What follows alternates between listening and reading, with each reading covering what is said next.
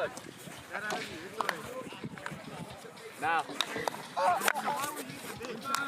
Oh, the owner's behind me. There was this. The defender was like right behind me. If I wasn't there, I was gonna bang him.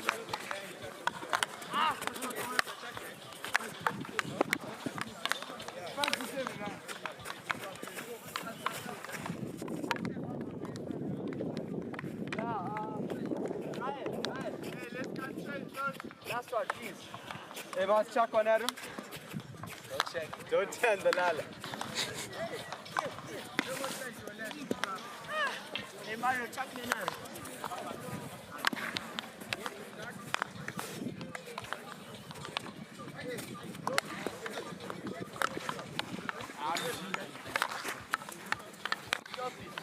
Hey, let's concentrate. Clap. Come in. Wait, you just stop.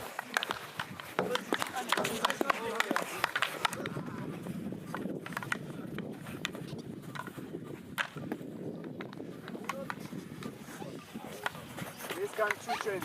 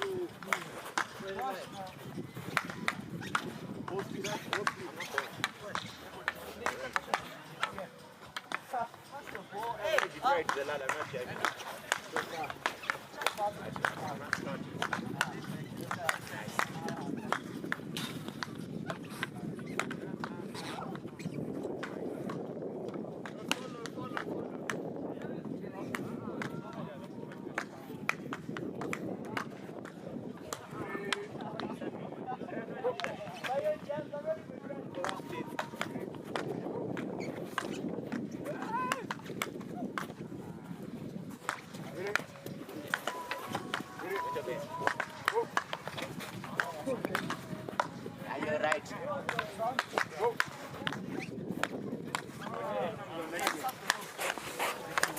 Thanks, my man.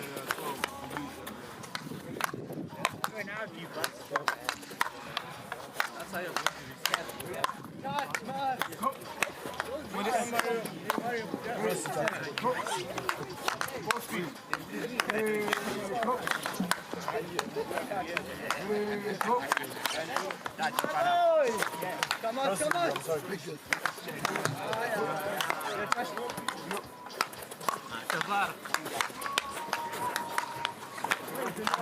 Get down.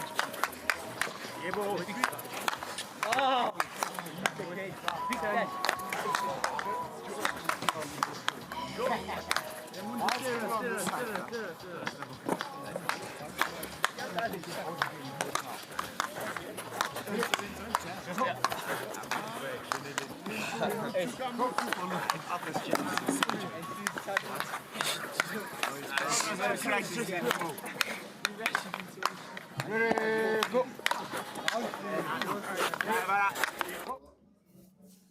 A very good morning, ladies and gentlemen, sports fans around the world. This is your host with the most, Ben Muchedzi, coming to you live, courtesy of Rising Stars Media. And it is the business end of the 2025 Super 12 tournament, going at it for a chance at becoming immortal, a chance at glory. Blockbuster matches lined up. It is the semi-finals that will come through shortly from 9 o'clock and at 10 o'clock. But before we get to that, CBC take on MILTON. It is a Bulawayo derby of sorts, and both sides will look to finish strong in their last hit out of this tournament. And all the same, we will see the semi-finals, ladies and gentlemen. A lot of people behind the scenes have been calling it a final before the final. It is Prince Edward taking on the defending champions in St. John's College. And then shortly after that, we will see Falcon College take on the hosts, Peterhouse Boys, the Kings, in their own backyard, really clawing it out. And we look forward to some scintillating action. Ladies and gentlemen, Maronjera Peterhouse is the place to be. If you are traveling up, please do take a short left over the railway. You'll find us tucked away in the nice backdrop of beautiful indigenous Musasa trees. Once again, we thank our sponsors, many of them, for making this event what it is, a huge success. As we are about to kick off, we'll be back, ladies and gentlemen, just after this very brief break. Use the room as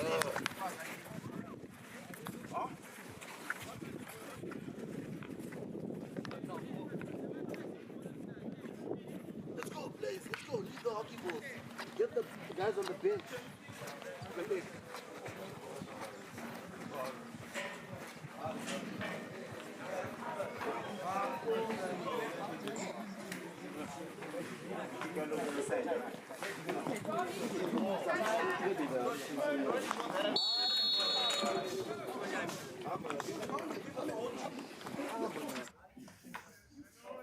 Yes, and it is a push-off here.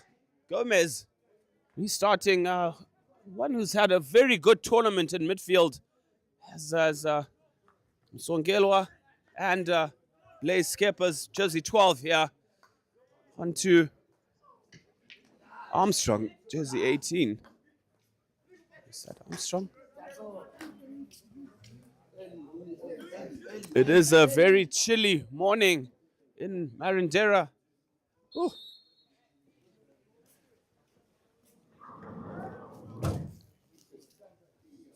Overhead.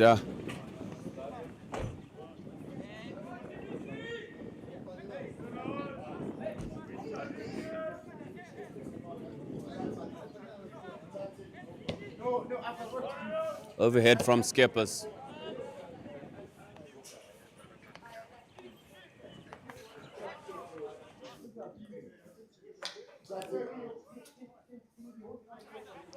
Winterball sends it into the D. Chance here for CBC.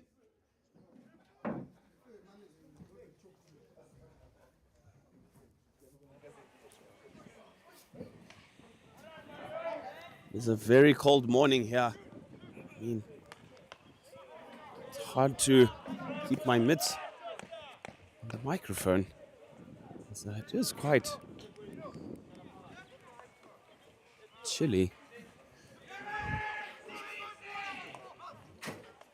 Gomez on the ball. Back to Big Brother Gomez. Looks like it's going to be a goal. Advantage was played there. The keeper just getting the ball caught behind him. And Milton guilty of waiting for the umpire to intervene, but advantage was being played. Good advantage from umpire Donald Mweta. It is 1-0 to CBC. Early doors.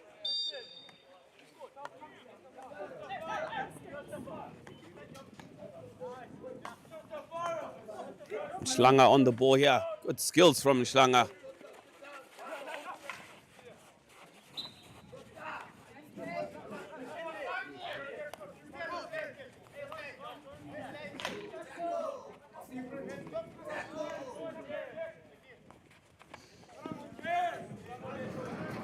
Songelwa.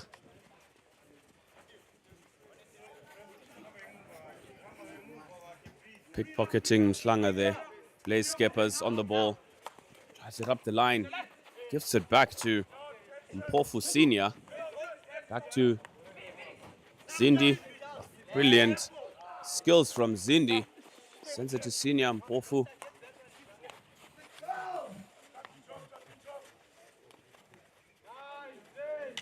I'm not sure, is it a lack of extra players on the bench as a heavily strapped gentleman there?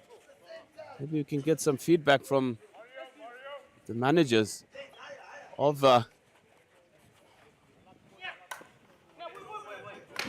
just to say he doesn't look too shiny as Schlanger drives the ball up.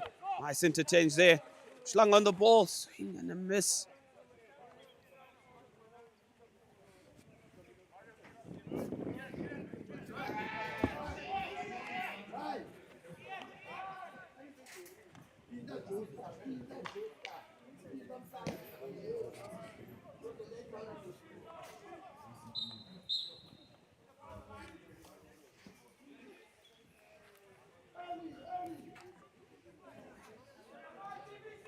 CBC on attack here.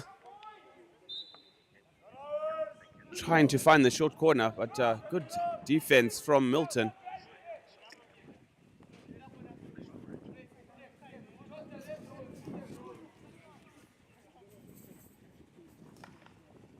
Intercepted by Winterball.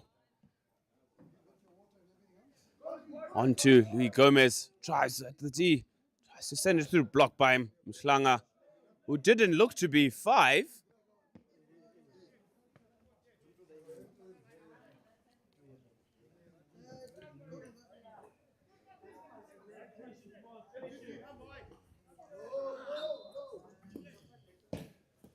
Unfortunate piece of play there from Mhlanga, just lifting the ball. See a brave effort from a heavily strapped right leg from number 2, who took a mean shot yesterday from that drag flick from Ethan Ridley.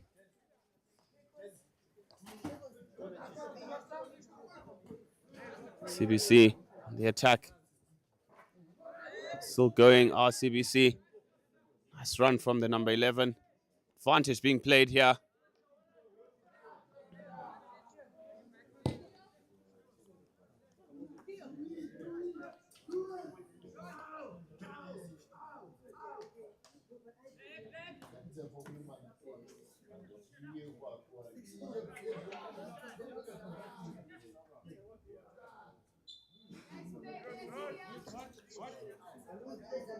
Overhead from Milton here on the attack.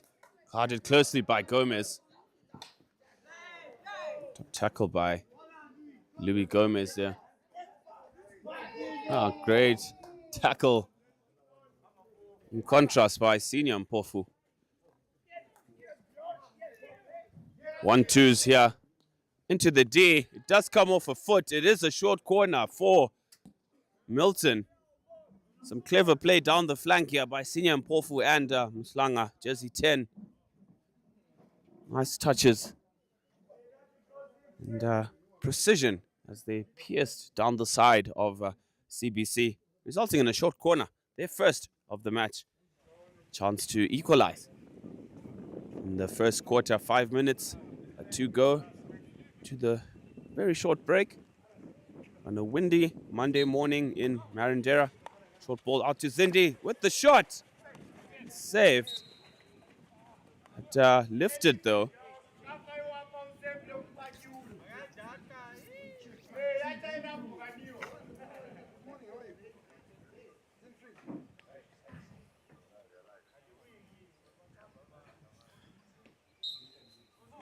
Injection from Milton.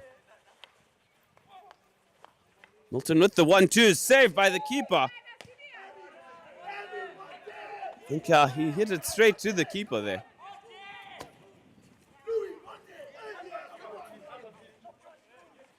Overhead from Songelwa. Finds Dyer there. Dyer on the ball. Looking to chink pass. Well tracked there by Milton.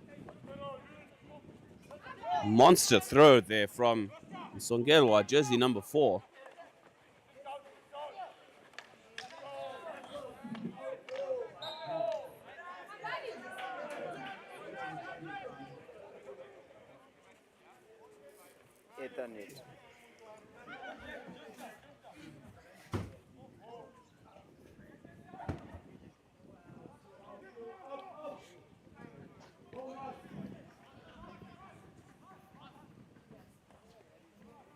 CBC on attack, still turnover there.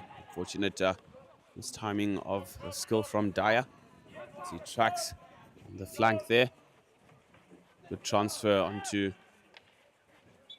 Mhlanga. Looks always comfortable on the ball with the aerial.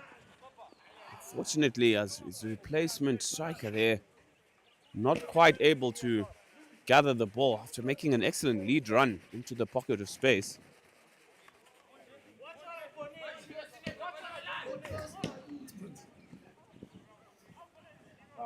It's overhead. It's young Gomez. Cindy with the overhead here.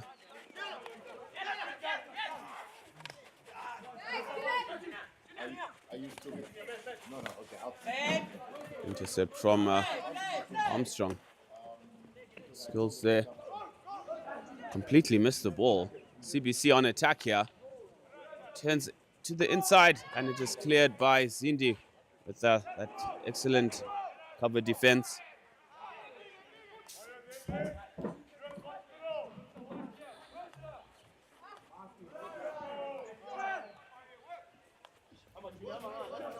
Deft touch from Schlanger in midfield to Sinyam Pofu. This time there, Gomez on the ball.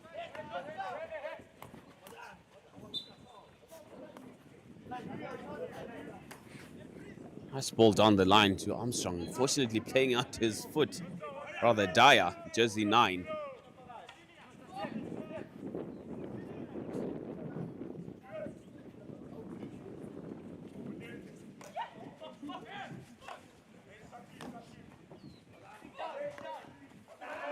Oh, well picked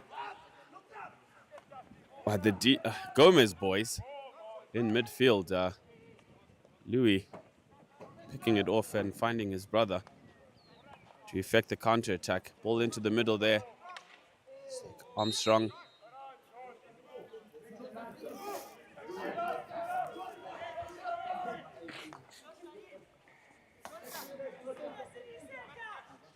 CBC look to double their lead. Shot at goal here. It is a stick tap at top D, and resulting in a second short corner for CBC here. As we see Captain Ryan Winterbourne picking his mark, actually, as they go into a huddle to discuss the options. Louis Gomez to inject, Skeppers to trap, and be sure to look out for that drag flick from Ryan Winterbourne.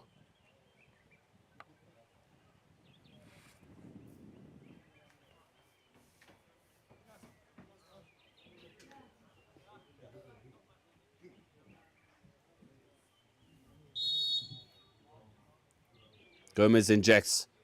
Missed trap from Skeppers there. Armstrong with the shot towards goal. Chance here for CBC. Saved. It's Dyer.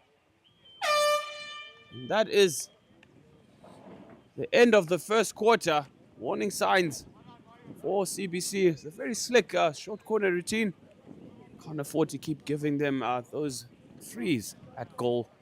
It is 1-0 to CBC. We'll be back after this short break.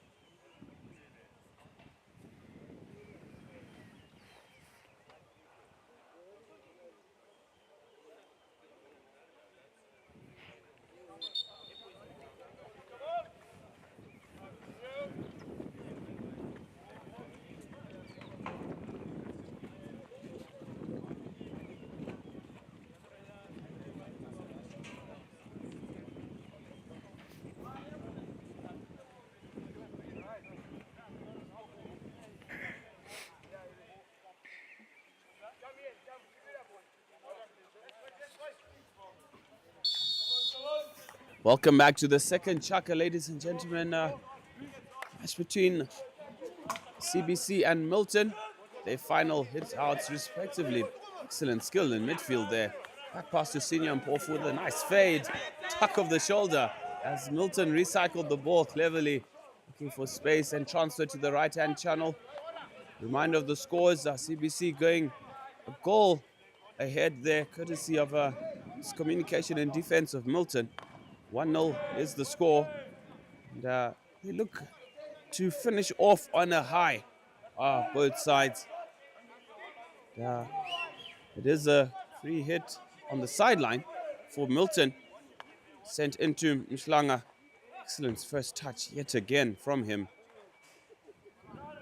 So the pressure does tell there for CBC. Nice shot down there. Looks like into midfield, into Captain Winterball. Zindi intercepting, but Winterball standing his ground. Overhead into the D. Fortunately not trapped by the number 10 for CBC. Good quick thinking from Captain Ryan Winterball. So Senior Mpofu is on the ball here, looking for options. Fortunately missing the ball there. No advantage. That was a foot, clear foot. But not picked up. Zindi, nice skills into crash ball onto intercept.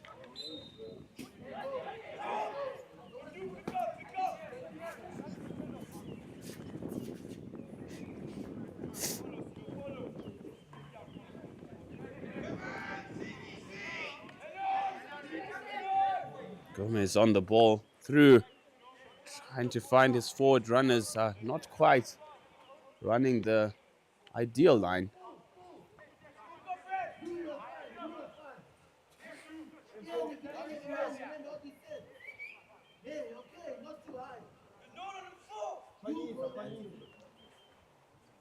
Crossfield overhead, trying to find Mhlanga, who misses it. It is cleaned up though by the striker. Good skills from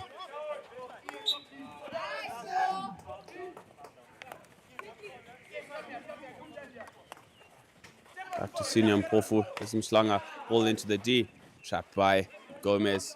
Finds his forward runner.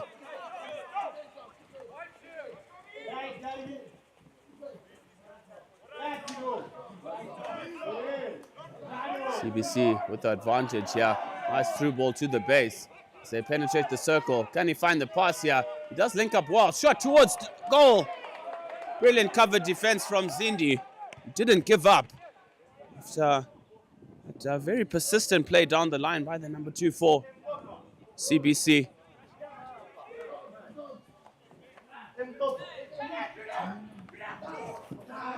Good tracking from Gomez.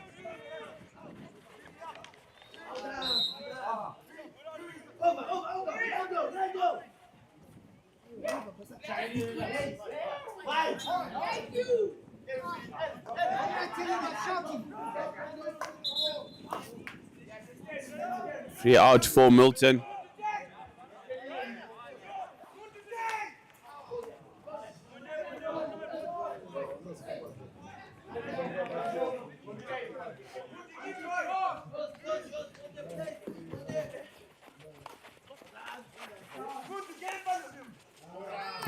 Brilliant through ball under the legs there for Milton. Mhlanga on the ball here. Can he orchestrate something? Looking to twist turn. Defenders watching him well.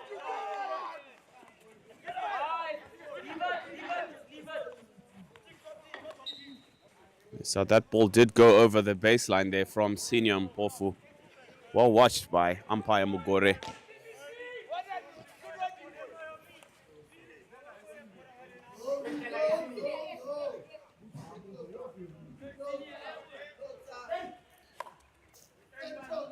Such ball, Songelwa transfers to the far side.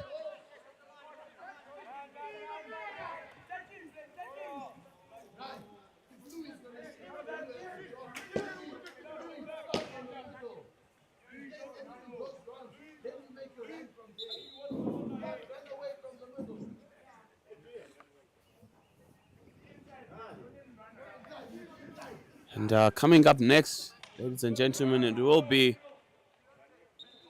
the North versus South clash. Petra take on Hellenic. So They too will look to finish strong. Rankings at stake here, and will prove pivotal in setting out a lot of things for. Did look like a backstick there, unfortunately.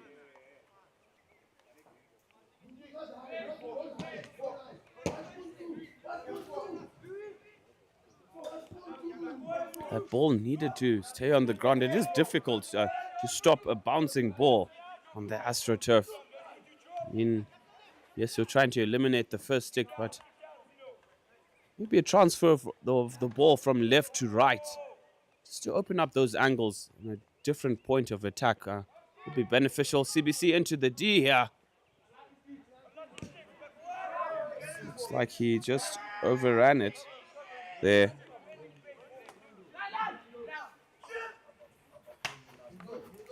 Through to, well tackled from Blaze Skeppers there, unfortunately.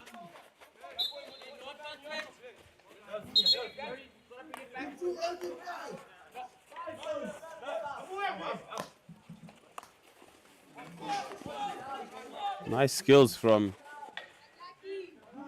Mshlanga. I mean, he's doing all the good things in terms of creating space. It's just that final pass. Just trying to be a little bit too clever. I mean,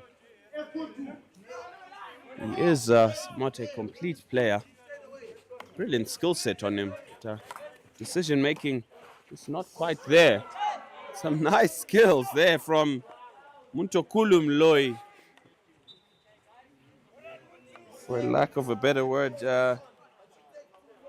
Muloid, someone there.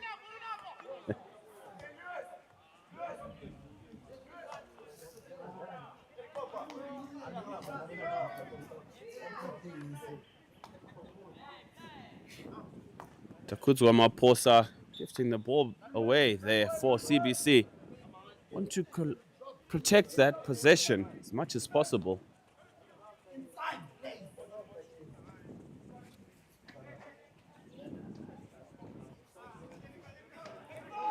Turnover for CBC. Well chased there by Thomas Anders. Earning a free hit onto Winterball. But it is a stick, or back stick. As MILTON plead their innocence.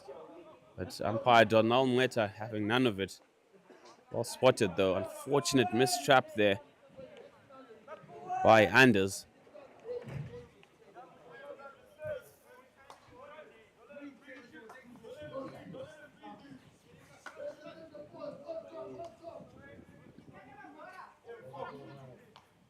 Nice skills out the back there from MILTON.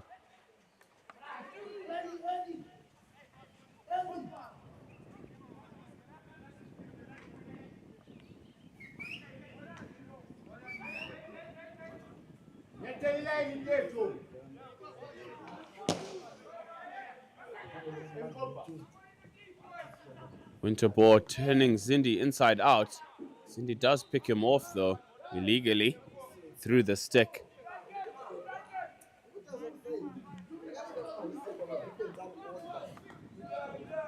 Gomez with the crash ball. Another crash ball.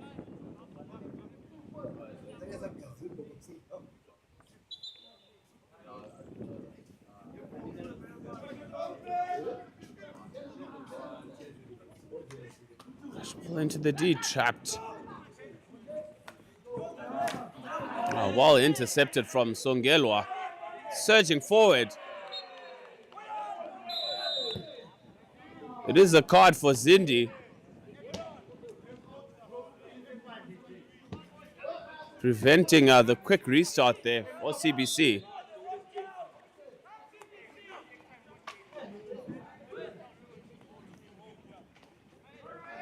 As we're just praying for the wind to change direction, so my director can get the money shot. Be sure to look out on our social media handles and pages, Instagram, Facebook, for what promises to be. There we go. Don't you just like it? Thank you so much, Peter House Group of Schools, for gifting us this opportunity. Shot at goal, saved again, follow-up shot. Keeper had no chance. It is Thomas Anders, jersey number 2 for CBC. 2 goals for CBC, 0 of MILTON. CBC really grabbing this game by the scruff of the neck.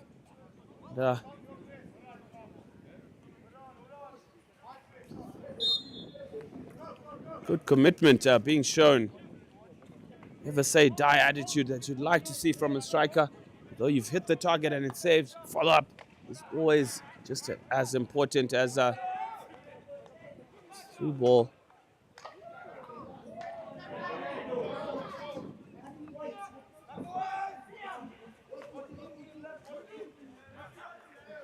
Loy on the ball.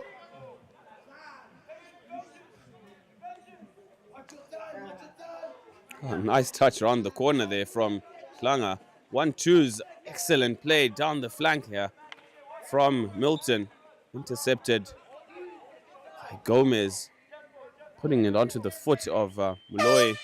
It is half-time, ladies and gentlemen. The score's 2-0 to CBC. MILTON with all to do in the second half in this 5th to 8th round robin classification. We'll be back after this very short break.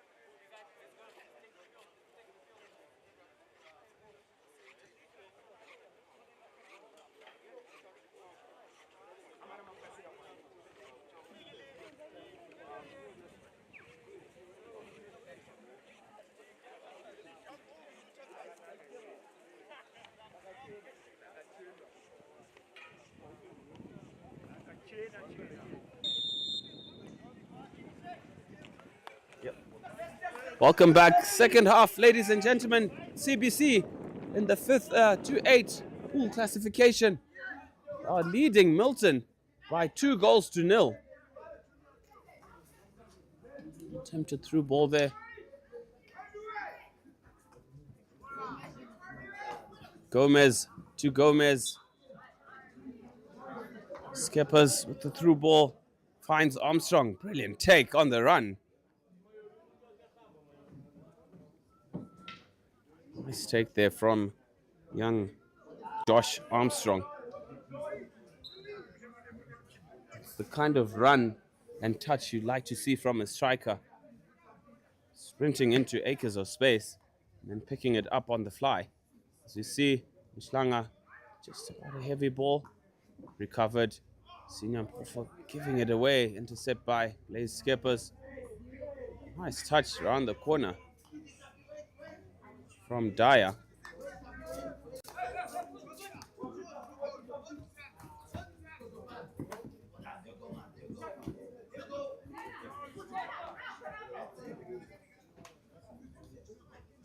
Good skills.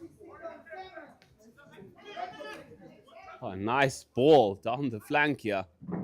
CBC for MILTON.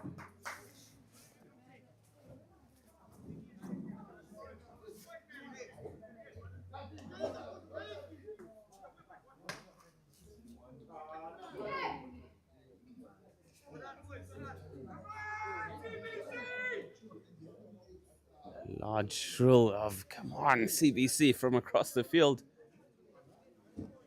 Very supportive parenting contingent.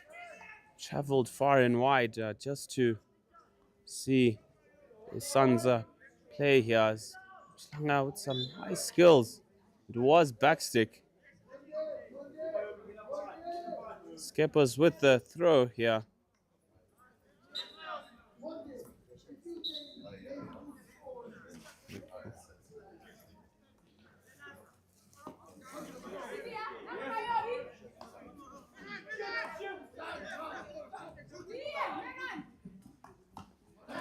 Lazy pass there.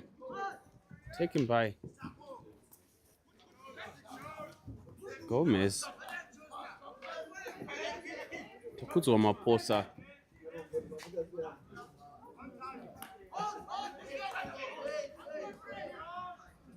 Transfer from Zindi to the left-hand flank. Mistimed hit there.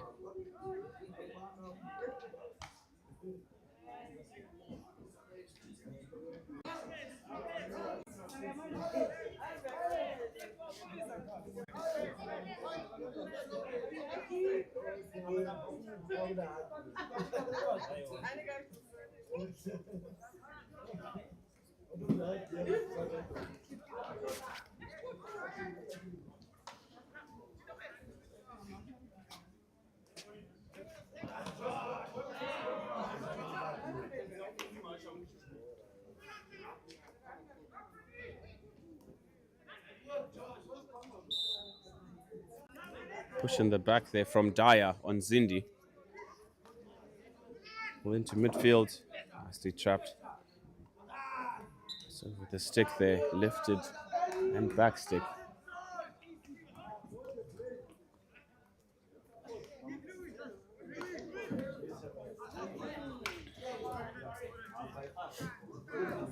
Gomez on the ball, no advantage there.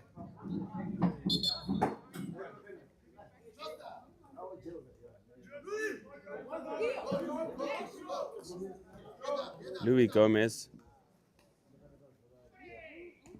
Not dangerous. Is that ball was lifted though, but sort of deflected to the side.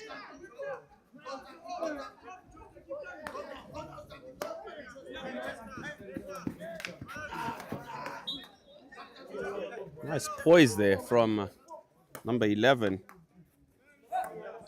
Nyatsanga Dabiseng.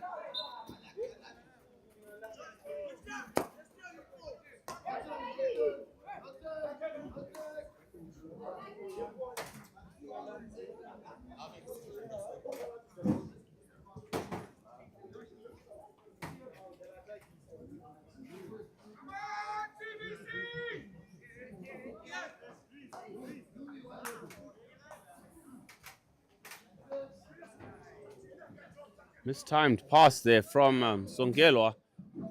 Danger here for CBC as Mhlanga plays a nice ball. Reverse take shot! What a finish!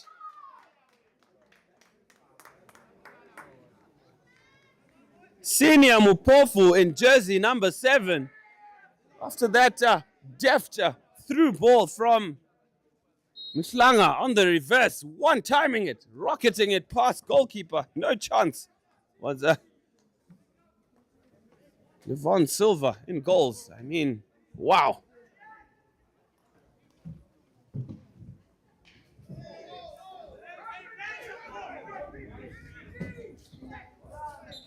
Milton right back in it. This is 2 goals to 1.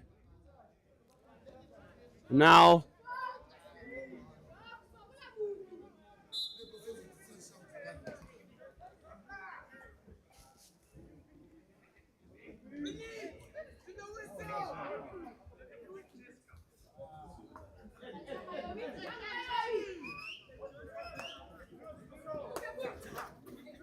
nice 1-2s down the line.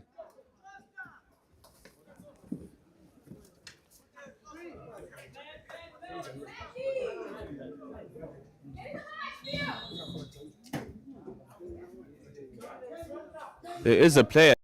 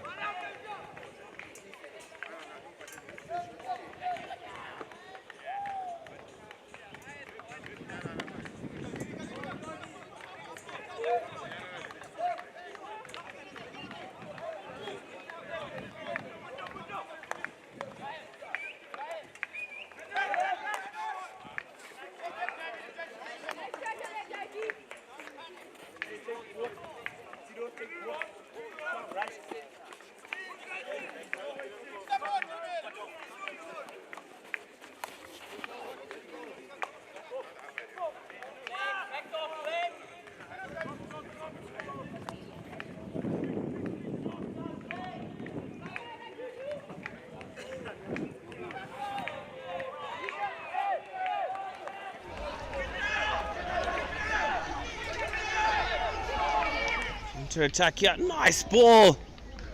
Boy, Captain Ryan Winterball failing to find Anders. Jersey number 2, slightly behind the pace of the ball there. But promising signs all round.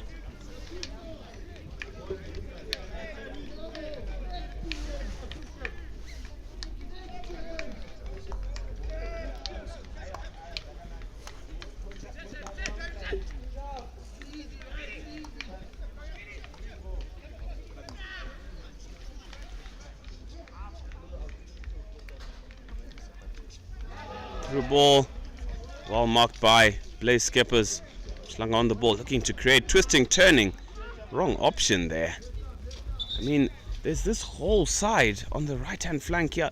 Acres of space. Maybe they just need to try and identify that.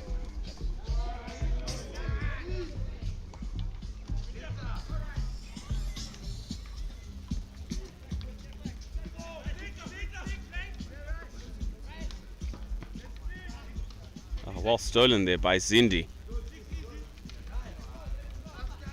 No nonsense stuff from him in the back. Normally applies his trade in midfield, but he's playing at the back at the moment, as MILTON are a bit short of.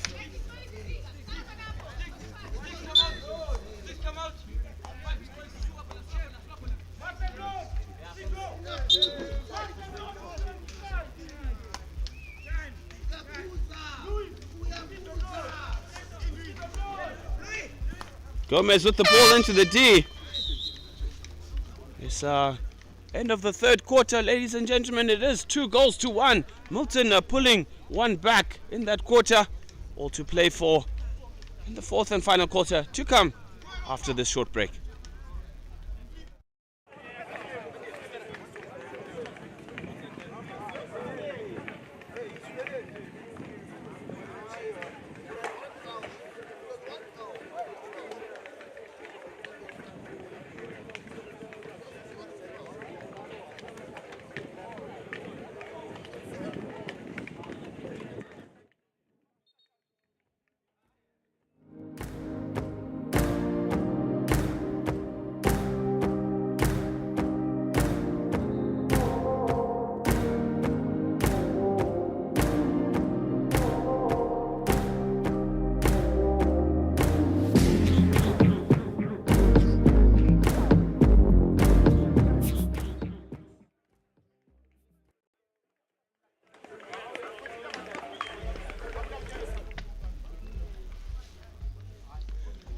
Welcome back, ladies and gentlemen. All to play for in this 5th 2-8 classification pool match between CBC and MILTON.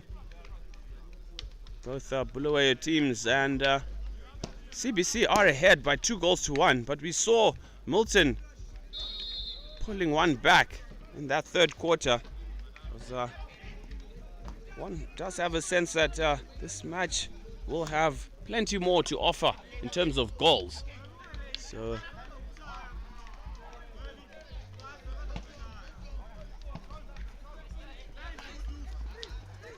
line ball to nobody.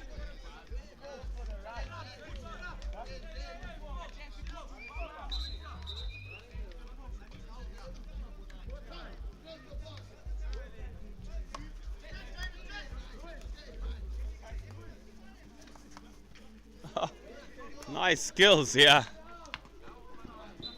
That was absolutely sublime. I mean, the transfer of the ball from Mhlanga.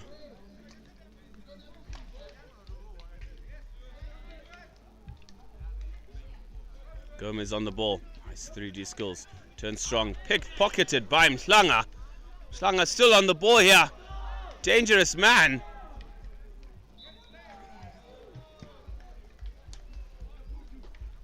It is a short corner. Not one to leave, especially in that final quarter there. I mean, he can create something out of nothing, as we saw Mhlanga twisting and turning, putting it on the foot of a CBC player. It is a short corner.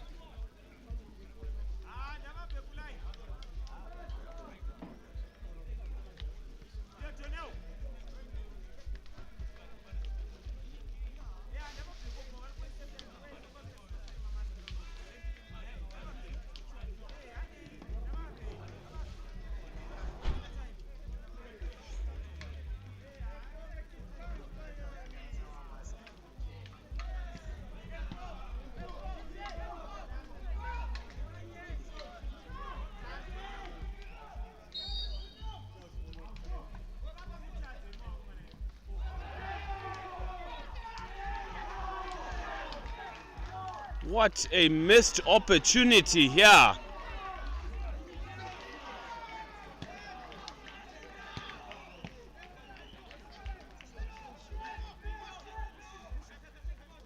I mean, CBC without any face masks, and it was literally a free shot at the goalkeeper, and they failed to just work a move there. I mean, that's criminal. It could have been 2-2 easily.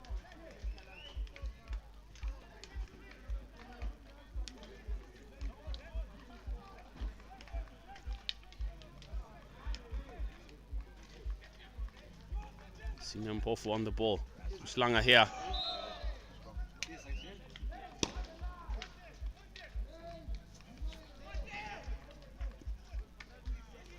It's overhead to Winterbourne, losing it in his feet though. Probably didn't realize the acres of space that he was in.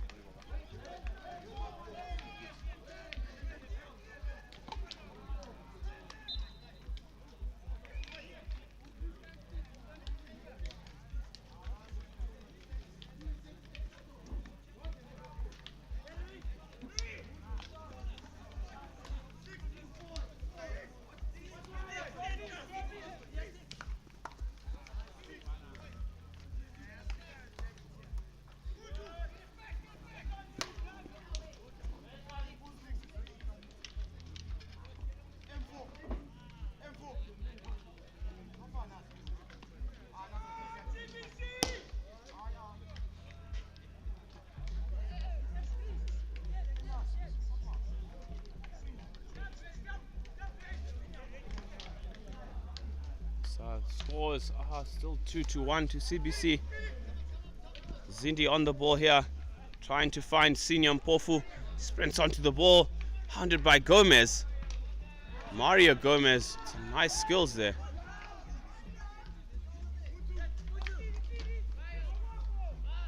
Gomez still on the ball, but picked off by CBC.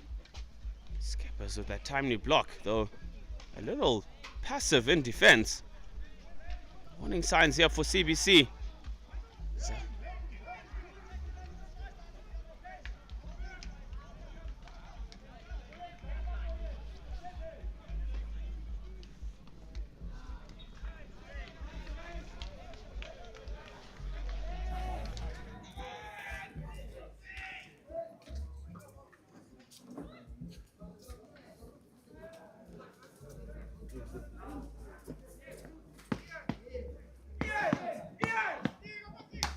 High speed up the line here, just failing to find the desired direction was Ian Hove.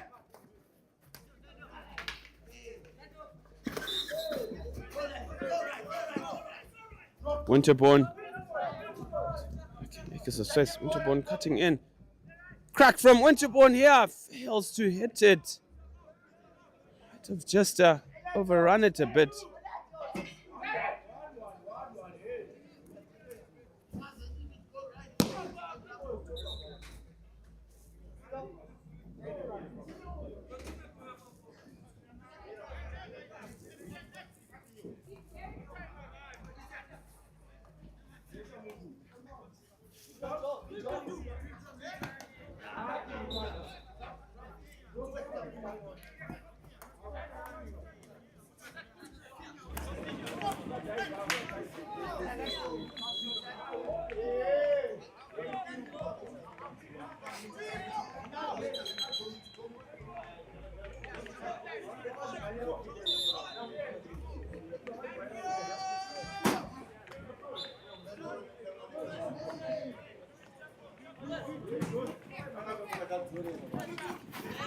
Ball stolen by Schlanger.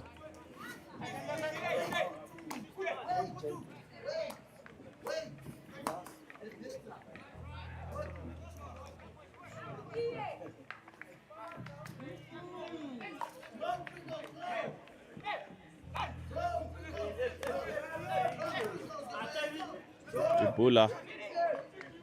Back to Zindi. Zindi with the aerial. Wow, marked there from Josh Armstrong, who turned strong, then turn. Utilization of space from Armstrong, linking with Gomez. Gomez with the through ball to He's okay. Looked like Dyer there. And just losing his footing the last minute.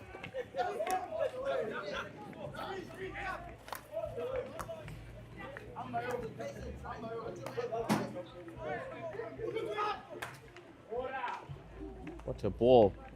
Has to turn Skeppers inside out. Stand strong. Watching the ball all the way. Well tracked, Blaze Skeppers. Songelwa with the monster overhead targeting Dyer.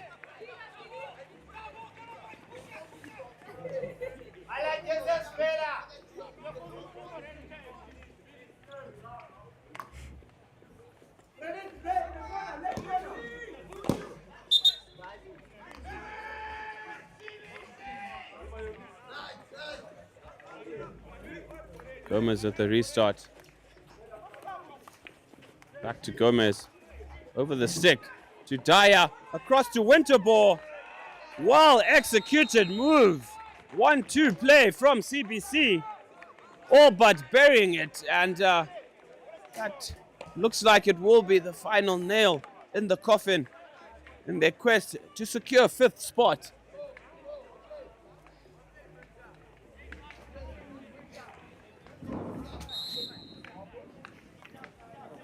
Finished by Winterball there. So well executed between Gomez and Dyer.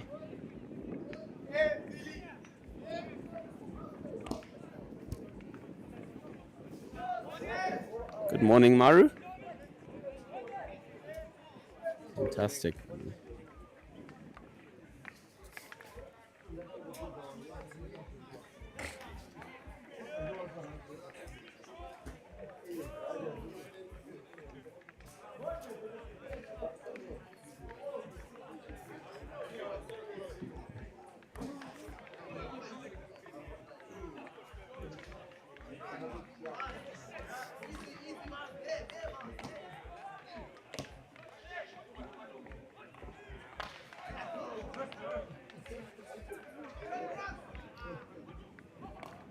Winter trying to send the ball up there. Did come off the stick.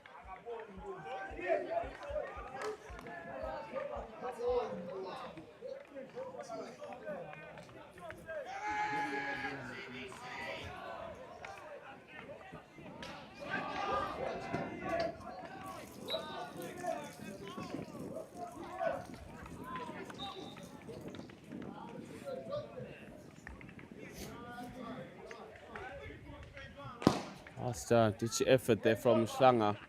Just slightly above the knee. Dangerous was the call.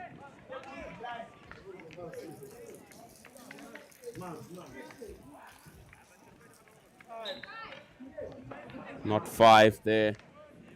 Just over a minute to go for Milton to pull off a miracle. Gomez.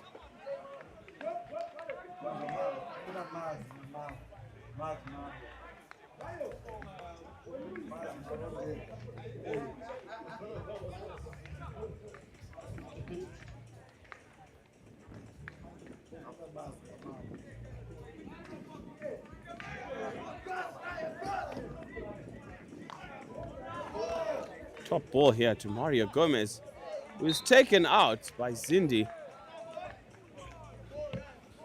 No maliciousness in that at all. Just an unfortunate contact there, as he was committed to try and pick the ball off him. 30 seconds on the clock. CBC with a chance to earn a 4th goal through a short corner. All committing towards the D. Just waiting for the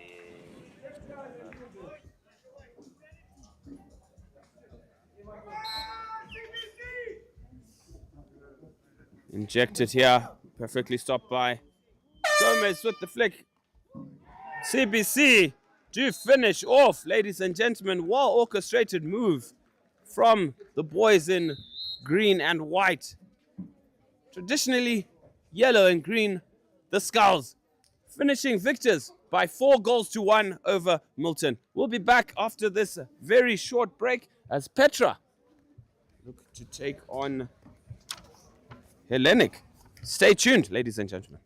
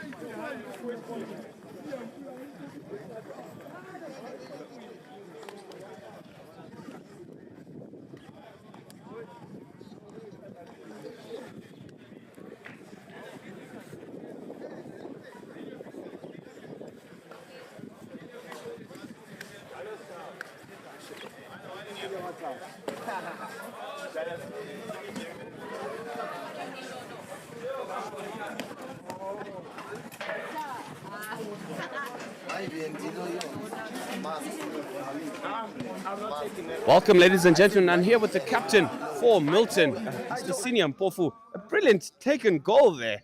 Commiserations, of course, on the loss, but all the same, a very valiant effort from your side. Thank you, sir.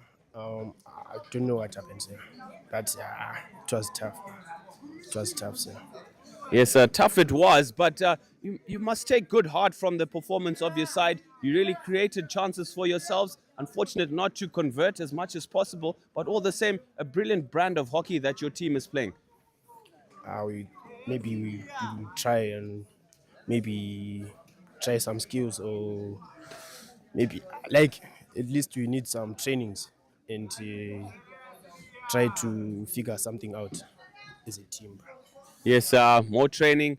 Back to the drawing board. Of course, nice off-season now in preparation for next year. And next time out, you are on the right track. Congratulations on making it to the Super 12. And I wish you all the very best and safe travels as well. Thank you very much for your time, sir. Thank you, sir. We'll be back after this short break, ladies and gentlemen. Petra take on Hellenic. And the boys seem in some good spirits, I'm sure. Thumbs up, it is. We'll be back. Moody will join you in commentary. Stay tuned.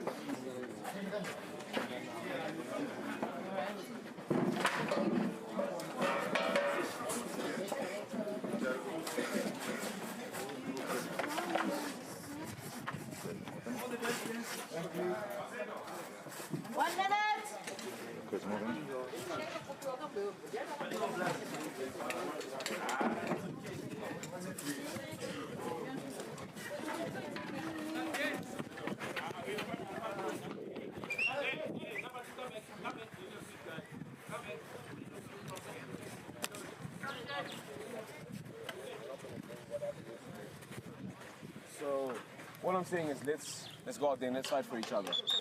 Let's fight for each other, boys. Boys, come on. Last time on me, guys.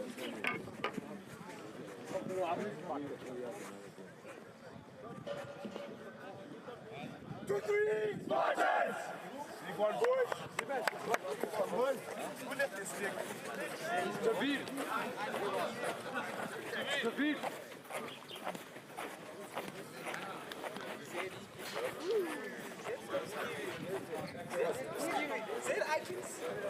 Ross.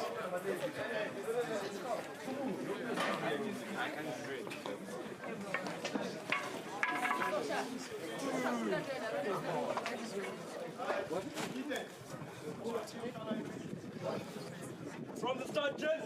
You come. Right, you come.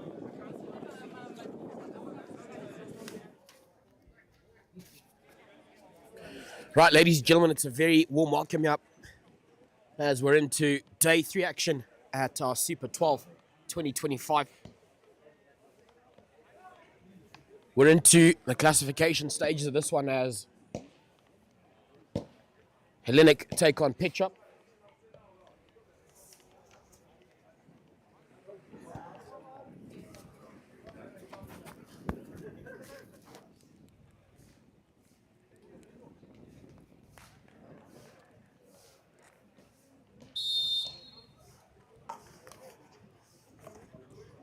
Petra will be playing in the darker strip of blue.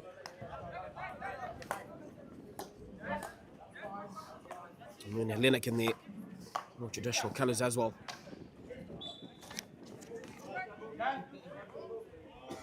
So it's been a really great weekend of hockey as far as we build up to our next encounter as well, which is what everyone's dubbed a final before the final. Unfortunately, a semi-final encounter that sees Prince Edward take on St. John's, the 2 tournament favourites. Lots have also said the winner of that sure will lift that shield at the end.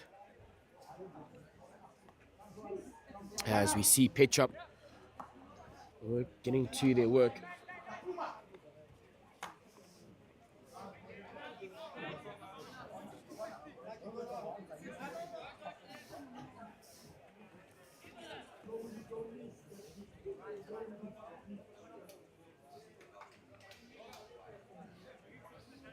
Yes, Hellenic restarting and working down the line. Picked up very well and still taking it forward for Hellenic. As that man, De Silva, looking for Christian Makings, Mr. C, as he always his teammates and coach call him. Unfortunately, that will go long, so Petra will get to restart.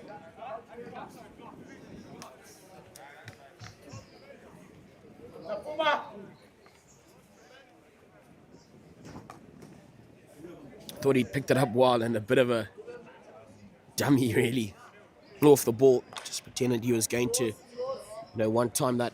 And then the defender who was on his case, unfortunately, bought that.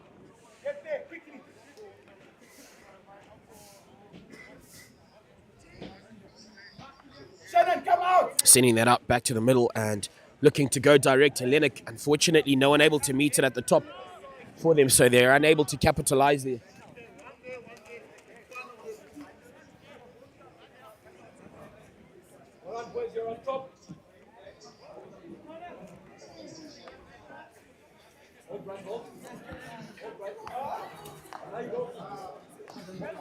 Corner move.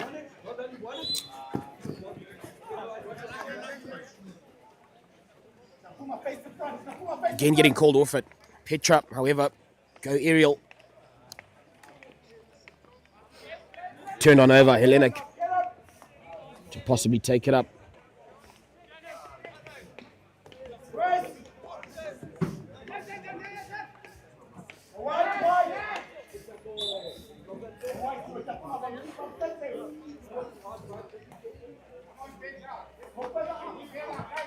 Pitch up through Jonathan Stevens. Crashes it up the park. Unfortunately, no one can get onto the end of it.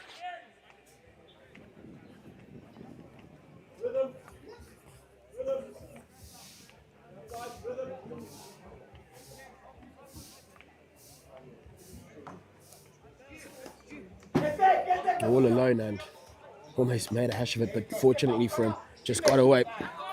Makings turns on over by that man, Connor Visser for Petra, and then just a good block tackle, but he's called off it.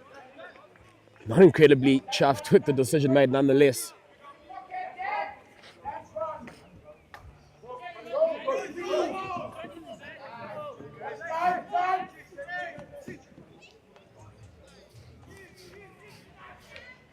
And then Hellenic to possibly try and keep that up, and Petra nick it off.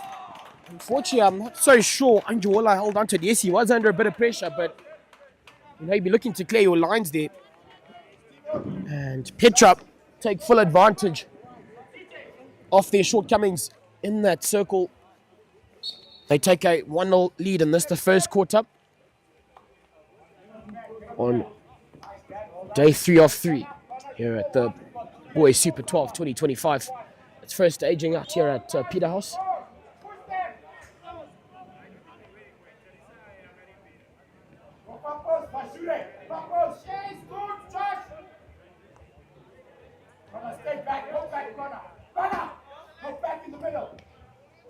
Getting him out there work.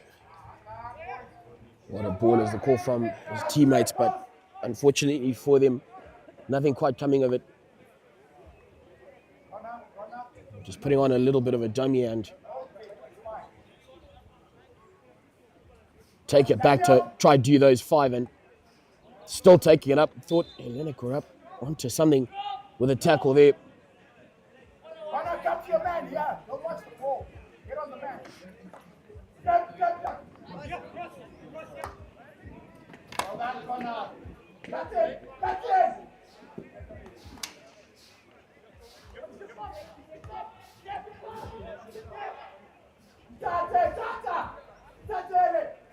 Now to that left-hand side at the back, HELLENIC at the moment just aren't doing a great job at their clearances. And as I say that, another effort that isn't the greatest, and PETRA putting on a shot, but the man in goal, Hamza Kali,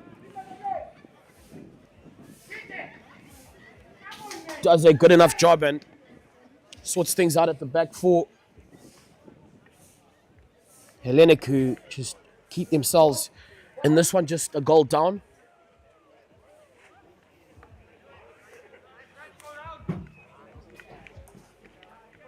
And then some great stick work. Come on, Connor, come on. Let's Connor right. Yeah, that's yours, Connor. That's it. Makings. Unfortunately, that just ran away from him.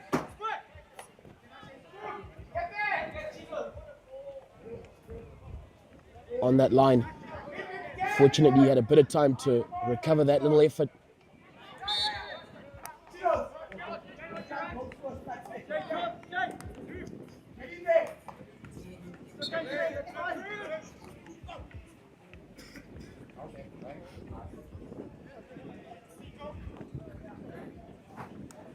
And they're looking to go over the top.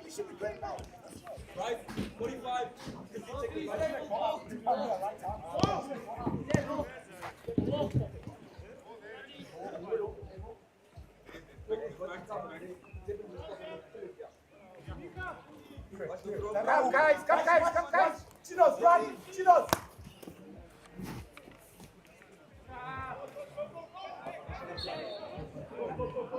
Come on, Yakuma.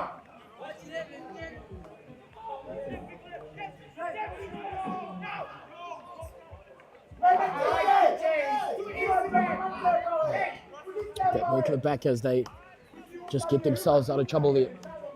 HELLENIC hasn't been a consistent approach from either sides thus far, as HELLENIC find themselves also enjoying the services of Juve Patel. He's just been part of the Zim under 19 cricket side in the youth tri-series. Completed that yesterday, and as he makes a drive up to join his side in his final outing for this Spartans hockey side.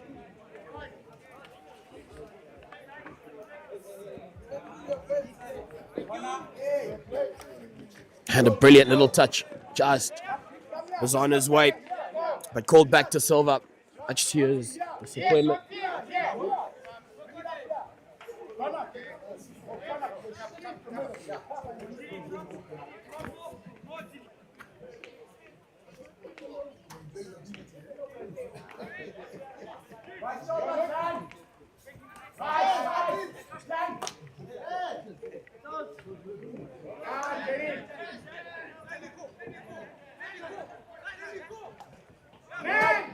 Looking to the left-hand side, they pick each other up well and up and on their way, but that just wails over the line.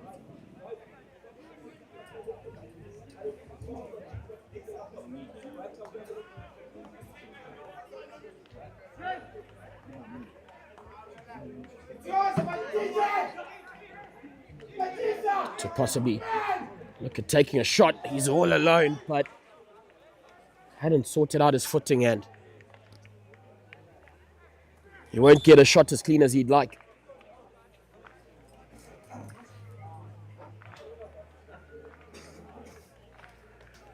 With just 2:22 on the clock up, it is not been the start Hellenic would be after. Petra currently enjoying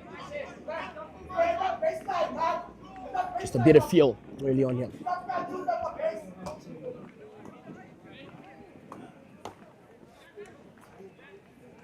Looking to make a circle entry.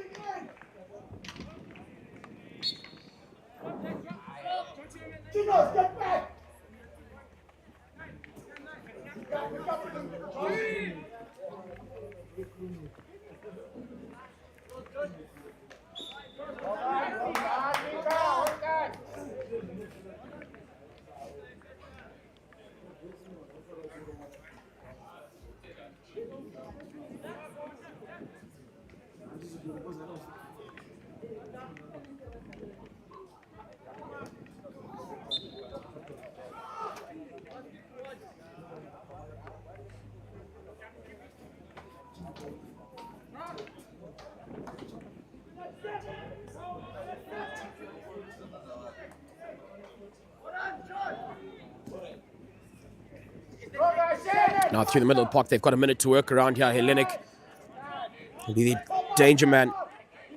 Daniel Makings. Patel looking to that right-hand side, but only finds a Petra stick.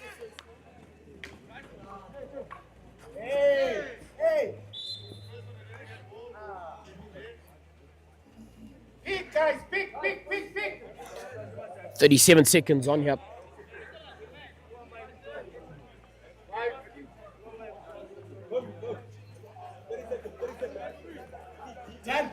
Forces him to run up onto it, but just can't meet it well enough. As Petra will be looking to get on about their work. Patel sends it up the park, but just can't find his man in the number 7 jumper, De Silva, who was making the run up, but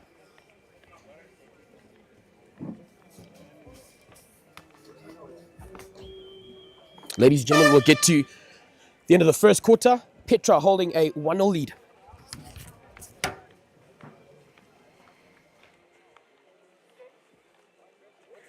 What's up?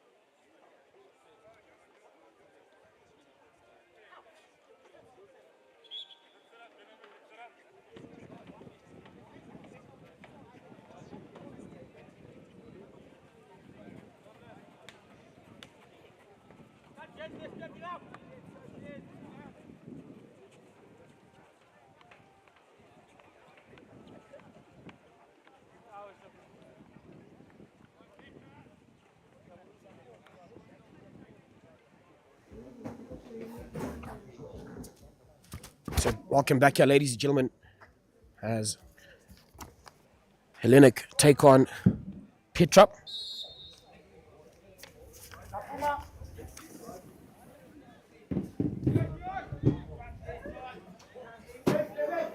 Petra holding a current 1-0 lead and into the circle early on in this second quarter. Bit of a wild attempt on there, but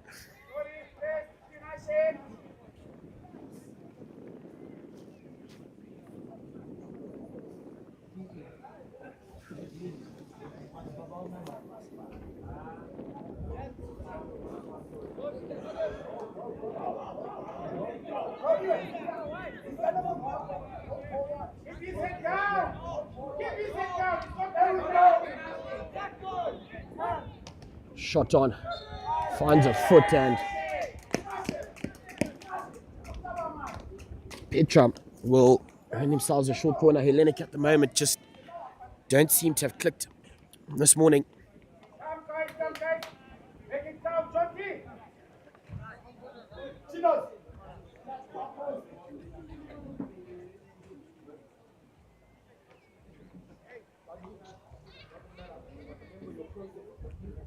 Make it count, boys. Come on.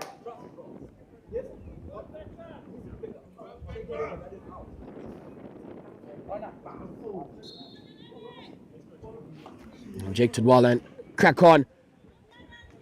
But Petra, having done a well, just unable to convert there. They've got to take their chances here before the Hellenic beast wakes up. Because once the side get going, they look really good.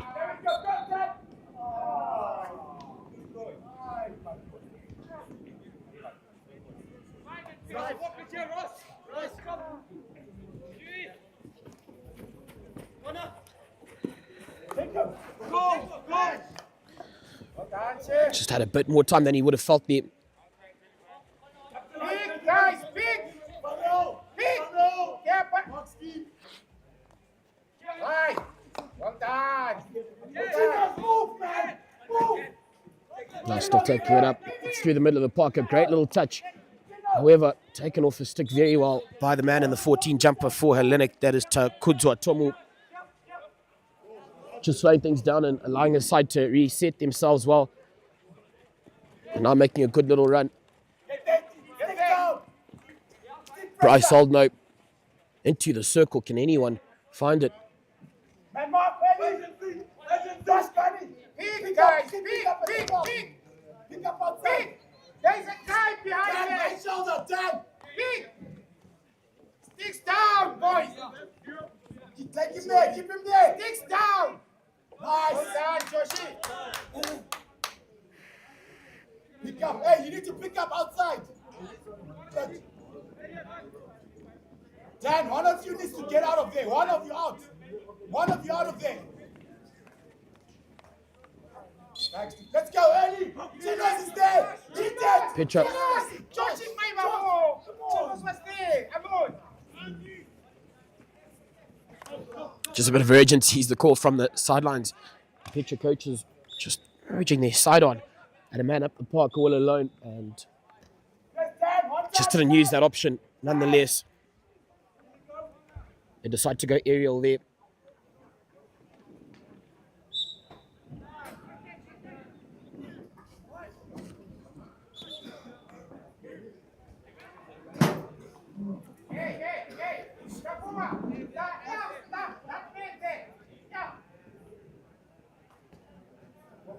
Go back corner. Back is that way. Come on, Mika. Ball back corner. Corner, back this one here. Anyway, Bashura, your man is falling. Anyway, go all the way. All the way. Oh. Come on, Jacob, man. Hey.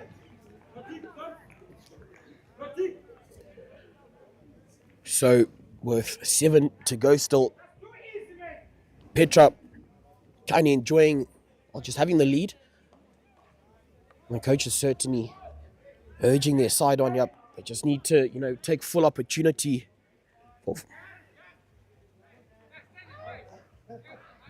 as they can, because they look more threatening than the Hellenic side have early this morning.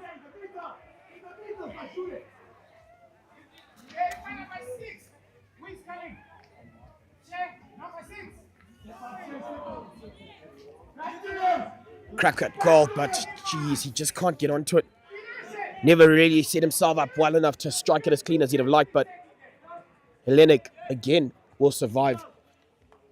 But one just wonders how long it will carry on for, because they certainly are a much better outfit. And they've shown that time after time. Looking to send ball up the park, but only splitting 2 Hellenic defenders, and they're not meeting anyone at all, so Hellenic won't mind that.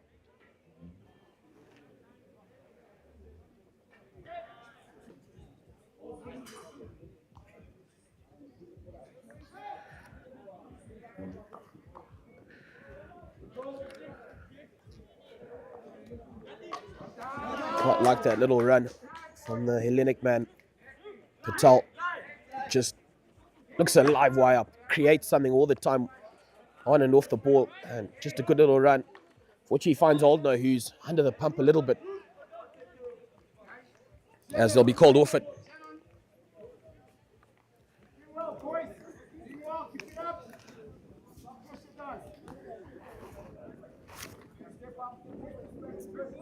Jonathan Stevens restarts. He looks to his right-hand side.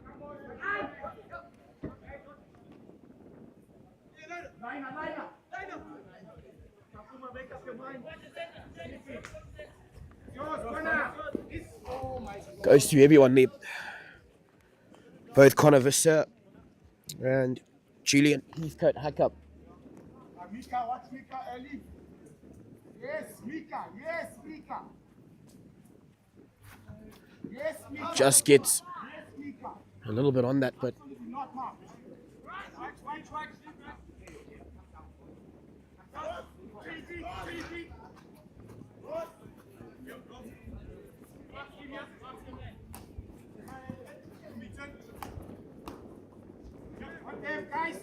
Patel just so mobile and gets around the park well.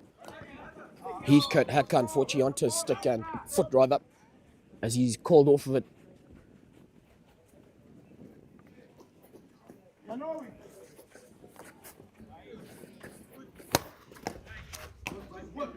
Petra now on the up. He's got quite some space in front of him to Puma Vajiri, but turned on over. HELLENIC man over the line though. The skipper, Takuza Tomu.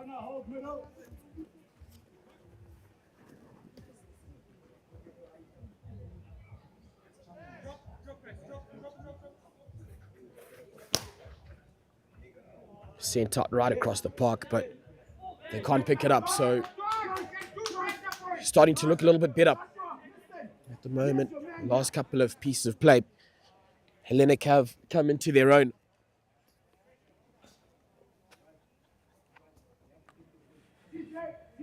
Go in the middle. Josh, go forward.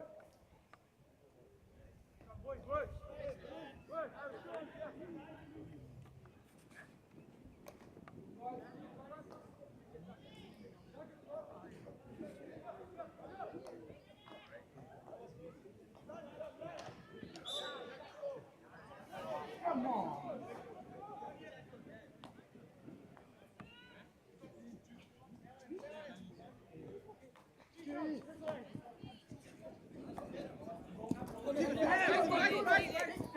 Beautiful little piece of play there.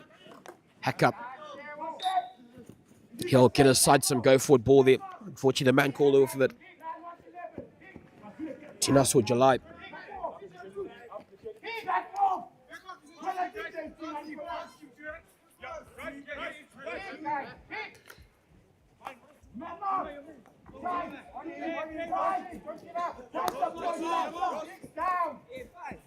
To Patel.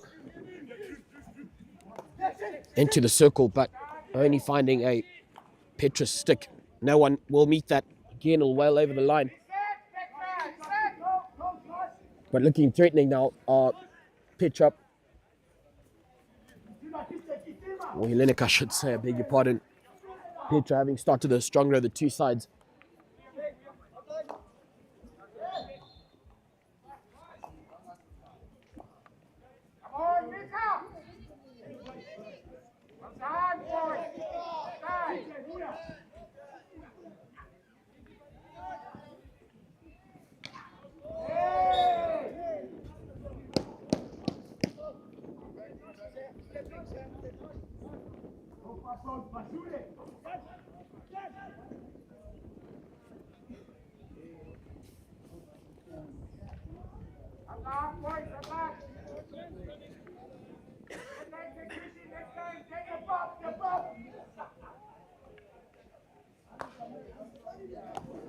Just cracked that down the line and now turned on over. Petra to take possession up.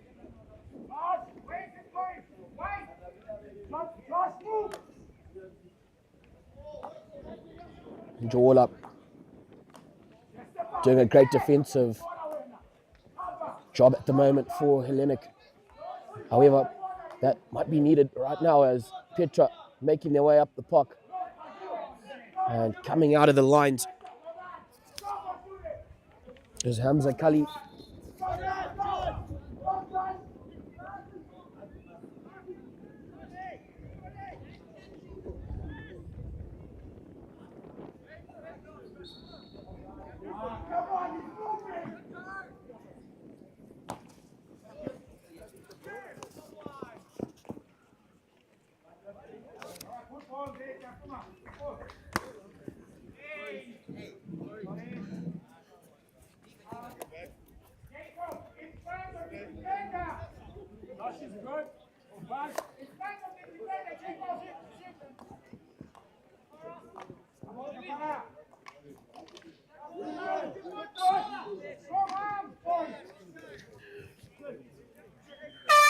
We'll get to the end of this.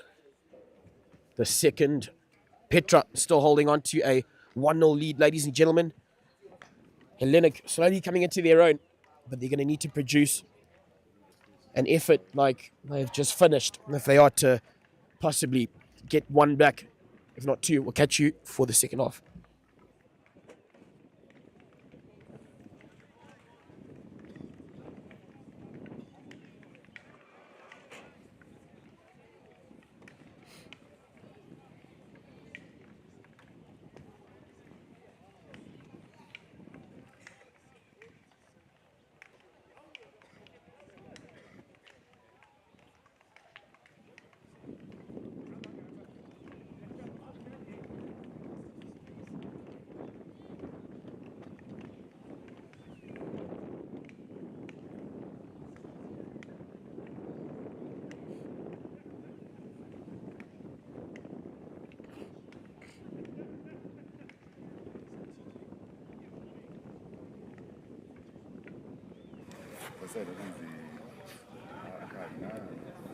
For me, it wasn't that yes, just last warning I had. Honestly. But the fact of everything else hasn't been like that. Also 5. And also 5. No, I was just saying. Now, we've won for 5. Home for good advantage.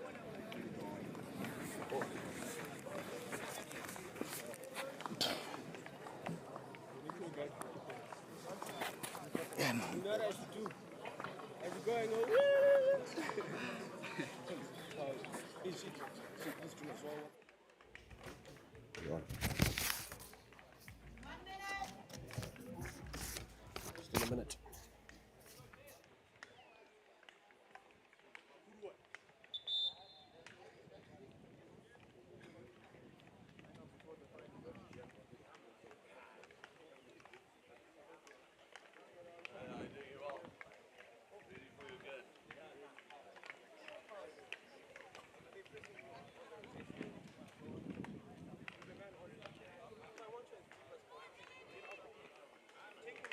Ladies and gentlemen, we're back up for our second half action at Super 12 2025.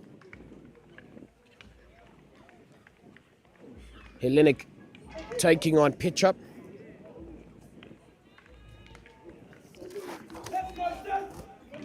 Good one. So currently the score 1-0 in favour of Petra, who came out of the blocks the better of the two sides. However, Hellenic putting on a show in their efforts to come back out. We still have, well, this is the third quarter, so a bit of time to work around still to make something of this effort. And just like that, they'll earn themselves a short corner. Petra, as they'll be looking to inflict more pain.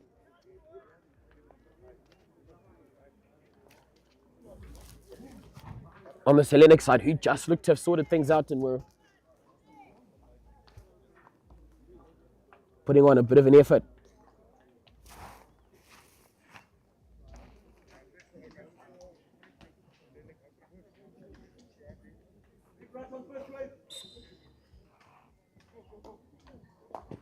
Slip well, and will they get a shot away? Unable to do so, however, they will get a second crack at it, as they'll look to, on this occasion, be more fluid in their work to possibly convert here.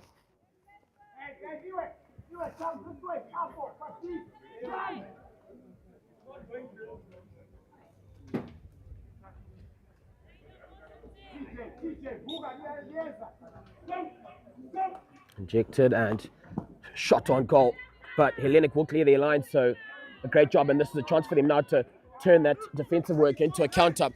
If they laid off well and in good time, that is makings on it. However, he is under the pump from that man, Jonathan Stevens, who's all over him in a split second.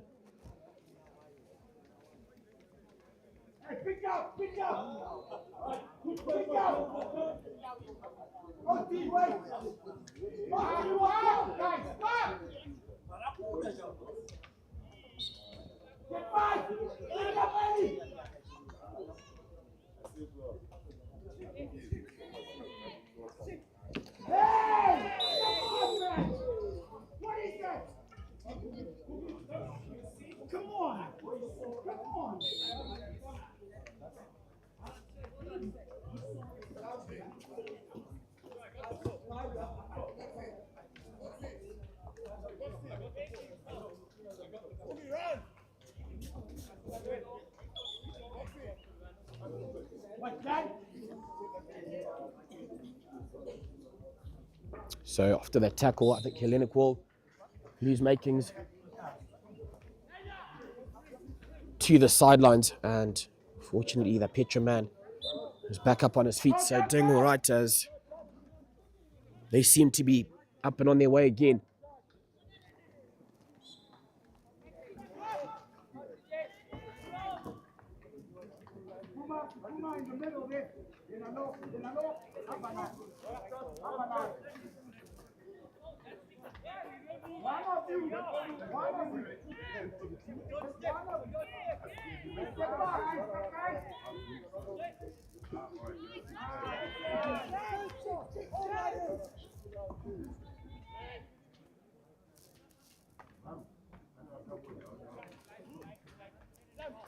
Get on base, Josh. Dan, one of you.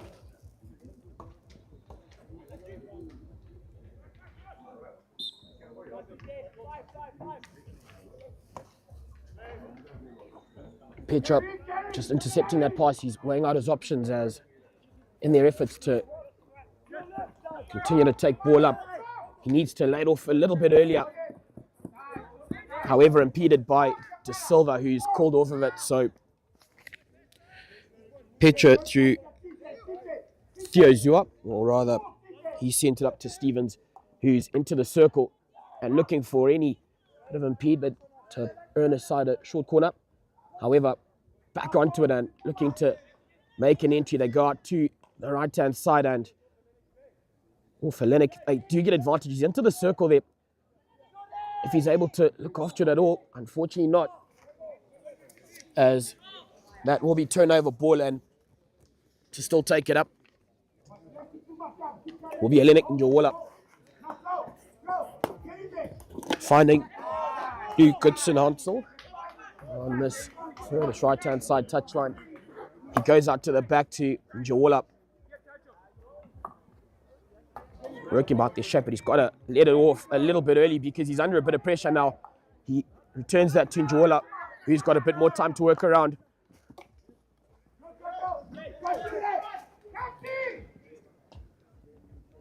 Okay, looking threatening. Can he put away a shot?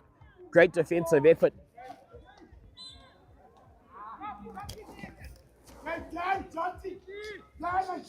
Back in the middle. Back in the middle.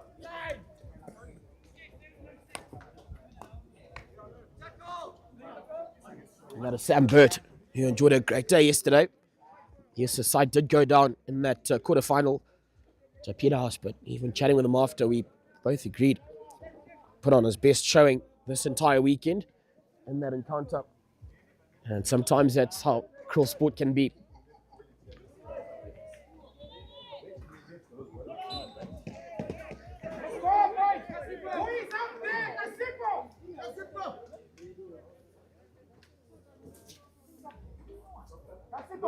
.5:56 to go.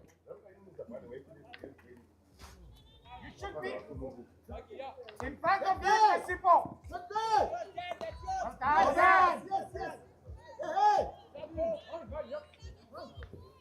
Down.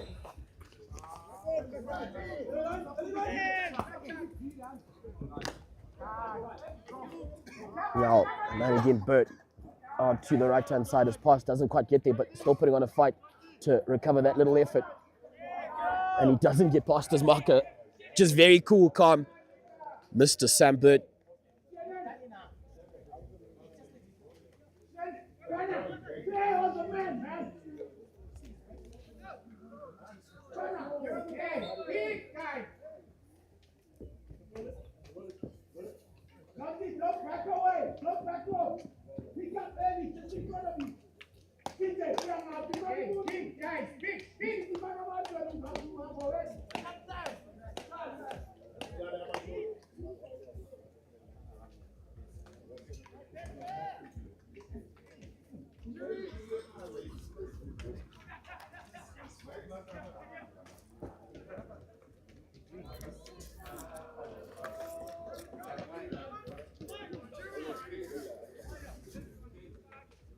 I think that will still be Hellenic ball in their efforts to take possession up the park.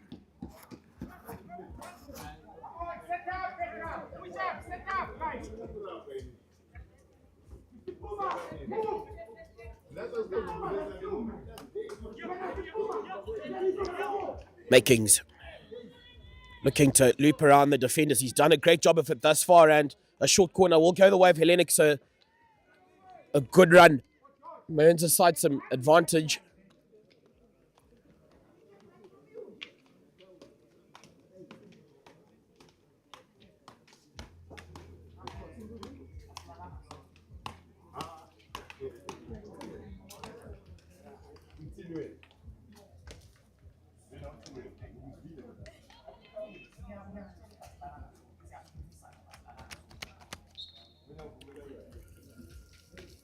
They'll inject, looking to set themselves up, but unfortunately that effort doesn't quite come off.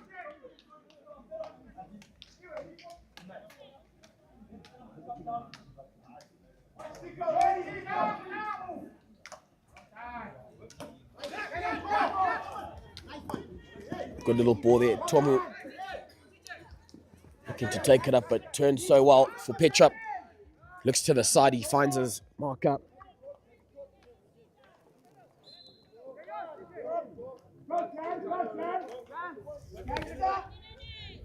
Stevens taken off by Patel.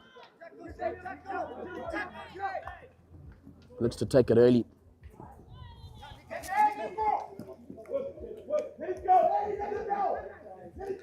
Just got to love the work rate of Patel. Chasing everything. Giorgio. Great pass, but unfortunately doesn't find anyone. I think Makings was making a run, but far from it in his efforts to loop around there.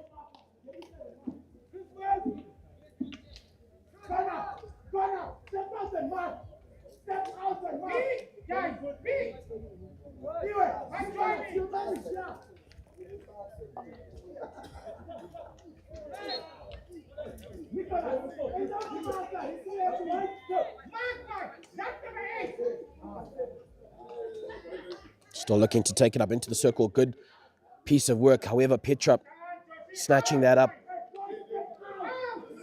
and thwarting that attacking opportunity that had been created.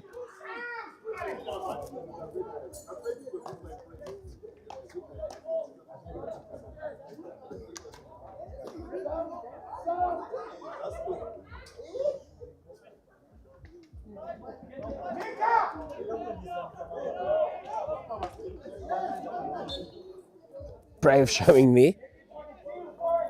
Absolutely sent back into him, but held his ground in their defensive efforts.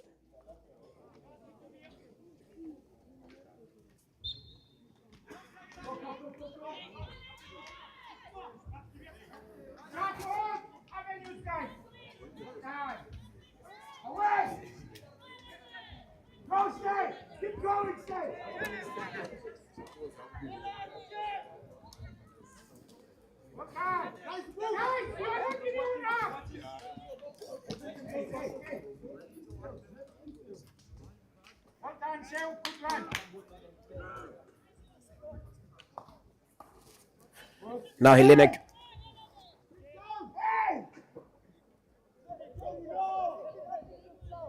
Just weighing out his options, goes to the side, but Petra.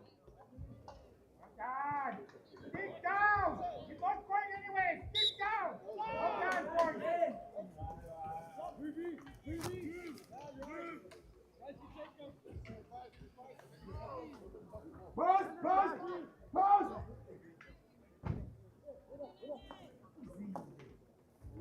Into the circle, they pick it up well, and ladies and gentlemen, we'll get to the end of this, the third. Petra still sitting up by the solitary goal they got in that first quarter. We'll catch you for the final 12.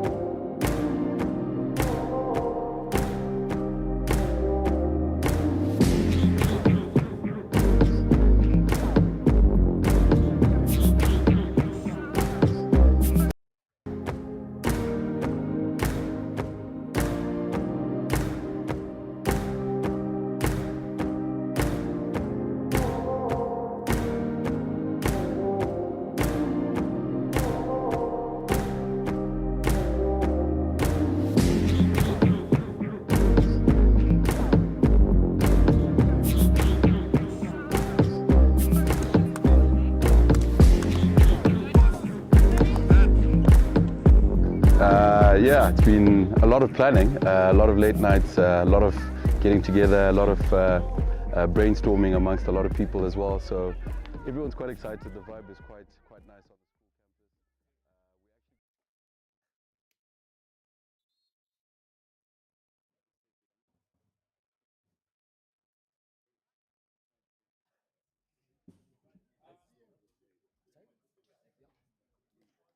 Yep, got you.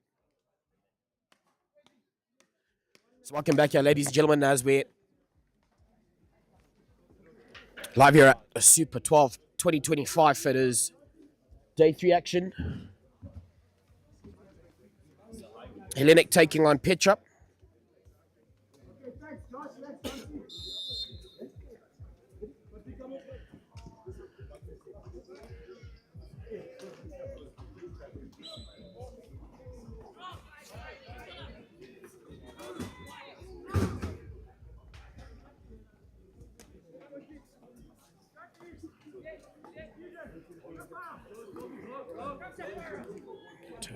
Tomu, the Hellenic skipper, looking to apply some early pressure at the start of this. The fourth and final quarter next up sees semi-final number 1. It's been dubbed the final before the final, as Prince Edward take on St. John's.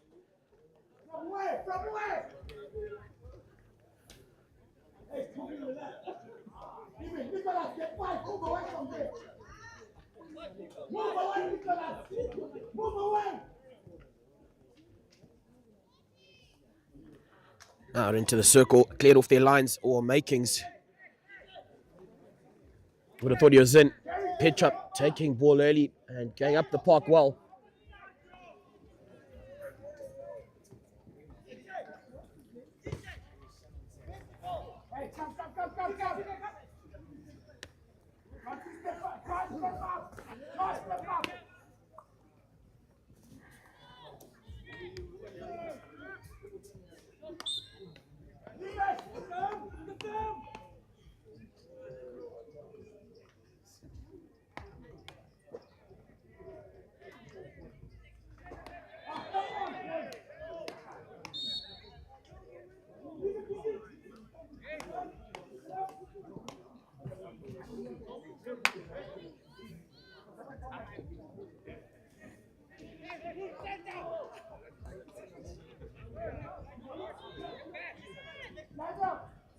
Sam Burt. And a good little run there. And could they be back onto it? I think they managed to get around in their defensive work to turn them over, but only for a moment, as Petra find themselves back in possession.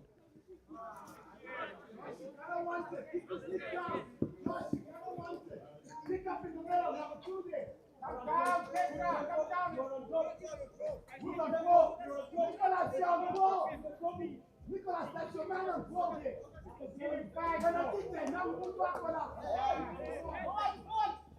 Chinos, move! Chinos is good! Chinos is good! Chinos is there!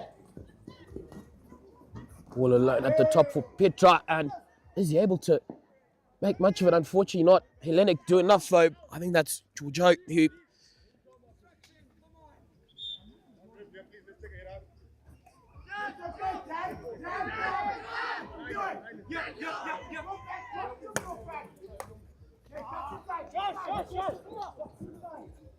Petra looking to the middle of the park, spreading play so well, a great little run, and Georgio, however, onto it very well. Patel he's taking a quick down on a good little run.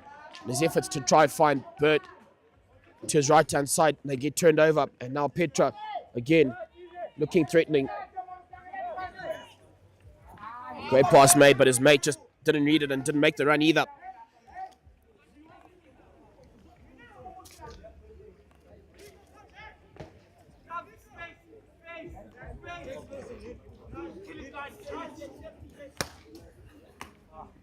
Patel with a brilliant little touch in.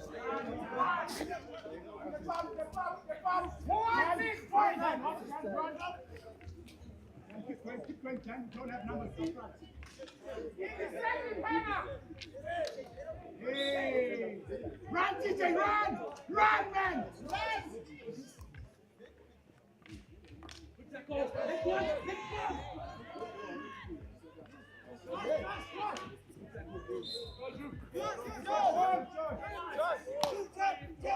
What, Dan? Dan, come to the top. Second point.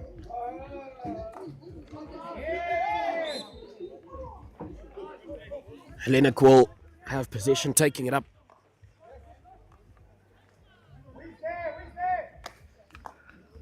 Looking to crack it up the park. Can anyone meet it? Bird just trying to get there after that save off his pads.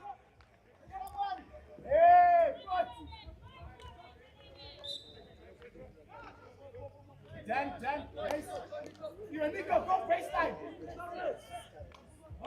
Switch on. Chinos, stop close.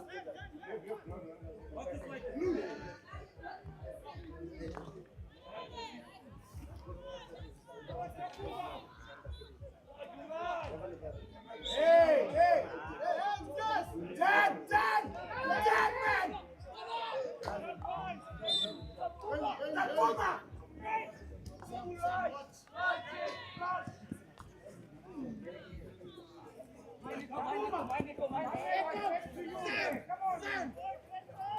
Pitch up, back into the circle.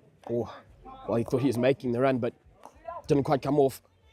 Looking to spread the Hellenic defenses, but just being put under pressure and not making good meters. Bit of friendly fire.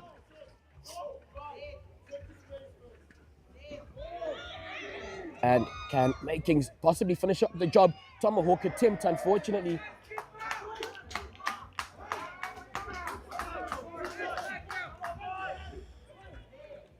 Hellenic thought they were in. It was almost a 1v1, but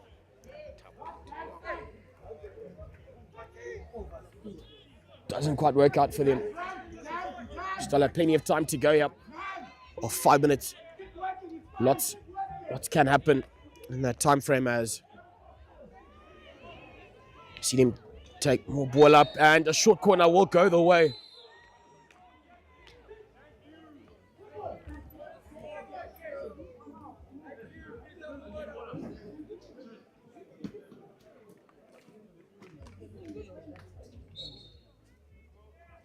And stroke is awarded. So after the umpires have a bit of a chat, that decision changed up, and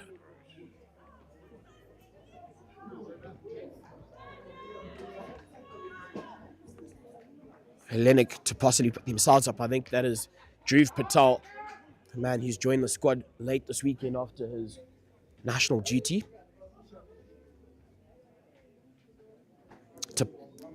get a side level. Patel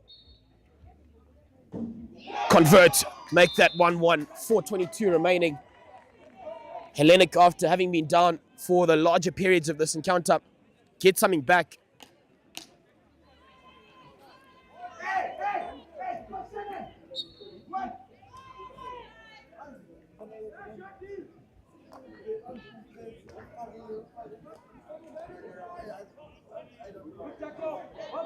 There's that man again, Patel, turning well and weighing out his options. However, he is under the keen eye of two odd defenders as they look to take possession up. A good little dance around. And that would truly be heartbreaking for Petra. If Hellenic came under pressure, it's Bert who is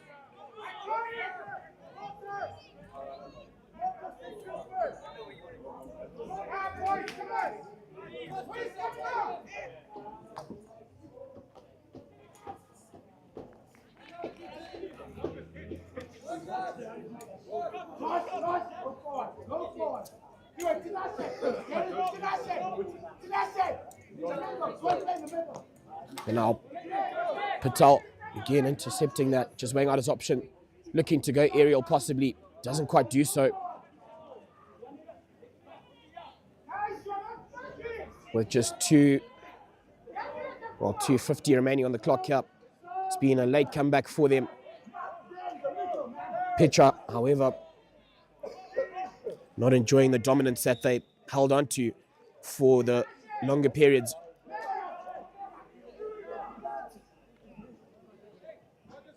Over the top again.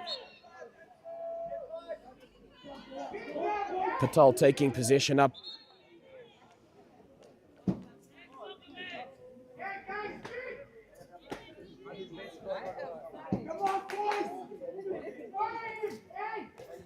Looking to crack it, but don't know if that's really the right option because none of your mates were set for that to get that little final touch up. If he's able to leap onto it, finds his mate brilliantly. He's going to need some help though. Looks to go alone as he's still alone into the circle, still going. Unfortunately, that final little touch not quite coming off. And Hellenic survived that skip. Patel looks up the park for Bert, who was a bit narrow there and unable to complete that little move.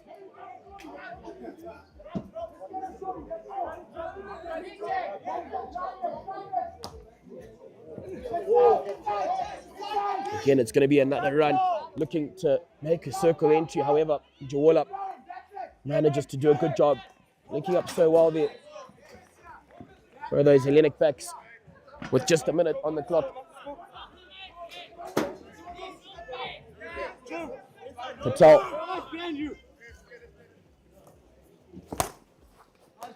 Brilliant little touch by Bert.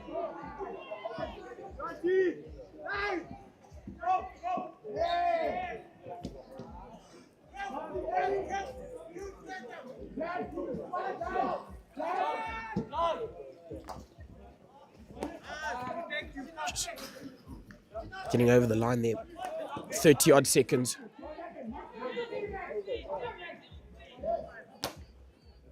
Patel cracks it, and can anyone put away a shot there?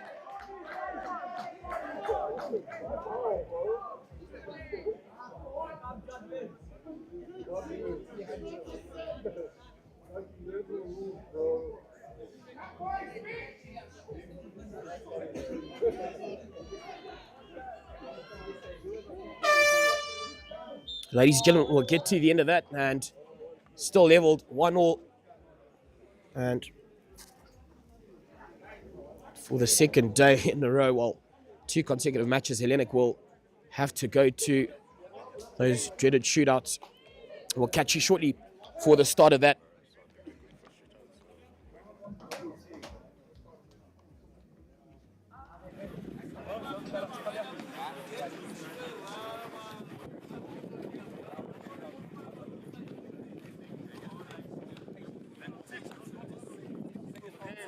Okay, prepare your 3 flickers. Let's go.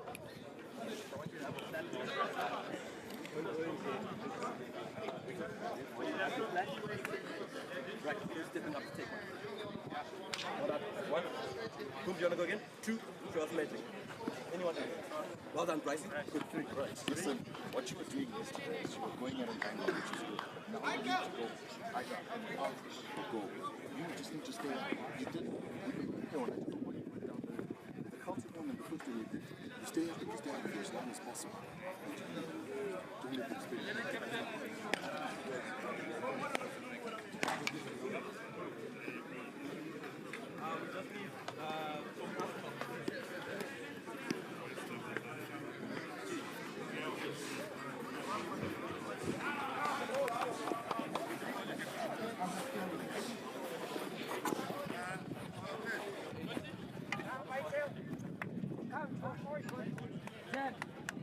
No pressure. Make it no pressure.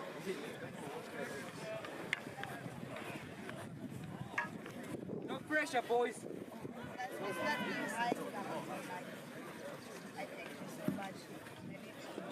We don't want. Mr. Ganisibanda, you're the nicest manager I can talk to. You really good man. Just lead us.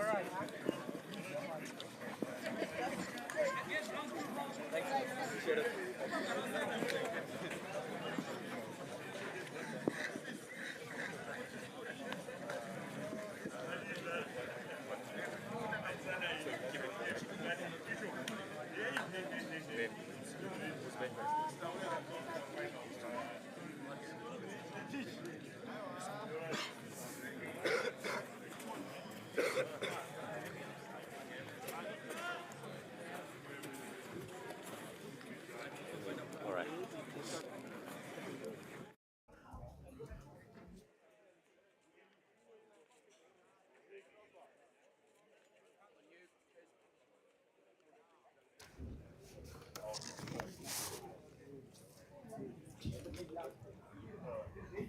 So welcome back here, ladies and gentlemen, at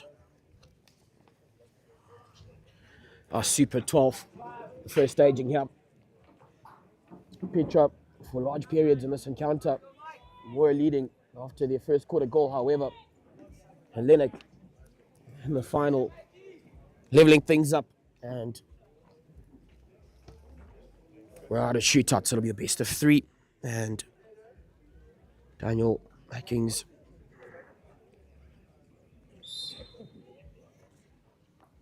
will be the first man up for HELLENIC.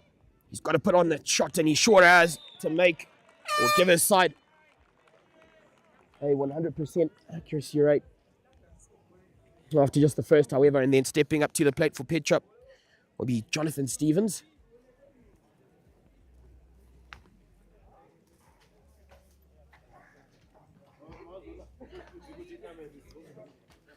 And for their second attempt,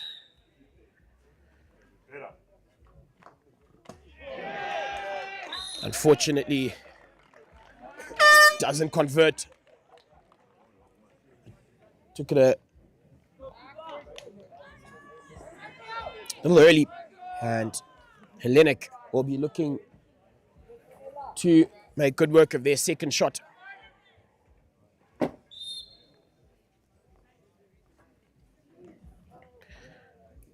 Done a good job trying to loop around it. There's Marca. He's got to put away the shot. He hasn't. I don't know why he still held on to it. He could have put away the shot once that keeper was on the ground, but thought he'd scored that over the line. And unfortunately for him, hasn't quite worked out. He's run out of time there. As HELLENIC will find themselves 1 from 2. Petra, none from there.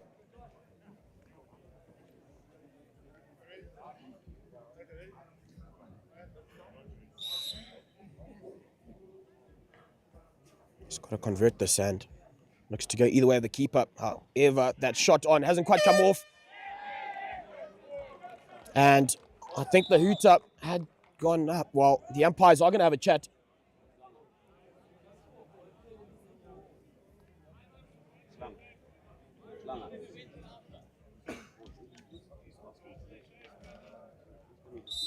and unconverted.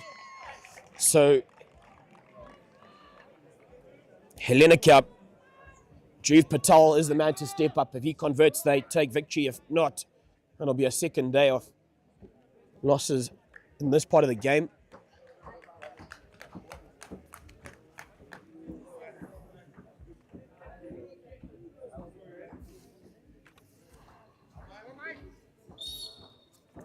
Patel, HELLENIC's final opportunity, and done all right, has to put it away.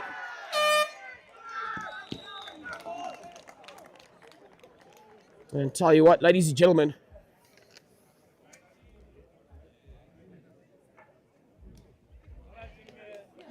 HELLENIC will take victory in this one.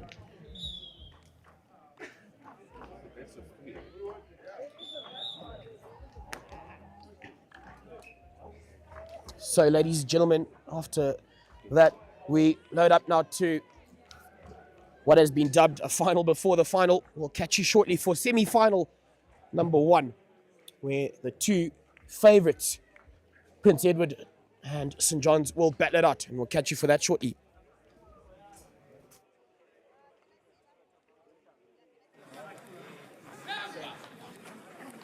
I'm wrong for trying to shake someone's hand.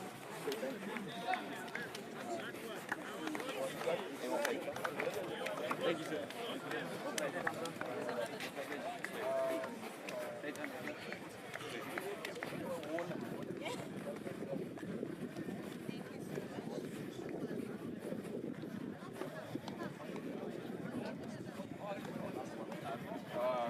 When the buzzer went off.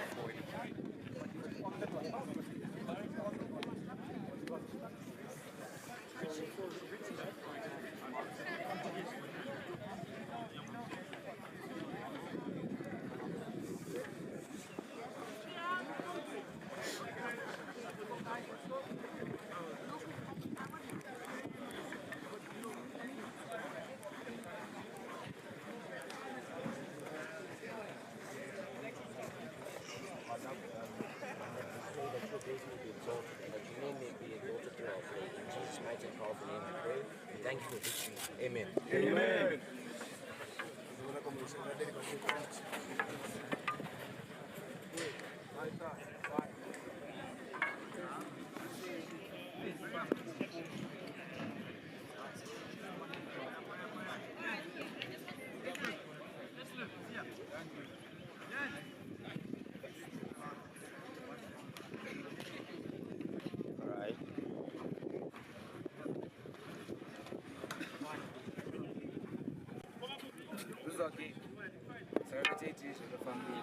Boys, you think I'm this far just to lose, please?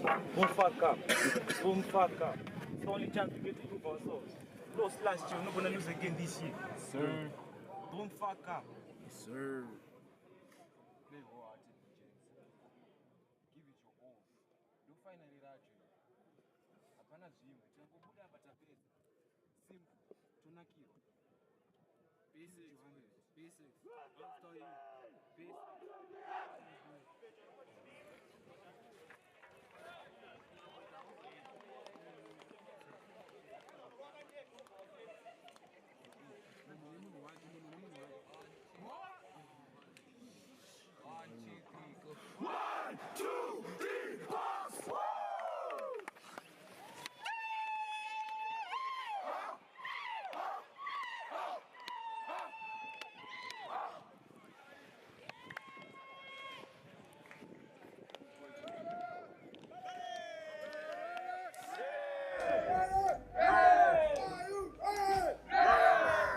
Right, ladies and gentlemen, boys and girls, it's come down to this.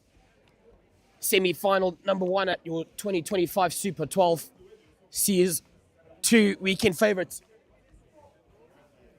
Prince Edward taking on St. John's. It's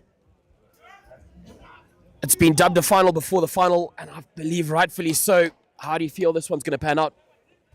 Fantastic teams. These two are one blistering pace, other master tacticians. Precision is their brand. All the same, good hockey to come. it's very hard to call this one. It can go either way. Yep, totally agree with that call. And both sides just putting on extremely good showings all weekend up until now, really. So it's quite a shame that we will have to lose one of them. However, it's how sport does pan out. Prince Edward just full of flair on this side. And then you look at St. John's missing a big name and their skipper Daniel Erasmus, who hasn't been able to take part. However, a couple of those men in their ranks have stepped up as well. Yes, rightfully pointed out. I mean, they look just the same.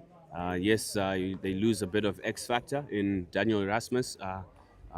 Unfortunate season-ending injury to him, but all the same, he is here. He's been out throughout the weekend on the bench with his peers. Testament to the man that he is, or young man that he is. But all the same, St. John's are a very good side, well drilled by Coach Tendai Maredza, and be sure to see a lot of tactical genius from the men in green and white, and equally so his counterpart Harold Abraham for Prince Edward.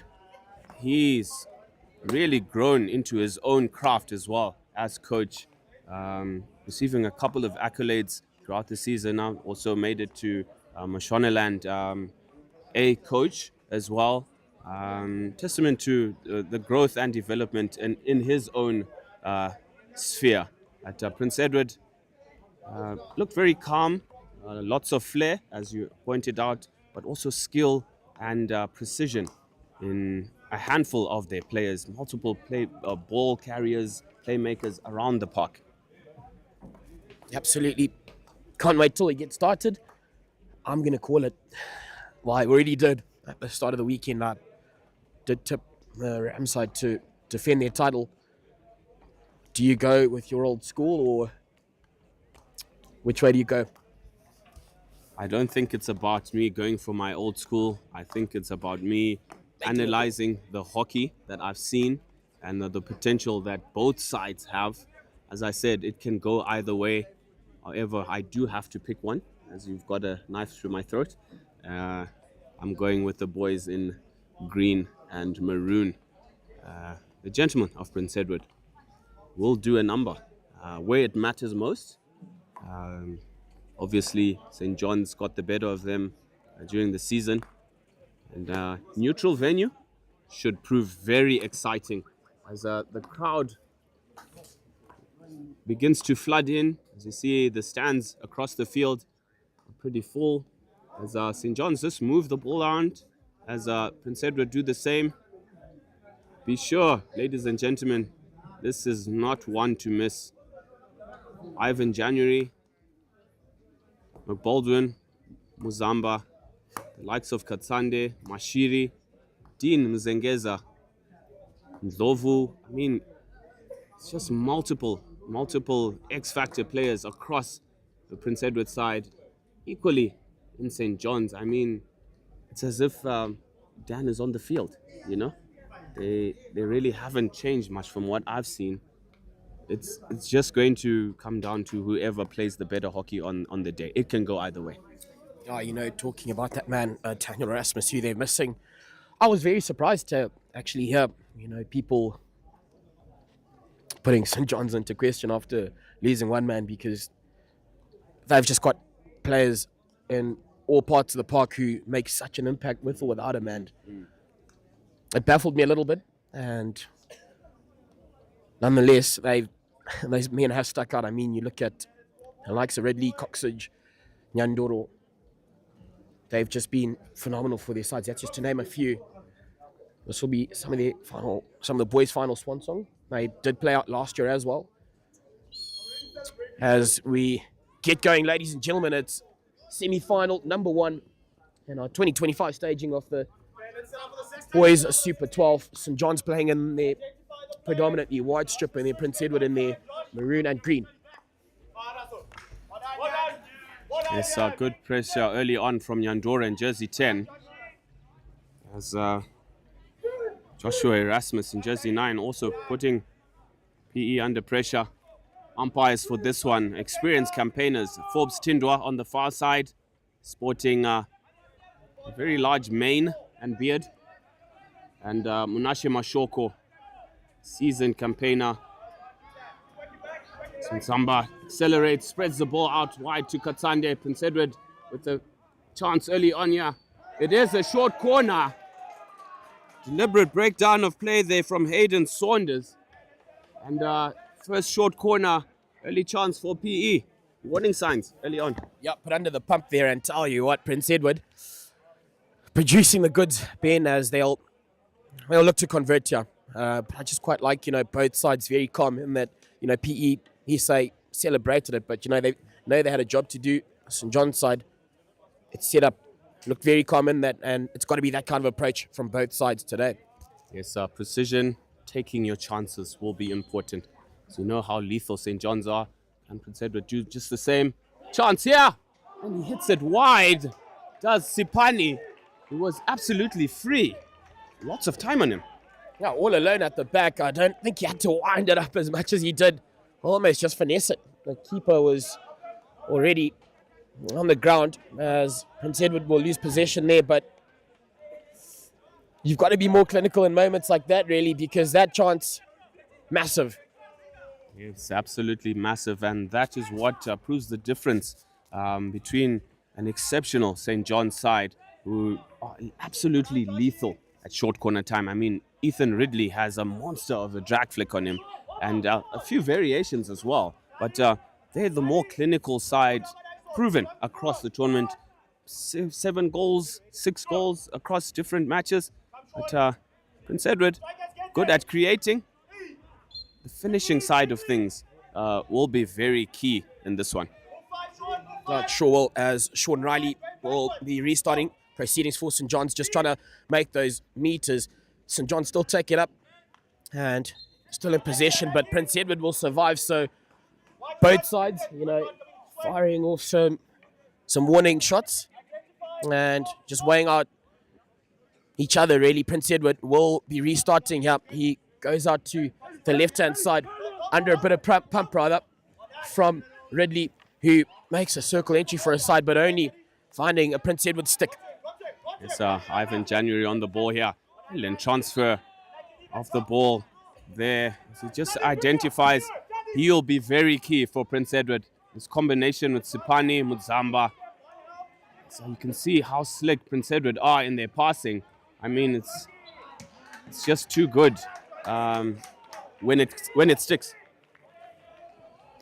I absolutely nailed that. As we see this restart, it'll be Croxford, one of the seniors on the side, still take it up, but he's got to lay it off early. He's done a good job to draw those defenders, and then just send that away. Munaiwa was onto it. Croxford with a bit of space in front of him finds Ridley on that circle and still going forward, as it'll be that man again.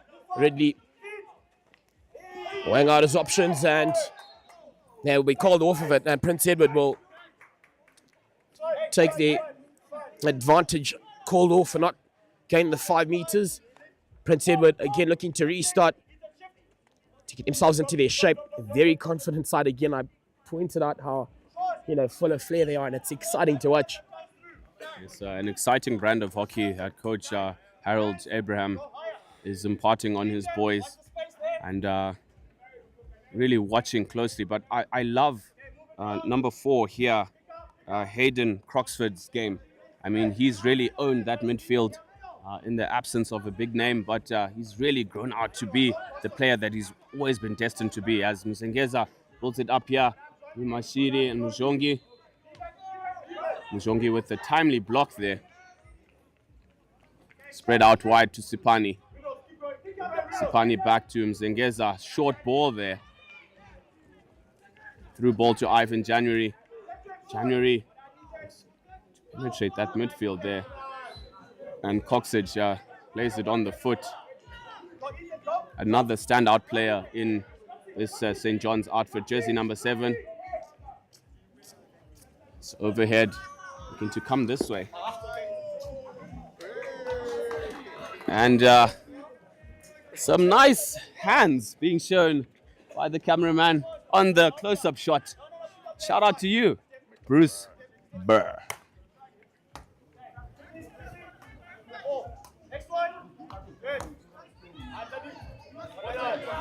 Good protection of the ball there from Naiwa. A cautious approach here from St. John's rather. I think it's the red boots that I'm seeing in my face. Cold off it, Naiwa, but just looking very calm, both these sides. Sure that have had a very early night as well yesterday. You know, Kay's talking about how massive viewers early on, as everyone in that hockey community will certainly be tuned in to this, and all the supporters I see in our YouTube comments, lots of support from Prince Edward. Morning, Mr. Sean D'Souza. As Prince Edward looked to take ball up the park, but just no one to finish up that piece of play there, no one to meet it and create that opportunity. It'll be Coxage to restart. He's been the rock at the back for his St. John side all weekend, taken early by Prince Edward Munaiwa. However, just laying down that piece of play, Prince Edward looking to create something. Very cautious approach again, we pointed out. Now looking to that left-hand side. Cracks it, but can he find anyone? Only finds Coxage, who's under the pump a little bit, and he lays it off for Croxford. But again, turned on over in the midfield. Yes, excellent screenplay there from Mudzamba in jersey number 18. Plays a very similar role to that of Ethan Coxage. PE looked to get to put a little of gas on their quick play in and around, fast restarts, quick passing, left, right, square through. That's the brand of hockey they're accustomed to. They like to play the ball on the ground as opposed to St. John's with a lot of aerial tactics as well. It's intercepted by Croxford there.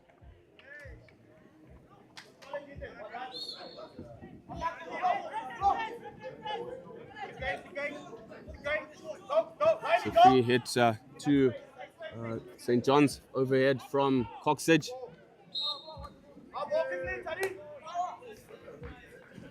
St. John's will restart proceedings there. Munaiwa weighing out his options. He comes out to his left-hand side as he finds Coxage. And still taking it up, a brilliant little piece of play. Will still get to go forward. Reese Wall sends it back to Croxford. Croxford, who looks to get past his first marker, launches that into the circle. Hetland to possibly put something away. Unfortunately, doesn't come off, but Riley Hetland, what he was in for all money there. St. John's threatening. Yes, warning signs. Can't afford to blink. St. John's are very good with the contact and crash balls, etc.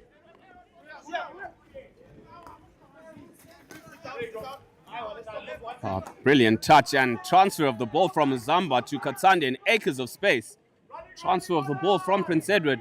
Katsande just taking his time there, and St. John's defense really shifting across, fanning across as Zamba looks to play that ball down the middle. Brilliant screening from Ethan Coxage again as they build it out here. Sean Riley on the ball. I'm sure the Riley family are out in the stands supporting their son. And, he's also really developing well as a young hockey player. Yeah, I must say I've really enjoyed watching him this weekend. Honestly, as far as I'm concerned, the best I've watched him ever. So, yeah, certainly, you know, coming into his own. Not that it wasn't, but he's put on a great showing this weekend, Prince Edward. However, now on this attack, they send a long ball up, but he just can't gather it. Coxage will restart there for this St. John's outfit. Looking to go aerial. Can he find Croxford?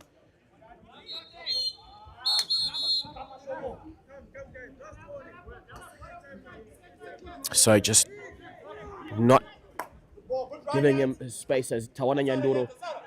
Again, a real stalwart for the St. John's outfit, looking to go into the circle, Etland onto it. They were playing under advantage, looking to clear their lines, and they've done all right in doing so. under a bit of pressure. It comes off. Well, Prince Edward now on a run if he's able to gather that. I don't think. Oh, he's done a great job of it, but unfortunately for him, nothing quite comes off of that little attempt. It's a great run from Timbai there. Zengeza a little heavy on that through ball, but all the same, great commitment. Great commitment being shown by both sides, and this is what you like to see. You want to leave any ball going over the line. And we just want to thank all the old boys from both schools and old boys associations, really pulling all stops to ensure these boys get the best opportunity possible. And for St. John's community as a whole, I mean, kudos to you for all the support that you do in the growth and development of the students, not only academically, but on the sporting field as well. Multiple names I can mention, and also from the sponsors as well. Health, I see on their jerseys. Alliance Health, I think that is. Prince Edward try to bring it out here. Zamba through to Mzengeza. Scores are 0-0, ladies and gentlemen. Please stay tuned for what promises to be a mouth-watering encounter. It is 0-0. St. John's taking on Prince Edward. We'll be back after this short break. That's what you want it time.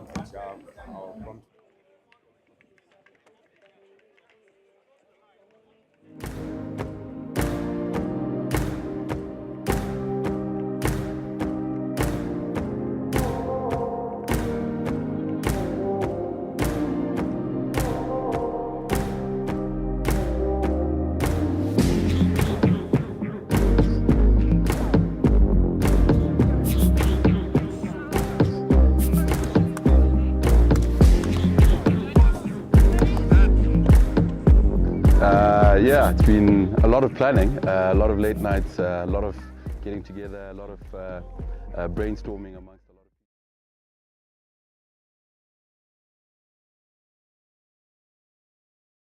of. Right, ladies and gentlemen, welcome back to the start of our second quarter's action. As it is the Super 12 2025 at semi-final stage.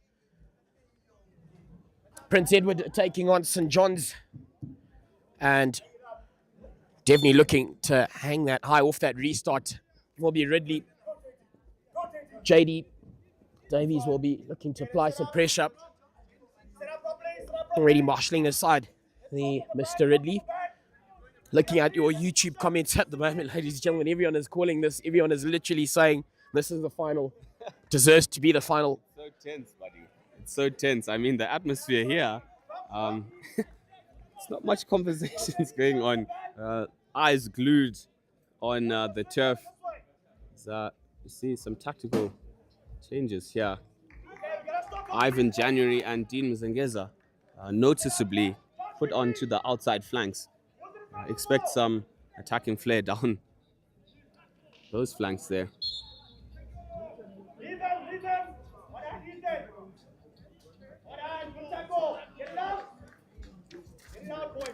It's good skills from Ivan January. Ball just leaving him, or he just left the ball behind. Is Mashawa, jersey 6.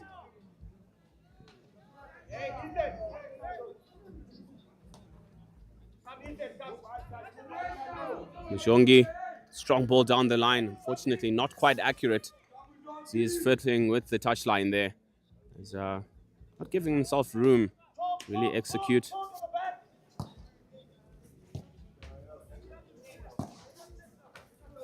So we're seeing nice gestures of tactics. Attempted overhead from Ivan January. Pressure here for Prince Edward. Croxford onto Munaiwa. Munaiwa scanning, protecting the ball really well. Does young Munaiwa.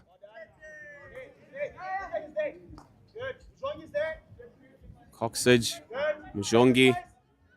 Brilliant, patient build-up here from St. John's. Oh, they're just finding each other with such ease. Honestly, looking very crisp at the moment. Oh, this St. John's side, Prince Edward, looking to work down that line. They've got one man up there, but Coxage up to the challenge and does well to, well, it's rather Sam Dawson, sorry, I beg your pardon. However, just can't meet it on that right-hand side, Mr. Sean Riley. Prince Edward will get yet another restart, but like we've pointed out, both sides here really up to the challenge, and it's been very cagey. Will they also look to build up patiently like St. John's side were doing, or will they show some flair and look to go right through the middle of the park at the moment, using the full width of the park and looking to make a pass?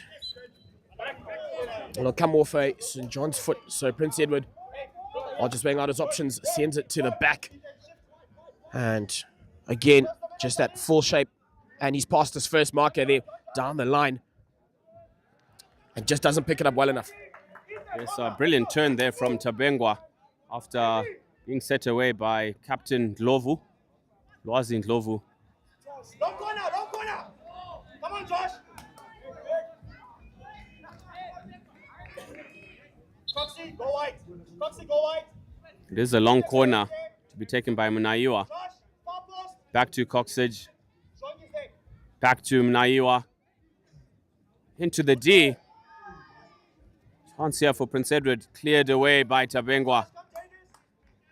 Good marking and tracking of the forward runners of St. John's by Prince Edward there, as they're still on the attack. Riley sends the ball across. It is a chance here. And 1-0 to St. John's. That man, Croxford. The ball missed completely by the goalkeeper who dived over it. 1-0 to St. John's. Yeah, again, we talked about a good little patient build-up from this St. John's unit, and they had the markers in the middle of that circle. David Croxford gets on over. Well, Hayden Croxford, I beg your pardon. Not Diva. Won't give you your praise. Just as yet, 7:28 still to go here. Yes, and an interesting piece of play there. St. John's with a Prince Edward look to attack here. Chance for PE. They're in the D. Can he find a shot? Prince Edward. Well saved from the goalkeeper there.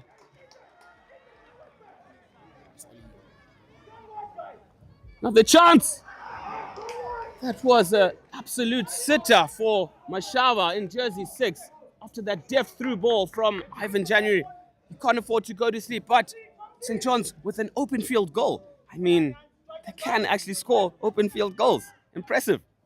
Sure can, but geez, you've got to give credit there to Emmanuel Oliver in goal for St. John's. Prince Edward really turning the heat on after conceding that earlier goal. They certainly want something back in this, and they send ball up, just needing a touch. But unfortunately, goes long, but building up so well here. 6:20 on the clock. And this the second quarter. Prince Edward, though, after going down, certainly playing, well, they don't look side that are down, very desperate, really, to, get back one as they now look to attack on this right-hand side. But St. John's are doing enough in defense at the moment. That Wales over the line. And Coxage at the back. Wow. Sends that up on a bird to try find that man. Ridley, he's got to run up. Nyandoro's into the circle. Ridley has that at the top of the circle. Looks to send a goal. And he sure does. That man again, Ethan Ridley. Well, the umpires are going to have a chat, but they're going to have a bit of discussion here. Disallowed goal. Yes, it did look like a backstick from Ridley there.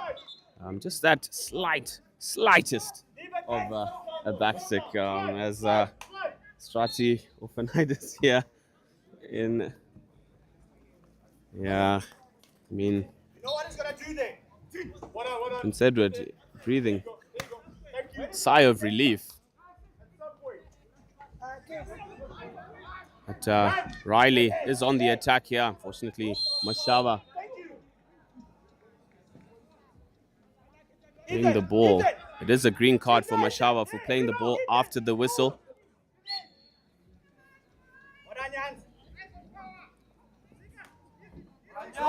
Thank you. Quickly, go. Inside, go inside. No. Come. Sit up. Quick. Yeah, very vocal coaching box to my right here. Literally right by them, but St. John's a brilliant tackle there by Ethan Ridley, and he'll still get some go-forward ball for his side. Just brought back, and it'll be Shaylin Palmer to restart. Also one of the youngsters coming into the side. Just brought back. PETRA just continues to churn out these players. Shaylin Palmer sends that to the backers, and it'll go to that man, Coxage, looking to find each other there, but they lose ball, and Prince Edward will now be taking it up the park. Will he be able to get around to it? Unfortunately, just didn't have the legs like Bolden Muzamba, who was making the run. If he managed to loop around, would have been troubled times for St. John's. Fortunately, not the case. Yes, Ivan January is spring just a little loose on that through ball. I mean, it's a special kind of craft. Nyandoro on the ball here. Into the D. Sends it across. Chance for Erasmus. Jersey 9. I mean, absolutely free on the far post there. He just needed to stop it and bury it. Now, Tana Nyandoro producing the goods there. And we see Prince Edward looking to go up, but it's that man again, Ethan Ridley, producing the goods. Unfortunately, turned on over, but Irvin January, he's also one to watch. Not spotting his scrum cap anymore. As Prince Edward weighing out their options. Mjongi looking to find his mate. It comes off Prince Edward's stick, so he'll be happy with proceedings there as Riley goes aerial in his pursuit to try find Erasmus, who unfortunately just can't pick that up. Prince Edward will restart. Yes, 2 minutes to go on the clock in the second quarter. Both sides are going at it, creating chances either end. I mean, PE, brilliant skill in midfield by Ivan January. Spreading the ball out wide here. It's 23 there. Andile Chapata just losing the sight of January. Just needed to maintain his width a bit there. It's Coxage, another. Putting on a great defensive effort for St. John's. That shot had pretty much been lined up, and he just kept a stick out there and didn't allow that Prince Edward man to take a shot. Yes, good tracking there from Njongi in the right back position, recognizing the free player there and just reaching out with the trailing stick, managing to just intercept it before PE could pull the trigger there. But PE are creating those chances. Just need to continue doing that.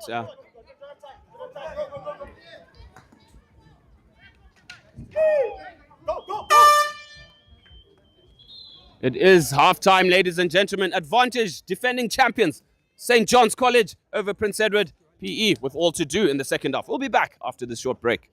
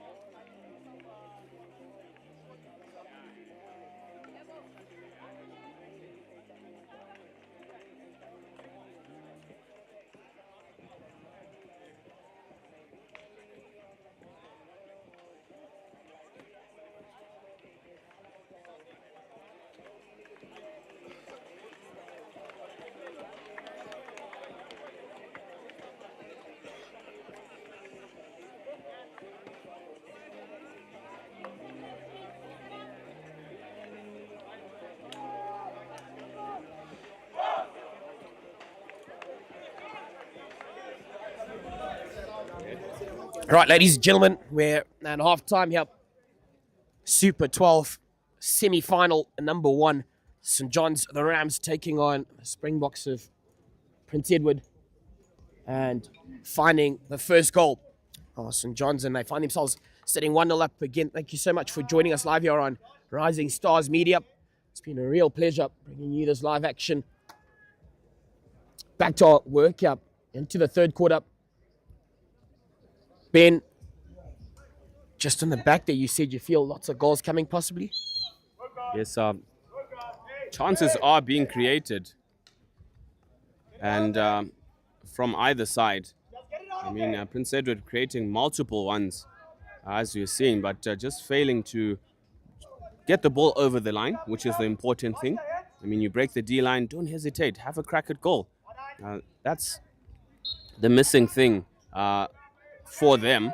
St. John's have had a lot of shots at goal, some disallowed ones. And Erasmus on the ball here, turning Sipani out. Advantage played. It was lifted into him.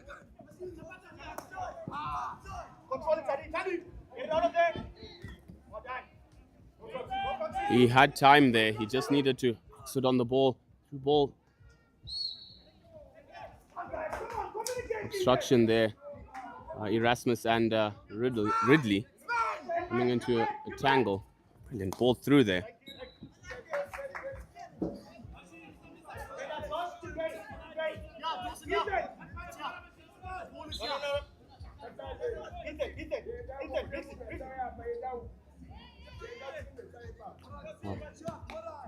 Well spotted there.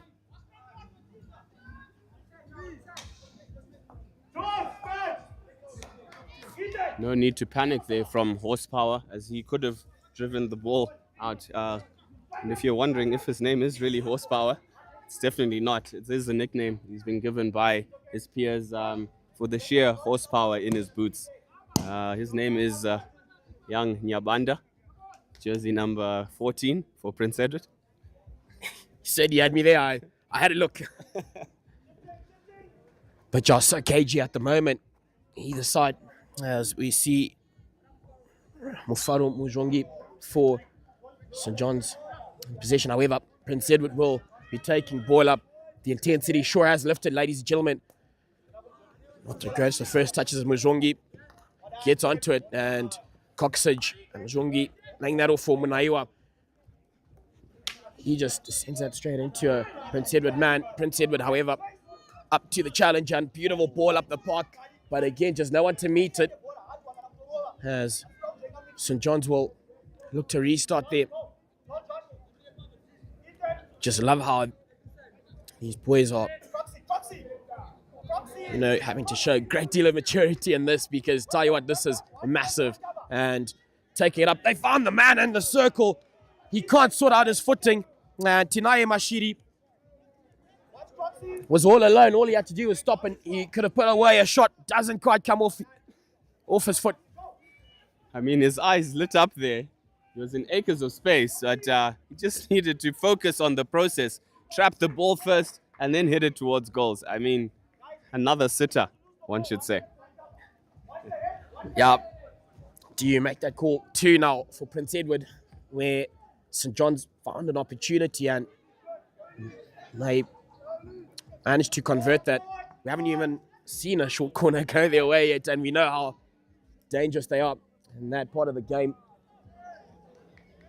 As Prince Edward now find themselves in possession, sending ball out to the middle of the park, but only finding Coxage. Still, with a bit of time, he works around his defender. Again, he's one of those men. Yes, he's been in the setup for quite a while, but just some great maturity shown and initiative. He's really owned this effort this weekend, as we see Ridley managing to earn aside a short corner. Moments ago, I just spoke about how they hadn't had an opportunity yet, and Coxage, one of the seniors on the side, taking initiative, and Ridley finding that short corner for St. John's. Trouble times for Prince Edward, one would feel. Yes, troubling times indeed.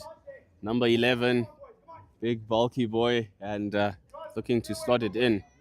Injection about to come is accurate. Trap is perfect. Flick towards goal. What a diving save! Unfortunately, it just comes off. As it's played into the body of the St. John's player, Erasmus. Beautiful save from the goalkeeper. Yep, you've got to give credit to Madzimure for this Prince Edward side, as St. John's will get a second crack. I would do the exact same on this occasion. Still with a possible chance, but again, that man honestly keeping a sign in this one. Tafadzwa Madzimure for Prince Edward. St. John's still, however, are back on that attack. It's Nyandoro looking to carry that effort on, but Prince Edward survive. Credit goes to the man in goal. Goalkeepers all doing the business, keeping their sides in the game, as we saw early doors from Oliver.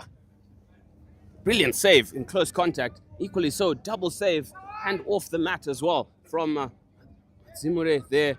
As Mutimbai shifts the ball across. But one thing that I've visibly noticed in terms of tactics, Ethan Ridley is always free, and Ethan Coxage simply just pops it into him each time. That is how St. John's are plotting their game.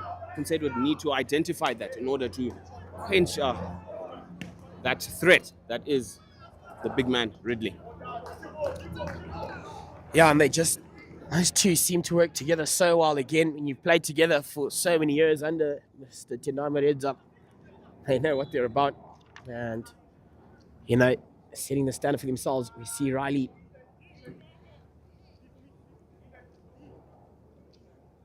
Cox are just sending him up the park. They're going to go aerial yet again to find that man at the back. Ridley gets back onto it again and to put away a possible shot.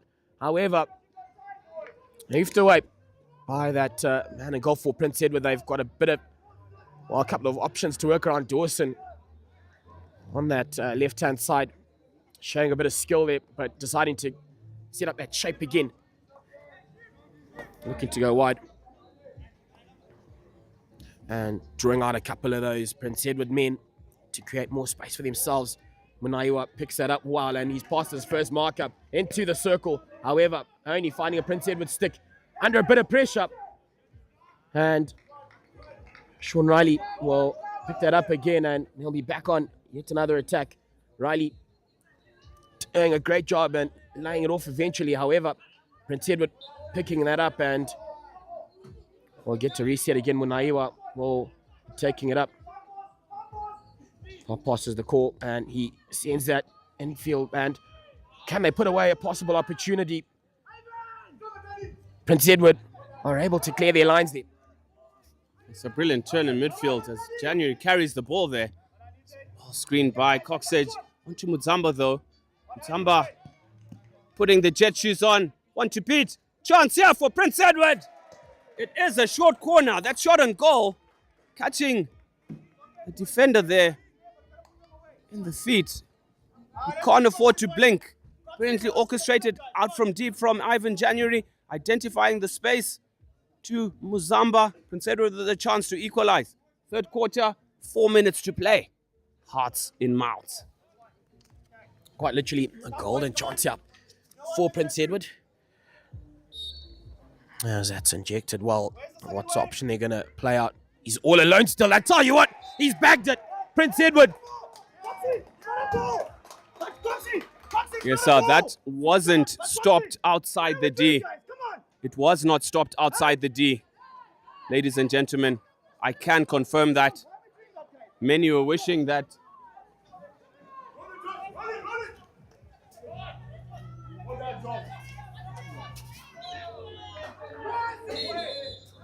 Come, guys, get there. You can't do that. Oh, come on, guys, come on. 1-0 still to St. John's.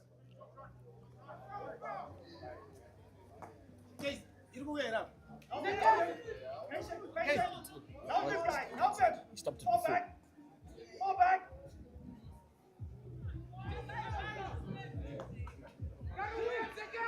Okay, go. That's yours.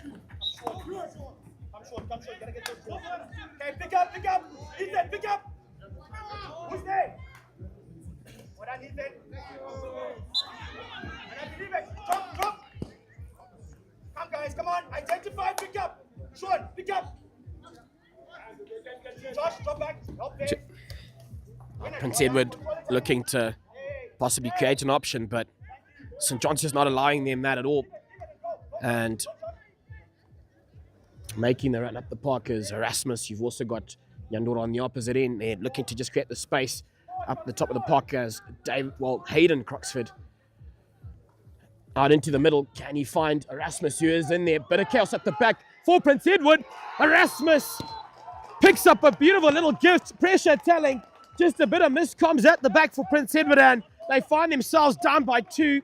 Obstruction is well on its way to yet another green tuck. Yes, 2-0 to St. John's here. I mean, as I pointed out, they're just not picking the free men in that 25 region. As Ethan Cox says, he's just identifying that and just dropping the ball into what's no man's land virtually. And the St. John's runners are picking it up and managing to identify the players. Prince Edward 2-0 down, all to do. A mountain to climb against a formidable St. John's side.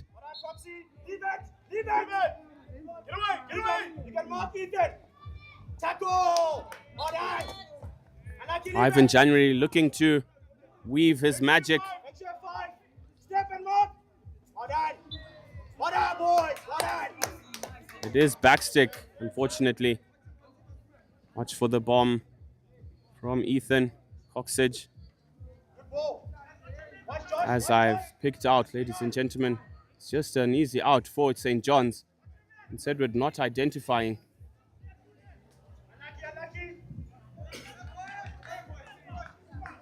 That one just going over the baseline for St. John's.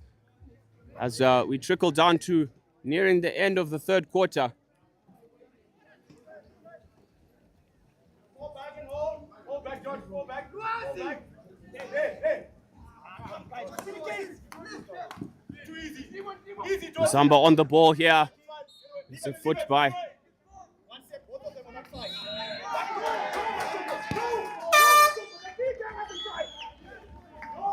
No. Yes, multiple calls of not 5 either way. Umpire Forbes signaling that it is a quick break for Prince Edward, scoring opportunity. And the player not retreating 5. It's resulted in a short corner on the cusp of the end of the third quarter. Chance here for Prince Edward. That one does go. Chance for PE here. Swatted away by the goalkeeper, Oliver. It is the end of the third quarter. 2-0 to St. John's. We'll be back after this short break.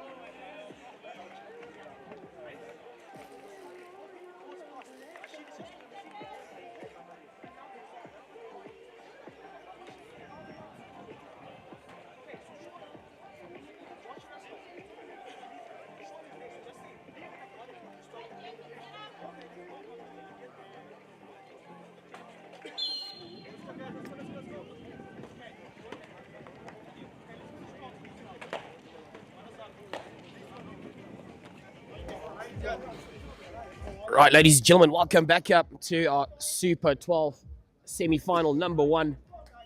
Prince Edward taking on St. John's, and tell you what, St. John's, they've produced an effort like they have all weekend, looking like a really well-oiled machine, which they are. Prince Edward, however, creating a couple of opportunities. They thought they had scored off that short corner opportunity. However, the umpire's making the right call. That ball hadn't crossed the line, and they find themselves without anything to show for their efforts at the moment, as they back on the attack, starting really well here, Prince Edward, and Couple of good tackles, pass right through, but it goes through pretty much everyone. Looking to take it early. Coxage again goes aerial down that line, and his efforts to find Wall. Nonetheless, Prince Edward. Drop, pick up. Sean, let's work, boy. Keep the side tight. Come on. Drop. Yes, drop. Sending that out to the back. Prince Edward now looking to get through. However, clearing their lines while only finding a Prince Edward stick. However, they are under a bit of pump as Etlin gets a stick onto it, but just doesn't get to it, controlling it very well. And tackled so well. Sean Riley, wow. You know, it's just little efforts like that that just sap out the confidence from your opposition. It's Mashiri on the ball here for Prince Edward. When it starts, you step now. Okay, go. Recycle to Mashava. Looking to transfer and send the ball in the D. He does so. Intercepted by Munaiwa. Keep coming this way. There you go. That's yours, Croxy. Well done, Croxy. Yes, it is third party there.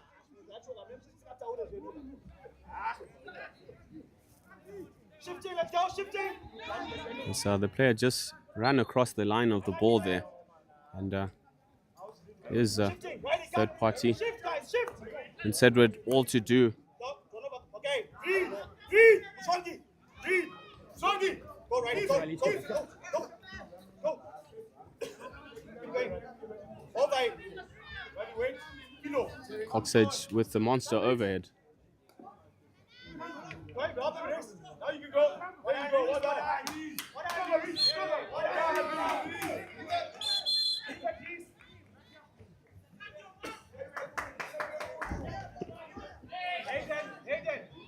Yes, Coxage spreading it out wide into the D. It goes. Chance here. Short corner. St. John's College. Well worked move there. I'm not sure what a 3 is. So would you know, Moody? Well, certainly one of their variations, but yeah, St. John's turning the heat up again and punishing their opposition. So trying something different when they don't have Reddy around those lines. So I think do they slip it back? Lots of chat.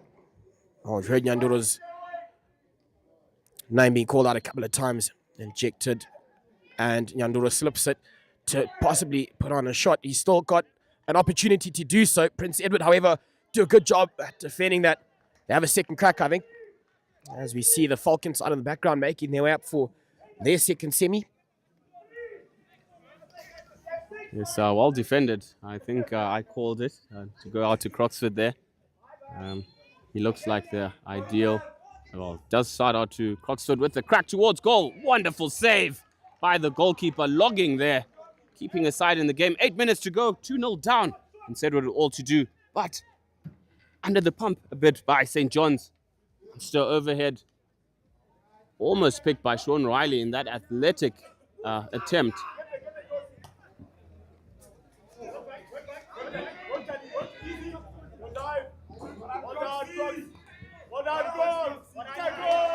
Tackled well by Munaiwa. Taking out Munaiwa. Unfortunately, Riley Etlin not gathering that one, but St. John's turning on the style here.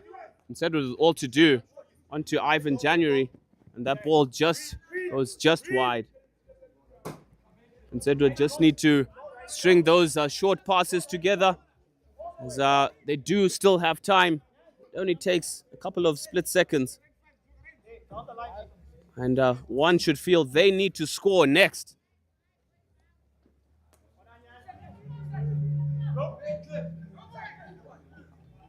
Through ball here, intercepted by Mutimbai. Chance for Munaiwa. Finds the feet. Clever play from Sadiwa. Munaiwa there.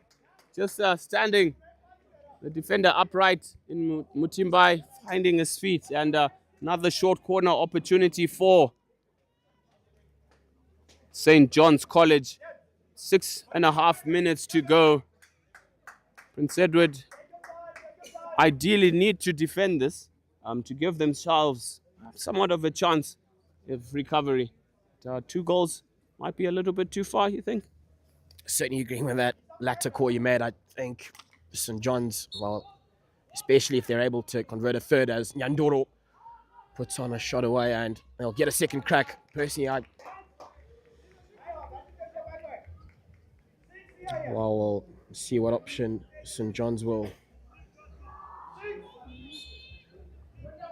have a second crack at it. Goes again to Croxford, who fires that away. And done well in goal. Again, it's Tafadzwa Madzimure who, saves the day for Prince Edward. However, St. John's playing on the right end of the park with as much possession as they find themselves with. I personally think they've done enough. Because 2 goals a long way away from home are Prince Edward with the amount of time remaining on the clock as well. Yes, they do need to. St. John's playing territory very well right now in the right end of the field. They do hold the 2-0 victory. Prince Edward need to score next if they are to have any hope of recovery here.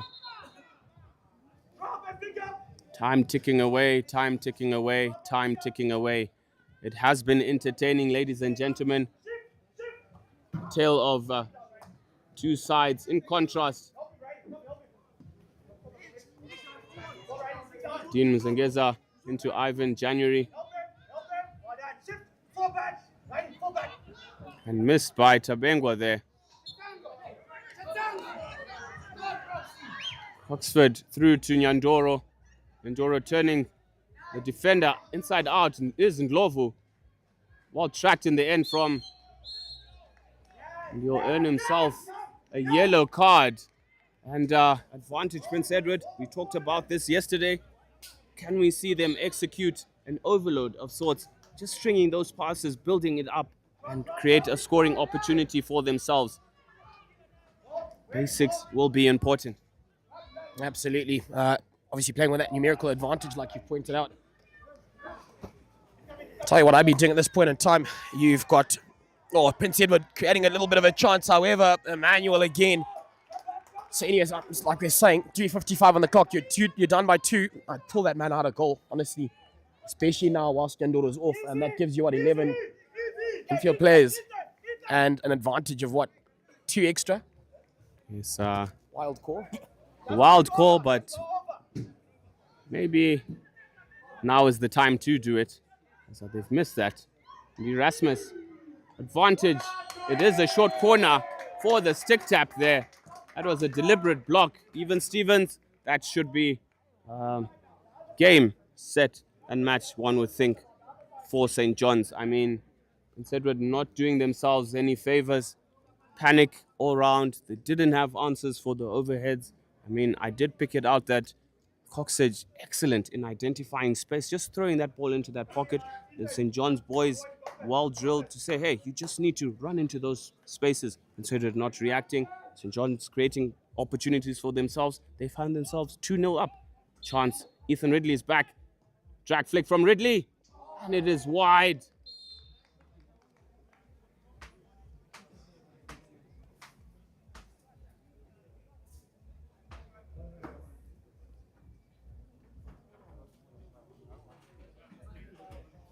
Yes, danger signaled as is above the knee and off the body.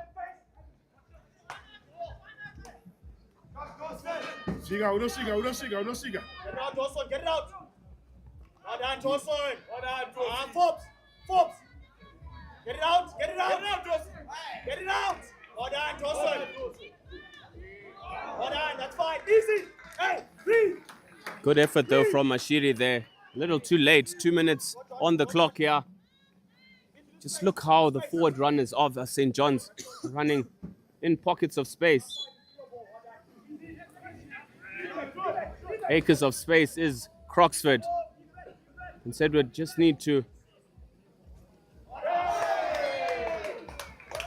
Mutimbai there, should have just stepped out the D with that bouncing ball. And as he slumps his shoulders and he rues that mistake that he's done, he's gifted St. John's another crack at goal. And one should think 2-0 as a just result. And of course, a brilliant showing by St. John's, creating and taking their chances. Yeah, absolutely. As I think Prince Edward, after that little attempt, I think they do know the writing's on the wall now. But again, Tafadzwa Madzimure for Prince Edward, putting on a show. He's tried his hardest, his best, and unfortunately just hasn't been that kind of day for Prince Edward. They haven't looked the side they have.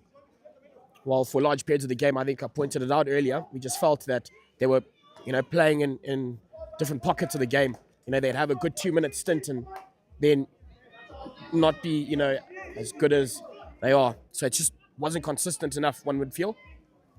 Yes, very much so. But they've done all the hard work to get to this stage. Testament of the phenomenal side that they are. I mean, chance here for St. John's, a mistake. It is a P flick. Stick hack there.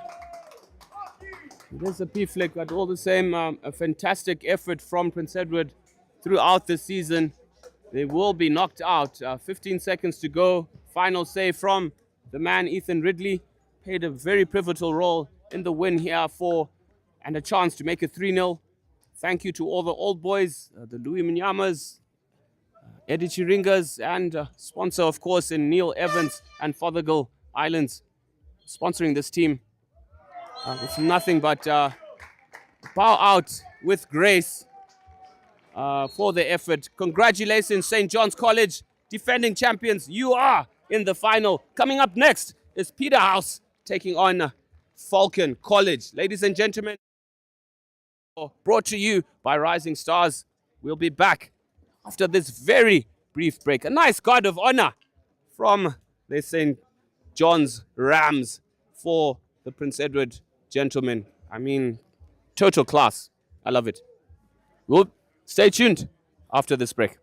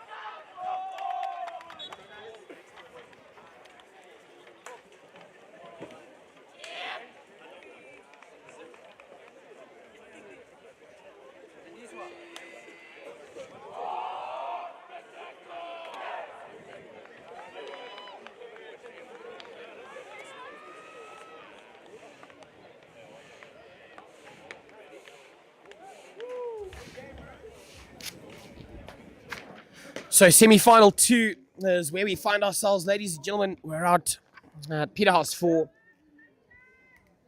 a little action this weekend. It is a massive derby game as well. The home side, the Kings taking on the Titans. Falcon, Peterhouse.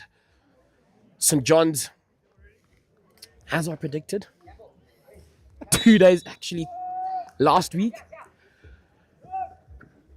Booking that first spot in the final rather.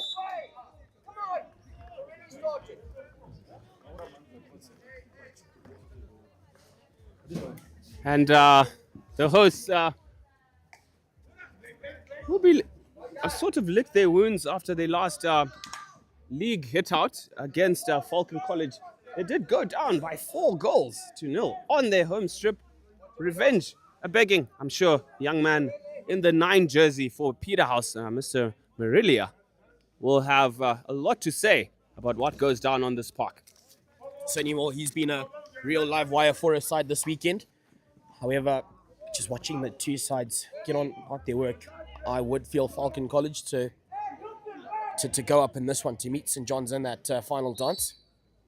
Yes, St. John's awaits for either the Titans or the Kings. This one going to be quite interesting.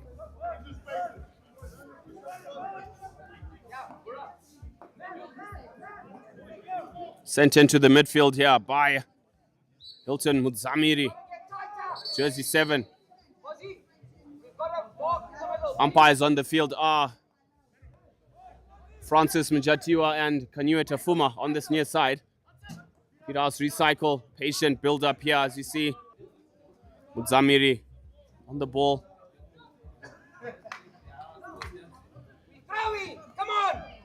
Marilia with the chance here.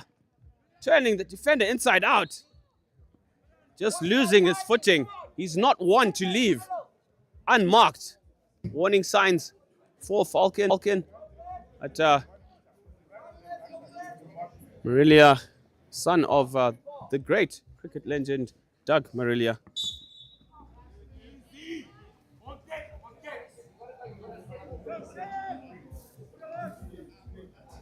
Tight in the middle, please, good. Watch it, Bobo. Be away.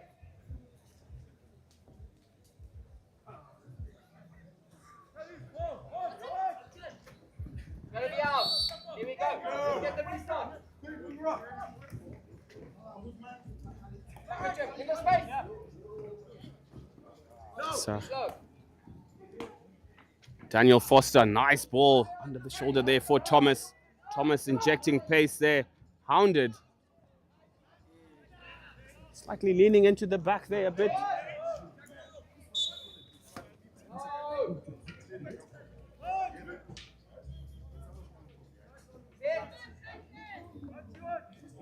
But both sides here will look to orchestrate something.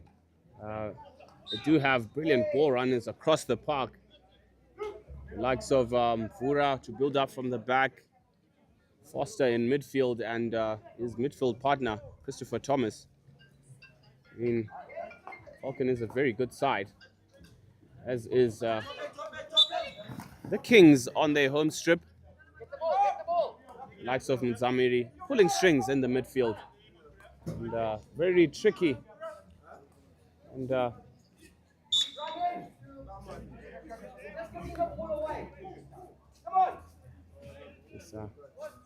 both players really, or teams rather, really reading the play early on. I'm sure they'll be familiar with each other. Come on, man, it's on the spot.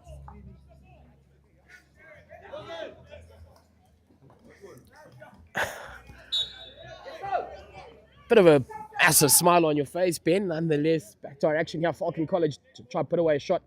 Doesn't quite come off. Peterhouse now will be looking to clear their lines going forward up and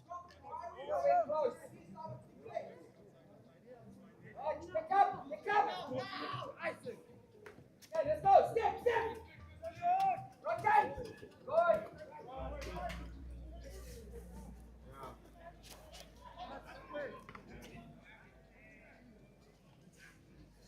Chance here for Falcon with the shot towards goal. Saved by the goalkeeper. Mandi Gaisa, the strong left hand to it.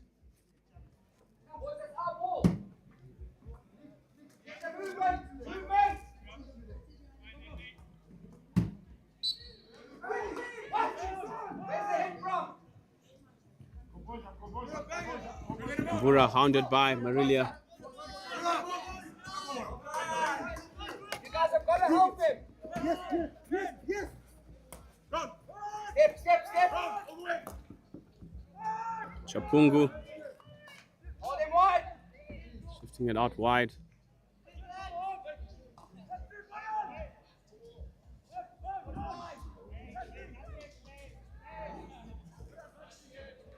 Pick up, top. Baji, come on. Number 6. Safa. Chance here for Kidhauska. Falcon clear. Through ball aimed for Mukotekwa. We got lucky there, boys. Come on. Come wide up.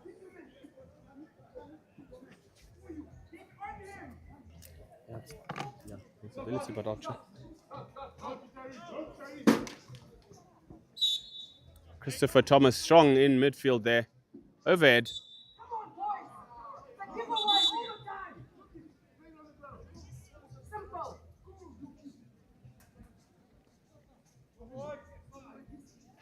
Simple.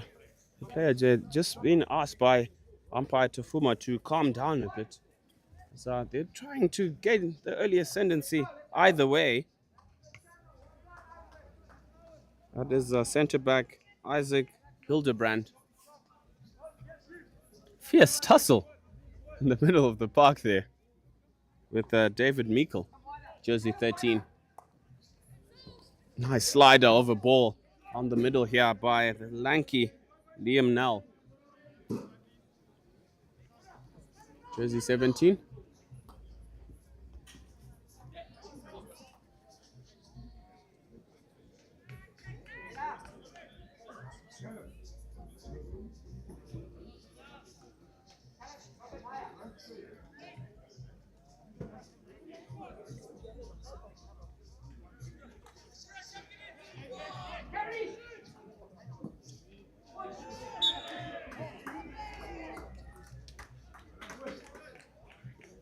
Short corner for Falcon College here as Mandi Gaisa trying to clear that ball, put it onto the foot.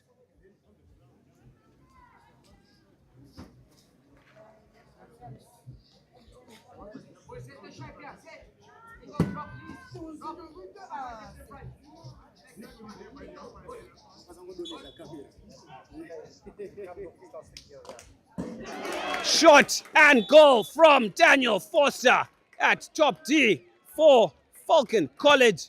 It is Advantage College, Falcon. And 1-0 from that shot at top D.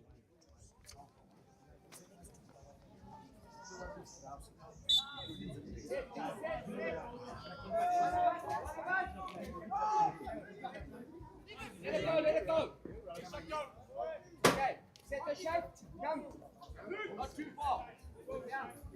1-0 to Falcon College, courtesy of the stick and precision hit from Daniel Foster. Lifted ball by Mvura.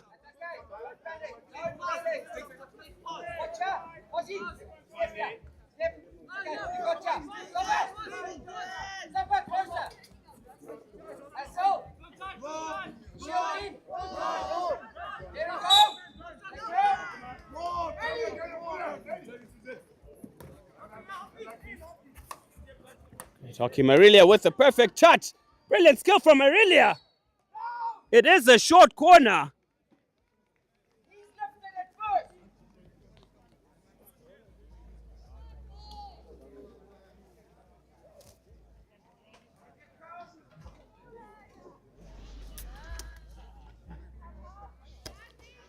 Precision skill, ladies and gentlemen, on display here from young Marilia, jersey number 9. Expect him to have a drag flick attempt I'm voting for the one across the goal to the far post. Doesn't go to Marilia. Shot here by Peters. Deflection. Chance again. And it goes just wide. Agonizingly wide from that follow-up attempt from Takfuma Taundi in jersey 6. Ball picked from Taundi.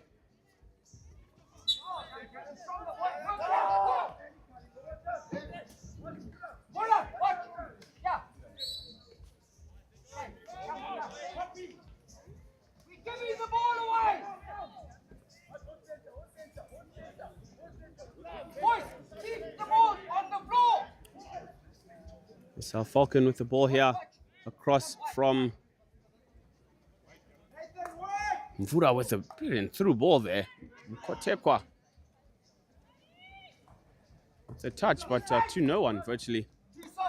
Taundi on the ball.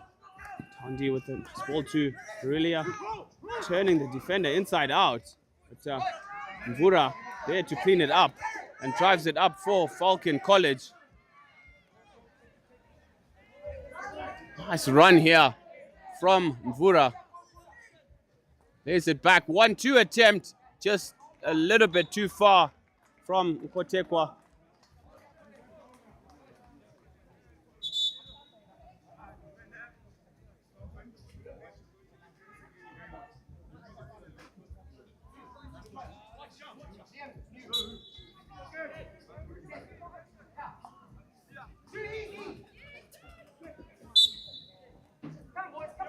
Peterhouse on attack. Looking to turn the screw here as they are trailing by 1-0. Intercept there. All done from Liam Nell, jersey 17. Daniel Forster cleans up for Falcon. Scans left, scans right. Sends it out to the right. Kotekwa with a nice dink. Beats the defender. Kotekwa into the D. Kotekwa again. Over the keeper, well saved in the end from Peterhouse. End of the first quarter, ladies and gentlemen. It is 1-0, courtesy of Daniel Forster to Falcon. We'll be back after this short break.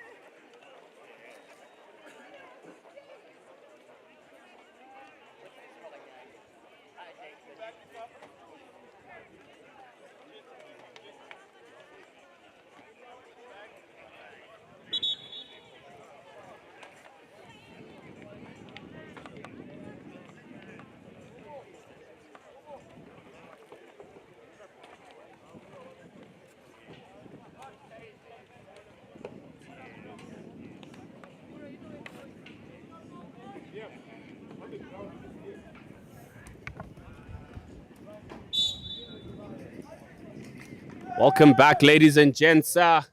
Second chaka in this, the second semi-final between Falcon College, the Titans, taking on the Kings of Peterhouse. The hosts trailing by 1-0, courtesy of Daniel Forster off that short corner. Well-timed hit through the legs of Andy Gaisa. Kotekwa turning the defender inside out, across the D here. Falcon with the chance. Shot at goal.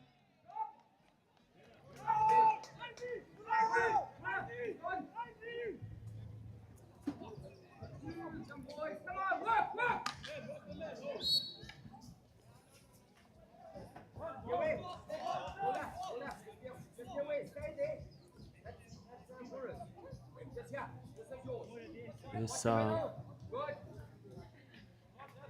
hearts and mouths for the host. Another attempted overhead there from Hildebrand. Not catching it nicely. Falcon with a secondary chance. David Meikle with an absolute sitter. He just needed to guide it into the goal. Why did he take a wild swing at it? Beats me. Falcon with the opportunity to double their lead, not taking it.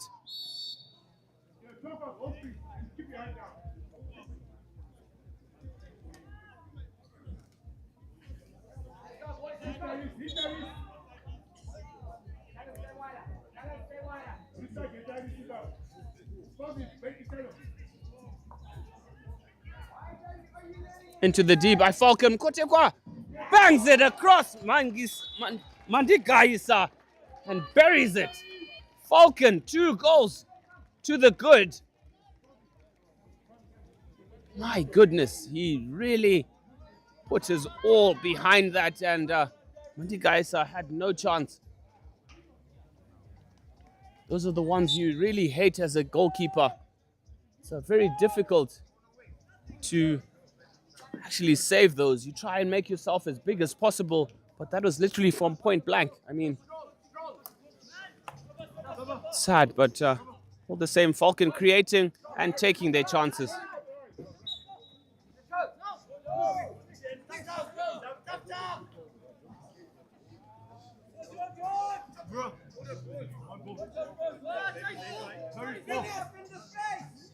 Overhead into the D here. Petras do gather. It is a short corner. Whistle had gone for the short corner for breaking the 5-yard advantage line. Appeals for a P flick. All the afters were truly that, afters after the whistle. Other prediction. Swipe. Yes, Moody reminding me of his other prediction, which I probably didn't dispute. Given the run of form Peterhouse had, leading up to getting up to the semi-finals. But Falcon creating chances, burying them, Peterhouse with a chance of their own now. Unlucky on that last short corner. Marilia poised at top D. Well defended.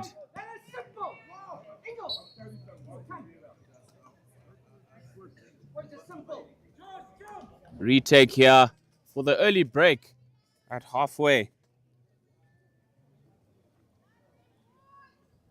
Come, boys. Let's get the first and second wave. The first wave don't run through. 2 castles here. On the left is Marilia. On the right is Hildebrand. Goes to the left-hand castle. Swept at the left-hand side by Mr. Hilton Mudzamiri, but not finding the target. 2 chances go a-begging. Scores could be 2-2. Come on, man. It's half a meter away.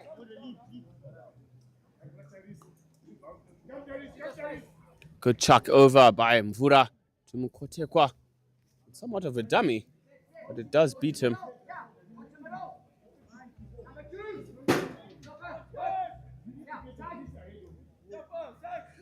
Good, better. One more time. Let's go, make it. Here we go. Don't wait until you back out.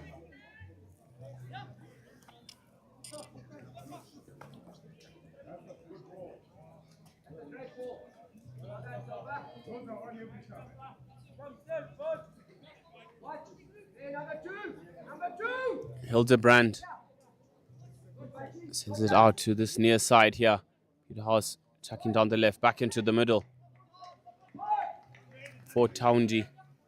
Dispossessed by Callum Mulder. Mvura with that timely block.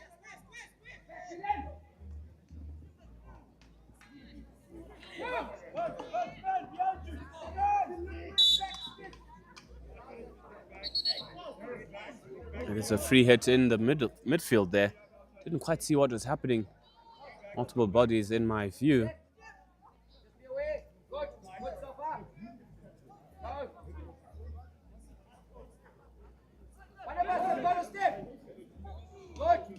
Fantastic. Good. I like it. Head out for Falcon.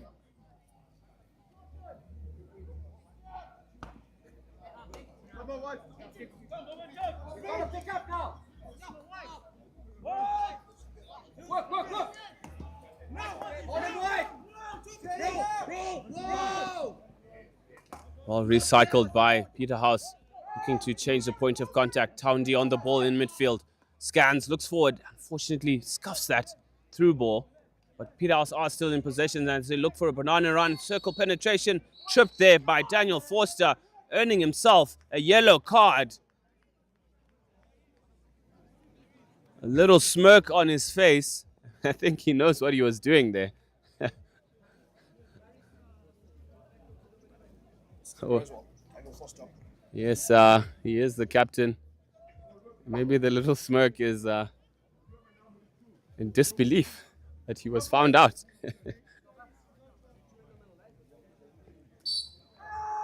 Peterhouse with the chance. Marilia, Hildebrand at top deep, goes to Marilia, slips it out. Fortunately, not quite catching it. Kotekwa. That will definitely be a card there. So it's a green card.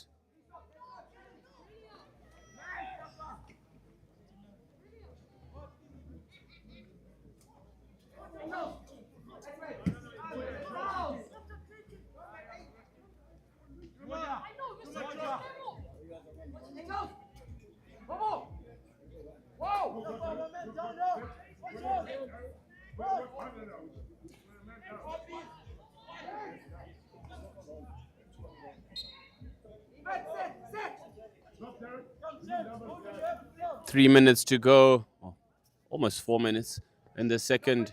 Chaka.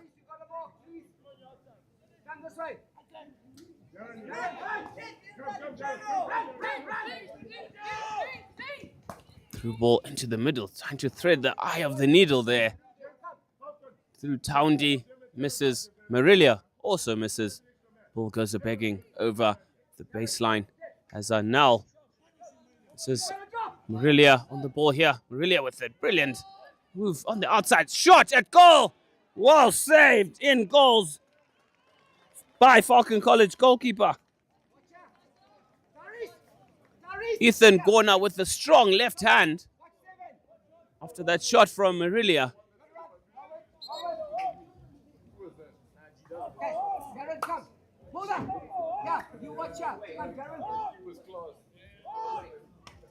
Sent into the D. Peterhouse with the chance.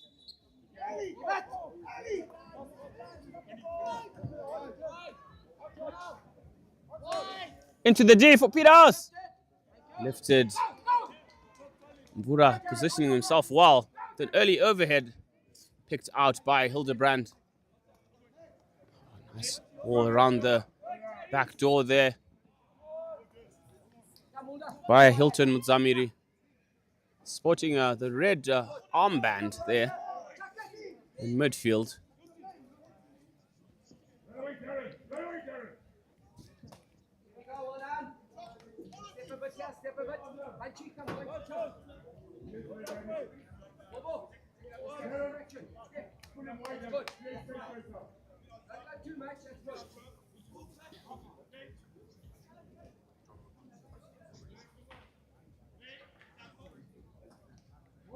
Reverse ball there. Looked to come off the backstick from Callum Mulder.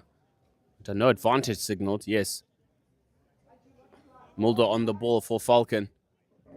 Back to Nal. Now with the crash ball into the D. Trying to find number 10, Darren Ngube. A flailing stick, unable to get to the end of it.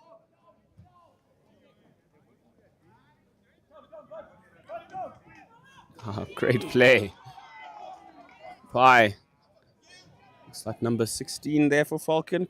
Christopher Thomas, or 6 rather, Aiden Osborne. Yes. Timely block. And that is Christopher Thomas. Lays it back to Kotekwa, jersey 18. Kotekwa dribbles, rally, dazzes, and sends it in. Peterhouse panicky at the back. Under no pressure at all. was Mudzamiri. Nell threads it. Fails to find his target. Marilia on the ball. It is 1-on-1 here. Luke Marilia with the chance.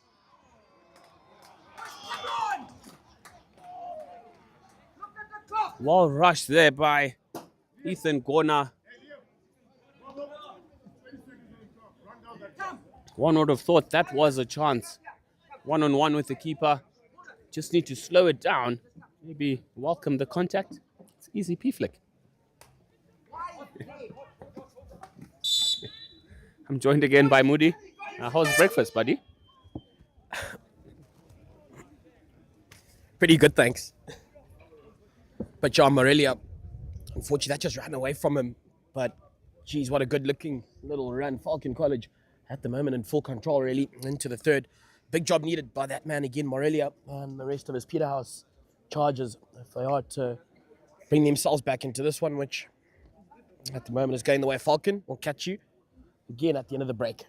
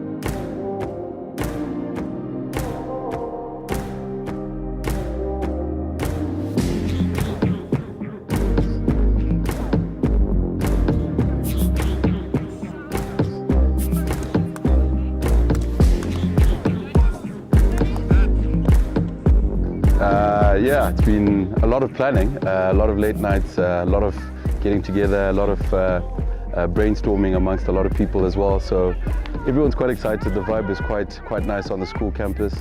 We're actually closing school early just to accommodate.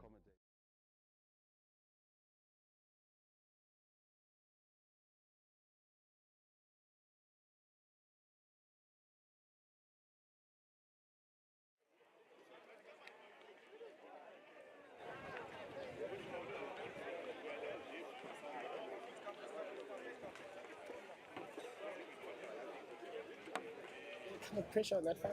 Yeah. Ready? Falcon will just be saying, let's do what we did back. Welcome back. Second half, Falcon in full control here on a ticket to the final to face the Rams, who await. And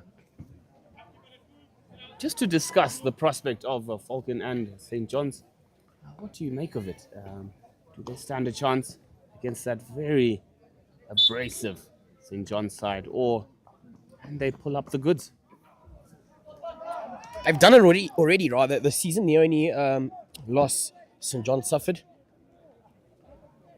out at Derby Day. So if anyone, I guess it could be Falcon, because they'll just say, right, let's revert back to that same mentality, same mindset, and do the job again. So yeah, absolutely. St. John's, however, will be more of a case of, you know what, guys, we have, since that moment, over 3 months ago, we look so good at the moment, and they'll just be wanting to revert to just the same way they've operated all weekend long, where it's been just dominance. So yeah, I think we'll, wait to see who joins Falcon. I mean, St. John's in that later dance at the moment, however. A short corner going the way of Falcon College. Could they make it a third? Yeah, possibly the third. And one would guess a nail in the coffin of the Kings. Still plenty of hockey still to be played. Peterhouse just need to get a grip on that game. We saw an exciting matchup yesterday in the quarterfinal where they turned on the magic, likes of Luke Marilia. Nick, Orphanitis as well. Fortunate backstick there from Come on, man! Like that! Come on! Come, give up quickly! Quick! so coach not happy at all. So you just little rush of blood to the head, ill discipline. Could just give the hosts a sniff and relinquish control of this match. Hildebrand into midfield. Brilliant touch around the corner here from Muzamiri. Finds. This is the play that we like to see here, that we saw yesterday, rather from Peterhouse. Stringing those passes. They just need to get into their rhythm and put themselves on the scoreboard. Yeah, absolutely. We've seen them produce the goods, this Peterhouse side. And they've got the willpower and the right men are able to do the job. Just asked to bring it back by the umpires, so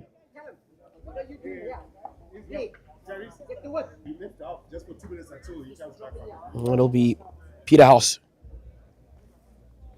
or rather Falcon, weighing out his options. I think he's looking to go aerial. He sure does, but unable to meet his marker on that occasion and finding a Falcon foot, so playing under advantage and off to that danger man, Morelia. Looked like a trailing backstick there. Lucky to get away with it.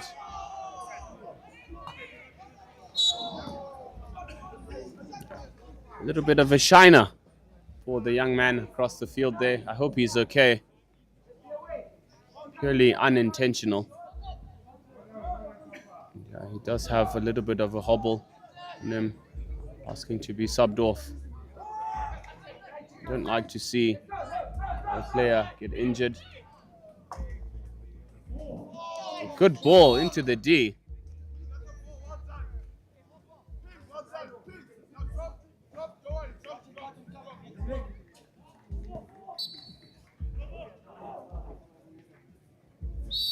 Monster overhead.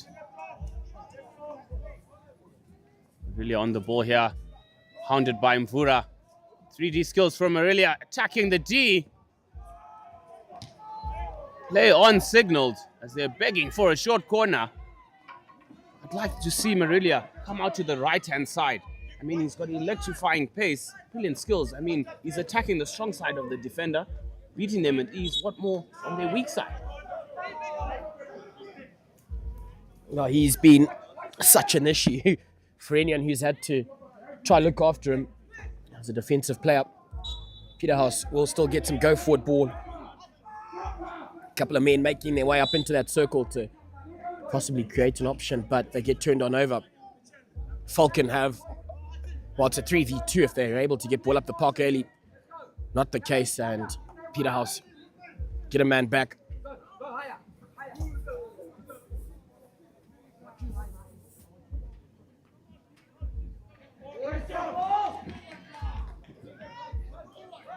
Still to take that up, cracked.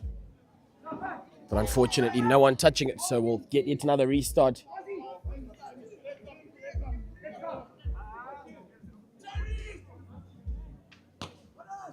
Cracked well, and Hildebrand, again with a good defensive effort.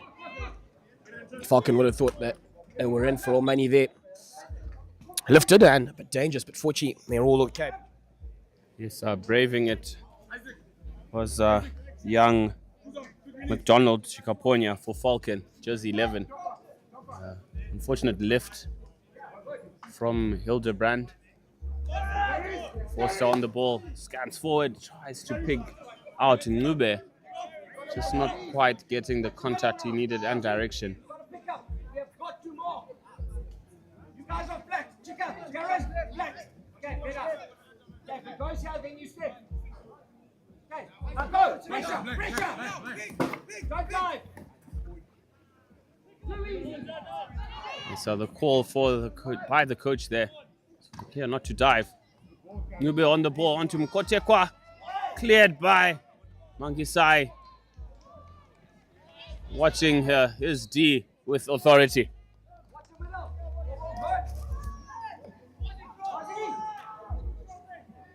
They are doing well for themselves on that occasion, but now we're hoping to keep them at bay as Falcon College are back on the attack. Very smartly put there. He knew exactly what he was doing and managed to get aside the advantage there. Boys, come on. Set the middle. So far, good. Boys, flat again. Hildebrand will hold possession there.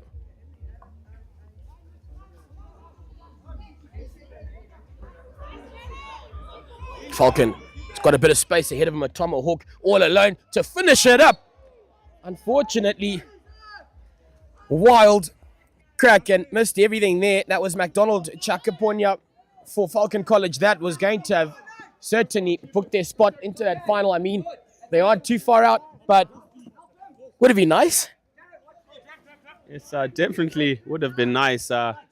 Icing on the cake for that excellent worked move from Falcon, but he just needed to compose himself a bit. He had ample time.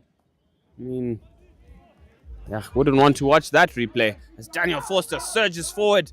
Captain for reverse take shot. Ladies and gentlemen, what a cracker from Captain Daniel Forster. Oh my goodness, Mr. Fuzzy. Wow. Dad will be super proud of that effort. And, yeah, the captain putting that hallmark on this Falcon performance. A brilliant little run. Tomahawk, thanks for coming out. Jeez, like, that is seriously impressive work. As we see a restart here, I think Peterhouse, well, they're a long way out at the moment, and it'll be a hard labored effort if they are to make anything off this, but Falcon College, gee whiz, stunned. Yes, Falcon turning on the style here, trying all sorts of things, nothing short of confidence brimming. I mean, they have a comfortable 3-0 lead, 3 minutes to go in the third chaka, and nice skills from Kotekwa.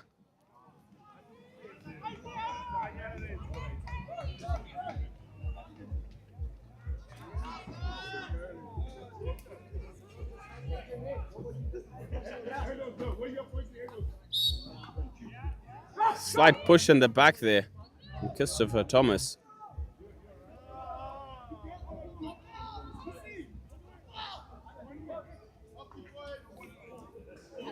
Nice ball across here from Zamiri, but nobody home for Peterhouse.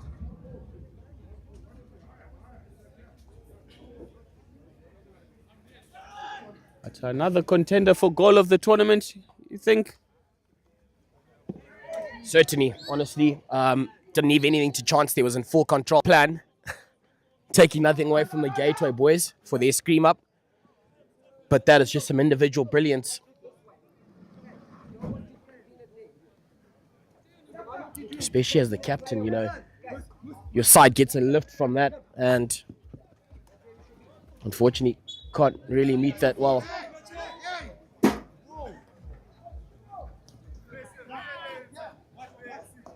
Peterhouse, that pass doesn't go to hand, and now with a man up the park, if that pass had gone through, it was going to be a 1v1.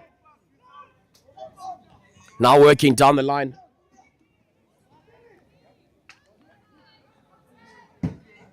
Slipped through very well, but just take it off the lines. They'll be happy at that.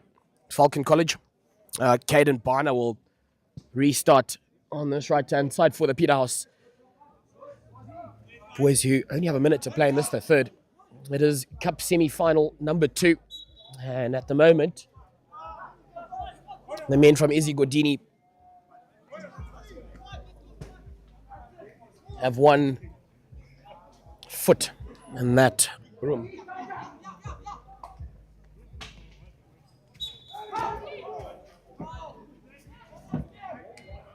And now into the circle. Just didn't make it in, but they'll get some advantage. 26 seconds, Peterhouse. If they can get something back on here, it'll spark some belief. Otherwise, it'll be a very long 12 minutes. As Falcon will have the writing on the wall. Barner. No, that wasn't Barner, I beg your pardon. Just looking to make a circle entry, that's all they need. Ladies and gentlemen, we'll get to our final break in this Cup semi-final. Falcon College leading 3-0 in this, the second semi-final. We'll catch you for the last bit.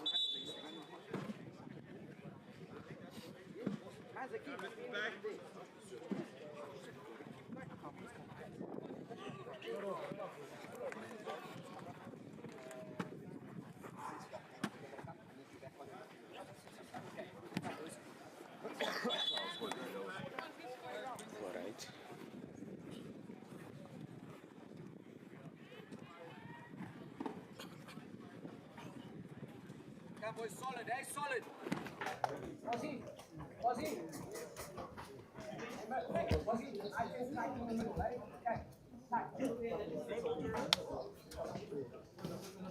Right, ladies and gentlemen, it's a very warm welcome to you and welcome back out to Peterhouse for our 2025 Super 12 action at semi-final number 2. And tell you what, Falcon College producing the goods as we get into the final quarter with them in the lead and showing no signs at all of slowing down. St. John's put on a good show earlier to book that first spot into the final over Prince Edward in the first semi. And our Falcons turn on their way.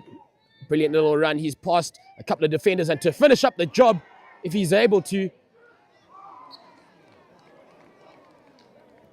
having 2 cracks at it, but unfortunately not quite coming off.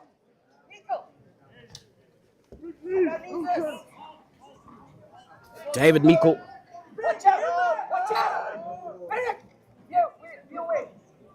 Fortunately for Falcon, they still sit with a 3-goal cushion, so won't be the end of the world. That missed opportunity, but it'll be good for him to weed out the rustiness, if it is that, before they take on St. John's in that final. Stay wider here. Stay wider. Chica higher. Cracked really well and unfortunately not picked up really well. Bono resets and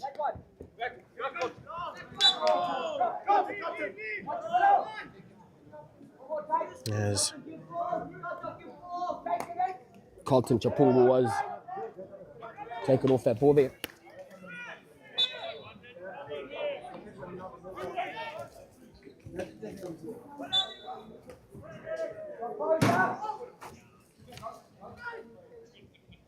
Looking to go aerial, Falcon only finding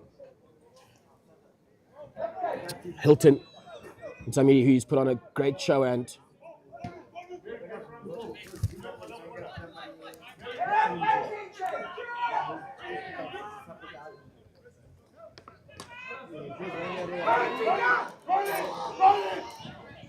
Falcon with 2 men up the park. And to finish off the job, easy as you like, really. They made it look like that. I think that is Mkotekwa, who gets on over for Falcon College. That is now looking very gloomy for the Peterhouse side. I don't see them being able to turn things around for themselves here, committing far too many men up the park, and their efforts to get themselves a goal as well. Hasn't worked out for them. And now Falcon will just need to keep this intensity up, just see it out really, because they've done the job.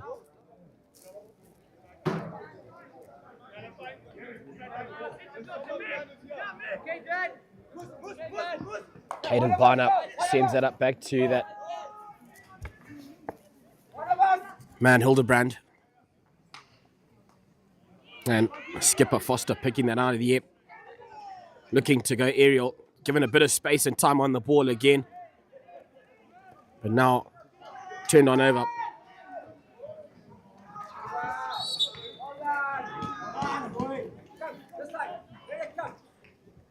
Now take it up while meeting each other so well. Falcon College at the moment looking to send that out into the circle to possibly create something into the circle. And Miko tried to one-time it, but unfortunately not in control.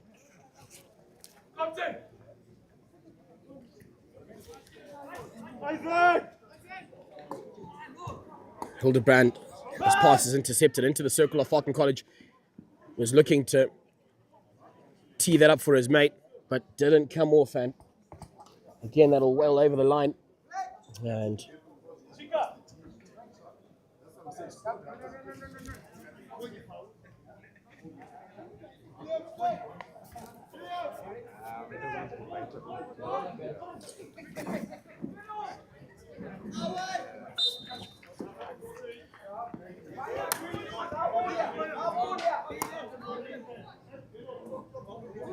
so Falcon, they go over the top.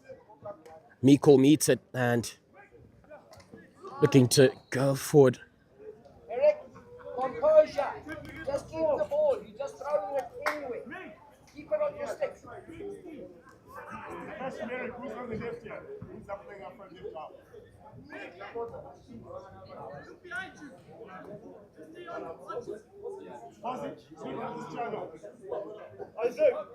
Isaac! Turned on over and Vura sets it up early for Falcon College. Oh, chaos at the back there, and Peterhouse will regain possession there. Hildebrand up the top of the park again for Peterhouse. Almost looks a bit helpless, as yet again no one is there to clean up.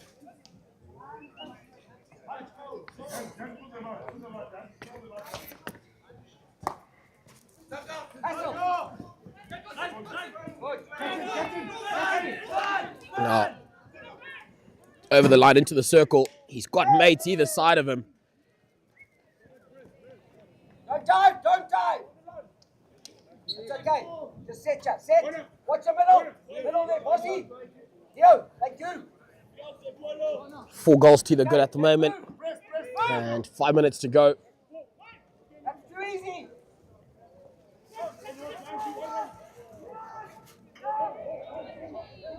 Down the line, a good little run. He's got to find an option soon into the circle. But again for Peterhouse, they don't have the right men at the right part. So the park, a short corner, will go the way of Peterhouse.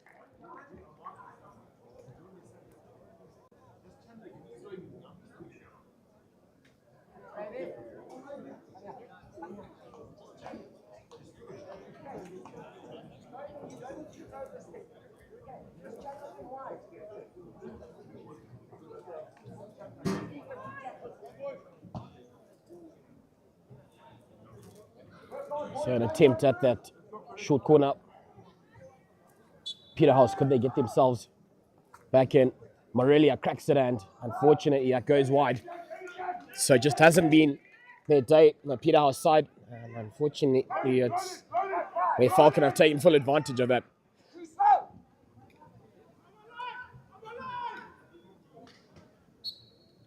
are throwing sticks.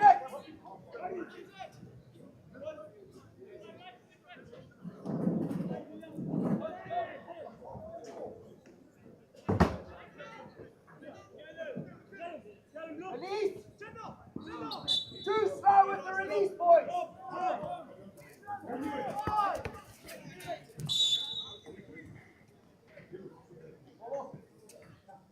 as Falcon will make a change in goal.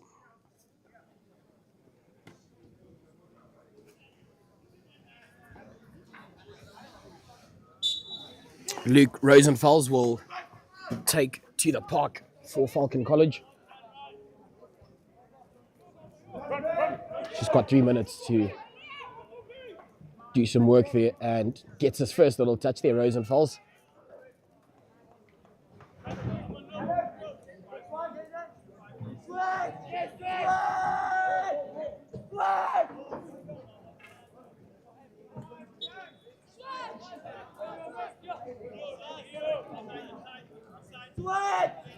Watch!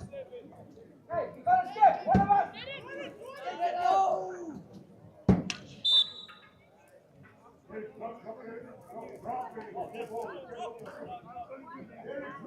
Come on!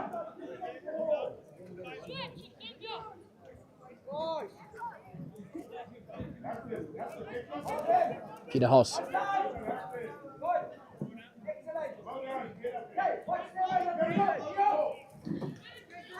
Caden Bonner looking to make an entry, but now into the circle. Just ran away from him. The Falcon defenders, I think that is Vurup.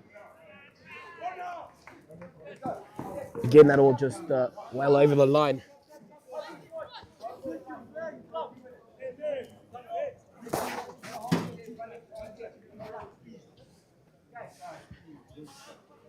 Just quite hasn't been their day, and with 2 minutes and 7 seconds on the clock, Peterhouse in possession. Caden Bonner.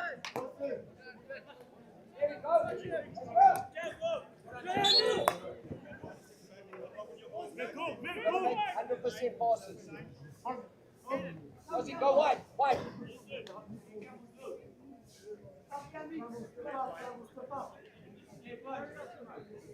Haji, just hold it. There. Joe ball.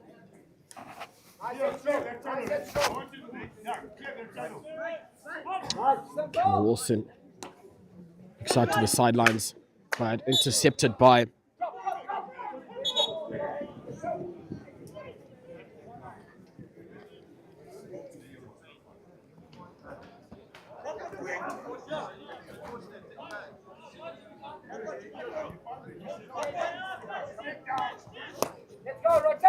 Bonner goes left.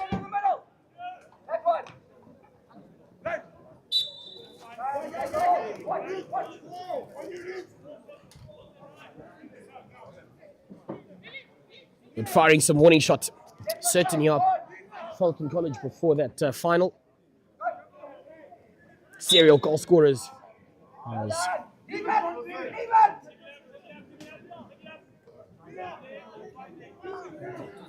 Campbell Wilson. Peterhouse just need to put that away, but again, it's great work indeed.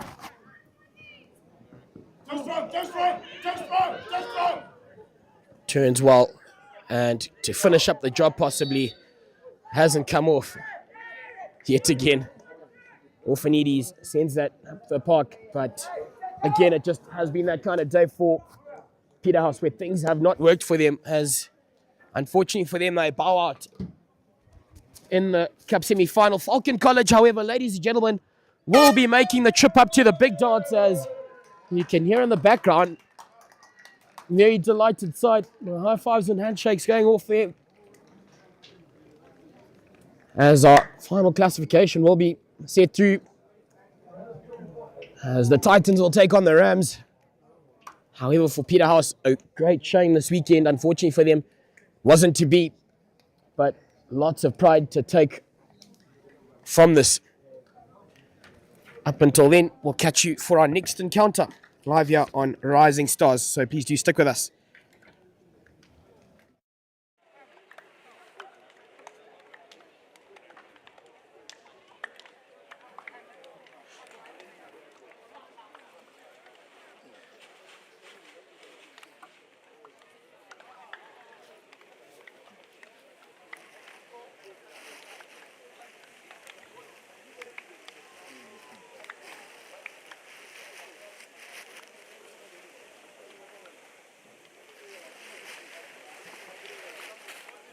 wachinja amashots ena.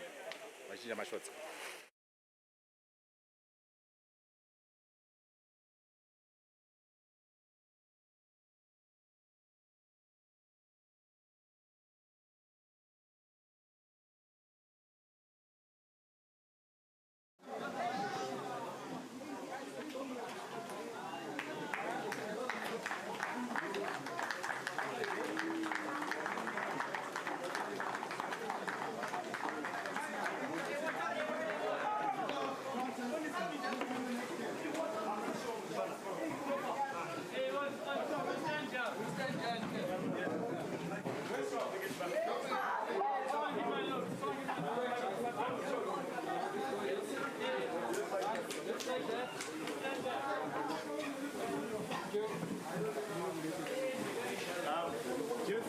Just say, we're rubbish here. I was protecting the remote.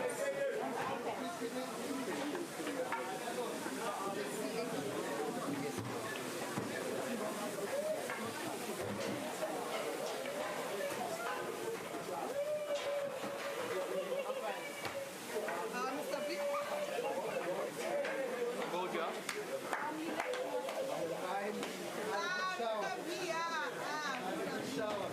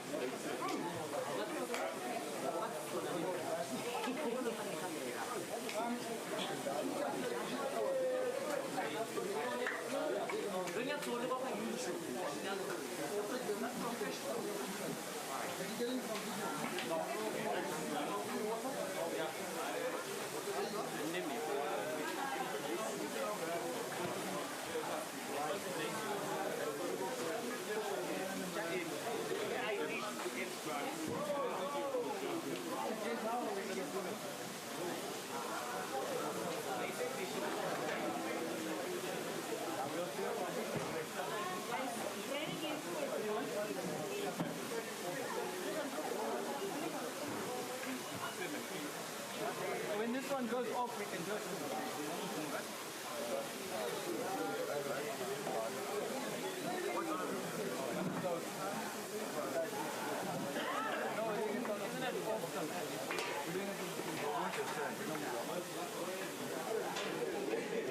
Yeah, we do it now.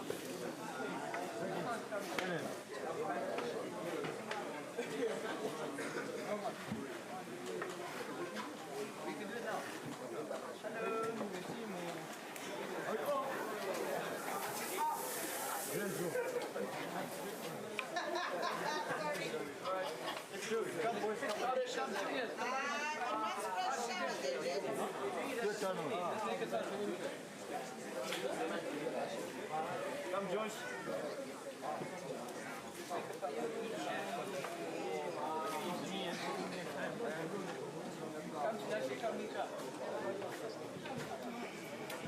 You and stretch out of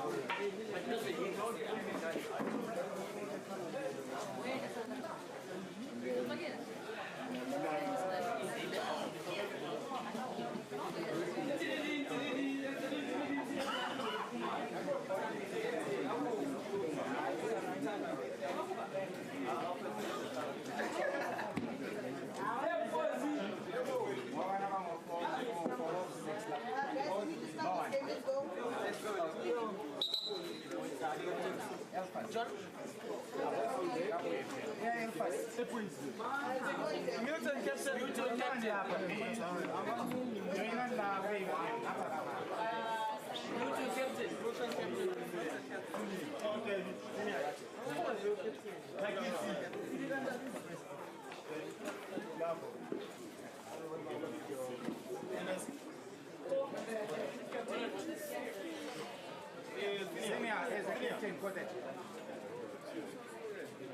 Let's go. Can we do the clapping after? Sorry. They've got 30 seconds before that.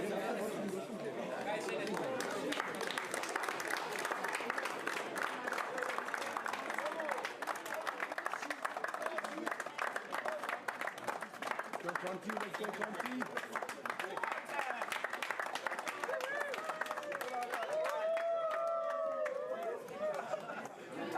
Nicholas,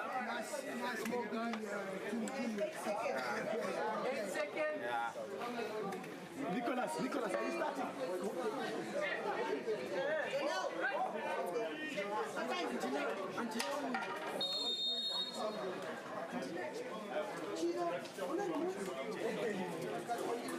So welcome back here, ladies and gentlemen, to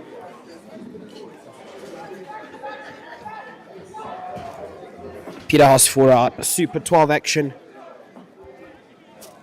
We have match number 25, which sees MILTON taking on PETRA.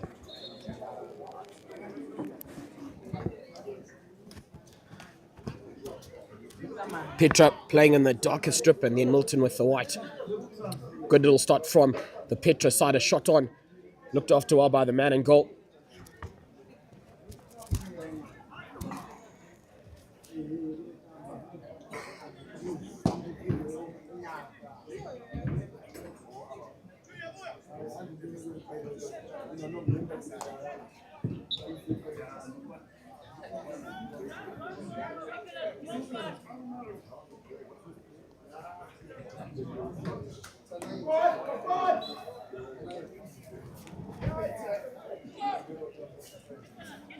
Looking to just send that over the top. PETRA do a good job of plucking that one out of the air.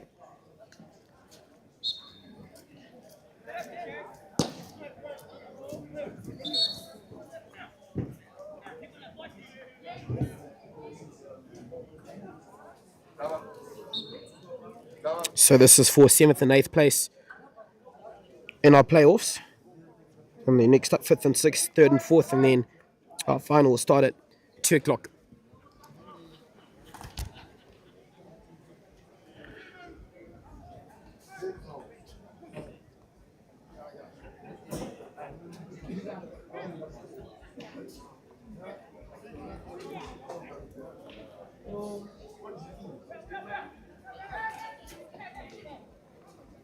Push up, guys. Push up. PETRA will... he's got so much time on that ball. Almost came to a standstill. The MILTON defences, they've put on a very great show this weekend. Unfortunately for them, yes, the results haven't really gone their way. However,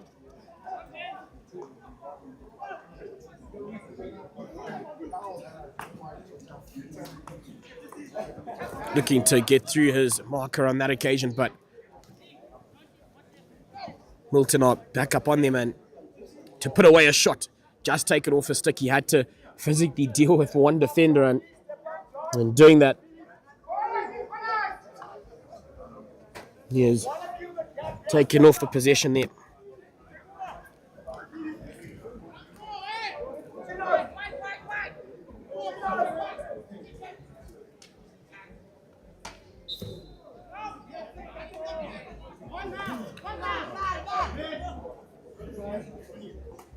Beautiful little pass, but looking to get an interception away. PETRA putting on a fight there and not really allowing that man to get a shot away. So PETRA will have possession going up the park.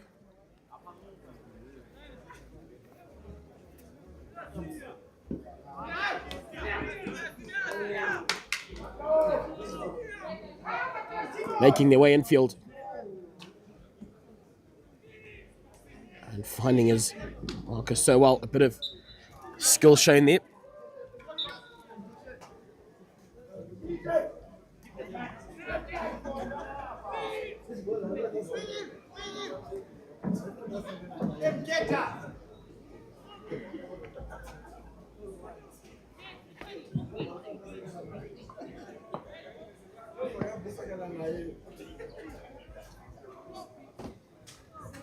Beautifully looking to work his way through the defenders on that occasion for PETRA, but just slow down. They go across the park, and it'll be MILTON through Senior Mpofu.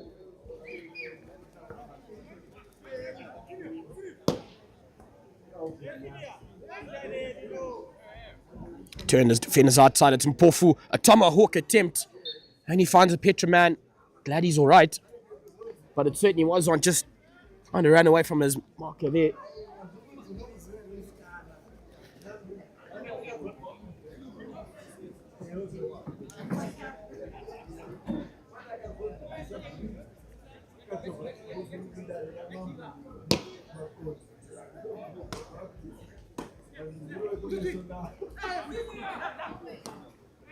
Senior Mpofu. I almost keep calling him Senior Oat.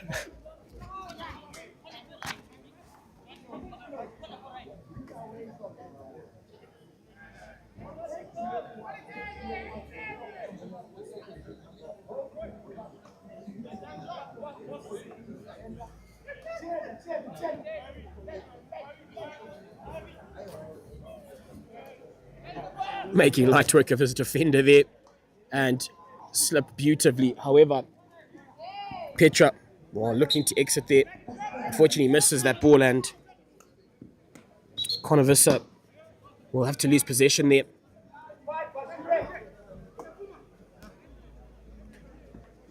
Emmanuel Klanga, the man for Milton to restart their action there. Onto the open end. They just need to make it into the circle, one would feel, because Petra have just kept them out through all of this play. And now he's got a runner up the park. He's got to lay it off early, one might feel. But they're running away from him and giving him space. He's into the circle now, still going to finish off what would be a brilliant goal. The Milton defense is there just guilty almost of letting him have that run. Daniel Stevens.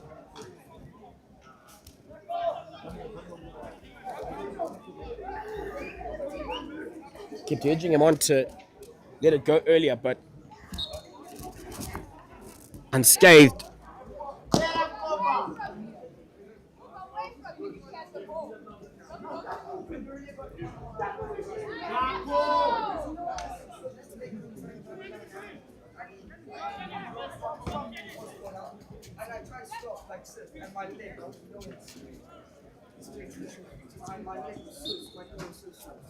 Even though I can't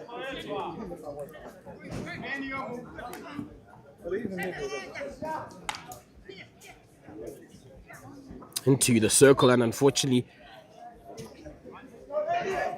slips. So we'll restart again.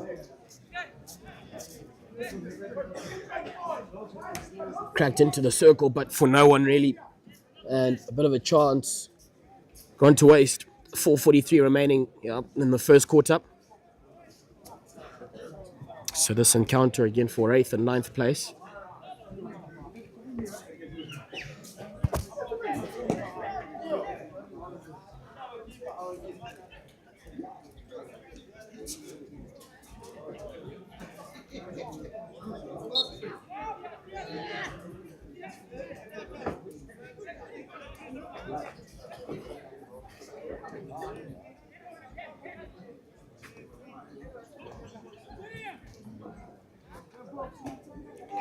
They just, such great skill, this Milton side.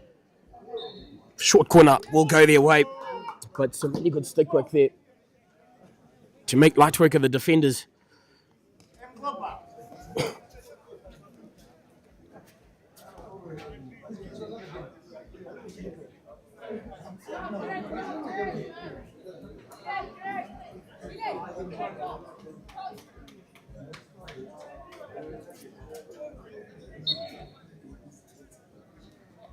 Unfortunately, that hasn't quite worked out for this Milton side. Senior Mpofu, the man who is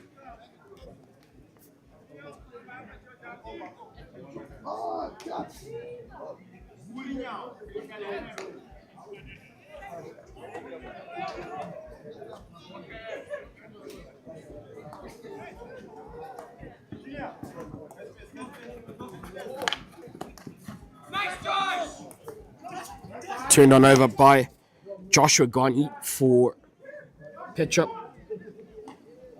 who have been forced to defend for periods, but they've made it look good.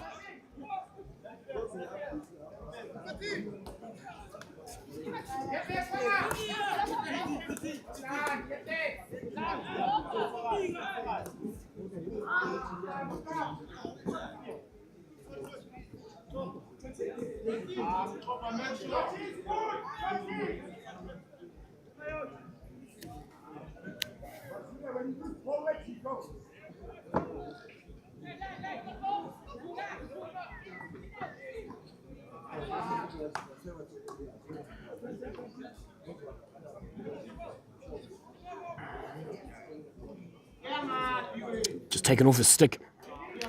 He had options either side of him, but chose to go alone. Unable to meet that, but Konovisa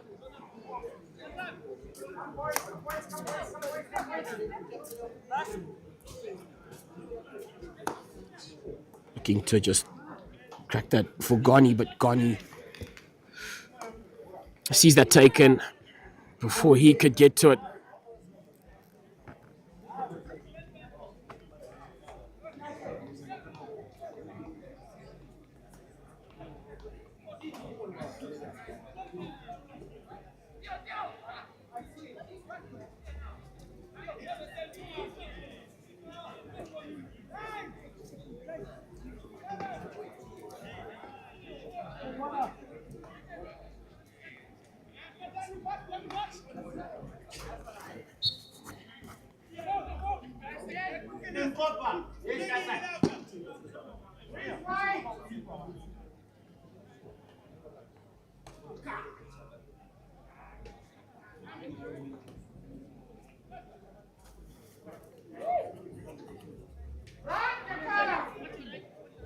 Just past his mate there and still to go up. Dances back onto the outside, but again, it's been good little build-ups, but they just can't actually make much of it.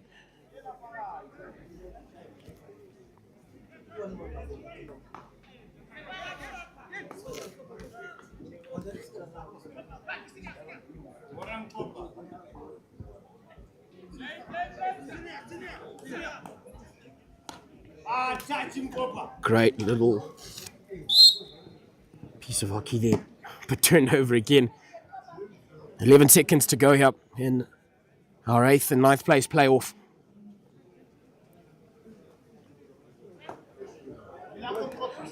Gani as in this encounter, ladies and gentlemen, we find ourselves without a goal after the first quarter. We'll catch you for the second.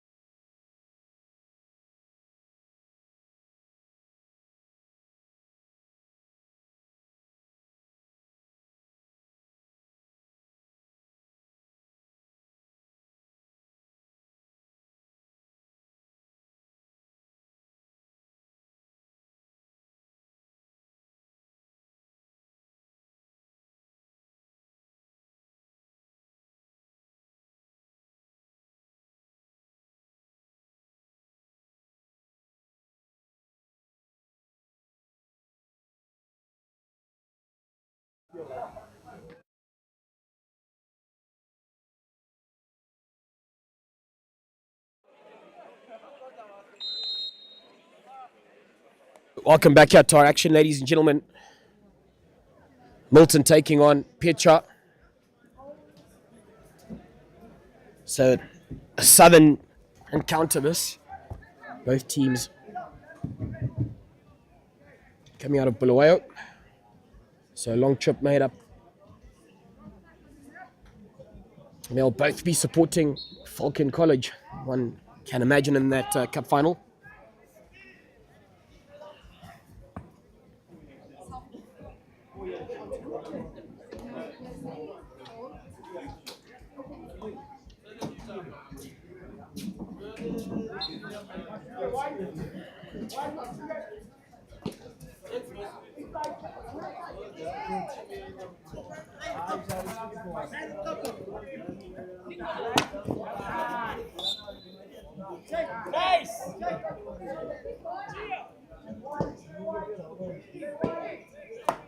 Out to the middle.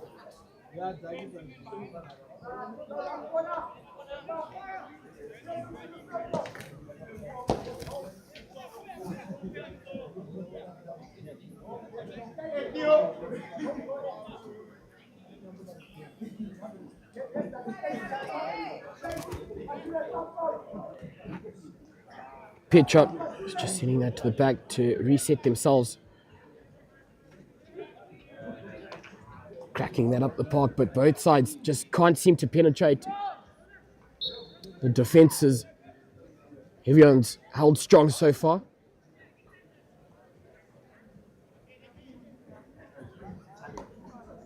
Step out, step out, step out.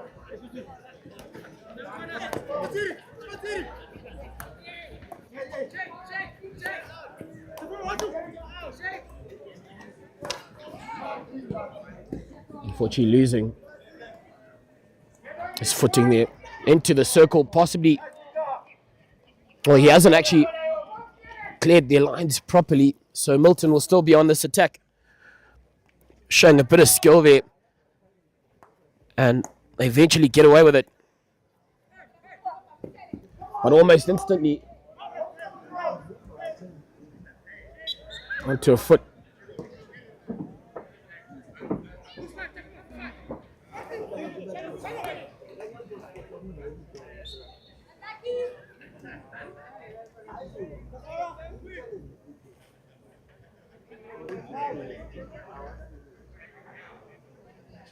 Now Milton.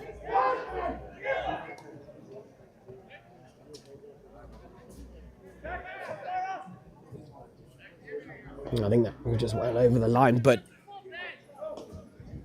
you'd like to see either side's just,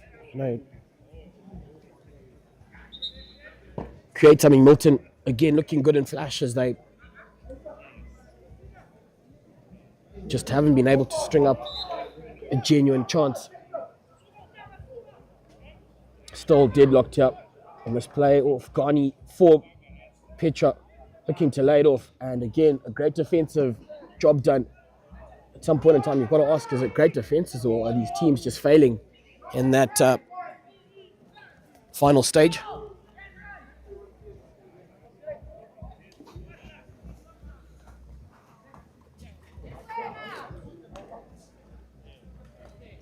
With a man setting up, can still take it up. But again, like I've said, pretty much every single time we've seen a circle entry defended well, and they'll get away with it.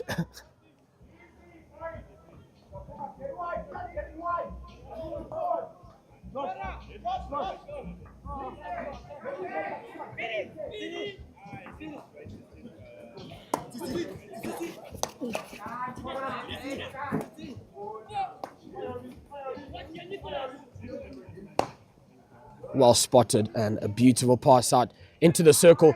They need to put away the shot, but again, flat-footed in that attacking work and in that final facet of play. More of a direct approach needed, one might feel. If you get the chance, just put a shot away.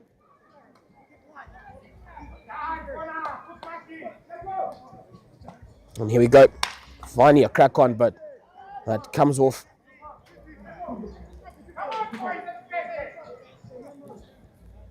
Well, Milton will take it long.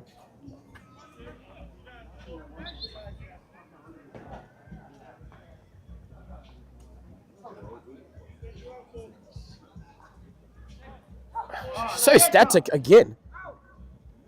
Almost as if he was unsure of what to do.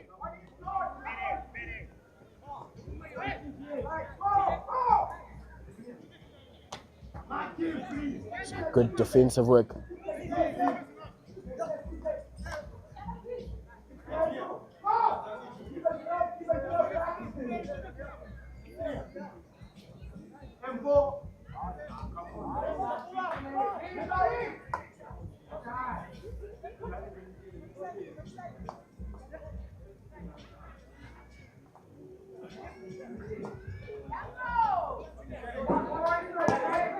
Thought it off their lines. and nothing coming off of that.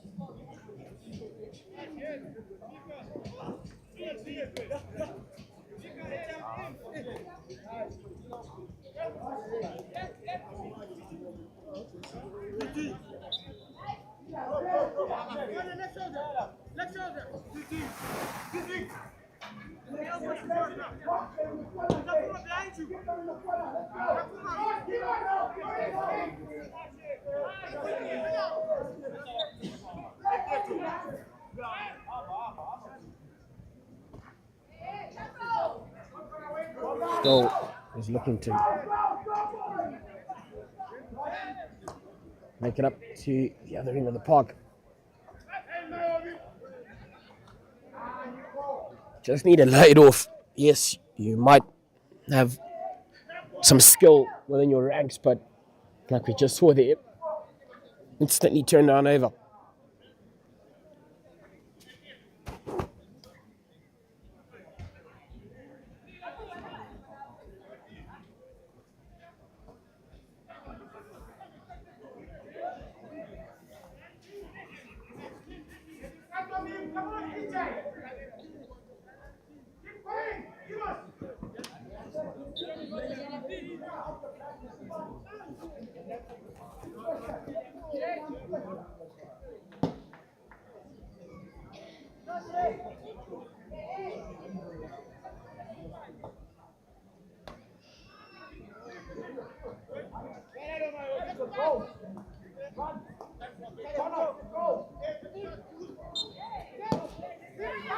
.340 as we edge close to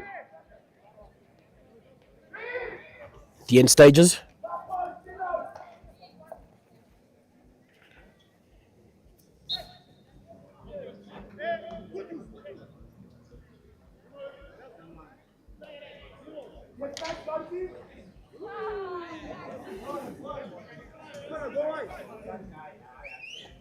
Well,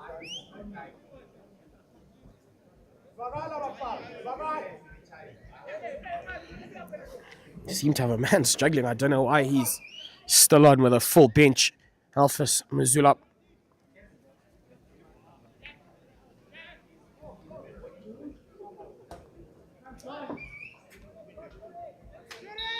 Short corner. Goes the way of Petra.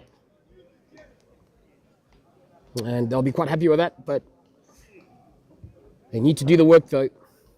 And it's got to be an accurate one at that, as finally that man who struggled will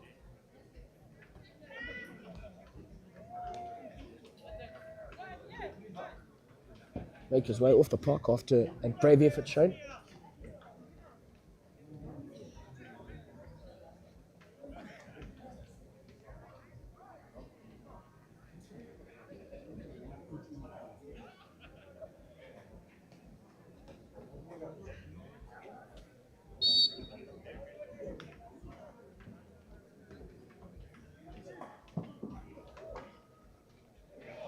Two attempts, but unfortunately it doesn't quite work off for Conavista.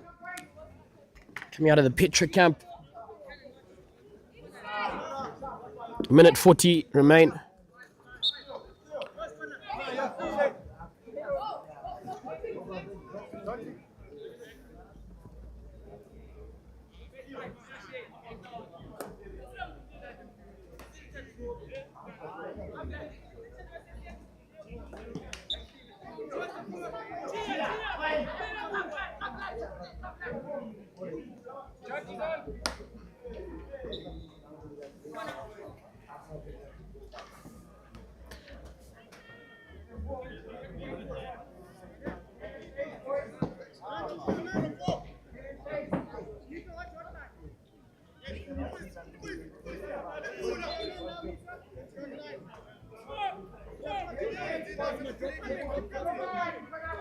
49 seconds are all we have remaining as we'll get to our halfway break.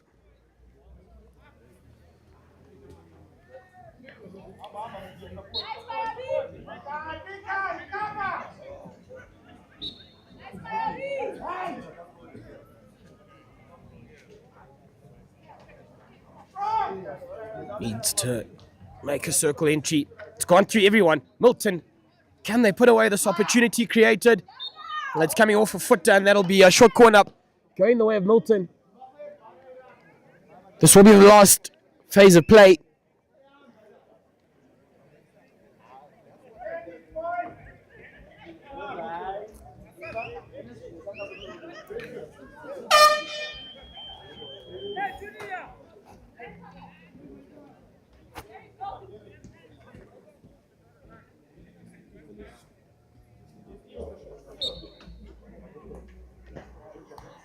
And slipping it out. They've done well. And goal right at the end of this second for the Milton side.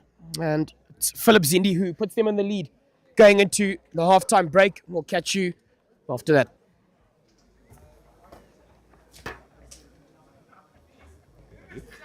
Doing an interview.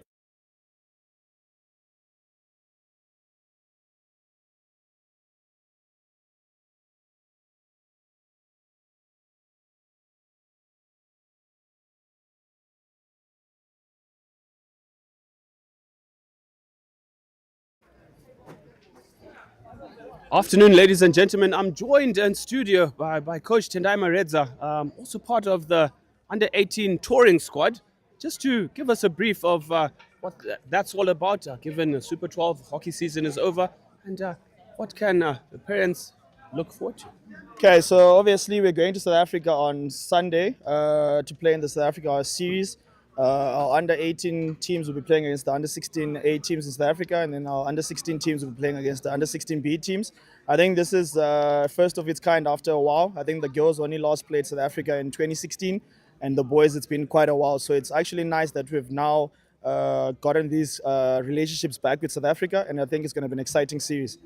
Exciting series, it will indeed. It's all about the development of the game, building it up from under-16 level, under-18 level, exposing them to that next level of hockey and choice direction, rather, that we'd like to see the continued growth of development of the sport in Zim. Yeah, so obviously I think the biggest thing now is just to develop those kids going up to under-21s. I think already we've got our under-21 girls teams going to the World Cup, which is good. Let's try and also get the boys and the men's team to also have that standard to go into the under-21. So this is a big step in getting that, and then we filter that into the national sides.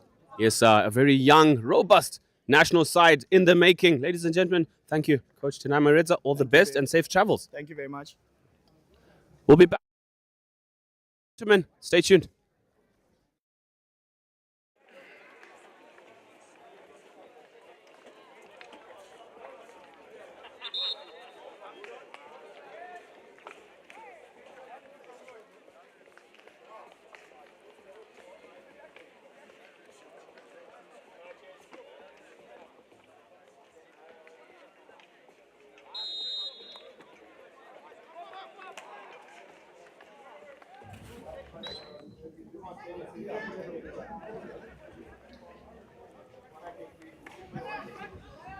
And we're back up as a goal right at the end going the way of Milton as they hold a 1-0 lead in what's been a really laboured encounter.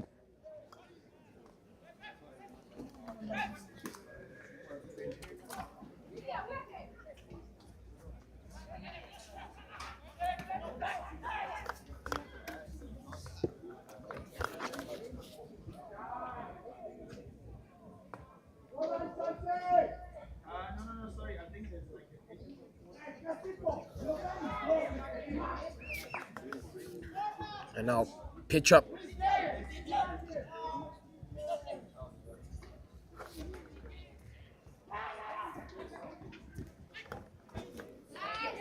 Well, a good little run there. They thought possibly that could have been the opportunity had a couple of men.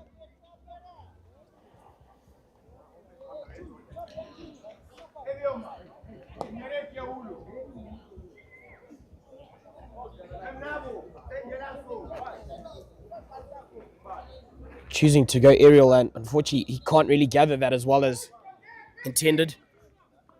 Petra, they've got all of these chances they keep creating, however, not making much of those chances.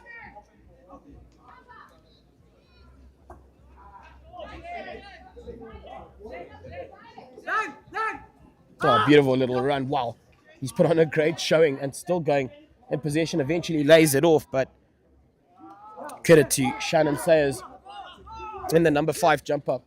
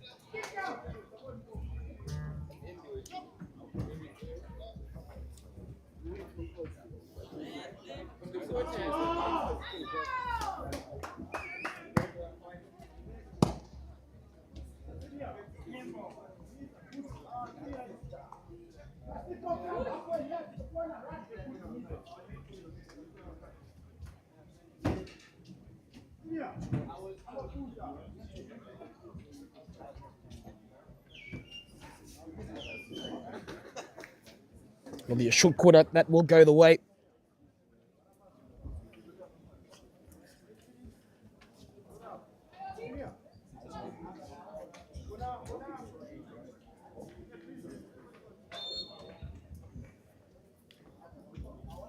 MILTON, if they're able to complete that move, they have.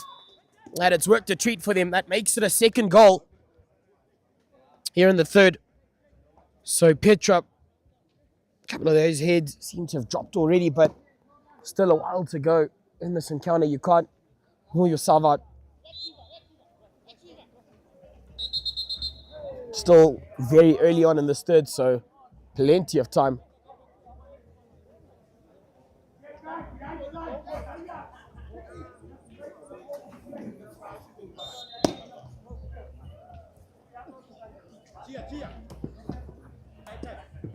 Coming off the foot.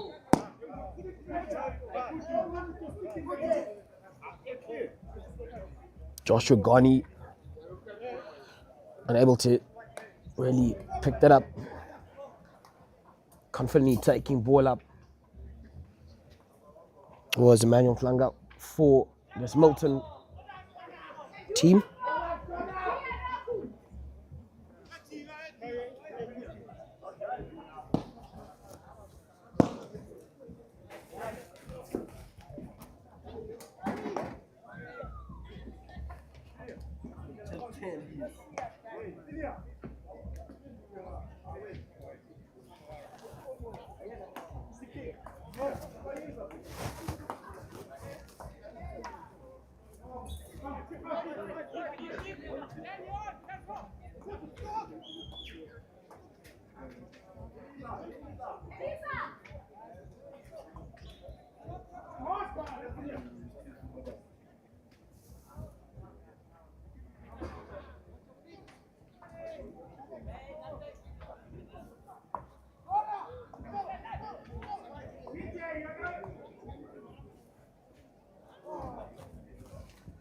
Six and a half minutes remaining in this, the third.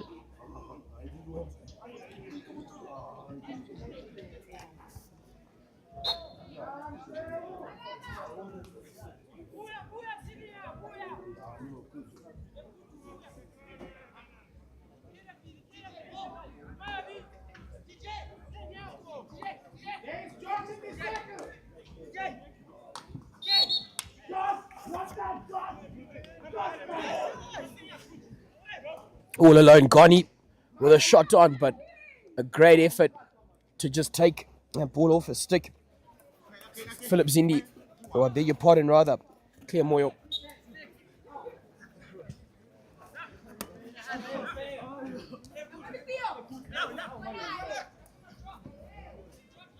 Moyo to collect.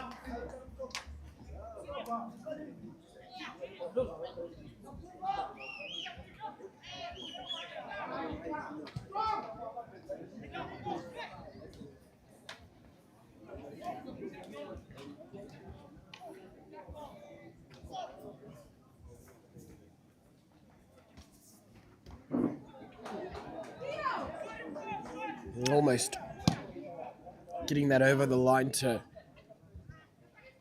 add an extra.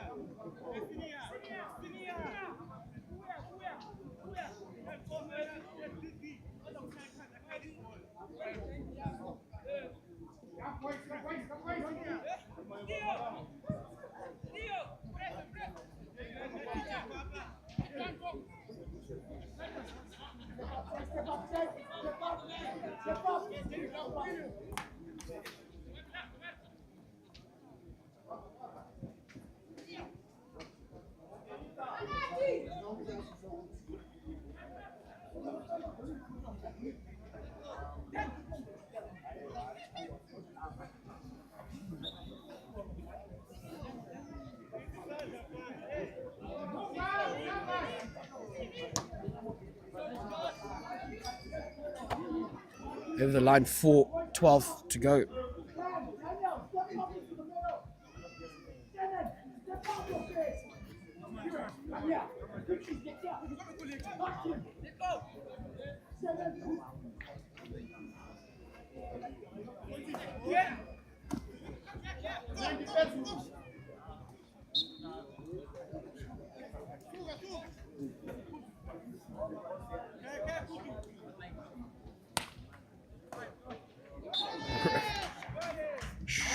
Forward corner goes the way of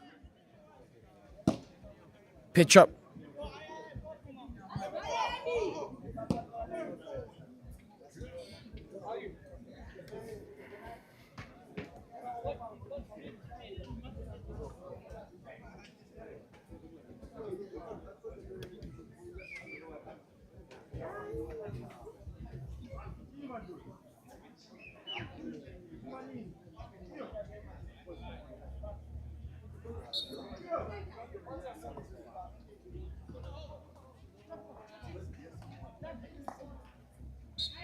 Yet another crack at a short corner.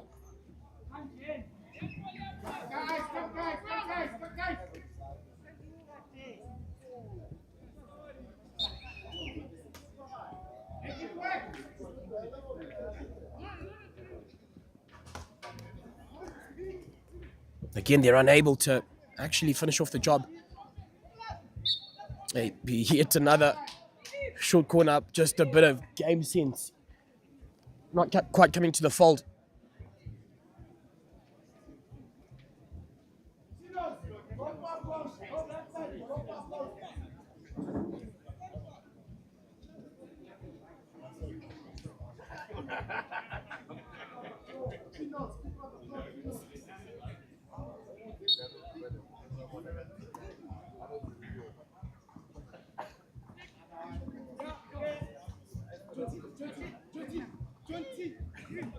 A tomahawk attempt just goes wide, but Jonathan Stevens was certainly onto something there.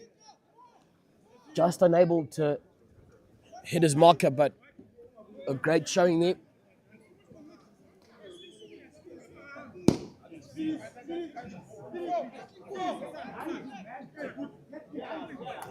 And now, Nicholas Majoni.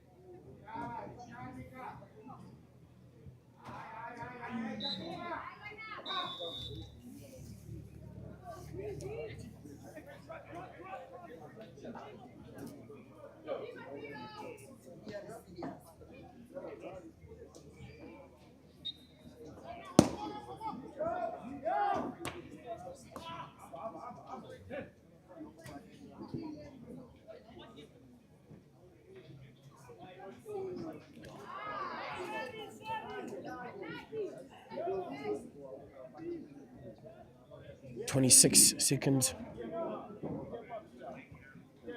are all that remains.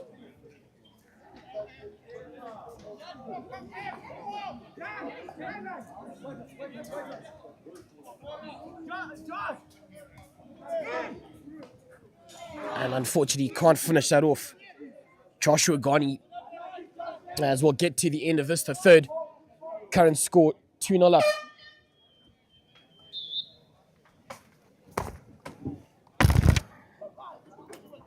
Gents.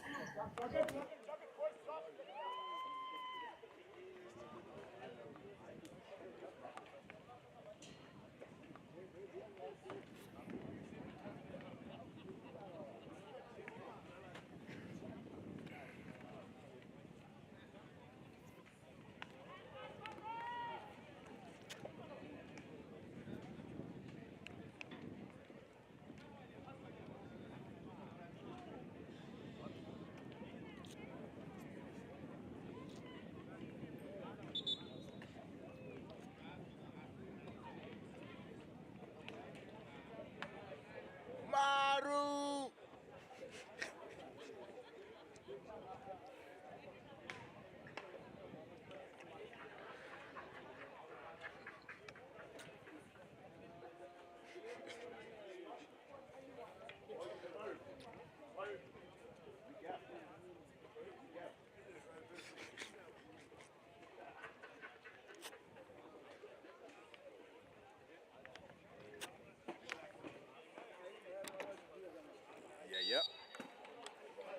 Back, ladies and gentlemen, as we're out at our 2025 Super 12.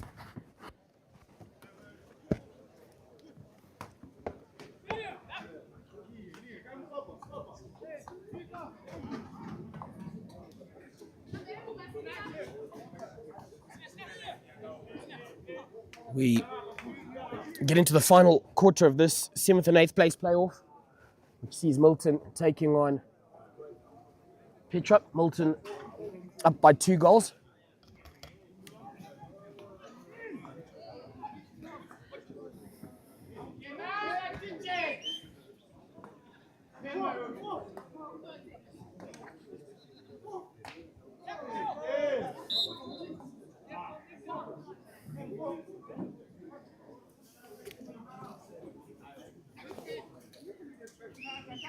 They currently find themselves 2-0 up.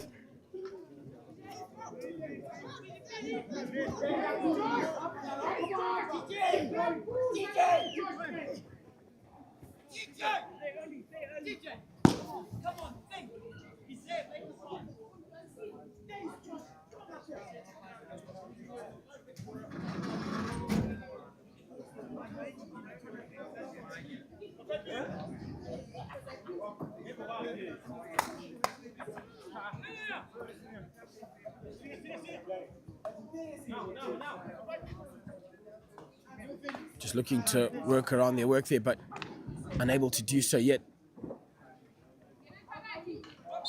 Certainly finding a short corner and a chance there.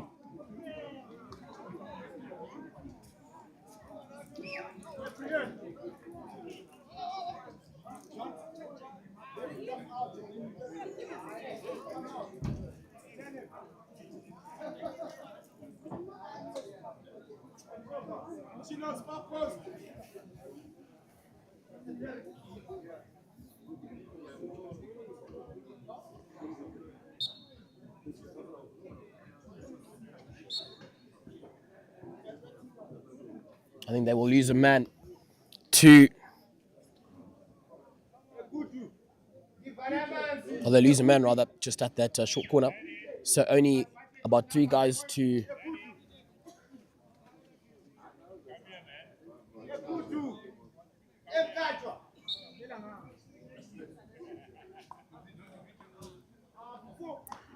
shot on, and just to possibly try take it off. Petra just needing a bit more of a showing, really. A bit more of a fight. So I need to go back. Thanks. Take your left. Let's give up 5. Think, please.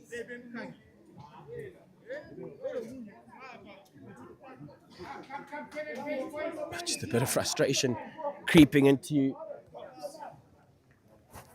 this camp as they've just gifted possession straight back to Milton.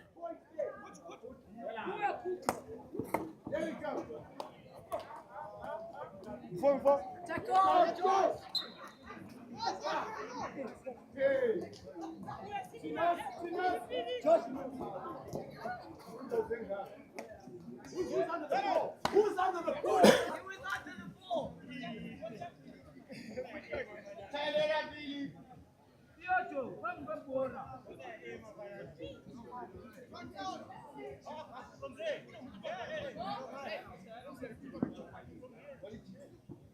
From where? Richie, from where?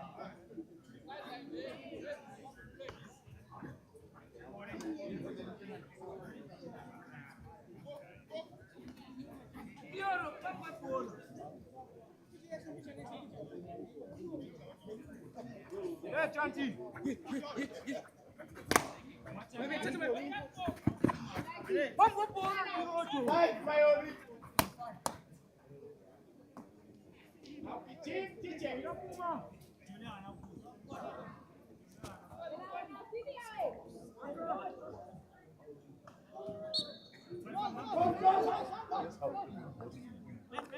Now,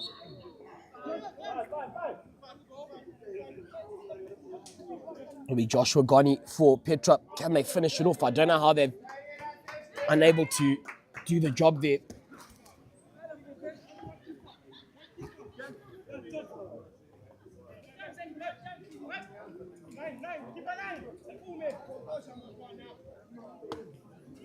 And just lifted back up now, but under the pump. A shot on.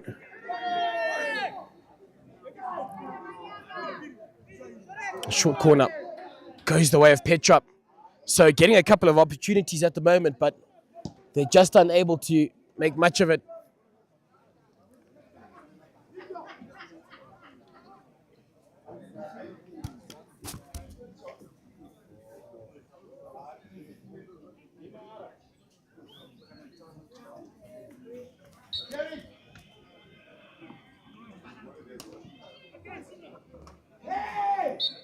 And Milton survived yet again, so Petra have had the chances going their way, but if you aren't able to convert,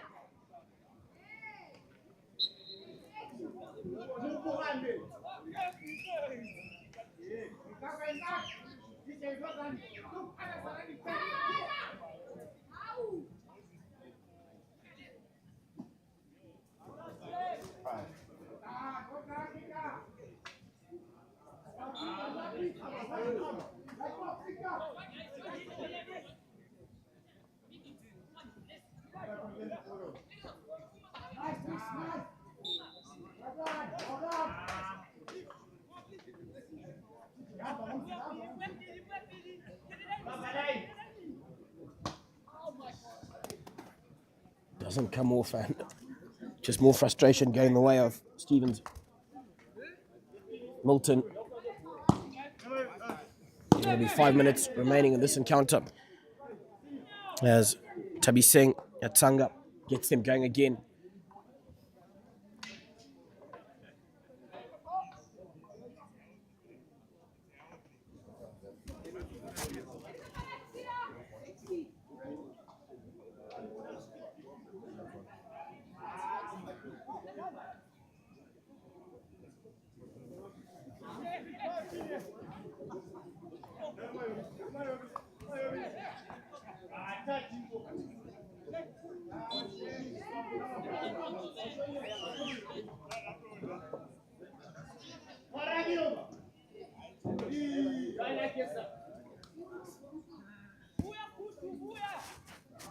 Four and a half.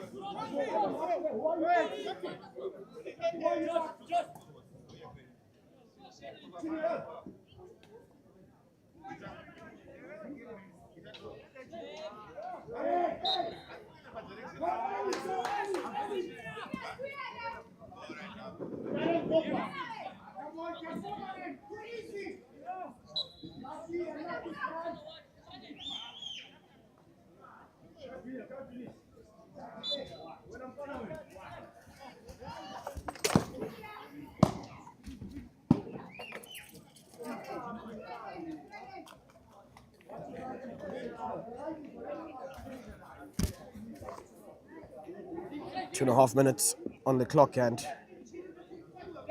Petra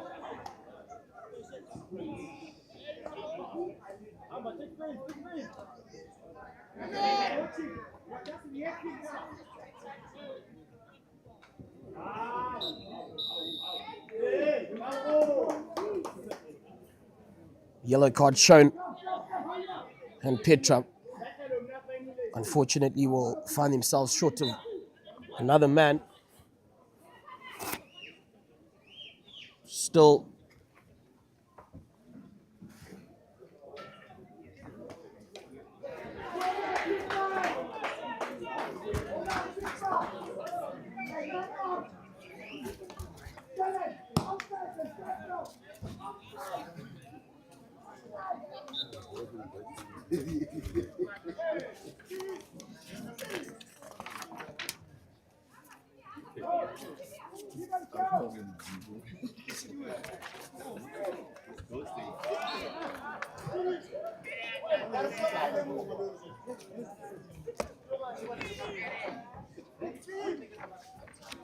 with 1 minute and 18 seconds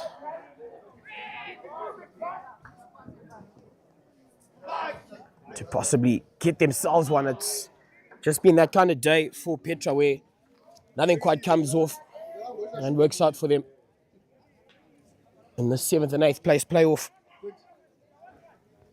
Next up, 5th and 6th, which sees CBC taking on Hellenic.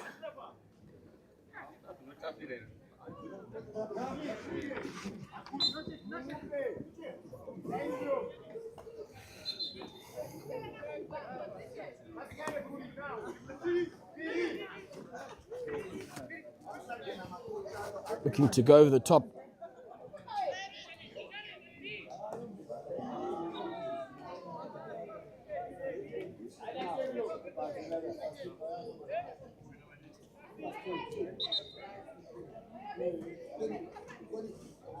"20 seconds on the clock.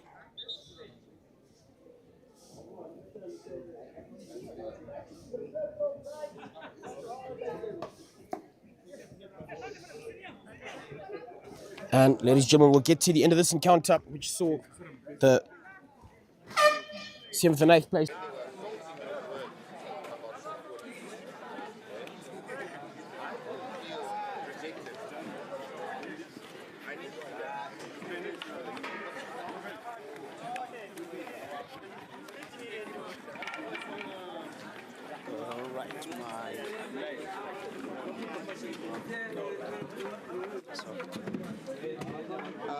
My battery is dying out.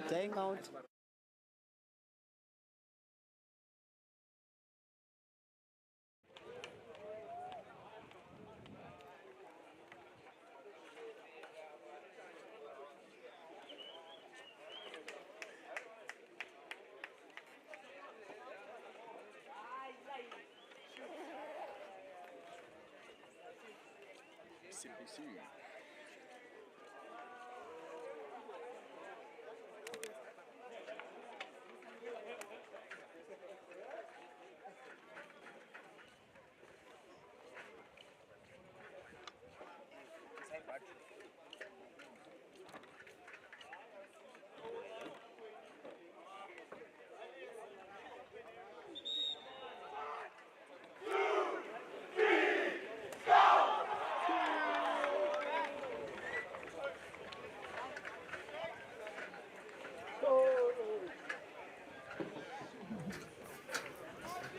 Afternoon, ladies and gentlemen. Ben back in the booth under the tent. Somewhat of a sunny and cloudy day in Marindera. Classifications, finals day, day 3, 2025, Super 12. It is CBC to take on Hellenic. And 5th and 6th classification. Both sides we look to finish strong. A very confident looking CBC and a somewhat resilient youngish side of the Hellenic boys, the Spartans, as they call themselves, versus the Skulls. Couple of players to watch out for. Mackings, the Mackings brothers in the Hellenic side, number 18 and 9 respectively. And then the Gomez brothers here with Louis Gomez, jersey number 10.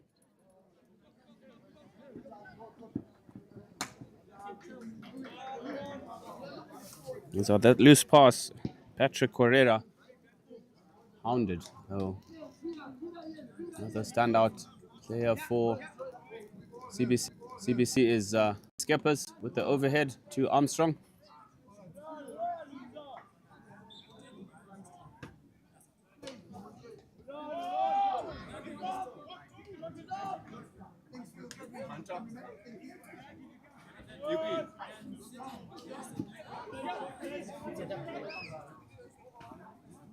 Nice turn that was there in midfield.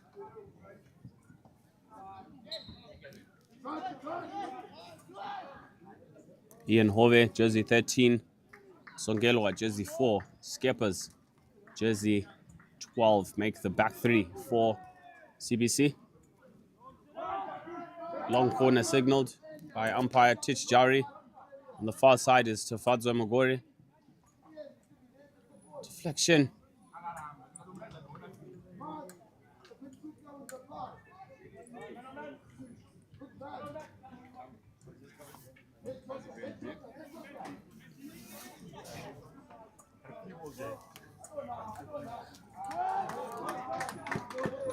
Well worked out here by CBC.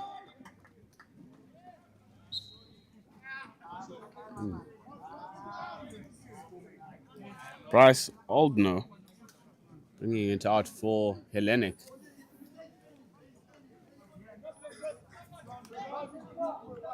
Skeppers to Msongelwa. Out to Hove. Hove drives the ball. Checks inside. This is a stick tap.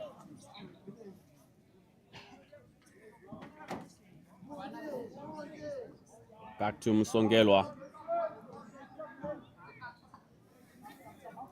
Cross to right back. Blaze Skeppers with the slider.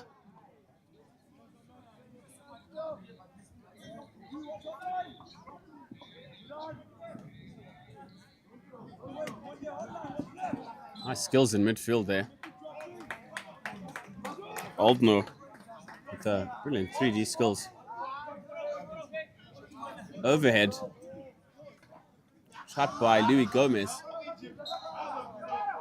Under the attention of Sam Birch. It was rather Mario Gomez. In jersey 6.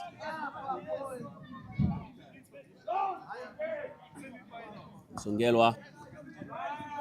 Misplaced pass there. Intended for Skeppers. Not quite getting the direction.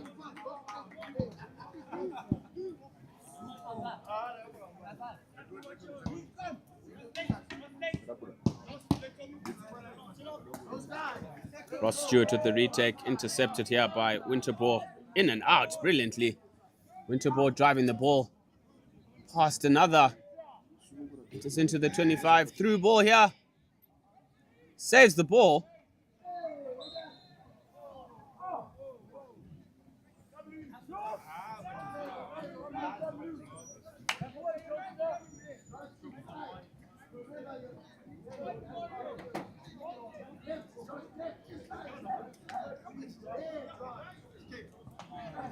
Armstrong with a strong challenge in there. Getting the ball.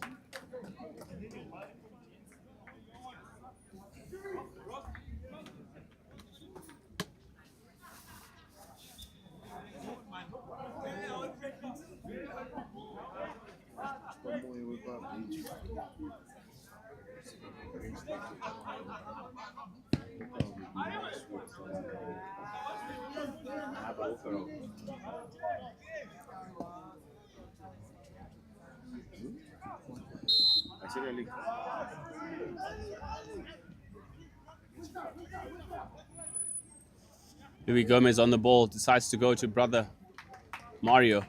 Nice flick behind Sam Burt. Dyer backstick there.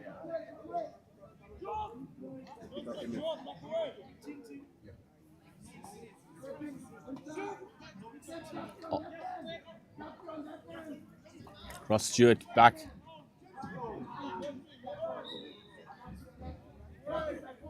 Takutsu Atomo building it up there.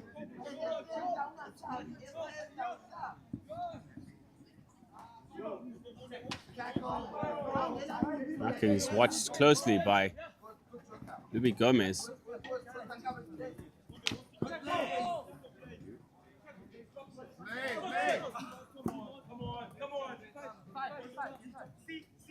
Marking's appealing.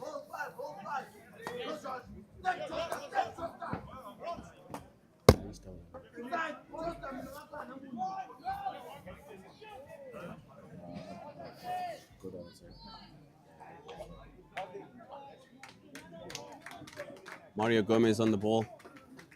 Oh, nice 3D skills round the back.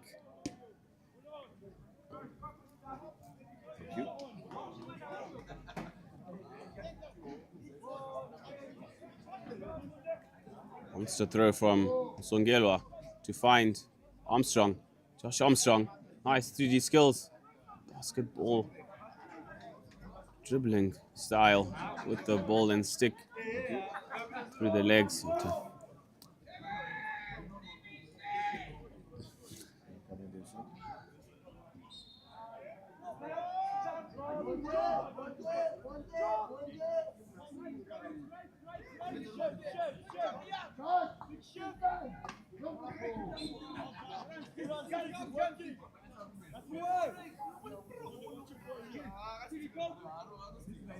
Overhead.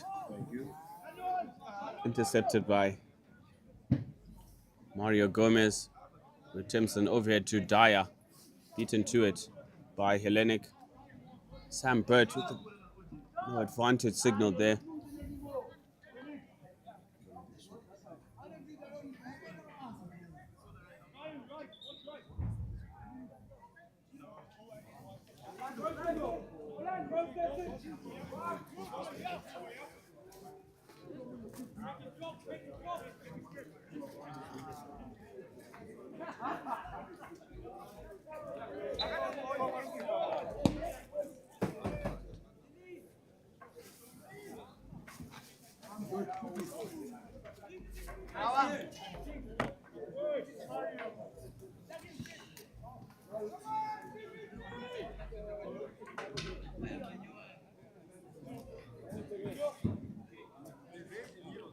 This game are rather slow at the minute.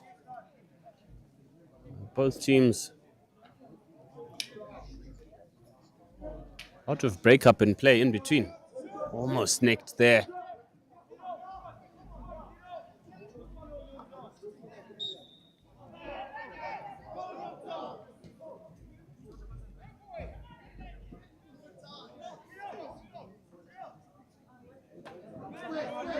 Mario Gomez to Winterborn. Winterborn with the nice skills. Shimmy shot across the D. Excellent skill, young man. Leaving the defenders for dead there. Shimmy left and he went to the right, creating this open stick shot. And my goodness, did he bury that in the far left-hand corner. Some much needed action. The crowd has surely come to life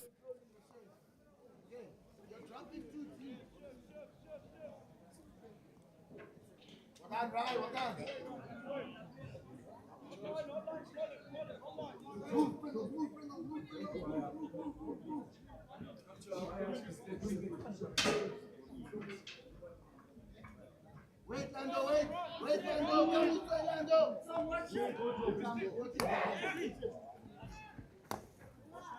Let's run into the corner here. Fortunately, just coming off his foot. Good lead run, though, from Caden Mulea. From that Oldno through ball. Louis, no, come. Yeah.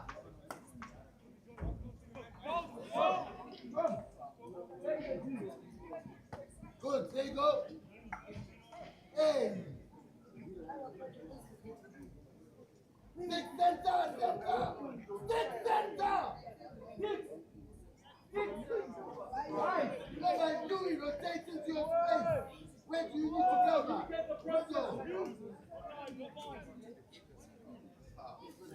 There's a hit out here too.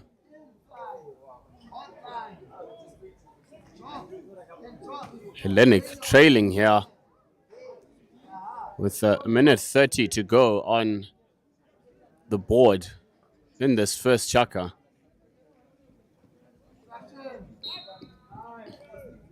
Obstruction there in midfield. Sam Burt and Oldno over the top by Louis Gomez.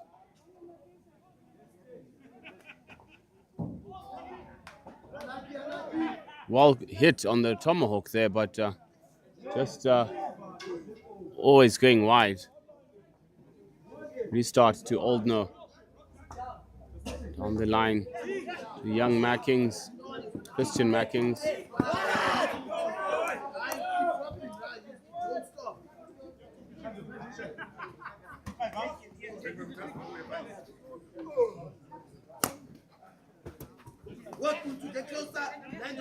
Mulea on the ball, lays it back to Mackings.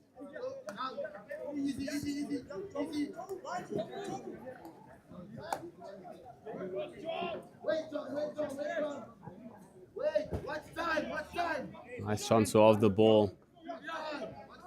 Intention of possession from Hellenic.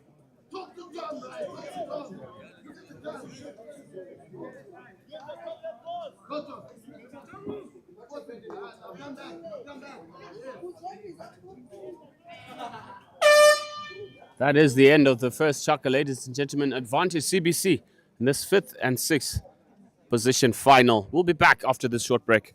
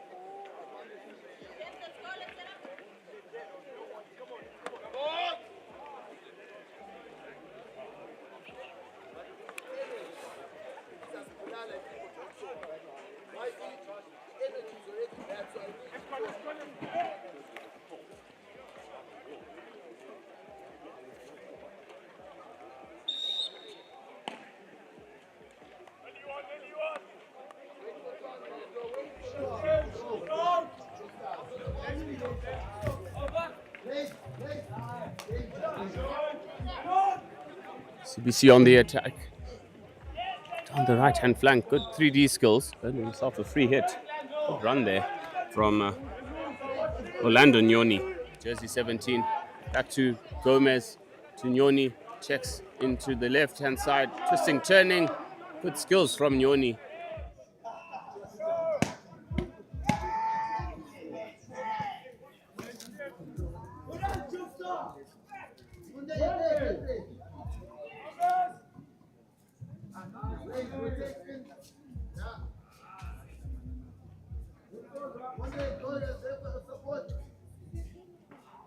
Attempted sent in.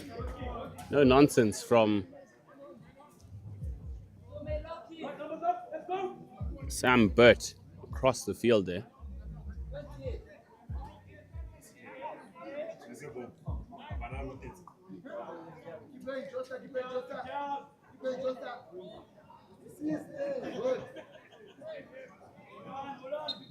Quickly, I can find.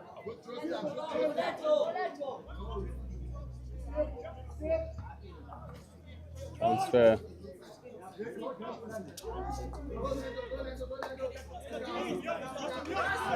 Nice skills by Ross.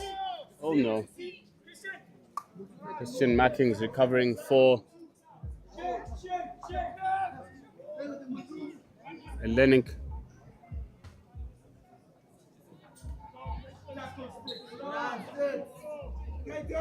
No, Louis, slow down. Monday, Lawan. Please, higher, please, higher. Back to Msongelwa. Across to Skeppers. Picked off.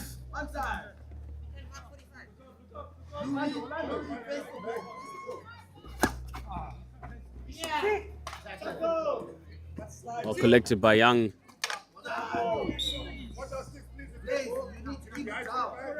Remember, we said no slider. That's fine. Just. Old no on the ball. That's Ross Stewart, rather. On to Mackings, Christian Mackings. Back to Stewart. Stewart.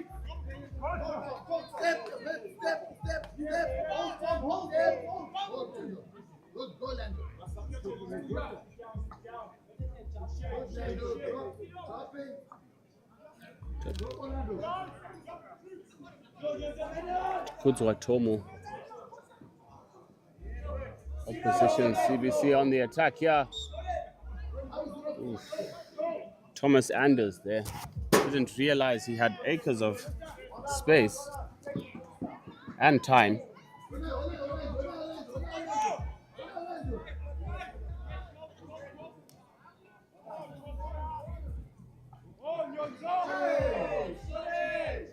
This is a short corner. Nice move there from Thomas Anders. Playing it into the feet of the HELLENIC defender. Second quarter here. CBC up by a goal to nil. Skeppers. Songelwa looking to convert.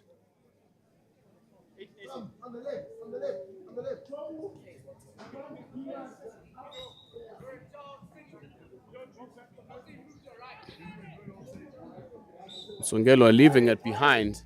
Just backstick there.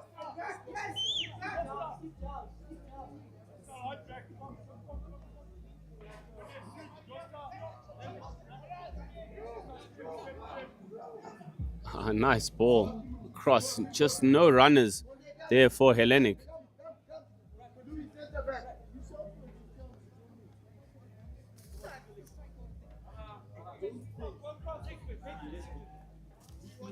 So as our media is just going around with our mobile cam, giving you the best views from the supporters in the crowd.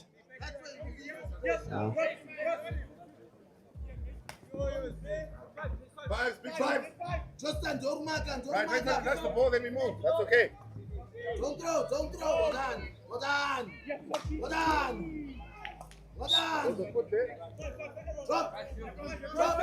We will try and bring you a lot of good action and some feedback from those in the box seat experiencing the live action.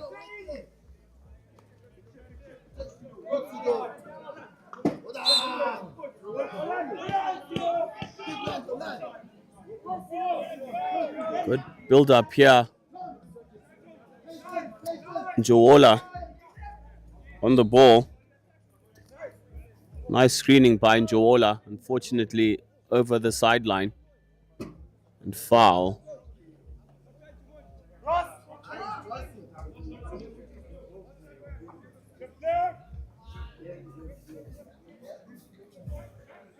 Sent across the field. Back to Njowola.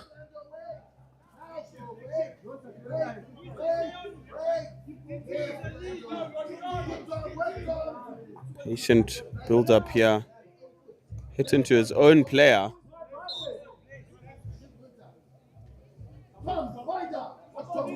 Ryan Winterbo with the aerial into the D. Songelwa well positioned.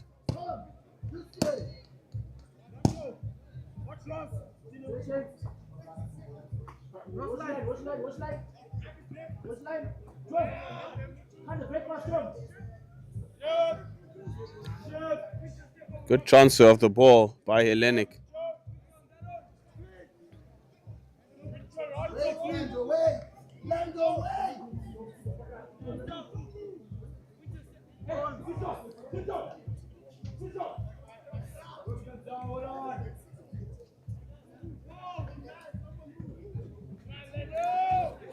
As young Gomez substitutes back on to the field.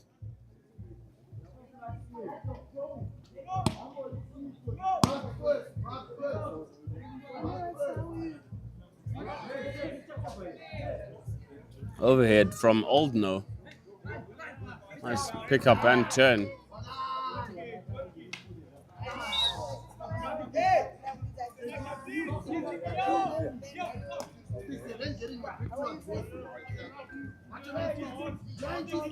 Through ball intercepted by Mario Gomez.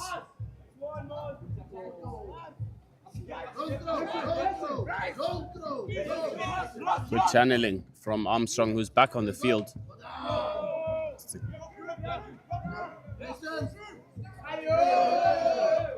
Looked like a foot there.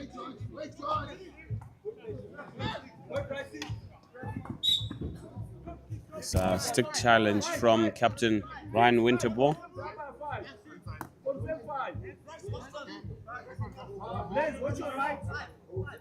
Old no.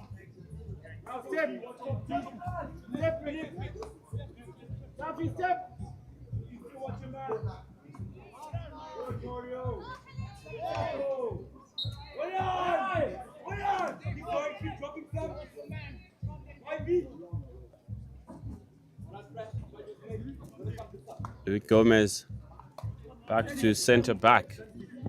The Skippers with the slider.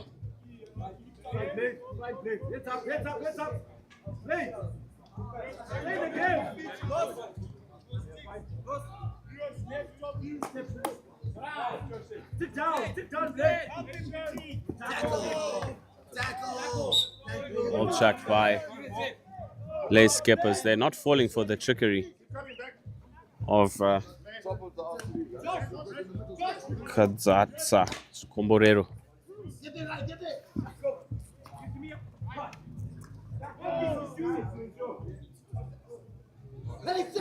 Listen, that's okay.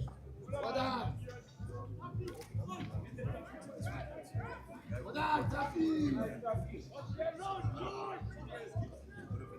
All the cross here intended for, looked like Dyer, jersey number 9.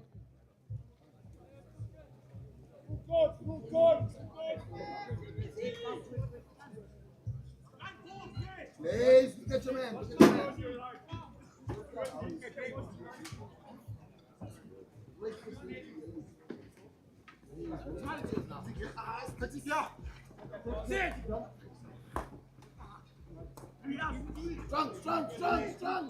Strong. There we go. Nice protection of the ball from Gomez. Picked off was number 14 there. Just taking too long, Takuzwa Tomu.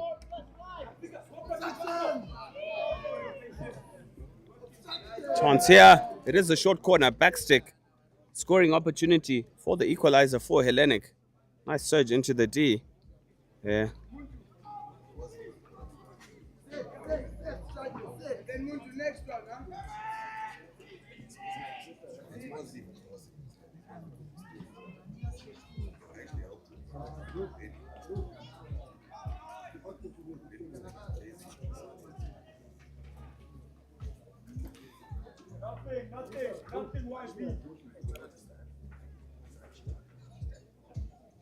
Ross Stewart poised at top D for a drag flick. Leaves the ball behind. Shot at goal here. Advantage being played.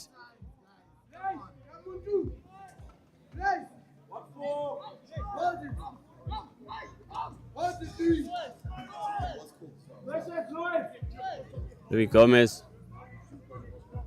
Msongelwa back on the park.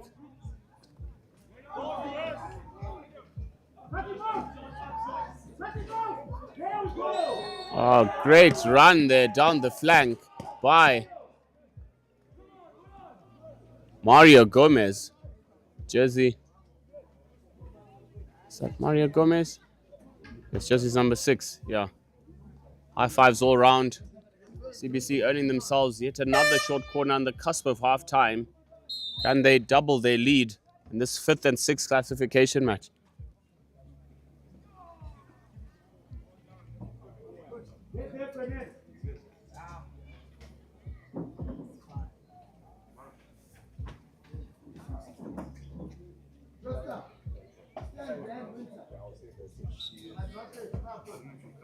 Injection is good. Another short corner.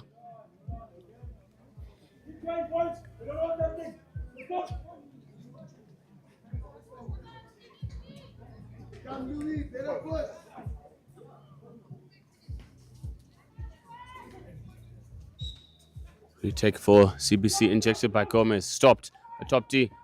Around the back from Winterball. Shot towards goal by Armstrong. Where are you going? Where are you going? Lots of clatter of sticks in the D.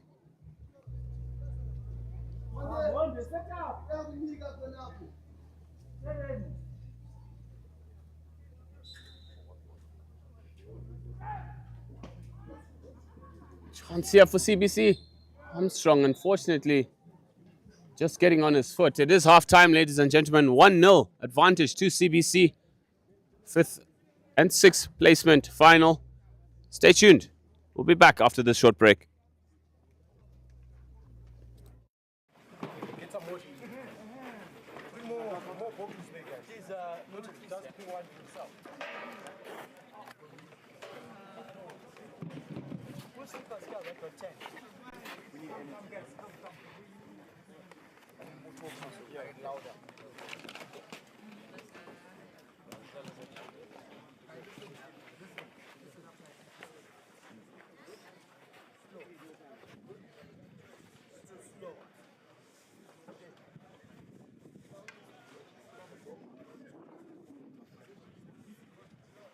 Okay, guys, strikers, we want to look to receive in these pockets. Yeah, I need you guys getting higher. Mids, sometimes we need to get a bit higher. Blaze is complaining, saying there's no one making a run out wide.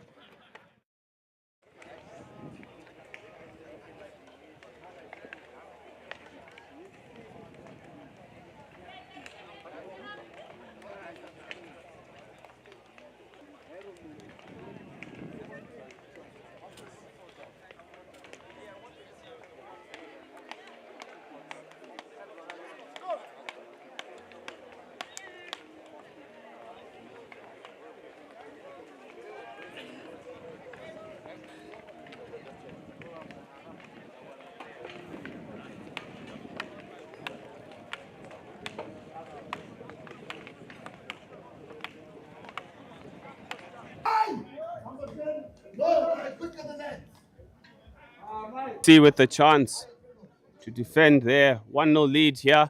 Deflection onto goal from Hellenic. Saved by the goalkeeper. Here's Hellenic to recycle here.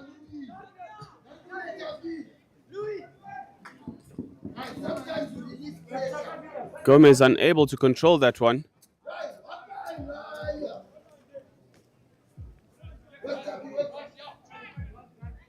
Recycle ball.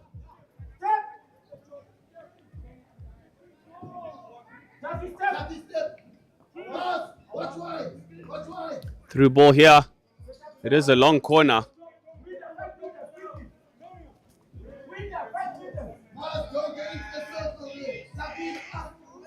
Long corner here for Hellenic. Dummy to Tomu.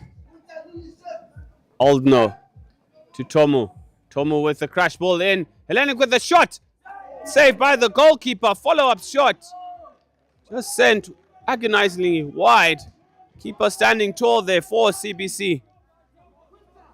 Songelwa with the monster of a throw there.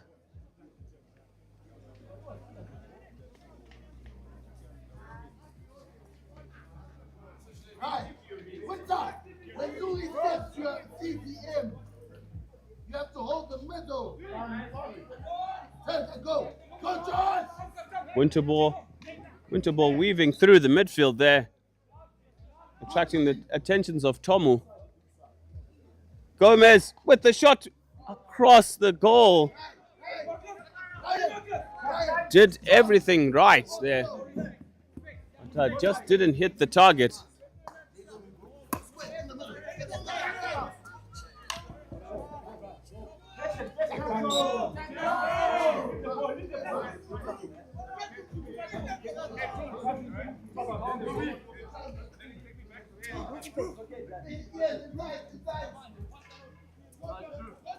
Oldno on the ball for Hellenic. Scans, decides to check back. Njowola to Tomu. Back to Njowola. Njowola scanning. Diagonal ball across. Right back.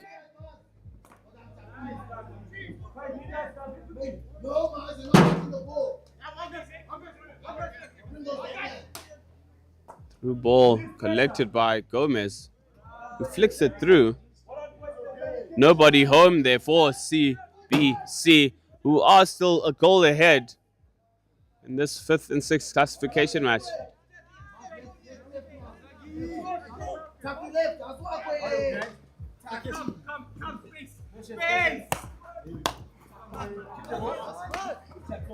Gomez on the ball. Mario twisting, turning over the stick, tackled and challenged. Go!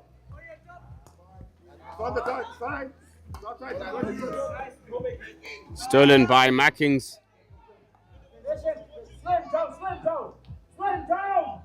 Mackings accelerates into the 25.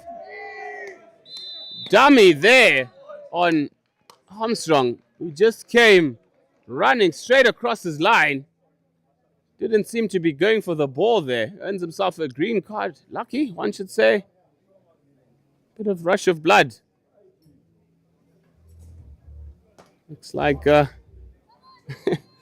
not the best of mates by the looks of it.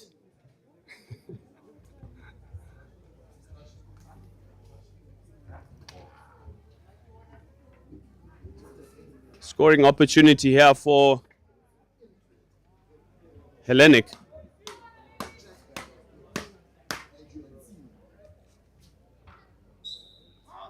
Let's go. Shot is perfect. Slipped to Mackings, who sends it across.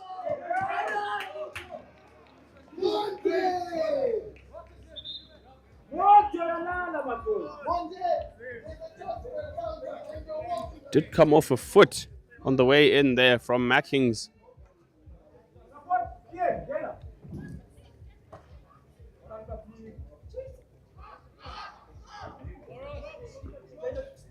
Nice transfer of the ball. Back to the left-hand channel. Oldno with the through ball. Fortunately unable to be picked up by the forward runners. 4.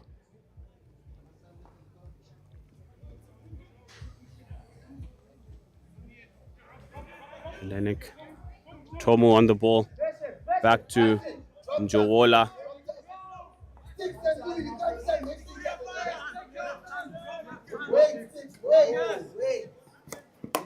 Sends it straight to CBC. Nice through ball there to Dyer with the 3D work there.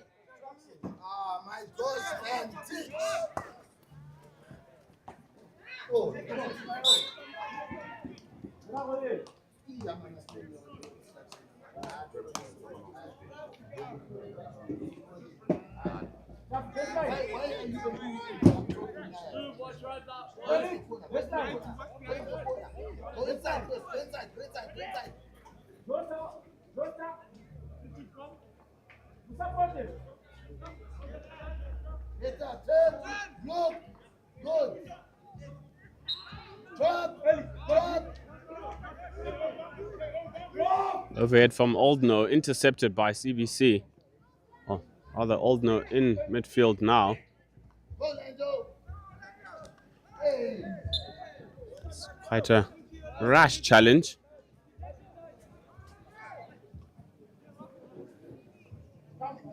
From Ross Stewart. Out here to Julian Heathcote Hacker. 1-2 Mackings. This is straight away.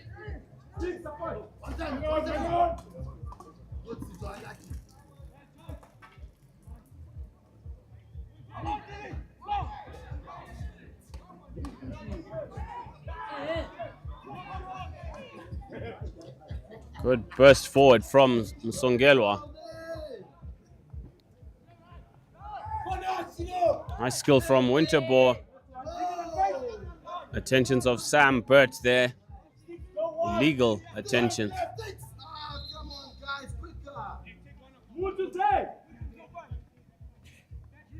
He's not five. He's not five.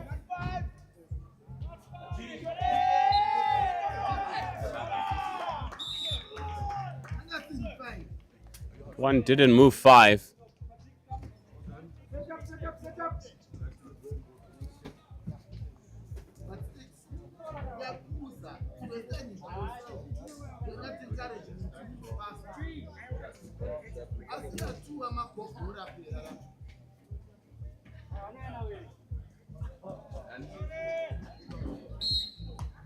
So umpire Jowry overturning that. So Winterbourne did not move up to 5.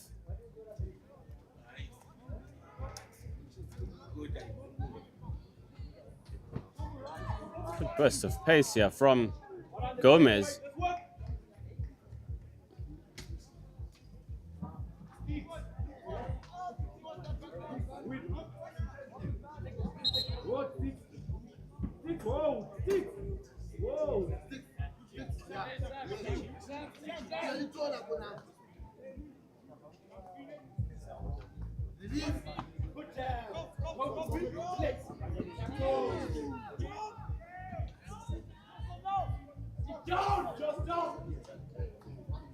Well kept in there for Hellenic. Patel in jersey 6. Mackings with it slow.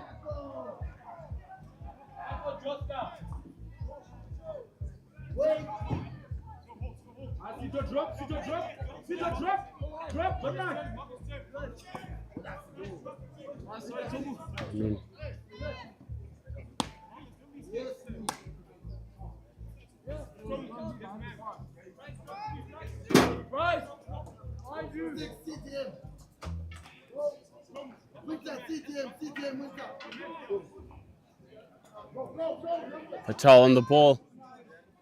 Handled by Armstrong.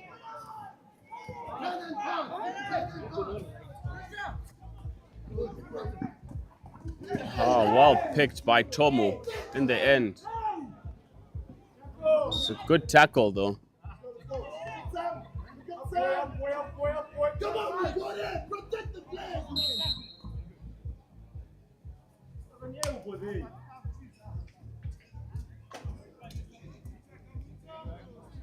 Like a clean tackle.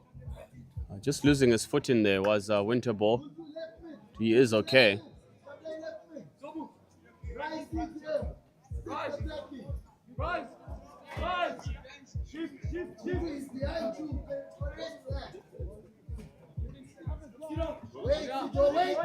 Jowola on the ball.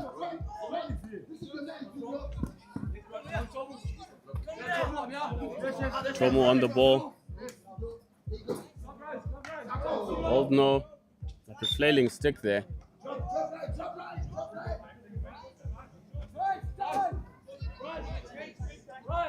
Bryce, old no. Looking for the overhead. Intercepted by Msongelwa.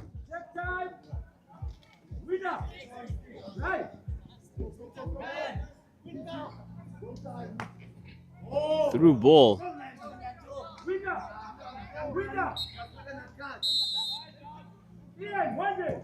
It is a card for playing the ball after the whistle.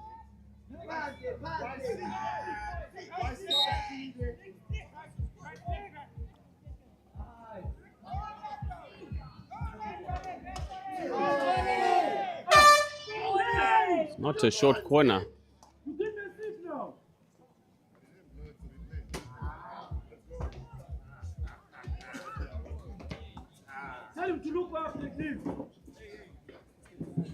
It is the end of the third quarter, ladies and gentlemen. A lot of bickering behind the scenes, but all the same, we'll be back for the fourth and final quarter, fifth and sixth classification. Hellenic down by a goal to nil.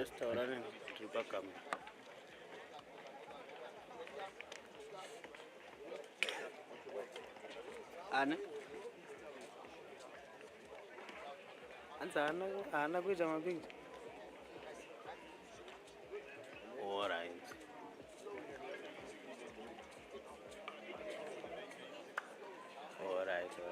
Video yakaitela.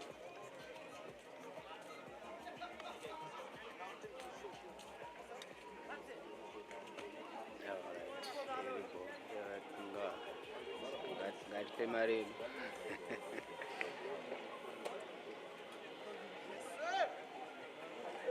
Shiribo. Turush tungiza.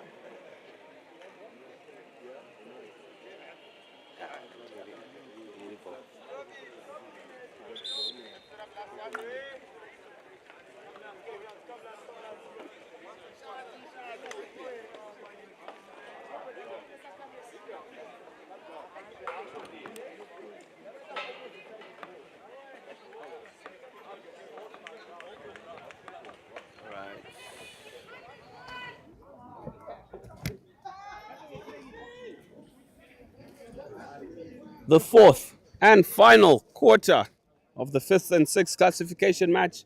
CBC taking on Hellenic. The Skulls up by a goal to nil over the Spartans. Captain Ryan Winterball with a nice run towards goal.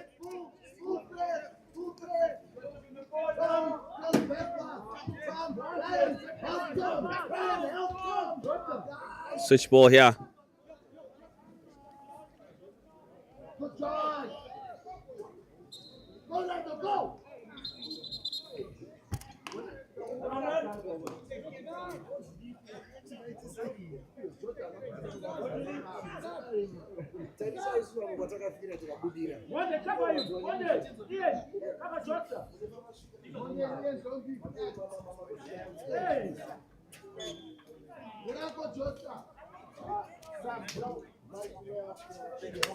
Nice drive forward from Captain Winterball with authority into the D. Looking for a foot. Tried to catch the keeper unawares.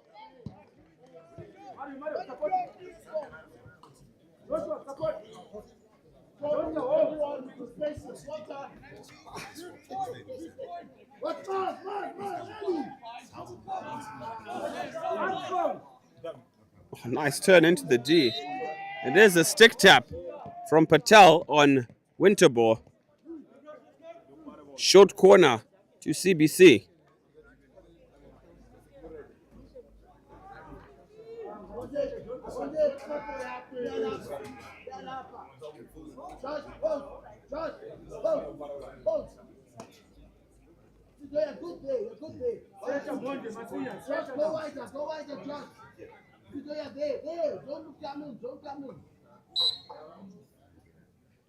Injection is good.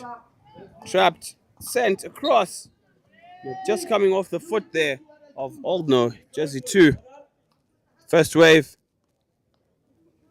As Louis Gomez is the one who is injecting to his brother Mario to trap Winterball to strike at goal.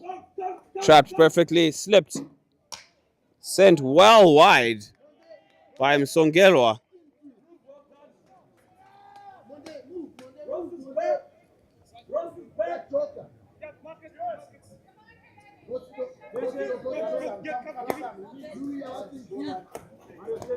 Nice touch from Patel. Watched closely by Sam.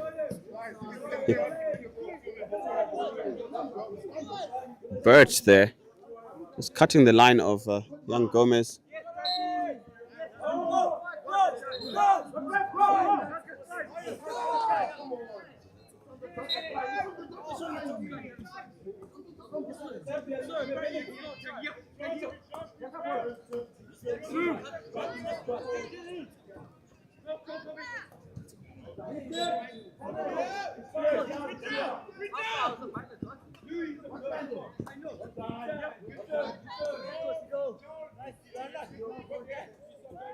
Patel on the ball in midfield.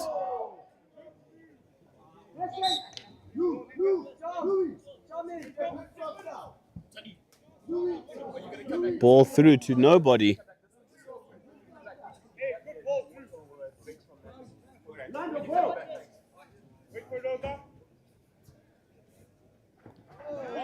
Incoming missile. I think Msongelwa doesn't like somebody at the first aid booth. They were surely the target there. Hit straight out by Marco Jojo.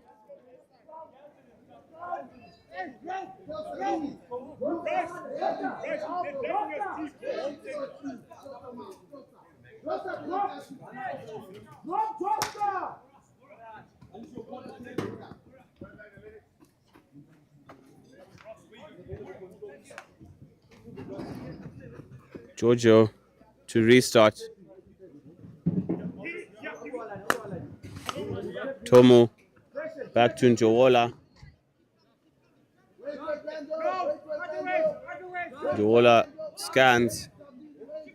Back to Joju.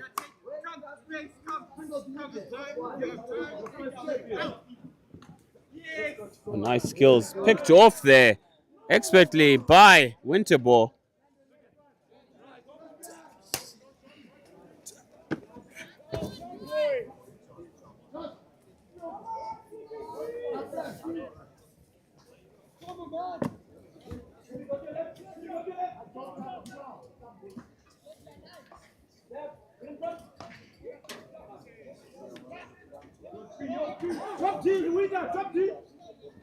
A nice skill from Dyer, but well watched by Njowola.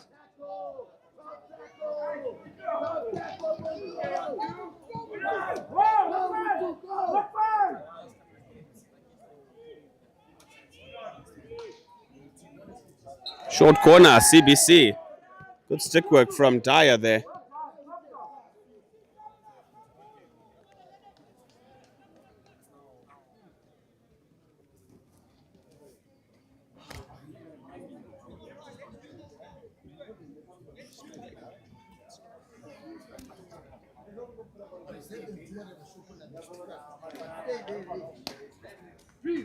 Can Msongelwa find the top corner for his side? Gomez to inject. Louis to Marco or Mario. Winterball with the flick. Mario on the ball.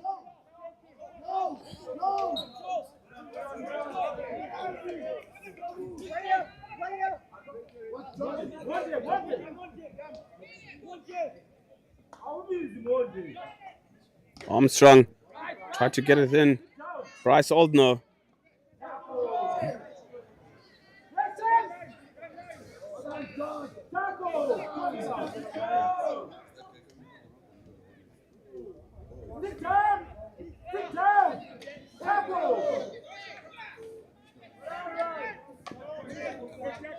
Well tackled by Sam Birch there.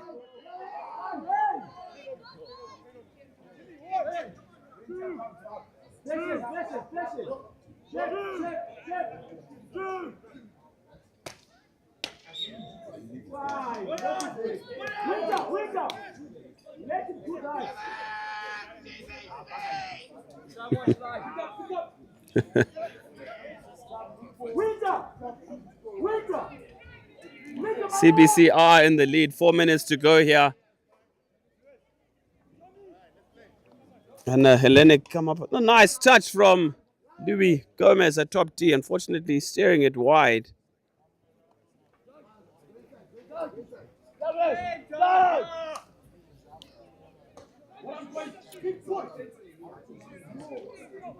Over the top. They go.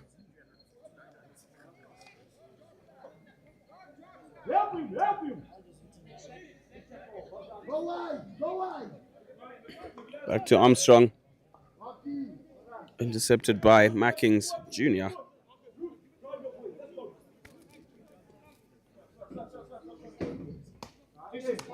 Christian Mackings, younger brother to Daniel Mackings. Dyer on the ball. And Strong picked off by Njowola. Shot here! Towards the goal.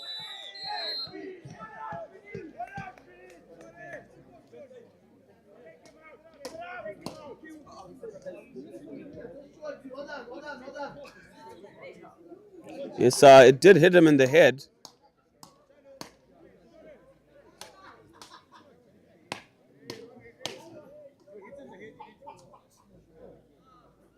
Yes, just precaution for everything for Tomu. It is a short corner. It's just catching a flailing stick there. It's a follow through after that shot on goal by Dyer.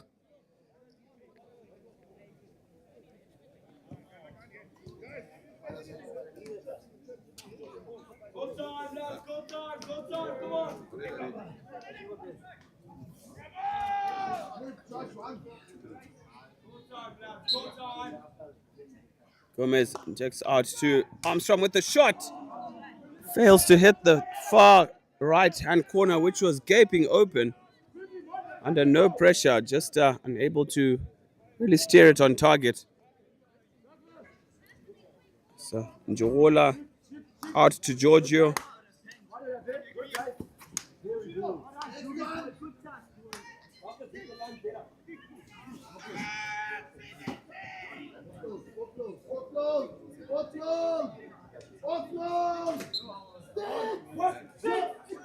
Down the line, you're on the front side. No, don't get easy. What a ball. I like to drop. Yes, over it into the circle. The defender had rights to it. Winterball questioning, though, it was the correct call from umpire Mugore. Njowola to Giorgio, blocked by Winterball.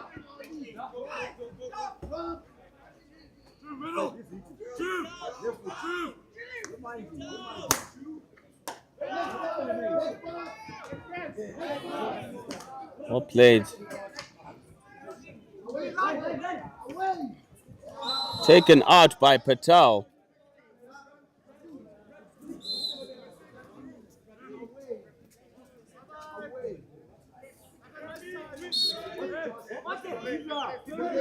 It's a very firm challenge there. On well marked by the keeper in the end.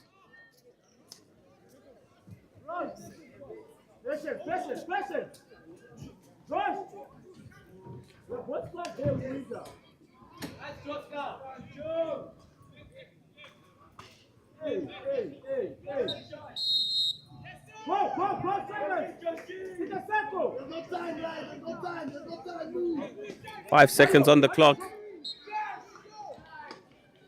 Gomez. Fortunately, that is full time.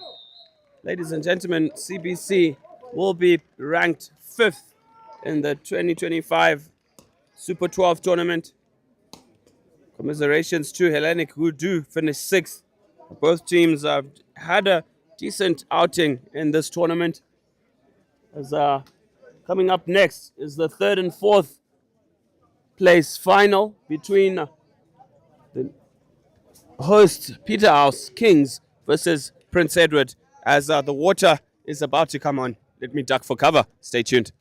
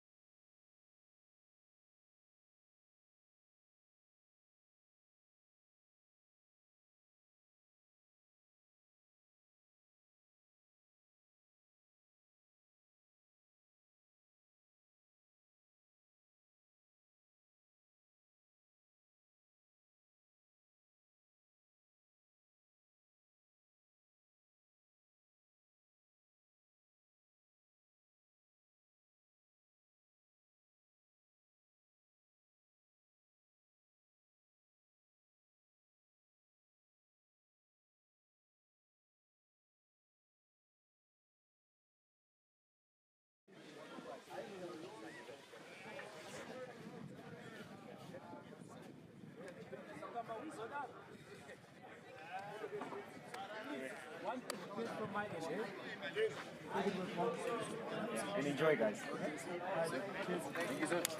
Supporters bana wizard, unozophinda busy.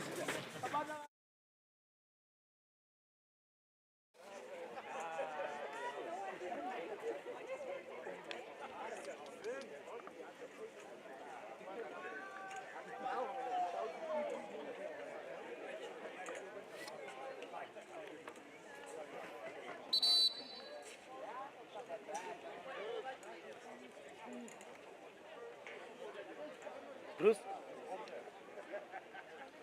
Bruce.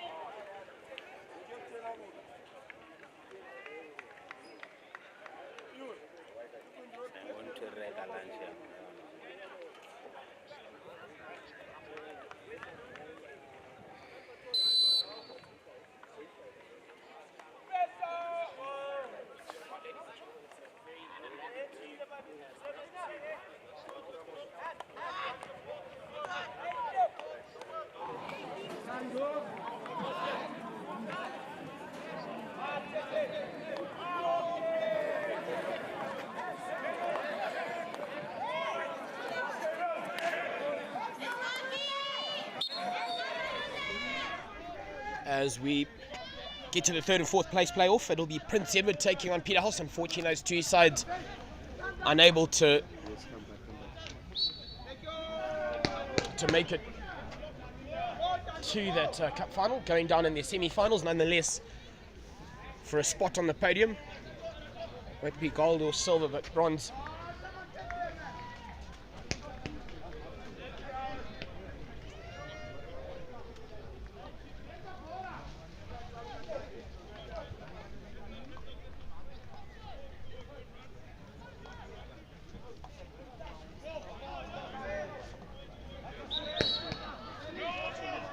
And it'll be, I have to stay.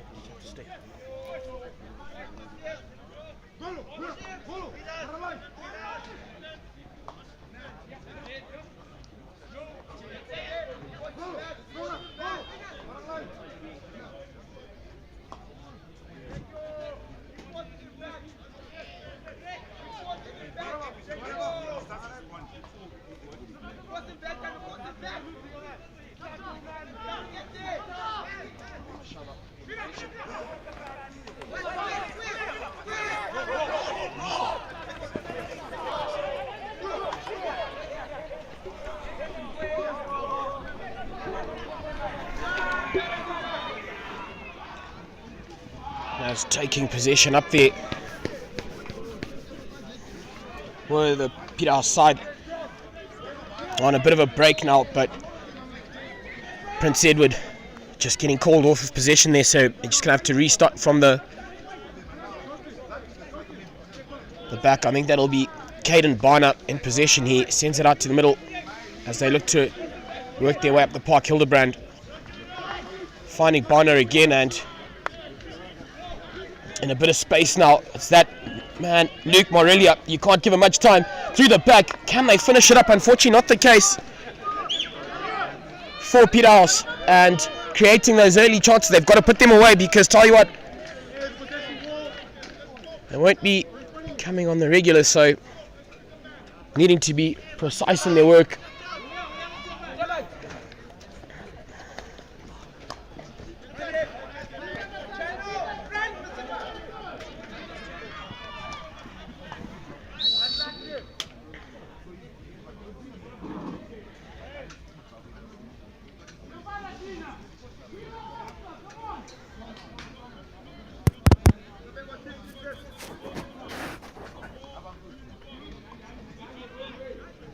To that right-hand side, meeting each other so well, and then out to the middle of the park, sending that out as well. They've done a great job at finding each other. Just didn't anticipate that the Prince Edward man would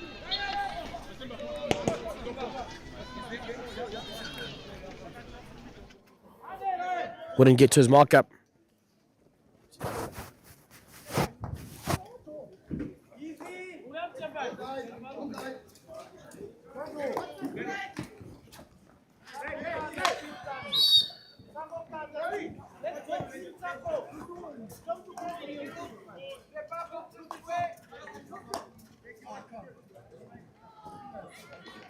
Trying to find Hilton with Zamiri.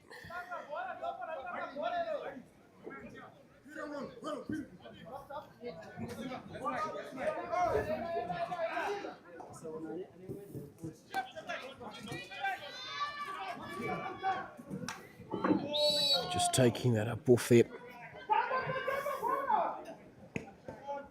Coach on the side wanting him to take it a little bit earlier, but not the case, unfortunately.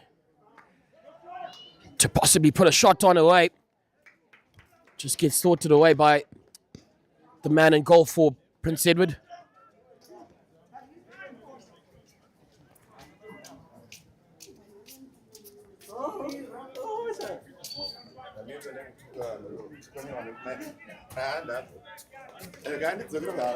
About 7 odd remaining up in the first. It's been a very good start from the Peter House side. But again, we've seen that throughout this tournament, yeah, you might look good, but if you don't convert, it never really counts for anything.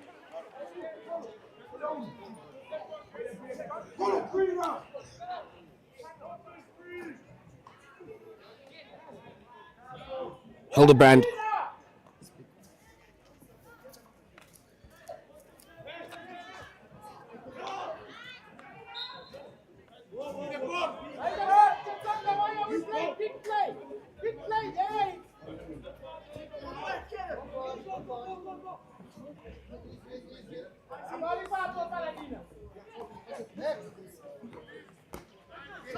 Doing such a great job there.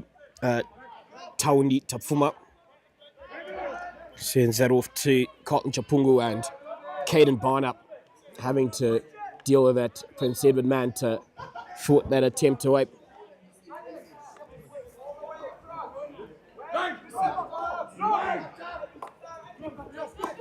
Taundi Tapfuma, he's got a runner up the park, sticks it up there.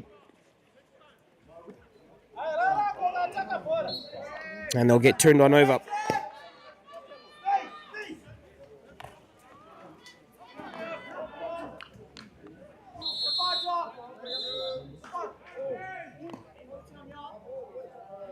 I think the green card will go against Prince Edward there.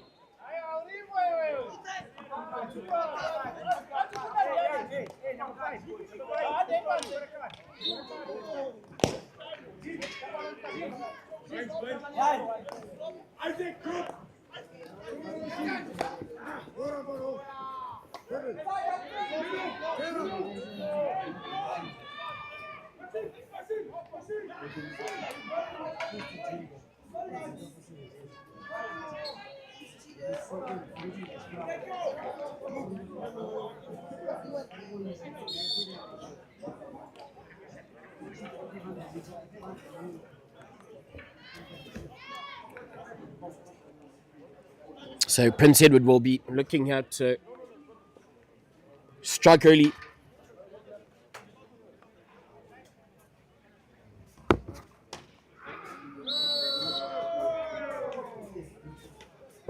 Fortunate man impeded there and looks to be in a spot of bother, but I rate he'll be all right. Helped up onto his feet and might be good to go again.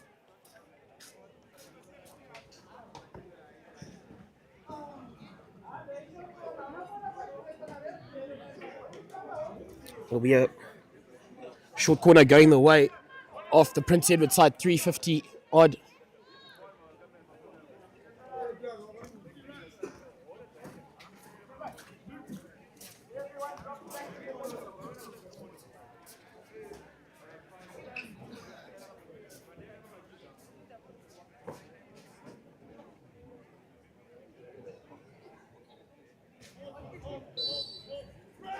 Injected very well.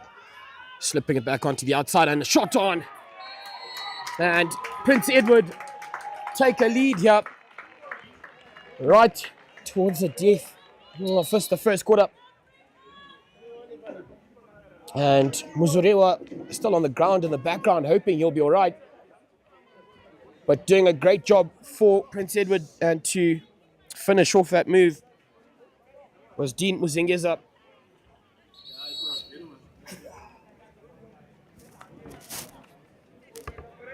I'll be hoping Muzurewa is all right, because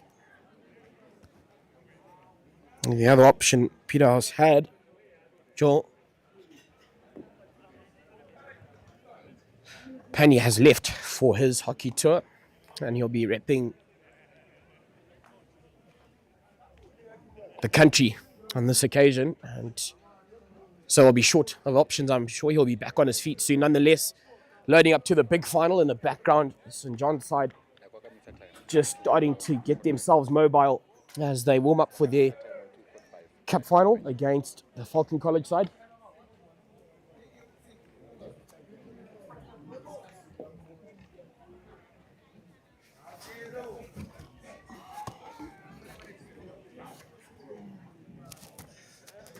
Your keeper, keeper, watch your angles. The good Vomoka, Chenda was Siena now.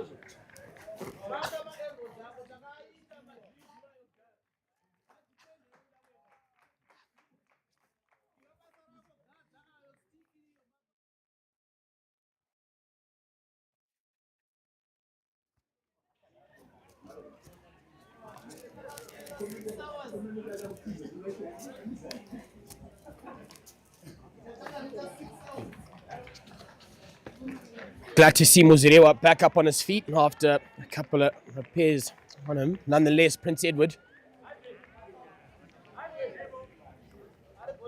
1-0. As we'll get a restart up. 2:45 remaining on the clock, and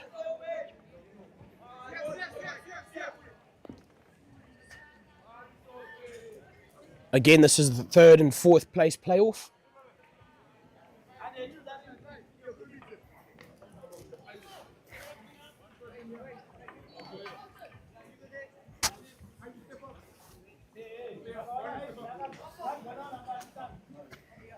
Prince Edward through with a beautiful little pass, and really enjoying their game at the moment. Working so well, taking that ball up. Is he able to loop around to keep that infield? Unfortunately not, but Prince Edward, just a couple of passes there, and geez, if they did carry on that same effort for the rest of this encounter, it'll be troubled times. Has now Morelia dancing back onto the inside and taken off a stick by January. However, just some great hockey being stitched up by the Prince Edward lads.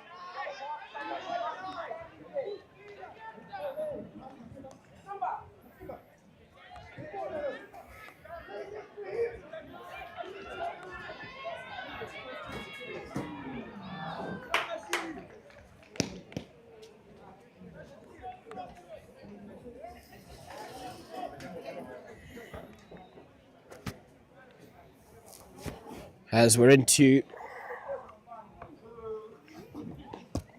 the end here.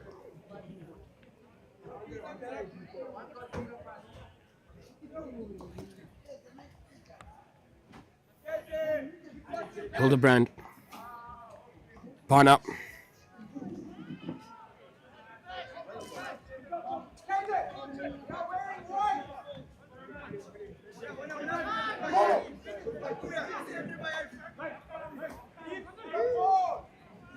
Well spotted there, but he's put that to the gap.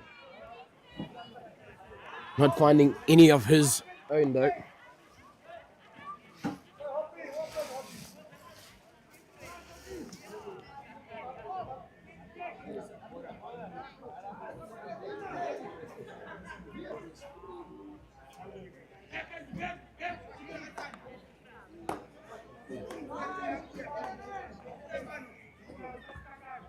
Looking to go aerial. And that's unfortunate, doesn't get there.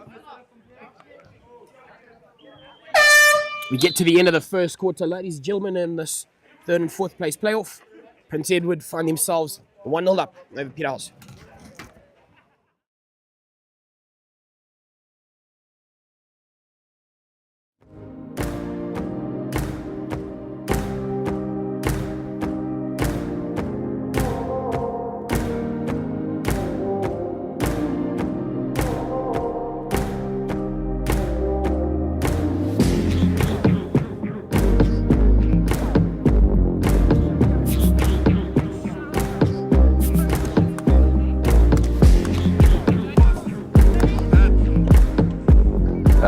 Yeah, it's been a lot of planning, a lot of late nights, a lot of getting together, a lot of brainstorming amongst a lot of people as well. So everyone's quite excited. The vibe is quite nice on the school campus.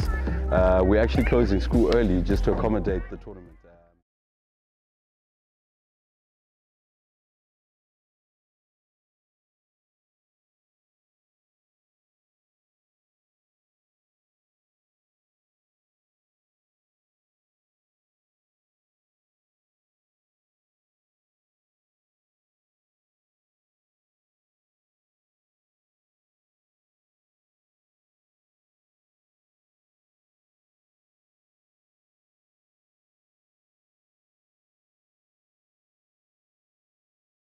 Jumper, Puma Townie.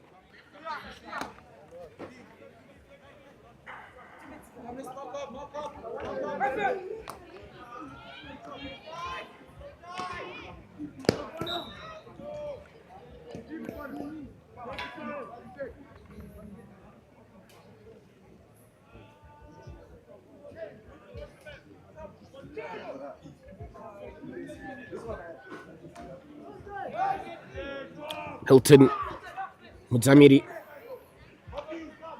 finding Hopgood, but unable to do much with that, Mr. Blake Hopgood. Beautiful ball, Prince Edward. Can they make it a second? Isn't the case, but looking to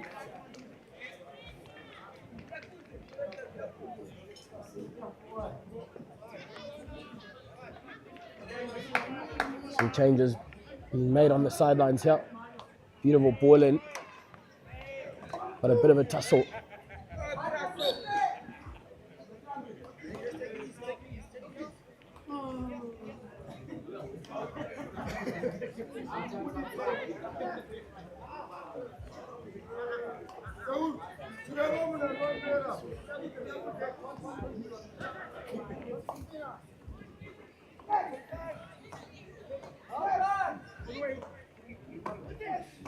Out to the right hand side, Peter House looking up so well.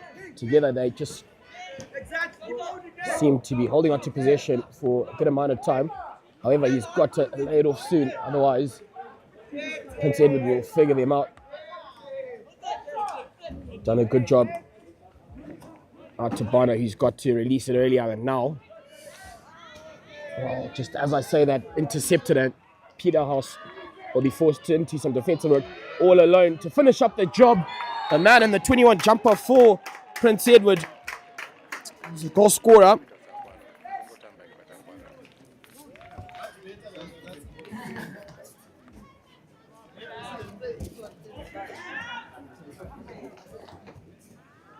So Prince Edward taking an early 2-0 lead, and they, in their very calm, approaching manner, are producing the goods. Playing better than the last game. It's a call from the sidelines on the coach, or coach on the sideline rather. And Peter House now with a chance of their own. Carlton Chapungu now onto a beautiful pass made, but I don't think there'll be enough. But wow, they just look as if the shackles have been taken off.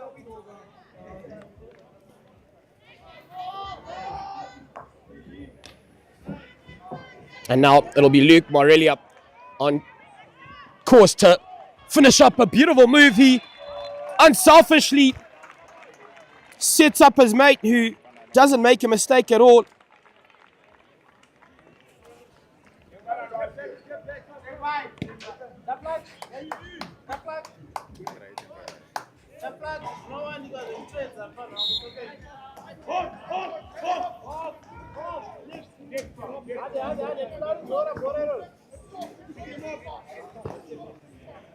So we're up to 2-1. Weighing out his options.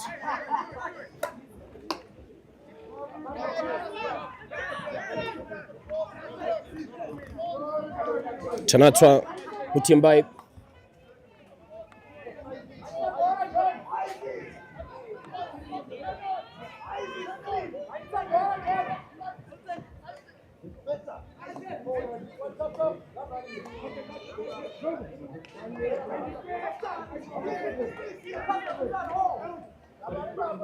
Peterhouse just looking to work through the middle, and they've done all right in that aspect.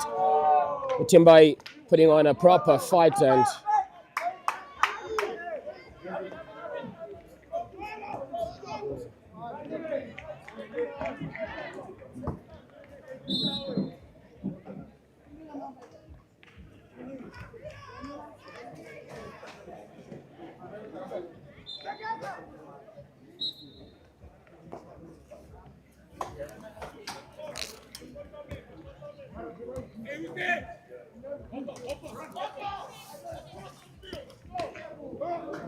launching that over the top, and unfortunately no one can loop around to grab that.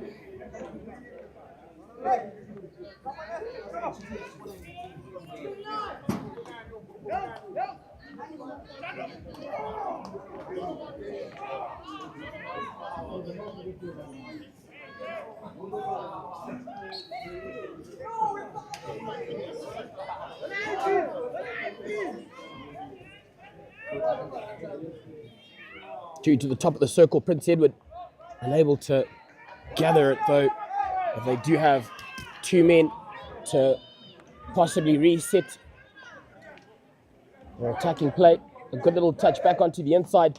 Looks to send that up the park into the circle, but just intercepted by the Peterhouse men in their efforts to slow that down.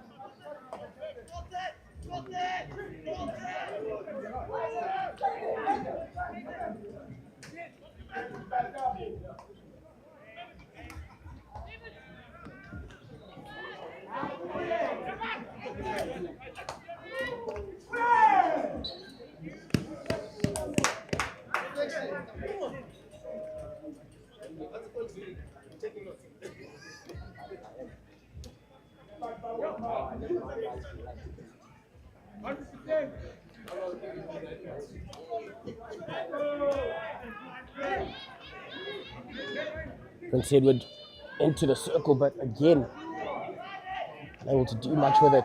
Peterhouse doing a great job of... Oh.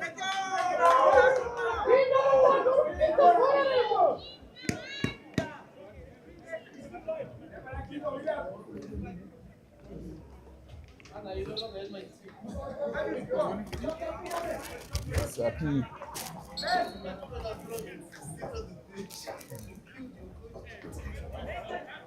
4:25. 2-1 up, Prince Edward.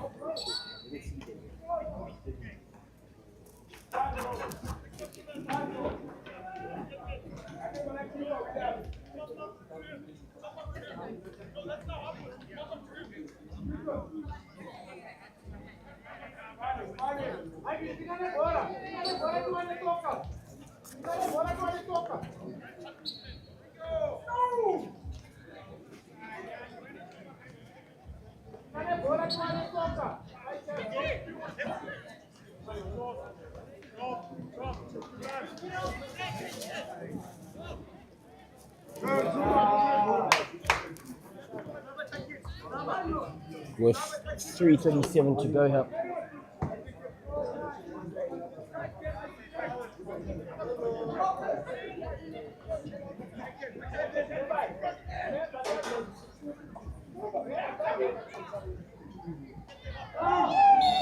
short corner will be going the way of Prince Edward's side, and the yellow card shown as well. So Peterhouse will be a man down.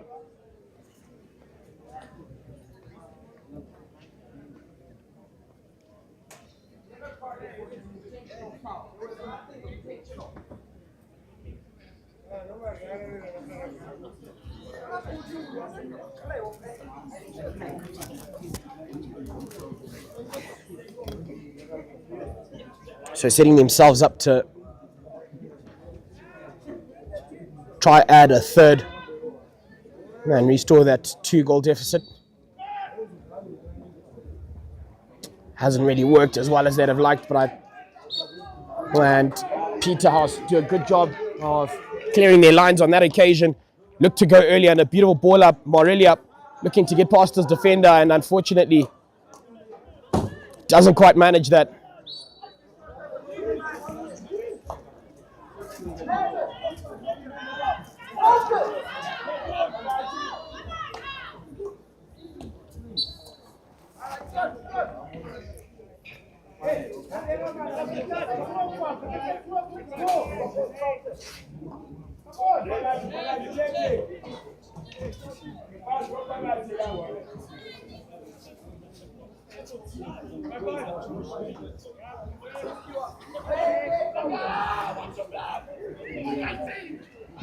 And then Muzorewa putting on a great show in goal 4 is Peterhouse side. That goes right across the face of goal. Prince Edward unable to make much of it.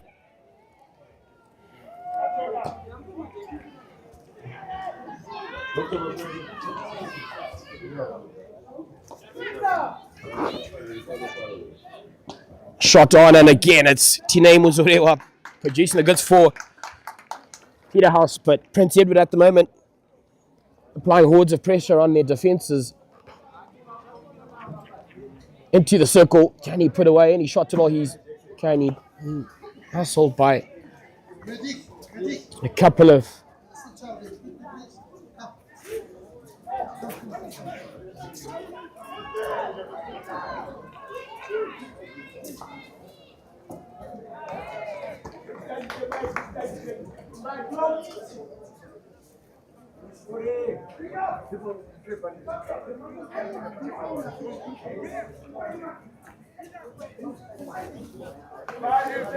with just 20 odd seconds to go, well 30 that is rather.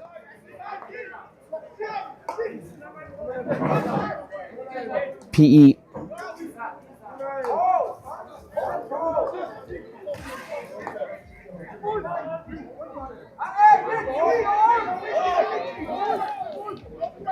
well, ball still in play, 10 seconds on the clock. Prince Edward are happy to watch that time well away, really. Not really interested in any further part of this encounter. As we get to our halfway break, Prince Edward 2-1 up over Peterhouse.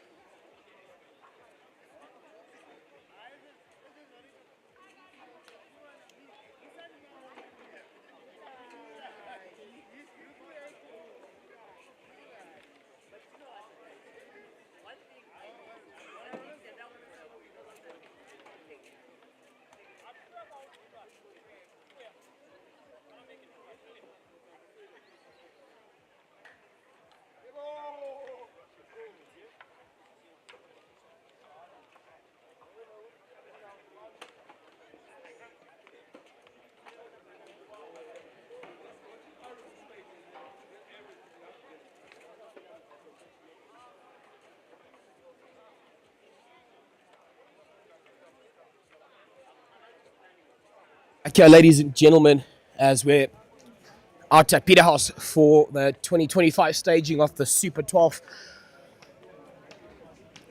boys hockey tournament, the best in the country, and we're up to the 3rd and 4th place playoff encounters. The home side, the Peterhouse Kings, are taking on Prince Edward, who find themselves 2-1 up, and they'll be hoping to just hold on to it or extend that lead, whereas Peterhouse coming back rather from that 2-goal deficit. So just moments away till we start.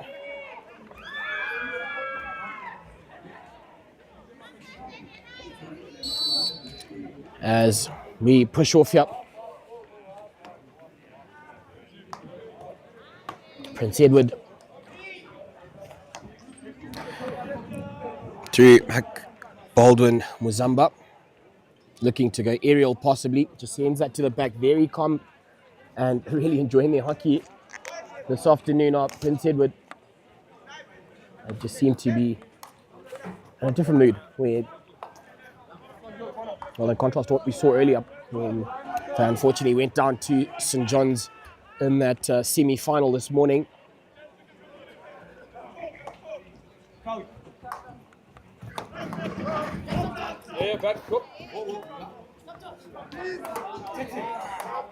Taundi Tafuma could have let that go a little bit earlier, but Barner will collect and restart for Peterhouse. Caden Barner just weighing out his options, looking to, but just goes down the line, can't find Tafuma though. January out to the sideline here as he finds Raymond Sipani and working together so well up Prince Edward, but great work at the back for Peterhouse to keep him in this one. Just fought it away and they thought they were in, but PE once again applying pressure, and you've got to make the meters first as Hildebrand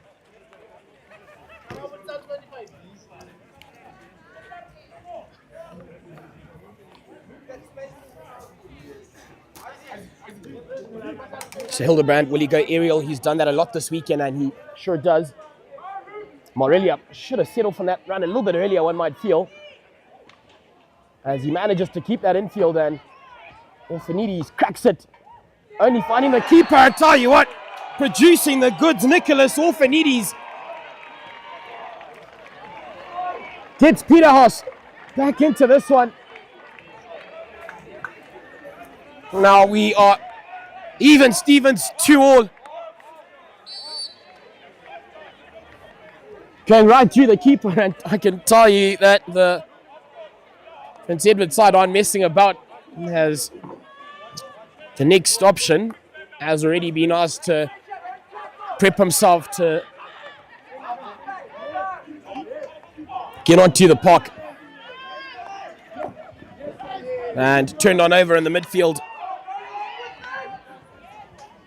by Carlton Chapungu. And unfortunately, Prince Edward in their build-up. And I can tell you what, that decision action, so not impressed at all with that effort in between the sticks, and Prince Edward instantly make a change. Coach.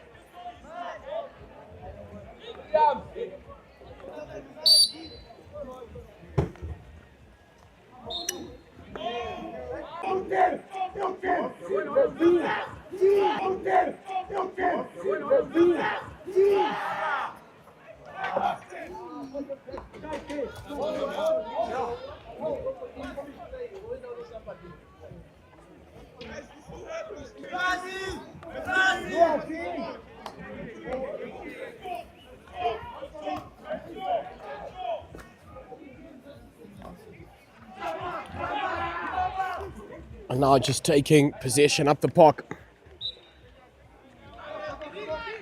Prince Edward, oh, bit of a shove surely, and rightfully so, the umpire calls it.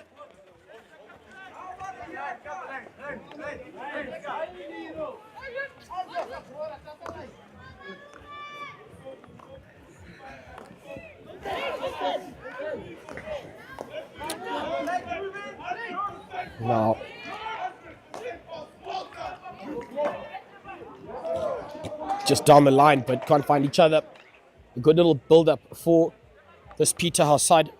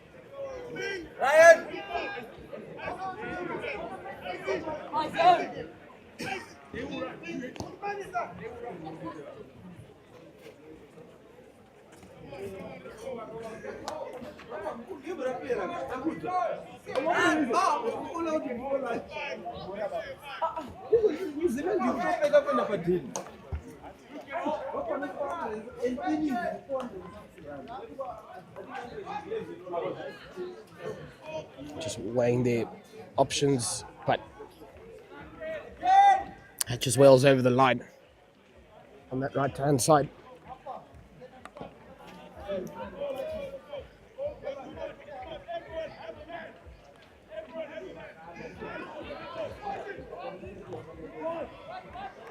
And now the goal scorer, Nicholas Orphanides, looking to lay it off early to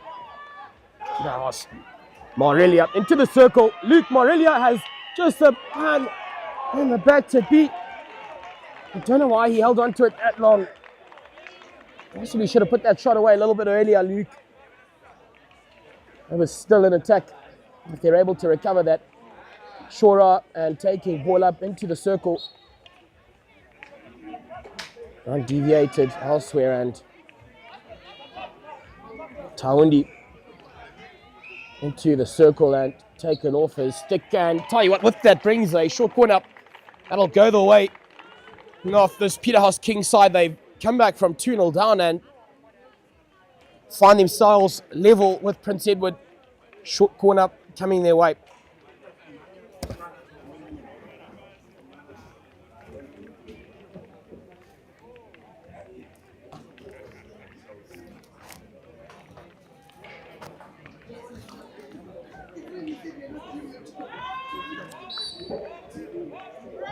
So Morelia slips it up and tries to find Hildebrand, who is well looked after. I'll get a second crack at it.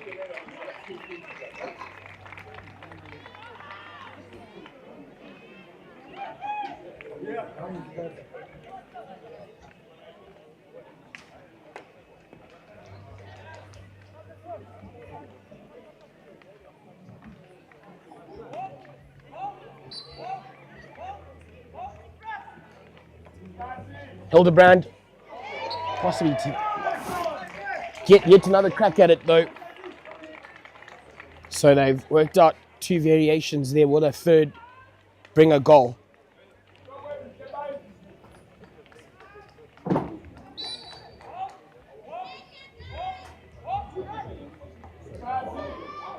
Slipping it back onto the inside, and Prince Edward, well, geez, it's more than a hat-trick now. Onto the fourth attempt at the Alliance Peterhouse, and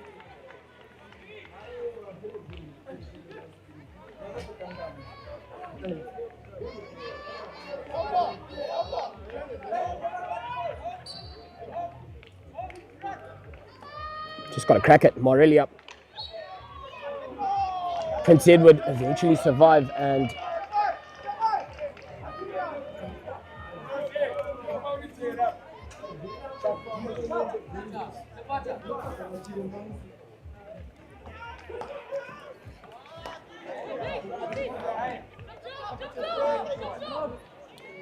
Fuma Taundi just holding on to it to join a couple of defenders. First time pass doesn't quite go their way.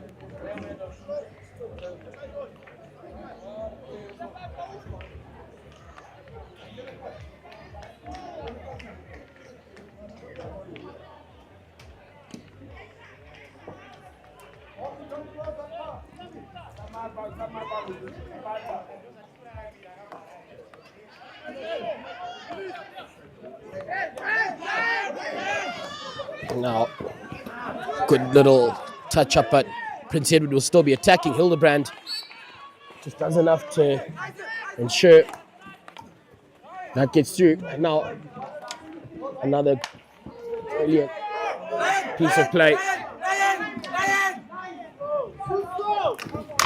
You know, eventually stop, but Prince Edward will still be going forward, and they take that through. January, who is competed and Outside.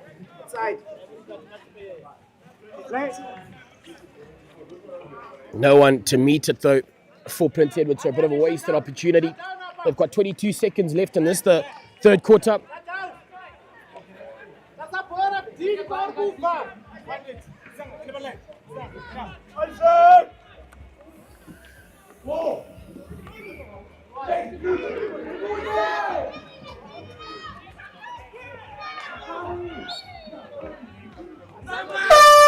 Ladies and gentlemen, we'll get into the final quarter of our third and fourth place playoff, which sees Prince Edward taking on the home side Peterhouse. Peterhouse found themselves down by 2, and tell you what, they've quickly brought things back together for themselves. Current score 2-2. We'll catch you for the final quarter.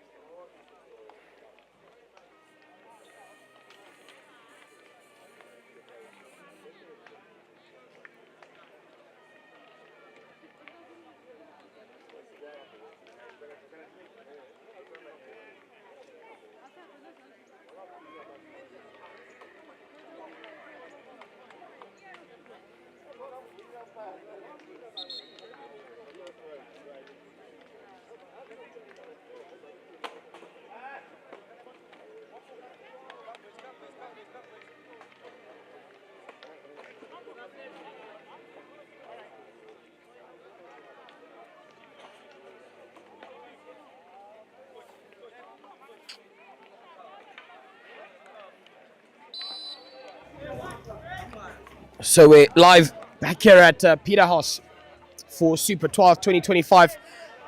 Brings us the greatest of pleasures of welcoming you to Rising Stars Media for this third and fourth place playoff encounter.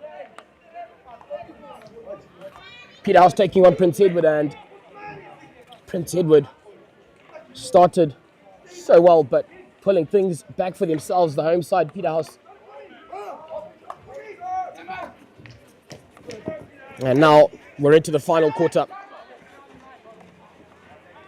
Morelli, unfortunately, on a foot, kind of against the run of play, and just a bit silly from Hildebrand. He's get himself down after having a phenomenal weekend.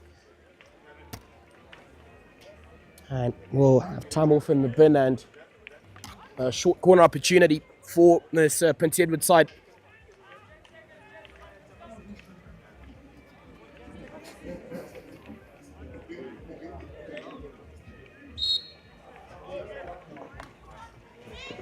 Prince Edward, oh, no one's really rushed up to him, but Caden Barner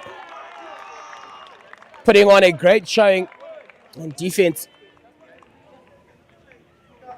for a side, and they get away unscathed. Still will find themselves a man short, but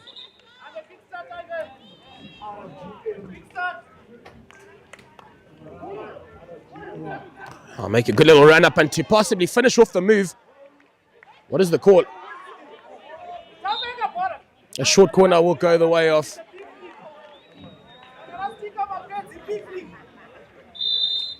and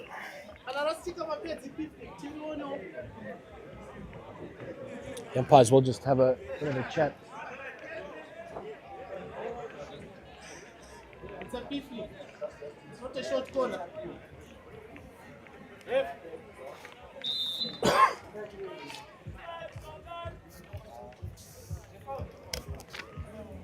So, just some running repair work to the padding of Muzurewa.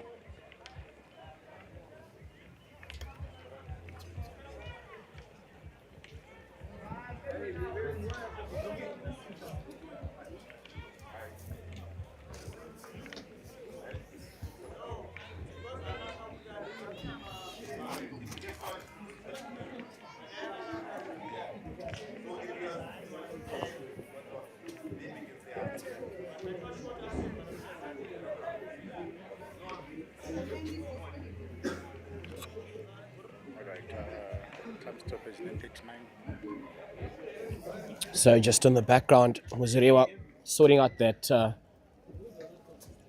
padding. Now, umpires have called a short corner.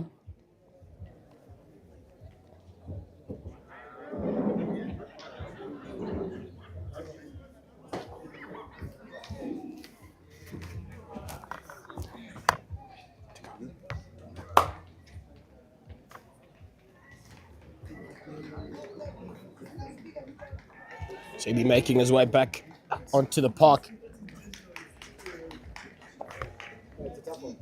8:39 remaining on the clock. As Prince Edward will have a chance here to get themselves back into the lead at the short corner.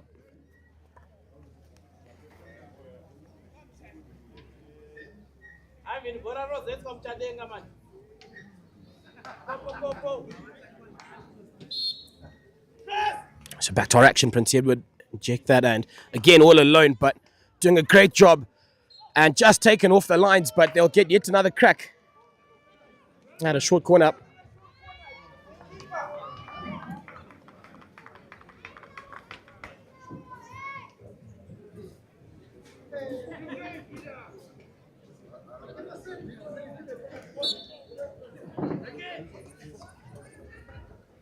They go the opposite way on this occasion, but can't gather it as well as you'd have liked. And Peterhouse do a good job in their defensive work. Got to watch out with that mask on, and Peterhouse survived that little scare there.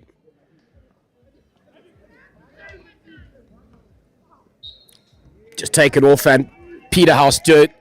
Well, they'll survive. I'd like to see them rush up the park a lot because Prince Edward had such a high press.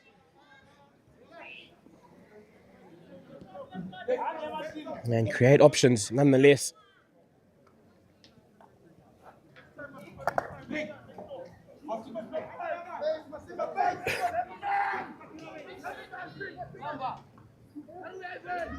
And January into the circle. He's laid it off, and Muzurewa pulling out the goods for Prince Edward, well, Peterhouse rather. A proper dogfight and eventually over the line, but wow.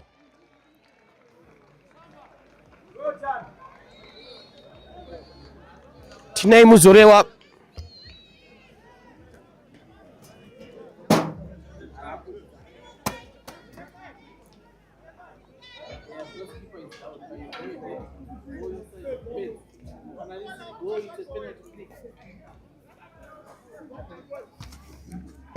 The umpire's just having a chat about.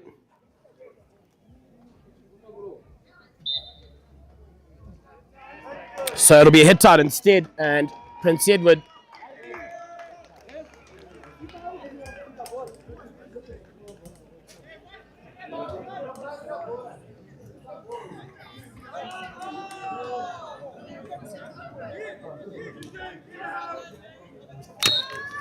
So back to our action, and we still pegged at 0-0.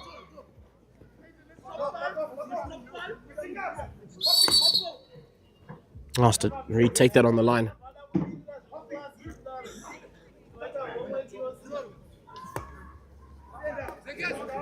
Oh, it's a skip up, going aerial, and that will just go over everything there. So that option not quite working out for Dean Muzinga's up. Peterhouse will get their own chance now to exit. But again, there's just not enough of a fight being put on, to be honest, by this Peterhouse side. No one, running around to create options. Hilton Mudzamiri, unfortunately, been turned over. Muzorewa clears his lines well for Peterhouse again. All alone now, a shot on, and it just goes wide. So unable to convert.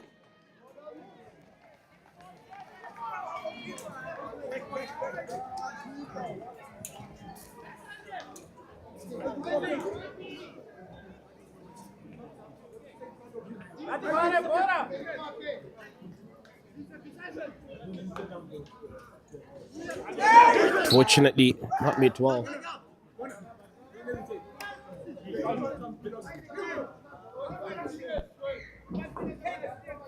Five and a half minutes to go.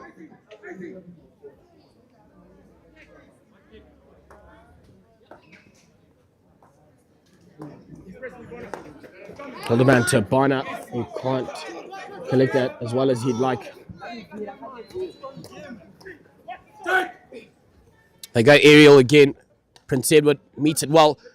Tomahawk attempt was attempted, but now to possibly complete that move.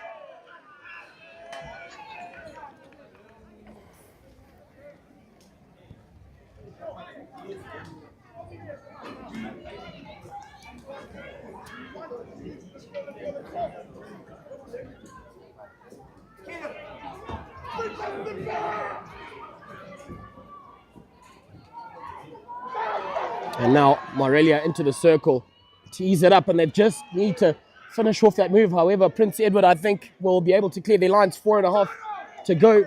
A bit of urgency now from everyone as this game's been flung open with the last 2 pieces of play there.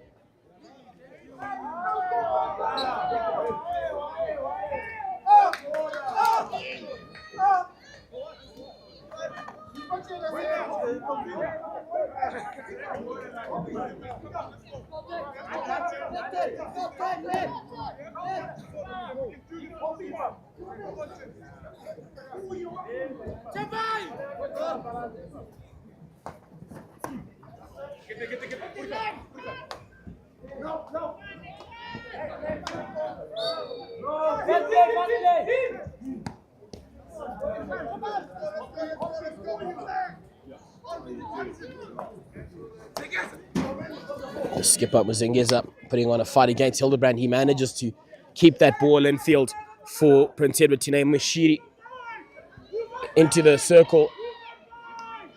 Just too much on that pass, and again they can't put away a pass.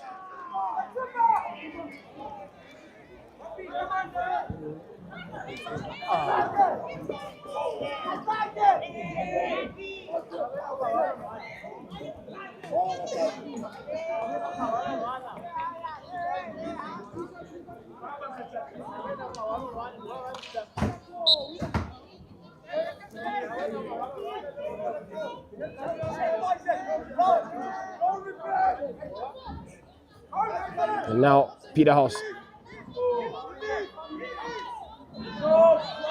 Morelia.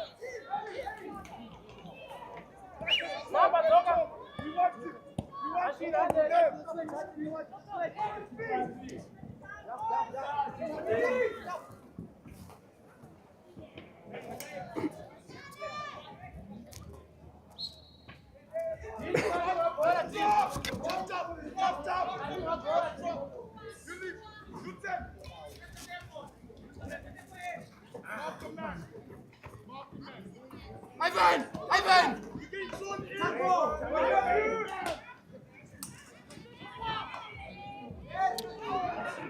Good little pass there. It's that goal scorer again off Anides. Out to Morelia. Can he sort out that ball and put a shot on? They'll get turned on over.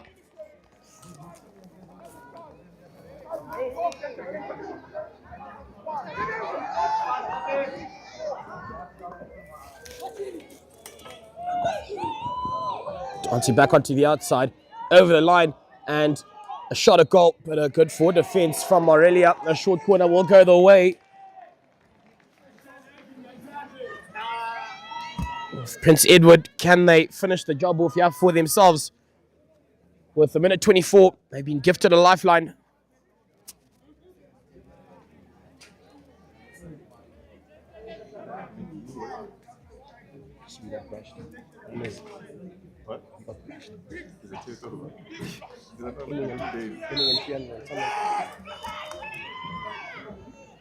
So much time on the ball, but Hildebrand putting on a great fight for Peterhouse, and Prince Edward won't capitalize on that opportunity. 54 seconds to go. If no one can convert, we'll go to those shootouts.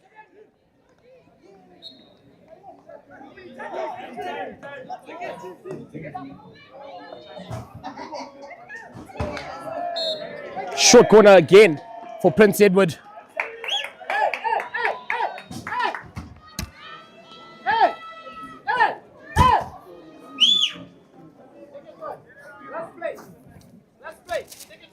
So 20 odd seconds remaining on this clock here.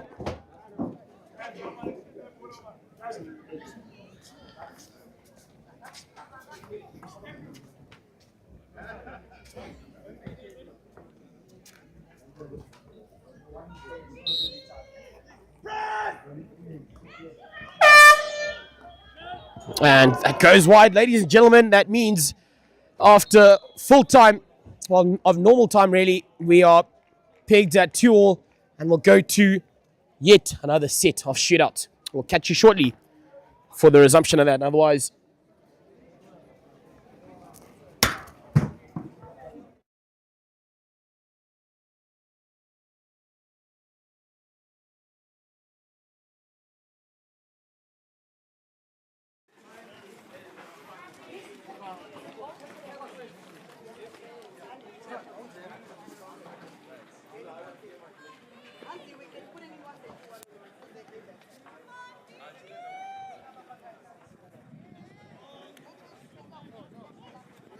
Where's the form?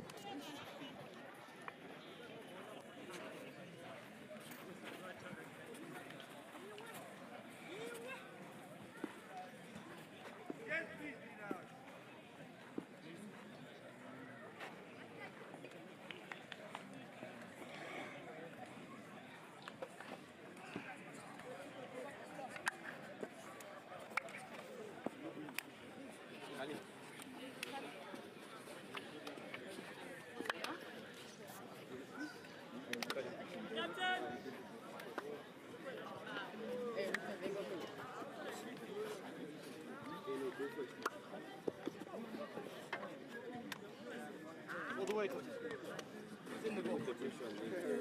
Like this.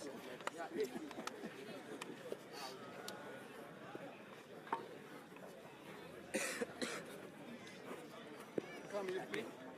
Hey, it's okay. No. I just running for the ball. Yeah.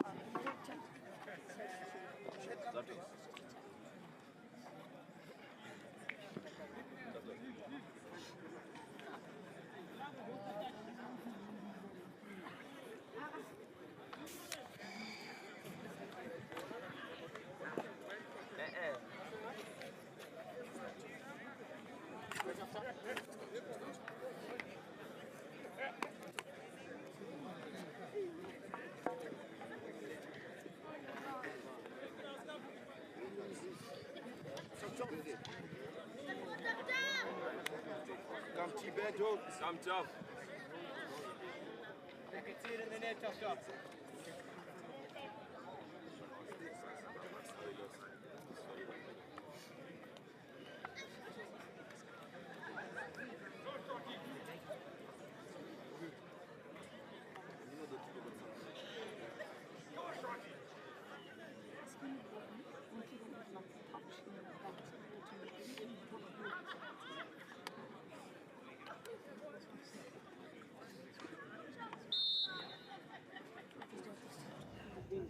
going first, and just 8 seconds to play. He's got to put away something soon, otherwise his time will run out. He does all right though early on here. as that is Rufaro Nyakupingidza, who converts their first of 3 attempts. Unfortunately for Tafadzo Madzimure, the man of goal for Prince Edward, unable to thwart that attempt. And then across on the other end is Tine Muzurewa of Peterhouse, and the man tasked with the first attempt for Prince Edward, Irvin January.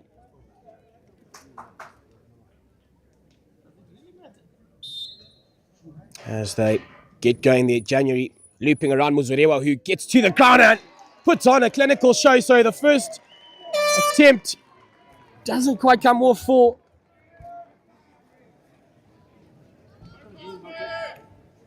Prince Edward, and Muzurewa has them 1 up. Well, 1 from 1. And then now the second attempt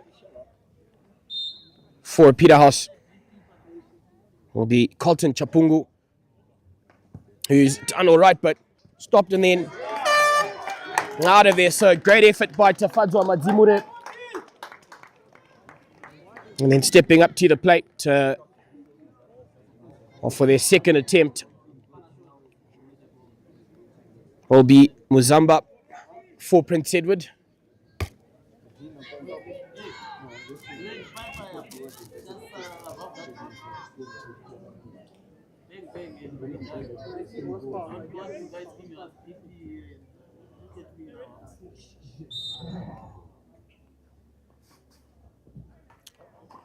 Razzle dazzle with that footwork, and Prince Edward managed to convert. So it'll be Morelia who, if he converts up,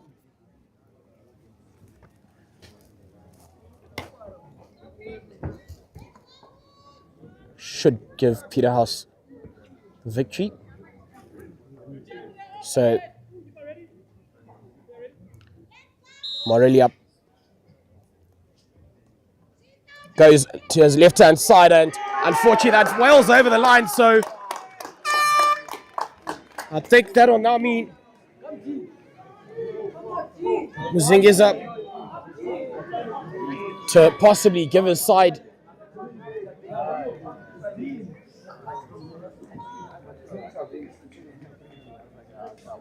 third place, unless Muzurewa has otherwise to say about that. Dean Tabengwa steps up to the plate for Prince Edward. Pretty much a sudden death attempt up for Prince Edward. He's taken it back, and Muzurewa does a good job. He's still going to put on a fight. So even Stevens here, do we go to a sudden death? And from my understanding, they can't pick any player from their ranks, so they are allowed to shuffle it, but the guys that did step up first are allowed to have another crack, I'm pretty sure. So into sudden death for our third and fourth place playoff. Prince Edward taking an early 2-0 lead. And then Peterhouse slowly drawing back and leveling things. And now after full time, it's come to this.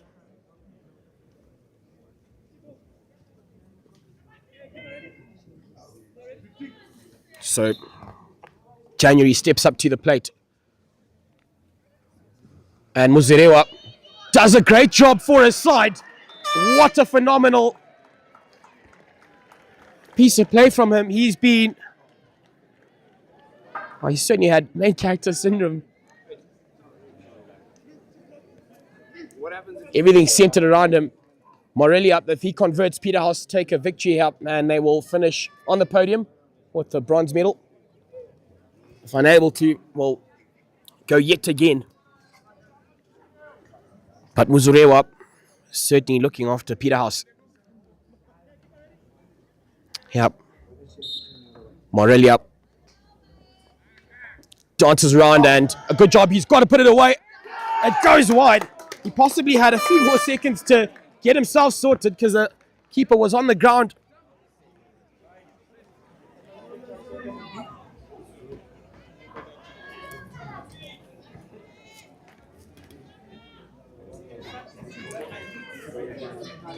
Again, it's a sudden death of Prince Edward. Are able to convert.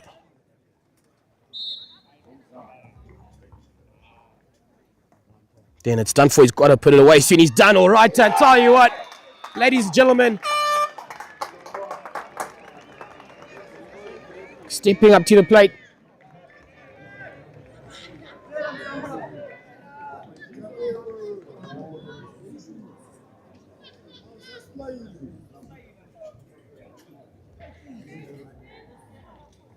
And I think that is Tafuma Taundi for Peterhouse. With all the pressure on him here.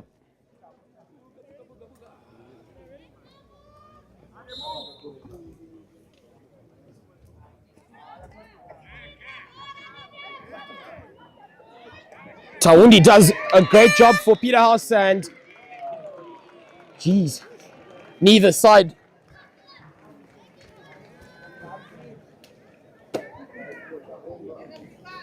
Prince Edward will send forth Dean Tabengwa yet again.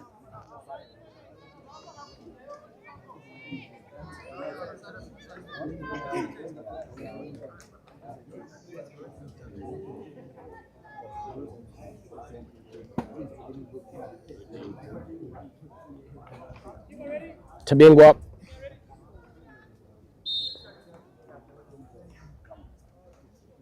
Can Muzirewa pull out another one of those efforts? He's done so to start up with.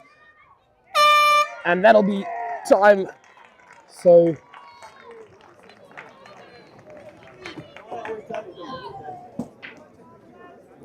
Peterhouse with a chance here to wrap things up and claim that last podium on that, or spot on the podium rather.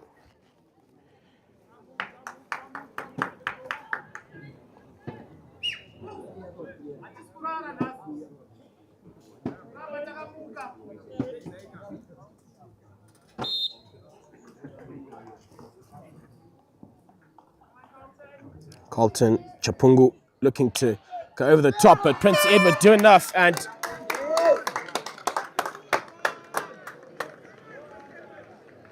this no one Back yourself, boy. wanting to claim this here. Really, we've lost count of the amount of attempts and have been taken.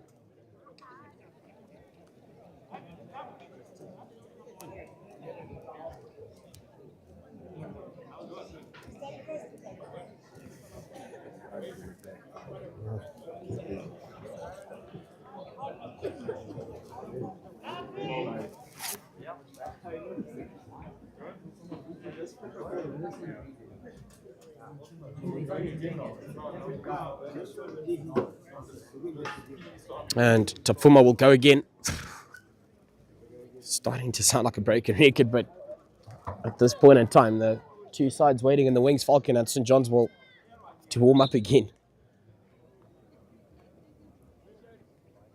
Tafuma onto the open side, and that's gone a begging Prince Edward. If they convert, they're done. They win.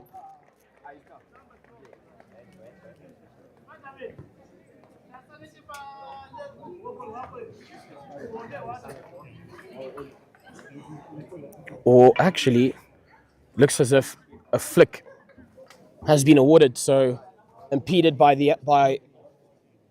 Madzimure.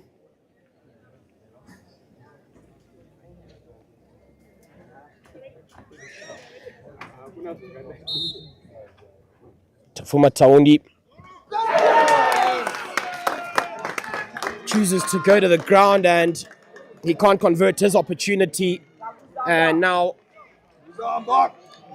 Baldwin Muzamba steps up to the plate.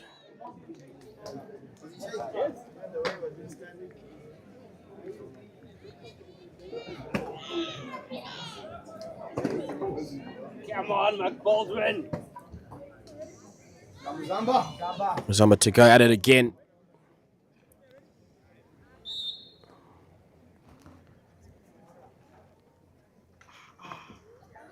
Zurewa up on his feet and does a great job. And again, ladies and gentlemen,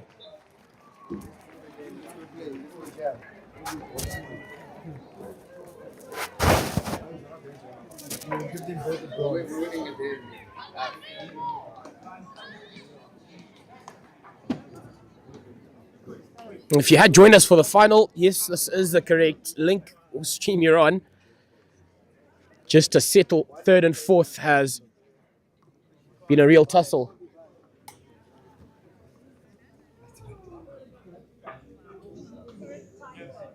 Luke Morelli up.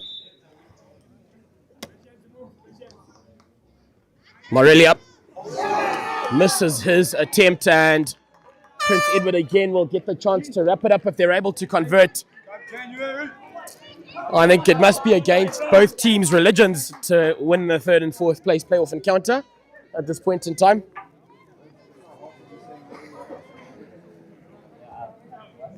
January steps up to the plate. Can Muzurewa pull off another heroic effort for his side, or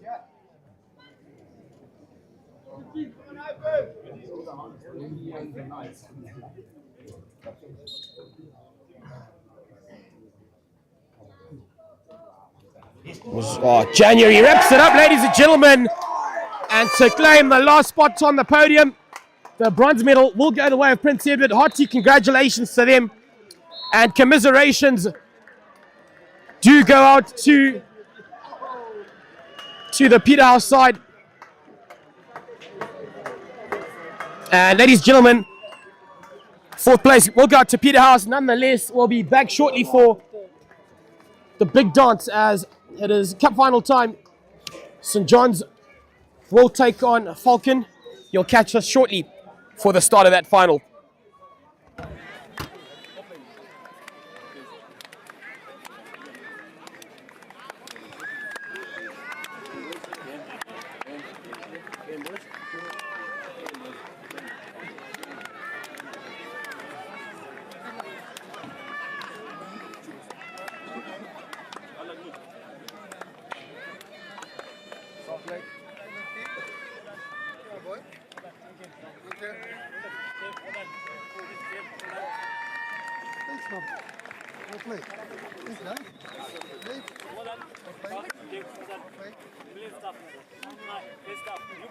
I can see that.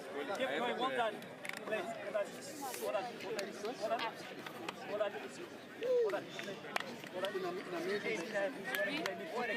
No, I don't want to sign.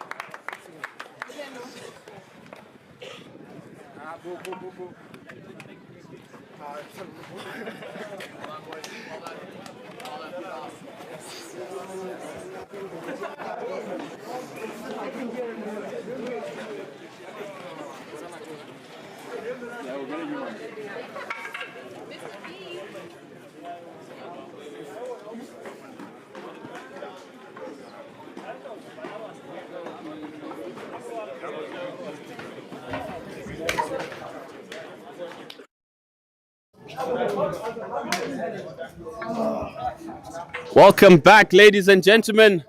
A bit of a heart stopper there in the third and fourth playoff. Moody's just shaking his head for the last couple of minutes. And as we prepare for the grand finale.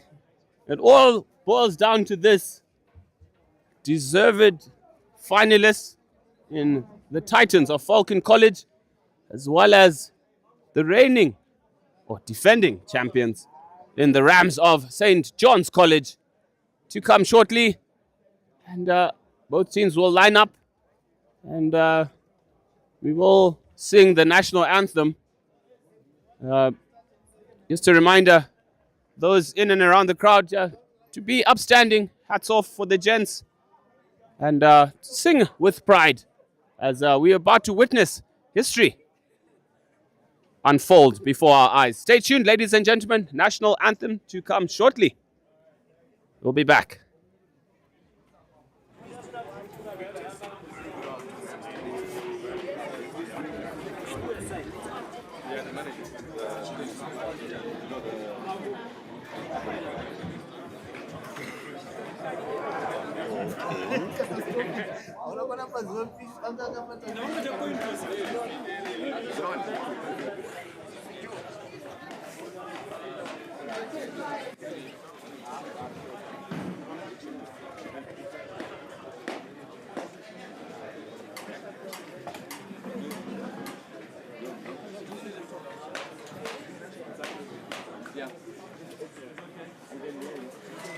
What's your volume on?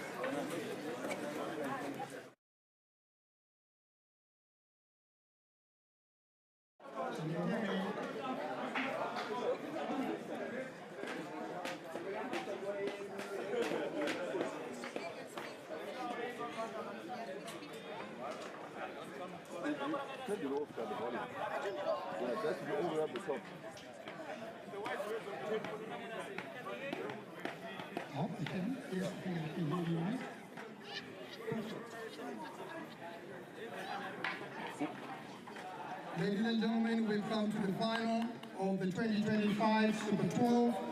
And in the final, for those who are not here this morning or this whole weekend, we have FALCON College versus St. John's. And we will now walk up the turf and then we'll sing the national anthem.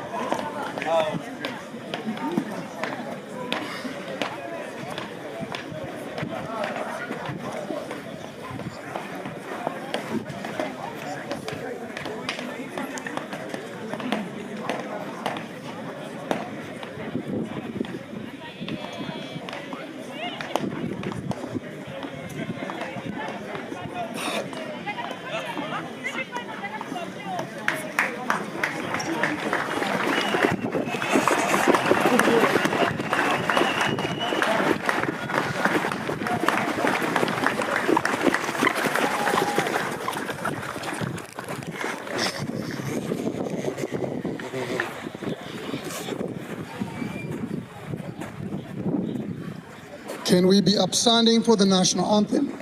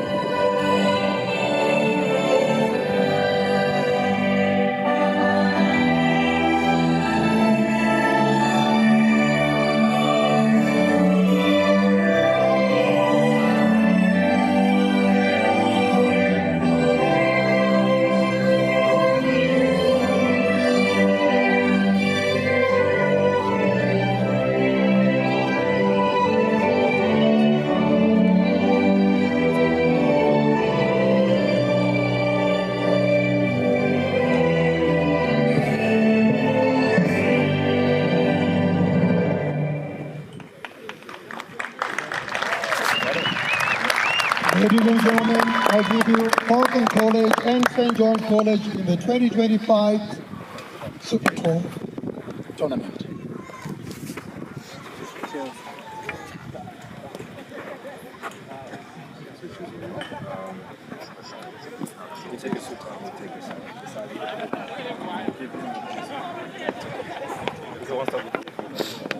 So these two are the boys aside.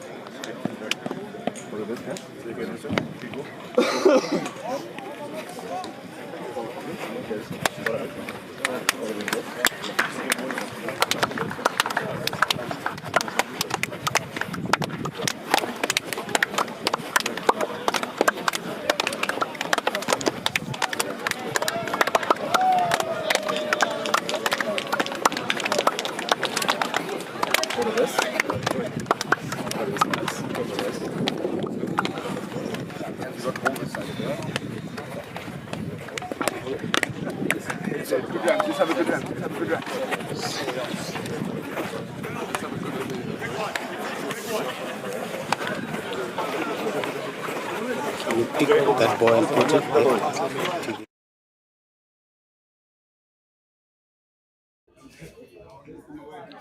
Welcome back, ladies and gentlemen.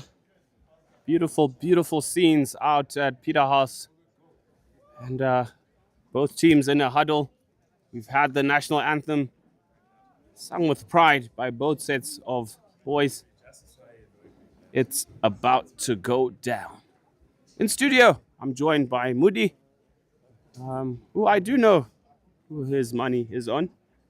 He's known, I think, for the last 6 months he's known. St. John's is his pick, as is mine. But to make for boring commentary, I'd have to split it down the middle. Hope the Titans can bring it to the Rams as they go through their respective pre-game rituals.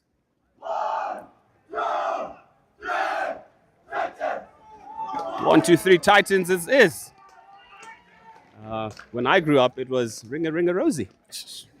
Explains a lot. Nonetheless, ladies and gentlemen, it's built up beautifully on this weekend.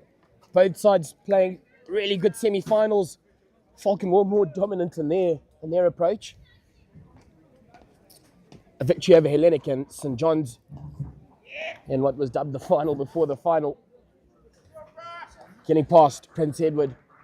And here we go, ladies and gentlemen. Again, thank you so much for joining us here live on Rising Stars.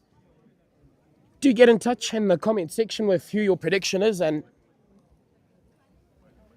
we'll have a look. But in 2025, will it be Tendai Maredza's side regaining that title, defending it? Or will Falcon College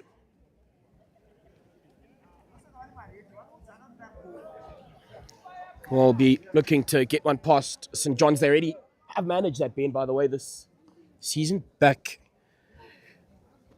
in that St. John's Derby day. So that would have been, I'm sure, the chat in the huddle before. Look, you've done it before. Why can't you go on to do it again? Whereas St. John's this weekend, they've looked a really mean machine. A couple of people would have written them off after losing one man, which is quite ridiculous in my own opinion. Nonetheless, exciting times ahead. You're going Falcon. My gut tells me St. John's, but for it to be good banter in the booth here, I mean, we can't all be one-sided, you know. It would make for a good match. I'm looking forward to that midfield tussle. Youngsters, Christopher Thomas on the ball against Tadiwa Mnaiwa. Ndoro on the ball here for St. John's.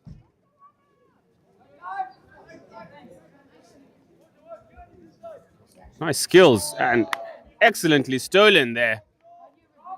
Top draw defending. But rush of blood from Aidan Osborne gifts the ball back to St. John's. Yeah, good little run there on that right-hand side by Ndoro. He'll be one to watch in this encounter. Such a general in that side as they look to make a circle entry, but unfortunately not, as that comes off the foot of Foster, Falcon skipper. scored an absolute screamer in that semi-final. You talked us through it, that tomahawk attempt as Riley, unfortunately, St. John's unable to make much of that first attempt, but playing on the right in the park early. Yes, a big chuck from the lanky Nal in jersey 17. Croxford into Coxsedge. Nice. Through ball there. Mkotekwa through ball to captain Foster. Foster sends it across. Mkotekwa with the chance here. It is a short corner. Forced over the baseline by the defender there. Looked like Dawson in Sam Dawson in jersey 6. But early warning signs. Falcon are here to do a job. Yeah, absolutely. Captain fantastic.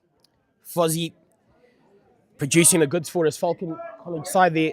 And sounds like the crowd are backing Falcon, because as soon as they got that short corner attempt, everyone celebrated as Foster cracks it. And unfortunately, it is a goal. So Bart came off the ground. It's my bit of confusion, but boy oh boy, throwing a cat amongst the pigeon. This isn't the script I've got. Mr. Foster as Falcon College, the Titans take an early 1-0 lead. Bullish are the Titans right now. I mean, a surging run forward, orchestrated with a deft through ball from Kotekwa onto his skipper, sends it across, causing problems. Decisive on that short corner. He is absolutely lethal. He scored one similar to that. That one coming off the defender's stick. First Roger. St. John's no chance there. 1-0 to Falcon. Yeah, I know Falcon College, that's an aspect of their game, and we've seen it across their codes. We saw it in the rugby season as well. And now you look at their Titans here. It's just this never die attitude. Modest workers, just head down, shift on, and St. John's thought they were in for an easier game than their last one. Well, I know certainly they wouldn't have had that mindset, but Falcon College in the final, and rightfully so. Not 5, Ridley, says the umpire, as we see Mvura setting it up. Will he go aerial? An option created in the middle of the park. However, Tawana Nyandoro looking to nick that off a Falcon man's stick, and they'll be turned over. Falcon to carry on. Young Christopher Thomas in 16 dictating things, not short of confidence as that ball goes into the D. Mujongi almost picked off there by Ngube. But it'll be interesting to see how St. John's will respond here. They haven't been trailing at all this tournament, as Nyandoro has a golden chance here. He is taken out. It is a P flick. Well run, young Tawana Nyandoro. I'm sure Dad is in the crowd. Mr. Liberty Nyandoro, former boss. Thank you for directing your son to choose a better sport of choice. As St. John's goes into the huddle with Coach Tendai Maredza here. You can hear in the background urging them to switch on. Ethan Ridley was having a go at a previous game. Chance to level the scores here. And he does exactly what he was actually picking on other guys. I think it was Peter House that had a P flick. Take your time. Breathe, boy. Come on. Breathe. There's no pressure here. Apparently the keeper broke his line. Apparently.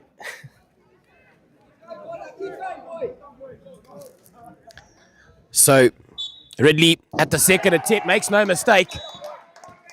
Falcon College will find. Anyways, back to our action. 1-1. Both sides in this cagey encounter looking to go to the skies. And picked up well. Falcon College, however, almost retained that. We'll restart from the back. It's going to be that man again, Coxsedge, who has had a stellar weekend. Off to Riley, playing his forward defence and then taking possession up. Riley will be sent to the bin, showing a green. And then stepping up to the plate for Falcon College. Also looking to go aerial is Aiden Osborne. Into the circle. And short corner goes the way of Falcon College. Geez, like it. What a start. Like you just pointed out, they mean business. Yes, I like the tactics from Falcon here, identifying how they can effectively use that overhead, using the St. John's tactics against them. St. John's, without any answers at the minute, scores are 1-1, scoring opportunity. Fozzie's the man in jersey 12. And he, I think, threw these short corners as well against St. John's at Derby Day, converted. So, must have a thing for this one.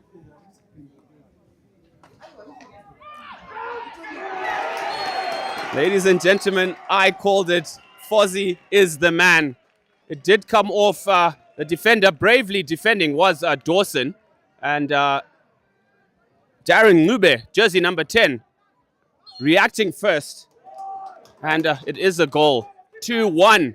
Excitement, ladies and gentlemen. Don't you just love it, Moody? Absolutely. Have St. John's been behind in the counter this weekend? I don't think they have. So I just have to get back to, their basics. As unfortunately Croxford unable to break down those lines. As Falcon College taking a 2-0 lead, Munaiwa. He's also been a very quiet worker for the St. John's side. Absolutely love his work. But Falcon College looking up to the skies. They find that man in the number 18 jumper. That is Thais Mukutekwa, causing all sorts into. And a short corner will go the way of Falcon College. So almost looking rattled at the moment for the first time this weekend, St. John's. And they'll get themselves yet another one. Falcon College on top of things, it seems, at the moment. Yes, we're just taking a look at the replay here. That was a stick over the top. Jersey 12, guilty. That was Hayden Saunders. Trying to reach for the ball, mistiming. Slightest contact with the player entering the D. It's bound to be a short corner. Falcon poised. Can they make it 3-1?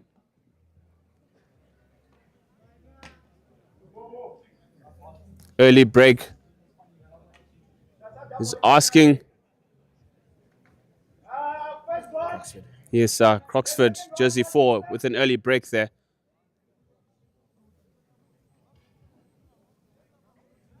So quiet, yeah. Absolute. You could hear a pin drop.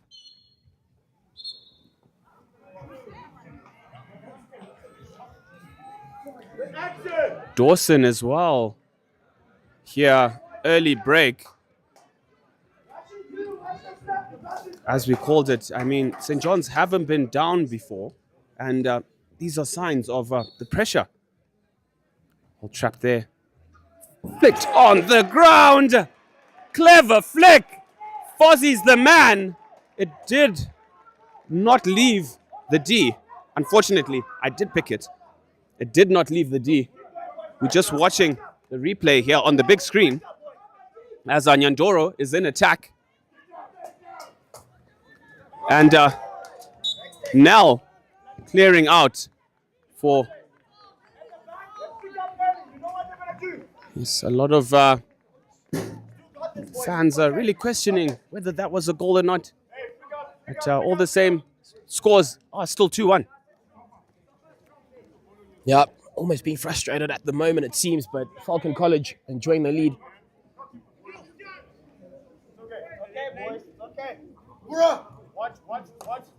Foot up. That goes back to him. Looking so well together there. And just losing it there. Looking to go to the sidelines are Falcon College, St. John's. Through Sean Riley. Cracks it up the park. Can anyone meet it? Unfortunately not, but they just need to find themselves in position for a bit longer to get to their work. It'll be Mvura again. Goes out to that man, Christopher Thomas. Put up, weighing out his options. Goes aerial, and can he find his marker? Mukotekwa sure does. Turns well and through the middle of the park. He's made a good little run, Mukotekwa, for Falcon College.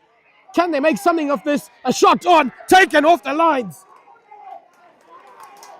And having to put on a proper defensive display there. Hayden Saunders does the job, but Falcon College pulling out all stops here.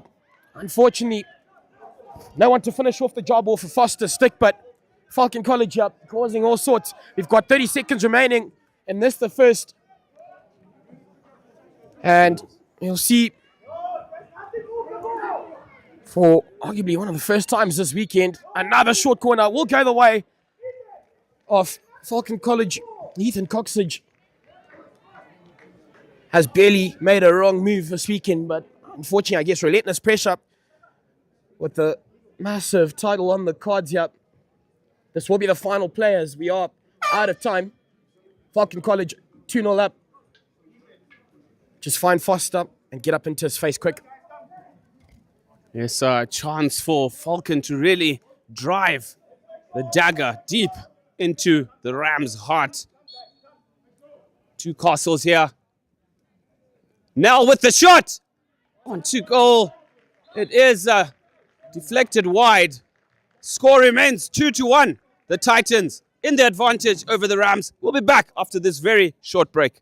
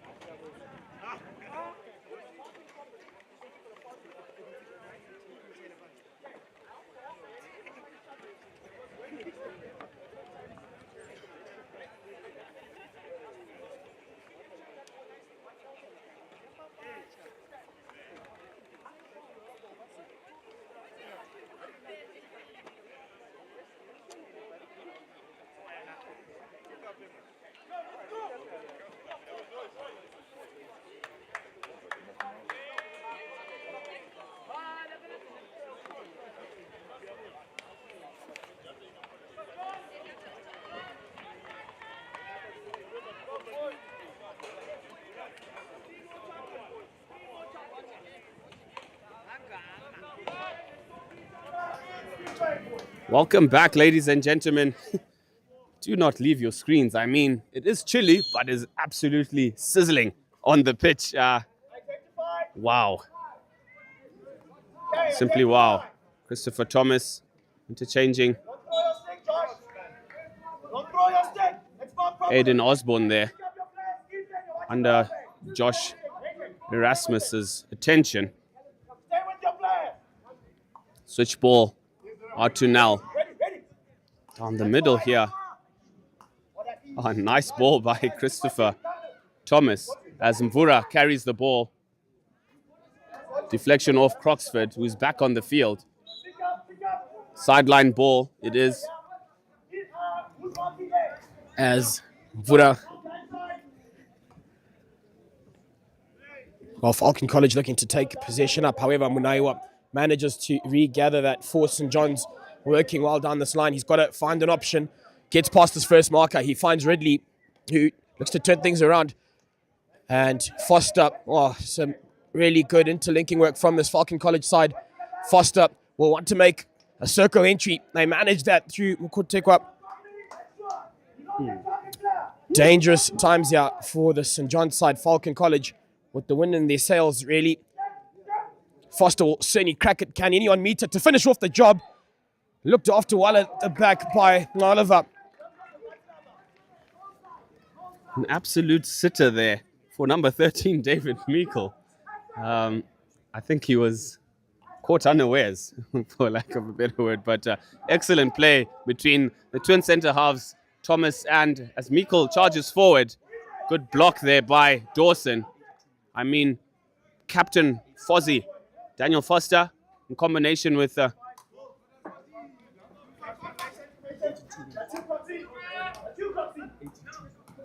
I like this play. Unfortunate piece of play there as he's trying to redirect out to Josh Engelbert. Let's move the ball, boys. Gotta move the ball now. That's you, Sean. Okay. I like you, Sean. I like you. Drop. Sean Riley just committing to that challenge there. No malice at all. Stick down. What I done, Ethan. Right. Okay, stay both from here. Let's just maintain our shape properly. It's Ethan, make sure it's screening properly there. fun times out at Peterhouse here. Defending champions trailing. Uncharacteristic. Good positioning from Sean Riley. Scans forward, looking for Nyandoro. That diagonal ball. Just not quite picking up his run. As Coach Tendai Maredza summons the substitutes, Josh Davies as well as Reese Wall, to come on. Yeah, I think it'll be good to, if they clear their lines first, they do. And still on that attack are Falcon College, and it's Joshua Engelbert, who's done a great job taking it up. And onto it now, there's Callum Mulder. Can still take it up, but doing a great job to just get that away. Nyandoro onto it through the middle of the park. He's got two men making a run, and that'll be Erasmus with a man up. Nyandoro looking for that foot. Tawana Nyandoro still in possession, but can't actually make that pass. Ben, you're starting to see a couple of mistakes creeping into the St. John's side. It's not something I've seen at all this weekend, but whatever Falcon have done has them rattled. Yes, so it's absolutely critical to score first against a team like St. John's. Put them on the back foot. They're not used to that. They're used to being the ones who deliver those killer blows early on. This time around, they find themselves being the recipients, and reacting to that situation is few and very far in between. As Mvura just positions himself well there after that bomb from Ethan Coxage. Okay, win it. Yes. No.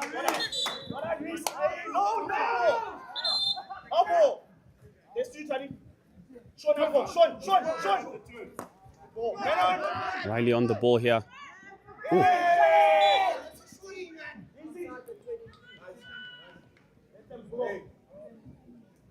Come, boys, come on. Pressure, tension, all around. Gotta love it. Yeah, sport has a weird thing it can do to people. As Falcon College survive that scare again at the moment, it is all Falcon. And looking to take it up. Hayden Croxford applying a bit of pressure. Can he find Harris? Well, turn on over, but they'll still get to go forward. Erasmus called off of that one, as Falcon College will be forced to defend. Tadiwa Munaiwa just looking to do the meters. He's passed 1 or 2, so he'll get yet another restart.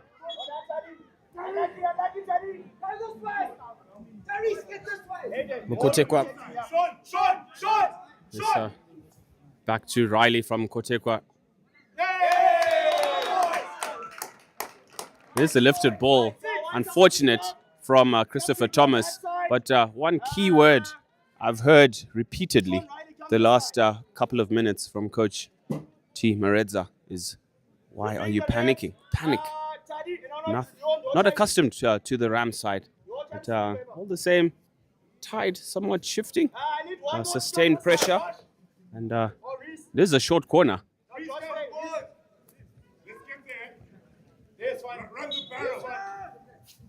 St. John's boys, Ethan Coxage traps. What on, easy. Hayden.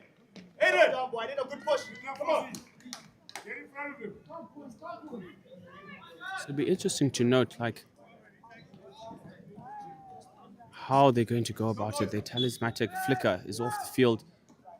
Naiwa slips it.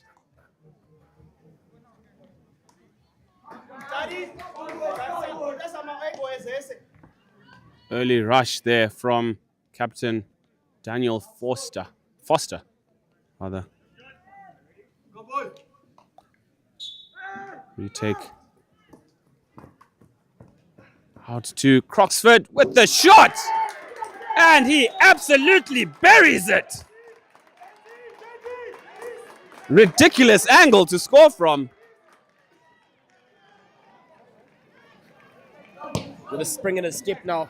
Well, the St. John side as they level things up. But you've got to give credit to Hayden Croxford. Set it up and off you go.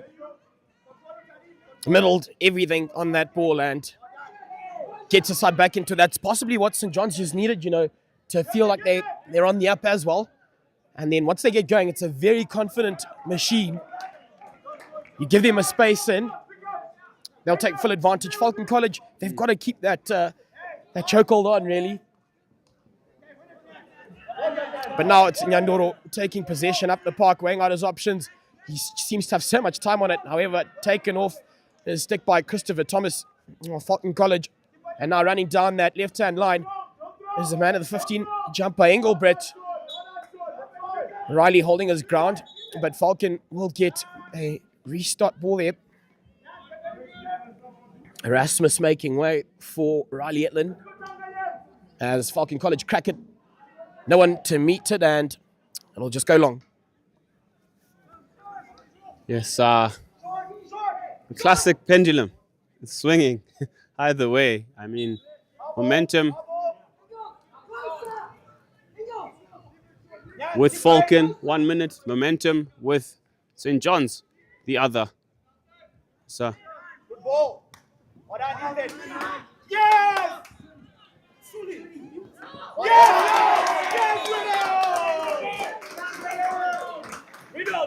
Widows, if you have, you go, but if there's nothing, we can look in the other side, okay?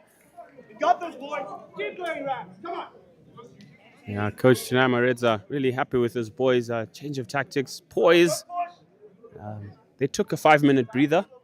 The danger man is on the park. Expect him to deliver a slider. As, you look to match the efforts of Captain Foster. Hey! Riddles, please. Can you settle down? If it's too quick, you know what to do. Okay. We need a second wave, boys. And where's the slip to the left? To their left. Yeah, it's got to rev up. Liam, get ready to step up. Boys here, 2 minutes to go. Trapped. Ridley with the flick, sends it wide.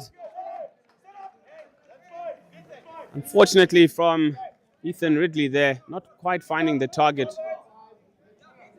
Warning signs for Falcon. Can't afford to. Oh, brilliant ball through. Absolutely whacked from the back by Null. Trying to find Nkotekwa. Second attempt here.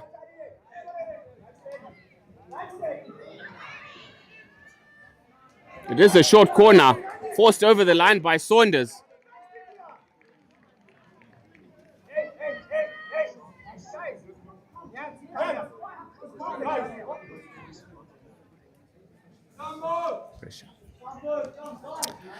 Pressure telling at the moment, and it'll be a short corner going the way of Falcon. And man, to inject that in will be Callum Mulder. Having to pull off, well, just pull the side to the senior statesman, Tinama Redza, to just calm them down as Falcon College. That's a well-worked move. Can they get the shot away? They can! And it is that man, Mvura, in the 9 shirt, Tavunga Mvura. Well, they're going to have a bit of a chat, it seems, the umpires. But Falcon College, as far as they're concerned, have done the number and take a 3-2 lead. I think the call sticks, so Tawana Mvura gets on over for Falcon College. 17 seconds remaining on the clock here, ladies and gentlemen. We'll get to this break with Falcon College in the lead. Nyandoro deciding to go alone, taking matters into his own hands. Gets it out to Ridley, but they won't have time unless they make a circle entry now. Ladies and gentlemen, we get to the halfway break in our Super 12 Final 2025. The Titans currently holding a 3-2 lead over St. John's. Ben. Absolute cinema. It is 3-2 at the halftime break. Advantage Falcon. At 24 minutes to go. Team manager Gavin Costas pulls out the jelly babies. I'd like a few. I mean, my mouth is absolutely dry. I mean, this is absolute cinema that we are seeing here. Falcon taking their chances. I like that short corner routine from Vura. Really watched the keeper and just placed it through the legs as the keeper was charging out. Didn't panic, poise, but St. John's, no need to panic at all. They're a very formidable side. They just need to string through the passes and can be able to claw their way back into what's unfolding to be an absolute classic on the final stage of the 2025 Super 12. Ladies and gentlemen, short halftime break. I know I talk too much. Be back after this short break. Let's go, Mario.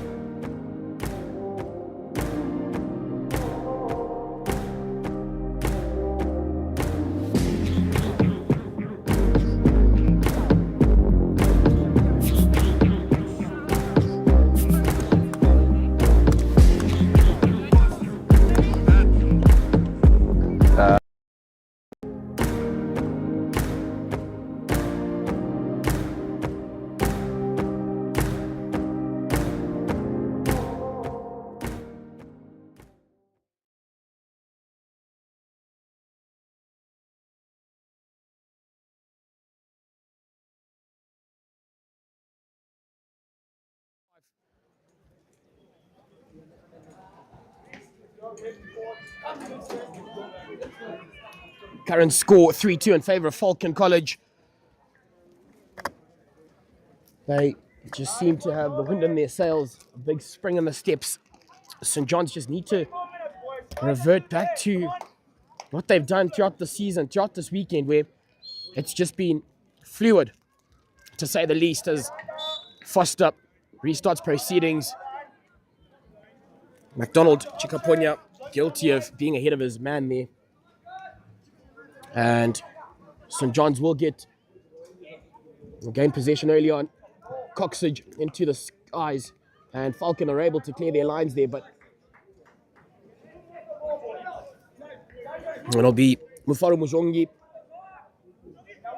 to restart there as he looks to make a circle entry. Doesn't quite come off for St. John's. Haven't seen him do that too much this weekend. It's, it all comes with pressure. I mean, finals hockey comes with that added position, really fighting tooth and nail to try and gain the ascendancy either side.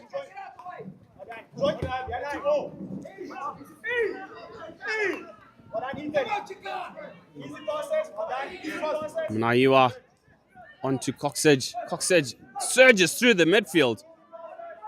Finds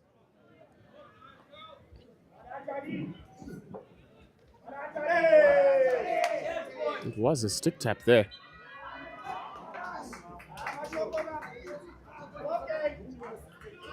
You saw the defender look to come through the stick, but umpire Mashok's right on it, signaling a hit out for Falcon. Absolutely, and they just need to play on the opposite end of the park, Falcon College, because at the moment it seems St. John's are under pressure. You keep them back there, and something surely will tell for it, as that'll just go long. So Falcon again will get to restart, and they'll just want to get ball onto the other end of the park and looking to the skies, rightfully so. Finds his marker well on that line.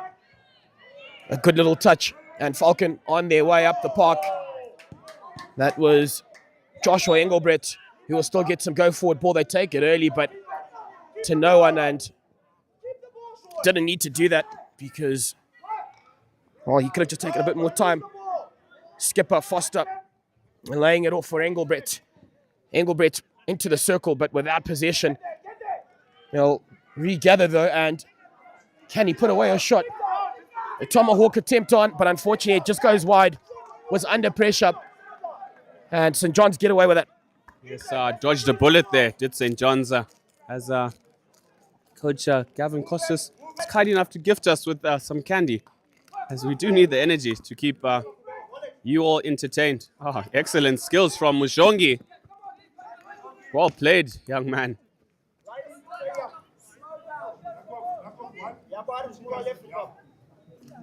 Overhead from Mushongi. Overhead. Trapped by Ngube. Onto Thomas with the brilliant touch to go around Dawson. 6s and 7s. Young Ethan Thomas. Christopher Thomas.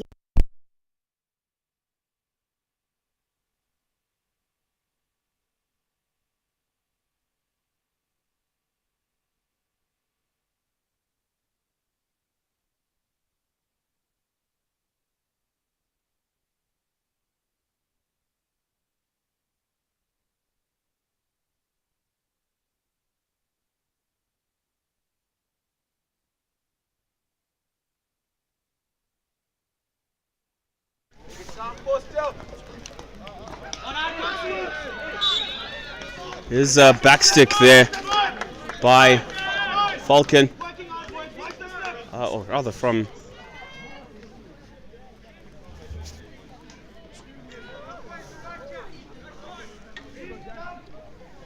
pressure cooker. Foster with the flick.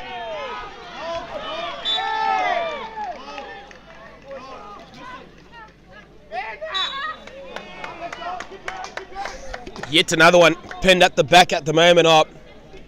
The St. John's Rams, Falcon College running right and really on top of things for themselves here. Callum Mulder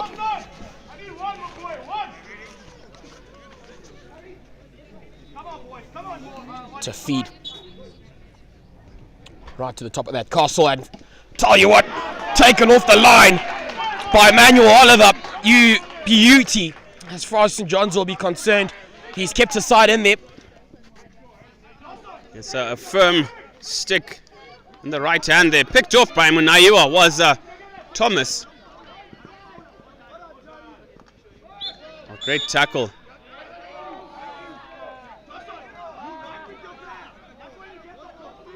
Astonishing. Oh, well picked out there. Ed Coxage picking out Croxford. Overhead coming, decides to beat it. Nube on the ball for Falcon. Turns strong. Excellent tackle from Dawson. Hounding Nube. Good determination off the ball. I love what I'm seeing. Yeah, Sam Dawson putting on a proper fight again. Oliver forced into yet another save. Falcon College through Foster, looks to that left-hand side, but they'll get turned on over. St. John's College just need to slow things down, get into their craft here. As Coxage will look to find his mate to the left-hand side, that is Hayden Croxford, a goal scorer for St. John's College. Again, swing it round the call. They send that back to Dawson. Scott Van Rooyen to his right-hand side. Decides to go back to Coxage. Still taken past that one man. And looking to go down the line, but Mvura just intercepting that ball. Reese Wall, however, managing to win that back for his side. Croxford looking up to the top. And that'll be foot, so playing advantage to St. John's. Nyandoro picks that up. And still to take it up. He's done a very good job, a brilliant little run. He'll get some go-forward ball for his side here. Tana Nyandoro looking to crack that up the park. But they will reset that again. And they just want a circle entry at the moment to then create something out of that possibly. But a short corner does go the way of St. John's, and could this be the moment they get themselves back up?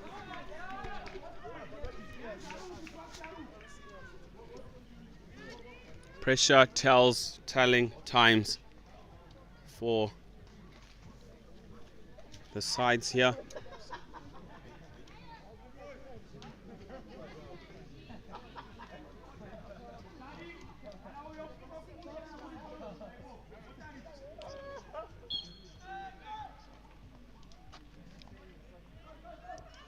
Flick towards goal, saved. In goals there, Ethan Gona.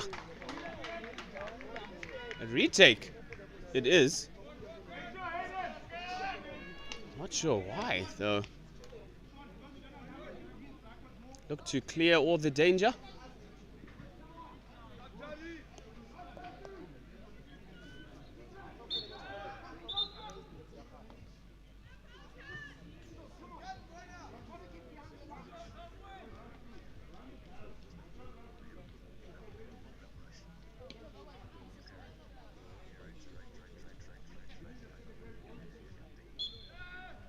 Retake for St. John's. Munayua slips it to the...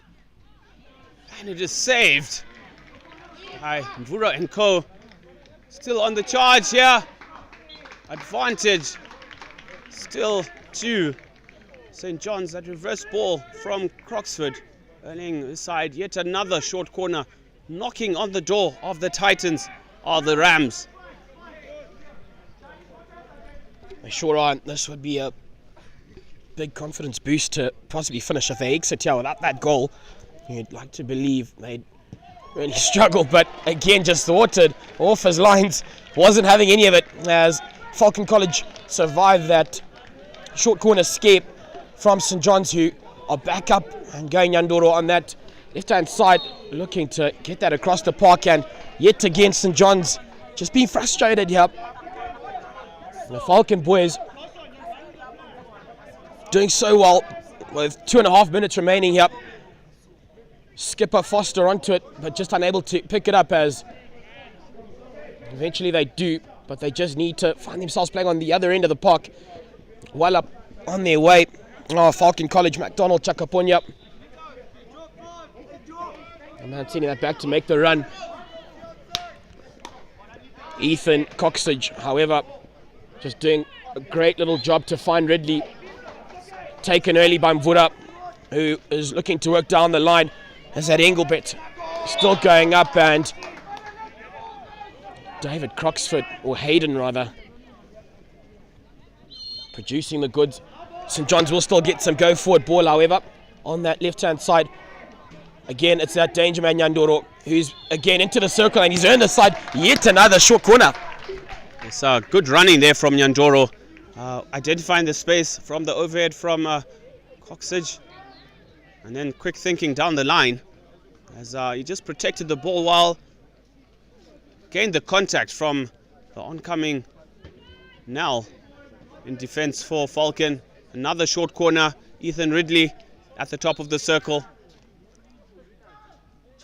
Ridley with the flick.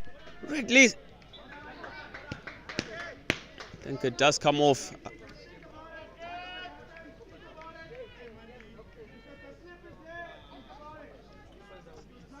Does come off the foot there. Ridley lines up once again. Change of angle. I think he's going across the keeper. Decides to fake and slip it to Croxford a little bit too far. Energy levels very high on the park from both sides. Falcons still in the lead, 3-2.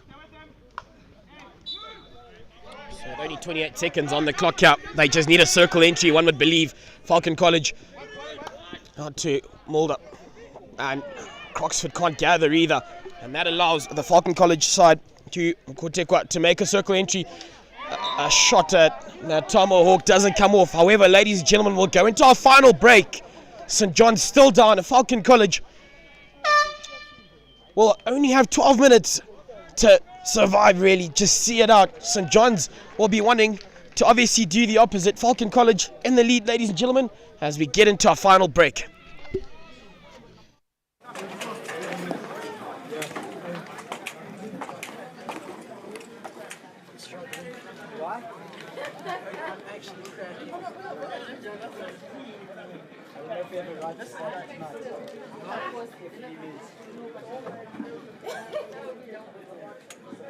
I am faithful to the boys. They're coming. They're going to come.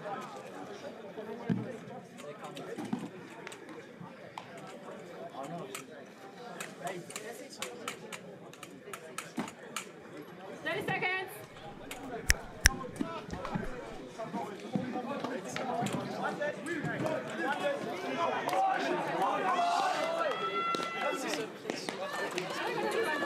Last push, boys. Last push. Come on, boys. Come on.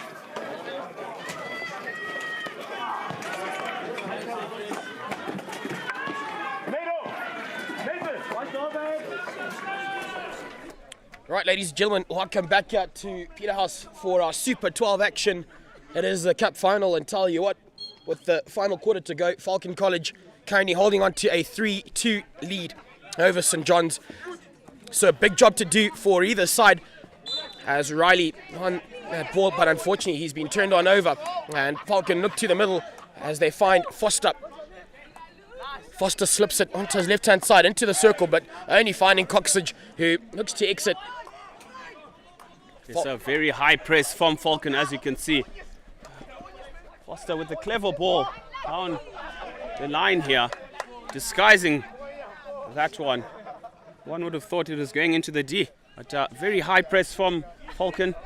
As you can see, overhead option not on for Coxage. Rotates it through Dawson and co. Down the line to Ethan Ridley. Picked off by Mvura. Yeah, he's put on a great display in this final for Falcon College Mvura, but St. John's now looking to take ball up. Cleaned up, however, by Falcon College as they look to the side. Eventually finds that man in the 11 jump up, Chikaponya, for Falcon College. Chikaponya drives it. Oh, well tackled in midfield there. Jersey number 3.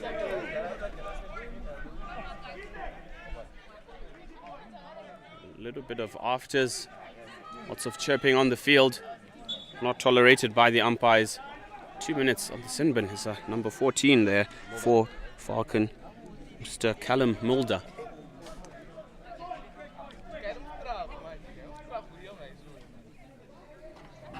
Sideline ball or a long corner? Yes, a long corner. Croxwood on the ball. Drives it 5.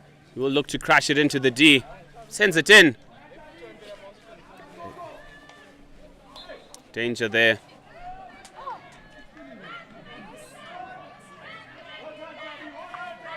And looking to make a circle entry there, St. John's finding a foot, and it'll be a short corner going the way of the Rams.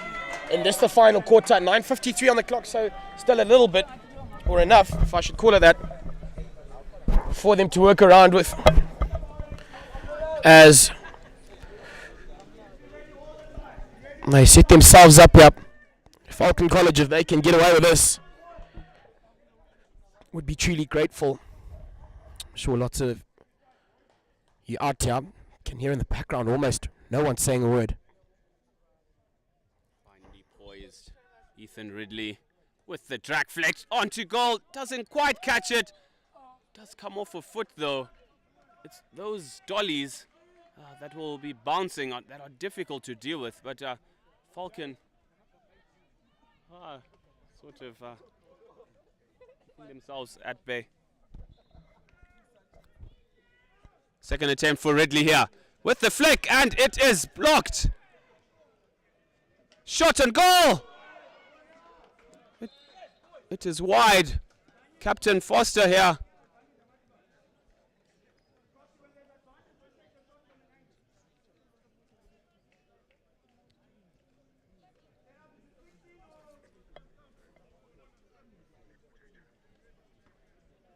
Well defended, Captain Foster, but he did take a knock there.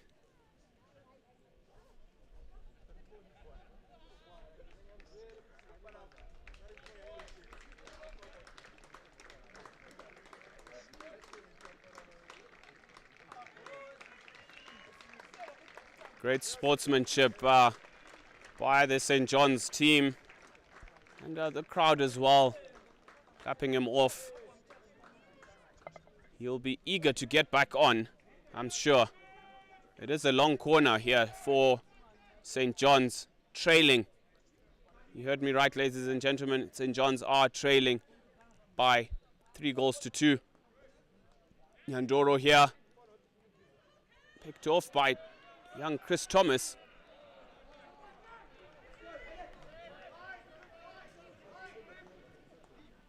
Nyandoro on the ball, over the stick to Mnaiwa, into the D. It is a short corner, panic in defense from Nell. Didn't need to take a swing at it. All he needed to do was just guide it and push it out. But all the same, St. John's continued to pile pressure on Falcon in a quest to equalize and also search for that lead, which they haven't done all match. Yeah, big job needed here by St. John's to put that away. Ridley goes wide, so it doesn't quite come off for them. Falcon College, 7 minutes and 50 seconds. That's all they have to see out. All right, they literally just revert to the same way they were playing earlier, where Falcon were just under constant pressure and being forced to defend. They find each other so well there with a good little touch. He beats his marker past the man. Round the keeper. Can he finish off the job? He sure can for Falcon College. It's that man, Tyrese Mukotekwa. And from here on, ladies and gentlemen, St. John's a long way away from home. Has that possibly been the final say in this encounter? St. John's absolutely rattled. And rattled they are, Moody. But they are a formidable side. I do have faith. They can pull this one out the fire. They just need to play hockey in the right end. Keep on creating those chances for them. Ethan Ridley is trying a little bit too hard. He just needs to compose himself and get that shot away. At least get it on target. I mean, multiple short corners. You got to take those chances at the end of the day as Sean Riley brings it down from the air. Cramp beginning to set in as they've been running hard all week, rather, the last 3 games.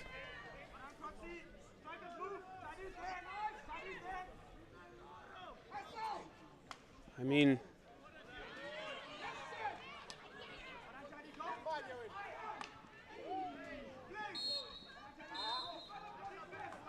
green card coming. It's a yellow. Whew. Tough, eh? Could not have a say in this encounter, as that'll be quite a while away. 6 minutes to go here. Still as St. John's through Van Nooyen looking to take ball up. Can anyone finish it off? It just goes past the right-hand side. I can tell you for free, ladies and gentlemen, most of the crowd here definitely getting behind Falcon. They'll be hoping they can survive. However, St. John's, they've looked a real machine as skipper Daniel Foster producing the goods yet again for his side. And most certainly a rising star. Live on this feed, brought to you by Rising Stars. Another star in Mukotekwa, finding the foot. Ladies and gentlemen, Falcon turning the screw, putting on a little bit of magic. And a show for the crowd, as you can hear in and around. Confidence is it. Applause all around. Pressure telling for Falcon. We would like to thank all the sponsors that have made this tournament a reality. I mean, what a spectacle it has been. Daniel Foster lining up to put a nail in the coffin here. Mvura slips it to Dube with the crack. What a save there from goalkeeper Oliver Emmanuel in goals.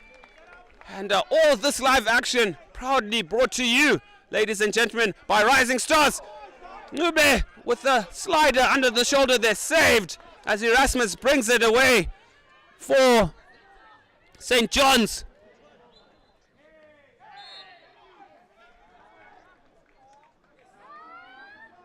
Another yellow card 4 minutes to go. Falcon in trouble here. Can't seem to keep players on the field due to ill discipline. We saw that with the rugby as well in the first encounter. When these two sides did take part, they had 2 men in the bin and St. John's put together a comeback. Could that be the case right now? They've got just under 4 minutes to work around here. And this is the cup final. Coxage will be looking to possibly send that over the top. He's got to produce one of those special efforts that he's put together this weekend.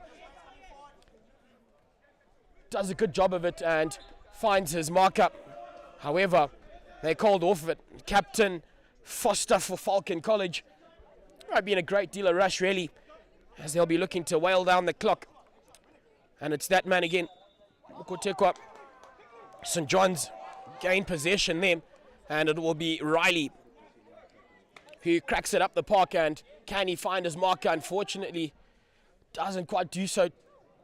And Falcon College again gain possession, and in no rush at all. They've got 3 minutes to work around. Yes, the belief slowly fading away from the St. John's boys. You see a lot of dropped heads, but they just need that last final push. They've done so incredibly well to get themselves into this position. As Mvura impedes Nyandoro there. Ridley on the ball, looks to drive. Sent across into the D, unfortunately. But it is a long corner. I mean, what a final we've witnessed here today. Brought to you none other by the best in entertainment, Rising Stars Media. Shout out to all the gentlemen behind the cameras, our director, Case Tembo, and team. We salute. Yep, a long way from over. However, yes, there's only 2 minutes on the clock, but a great deal could still take place. St. John's with an opportunity at a short corner here. You've seen crazier things happen in sport, I can tell you that. So don't even look to sign this one off, as Ridley sends that out to the left-hand side, but Falcon College putting on a proper defensive display there. I think Aiden Osborne up to the challenge. They will get a second crack, but the only concern will be the time. It's not whether or not they can do it. We certainly know they can. It's if they've run out of time here. St. John's College. Falcon will, however,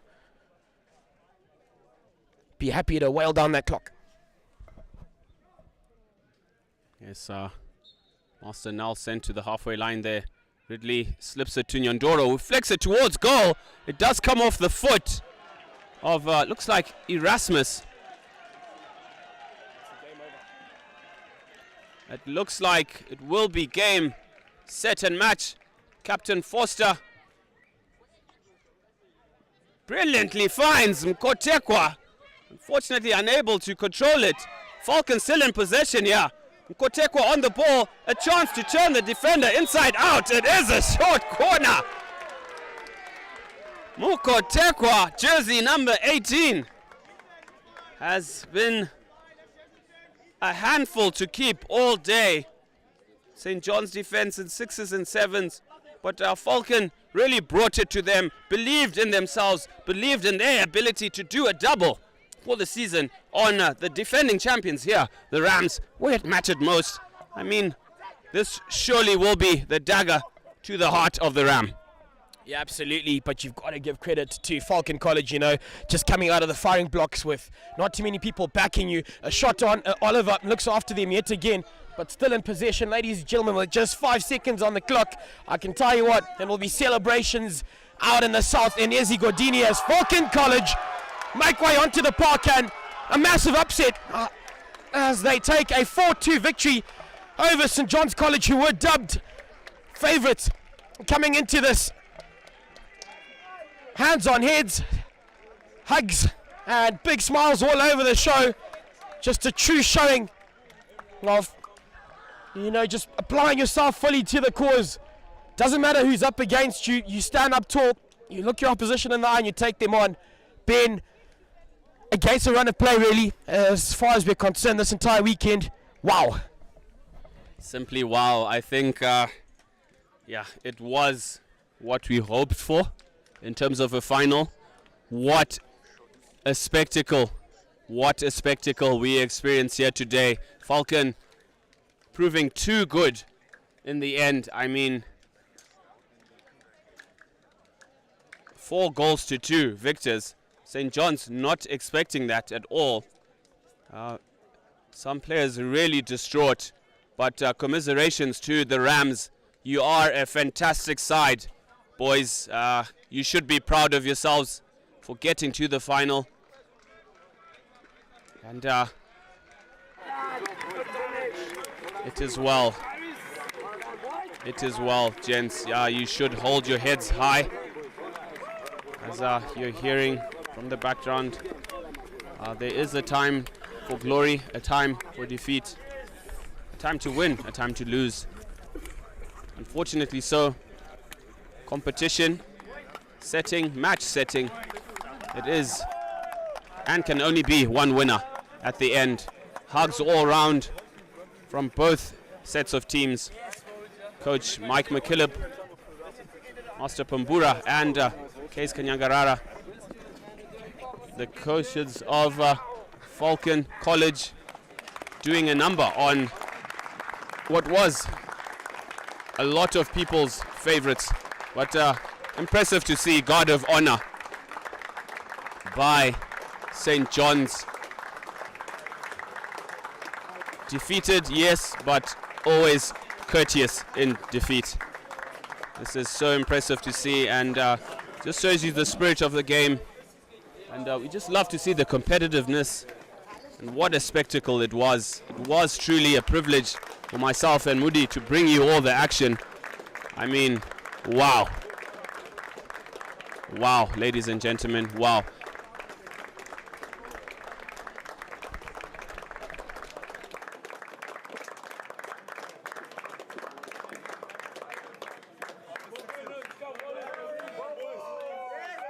So as we go through preparing for the final exchanges and closing ceremony, we will hand over to the Master of Ceremonies, Mr. Banda and co, to take us through as medals and the trophy will be presented. We will be back with our final remarks after all the pleasantries and proceedings have concluded. Stay tuned, ladies and gentlemen. More live streaming brought to you by Rising Stars. Stay tuned. I think he's just in the first week. Get the parents there. Do that FAC. Yeah, do it.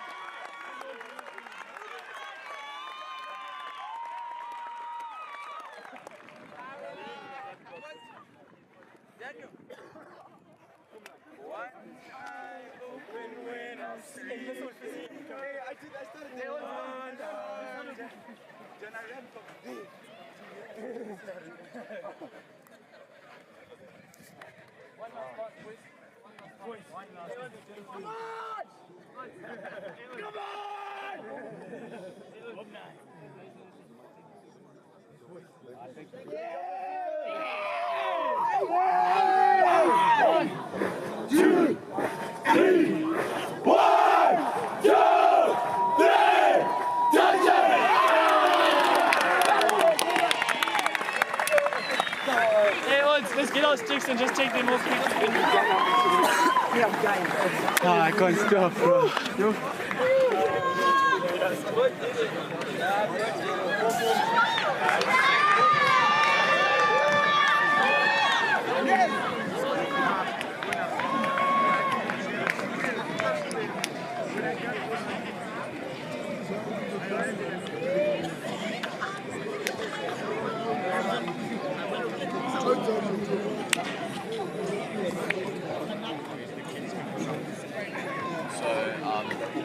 Stand there and you can just yeah.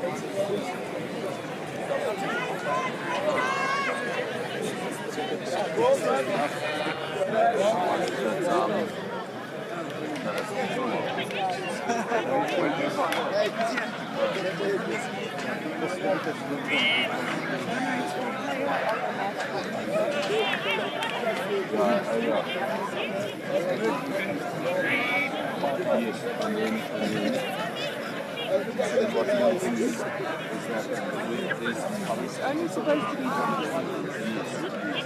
so, and then this one is an apple.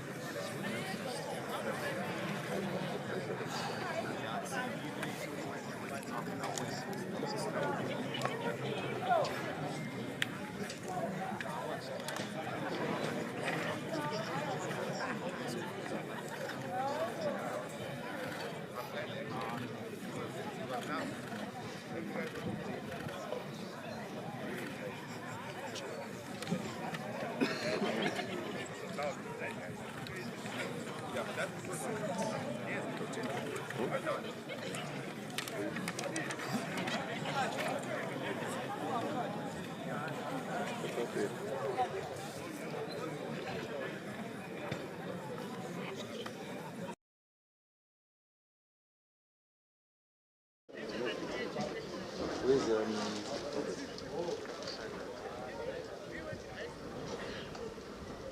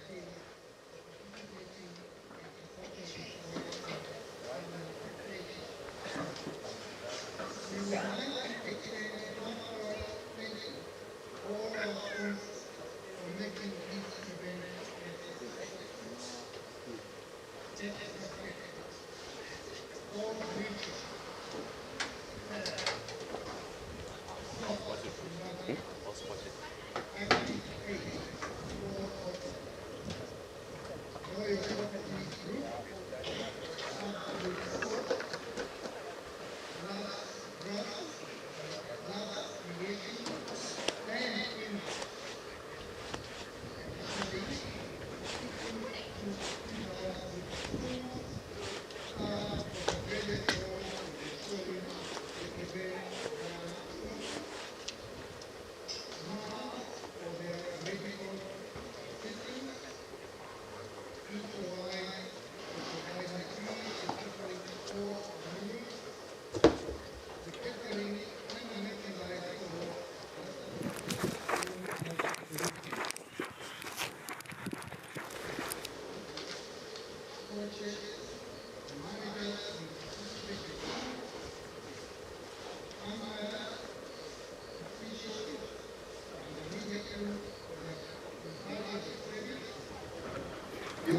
Your efforts often go unnoticed, but they are essential.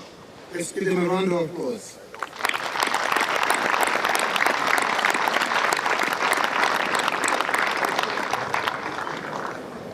Lastly, thank you to the parents for their unwavering support, and of course to the players for their hard work and determination on the hockey field.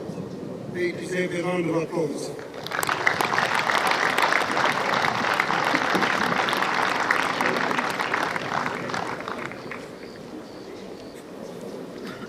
I would now like to call upon Mr. Winston Holman, who is our Director of Sports, to read the Rector's speech. The Rector of Peterhouse is in charge of schoolboys hockey. And Mr. Holman will present our awards with Mr. de Kock, the Deputy Headmaster. Mr. Holman, please come and give your speech, sir.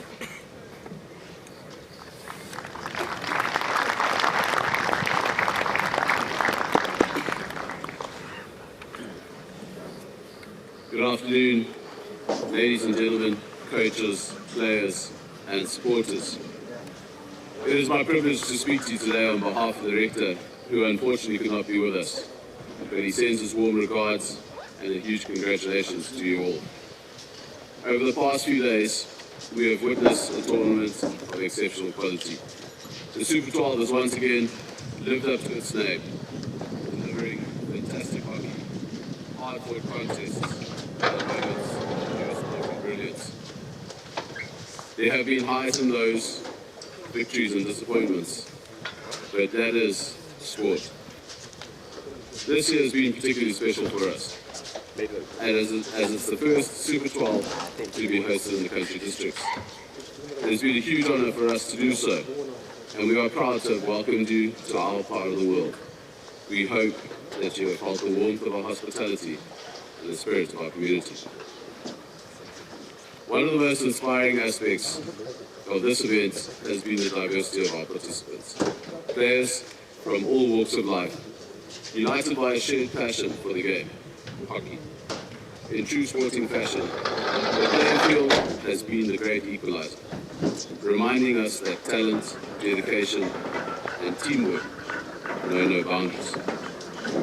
We are deeply grateful to all the participating schools for making this tournament possible.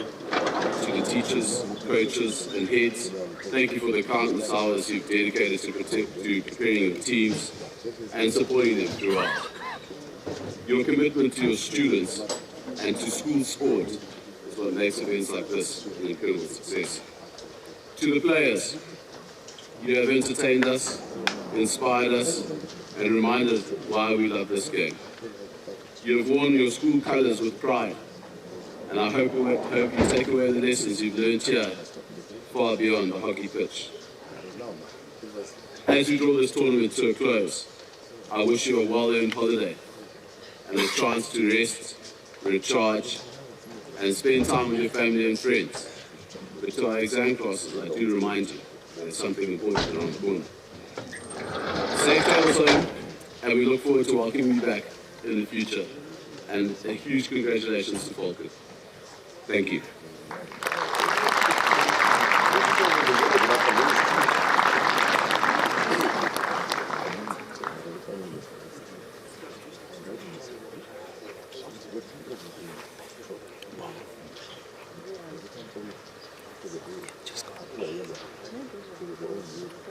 Thank you, Mr. Holman. Now we move on to the awards for 2025, and they will be done by our Deputy Headmaster, Mr. de Kock, assisted by Stacey Banner from Peterhouse Girls Sports Department. These awards are for the players of the matches for the semi-finals. Semi-final number 1, St. John's versus Prince Edward, Tatiswa Munaiwa from St. John's.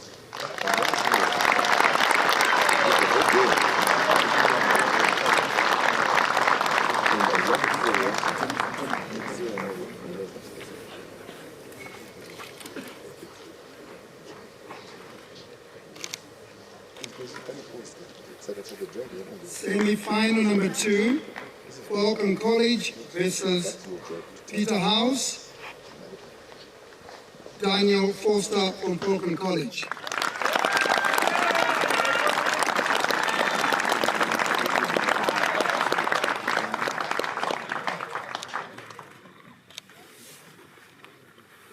Third and fourth place playoff, Prince Edward versus Peter House, Chinae Mashiri from Prince Edward.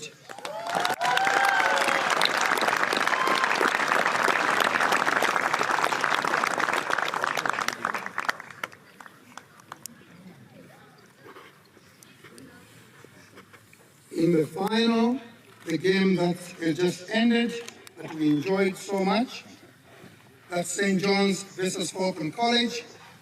The prize goes to Daniel Foster of Falcon College.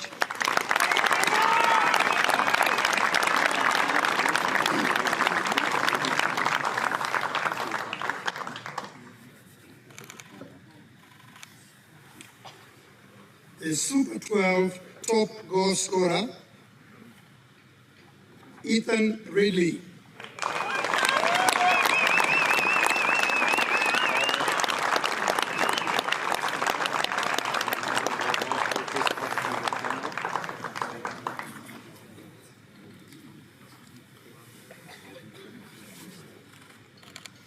The Super 12 best goalkeeper is Hamza Ali.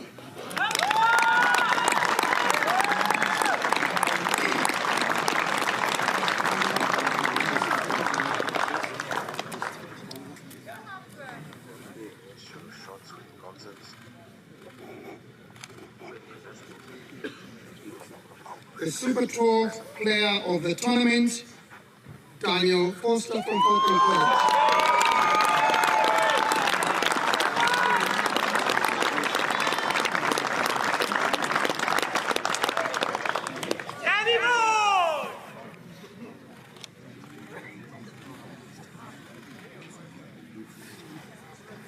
In order to encourage the young players to play hockey, we have a prize for upcoming player of the tournament, and this one goes to Tadiswa Munaiwa.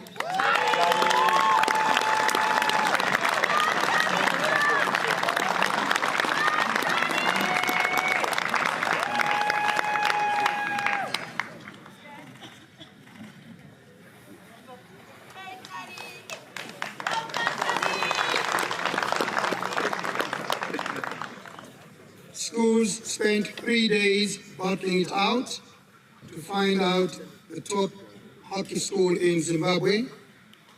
Now we're going to give the ranking as per the games that they played. In 12th place, Hillcrest. In 11th place, Gateway.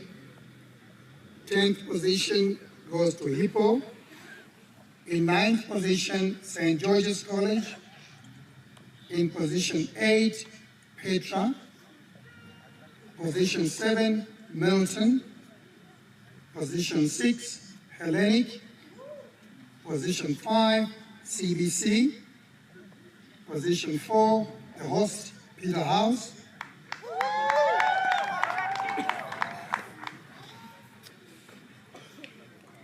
The third position, from there we're giving prizes, so please may the captains come up to receive.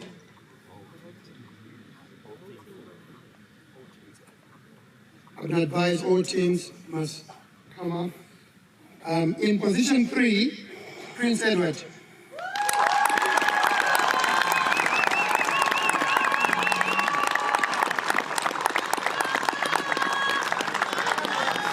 whole team must come up to get a handshake and then your prize. Come, boys, come. We're going to go take a team photo with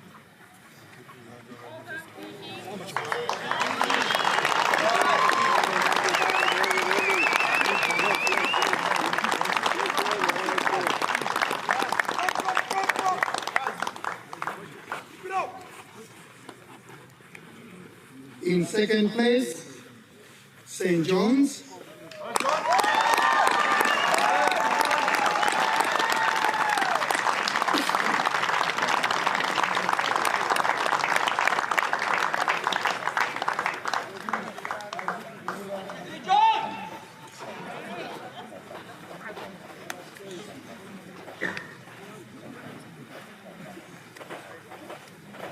The new trophy, which is the Fidelis Major Memorial Trophy. Those who knew Fidelis, he was at FALCON College. May his soul rest in peace. The winners of that trophy goes to FALCON College in honor of Fidelis. And the fantastic trophy.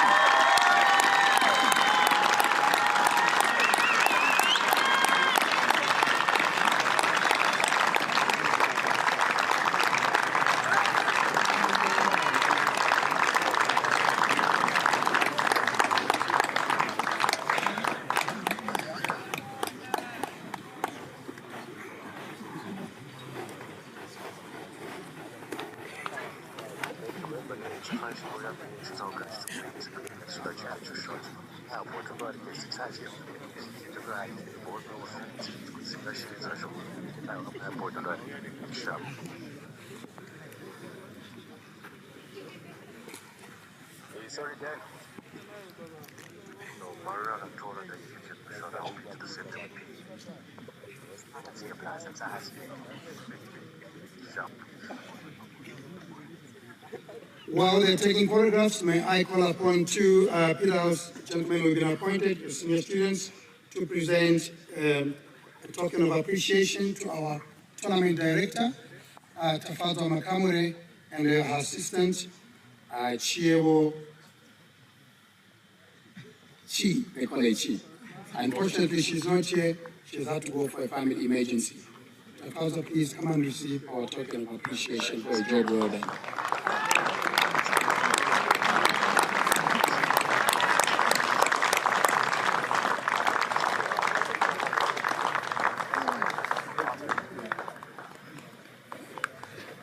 Thank you very much, Tafi.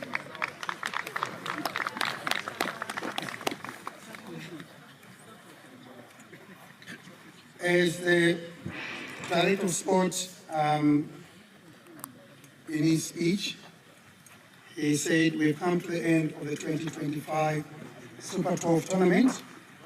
I wish you safe journey home. Please drive safely. We're going into holiday time. Good afternoon, ladies and gentlemen.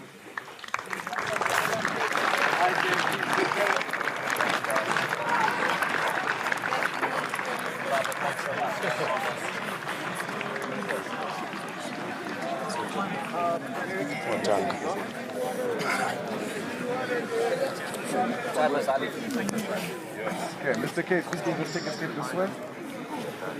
Okay, another step this way. Another step this way. Another one. Okay, that's perfect. Okay, let's look here. Say knee, switch your knee. Okay. 3, 2, 1. 3, 2, 1. 3, 2, 1.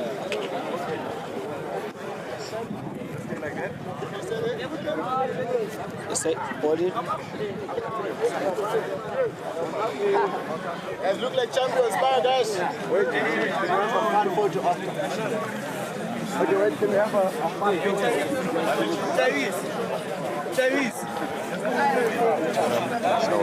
Yeah, go to one day.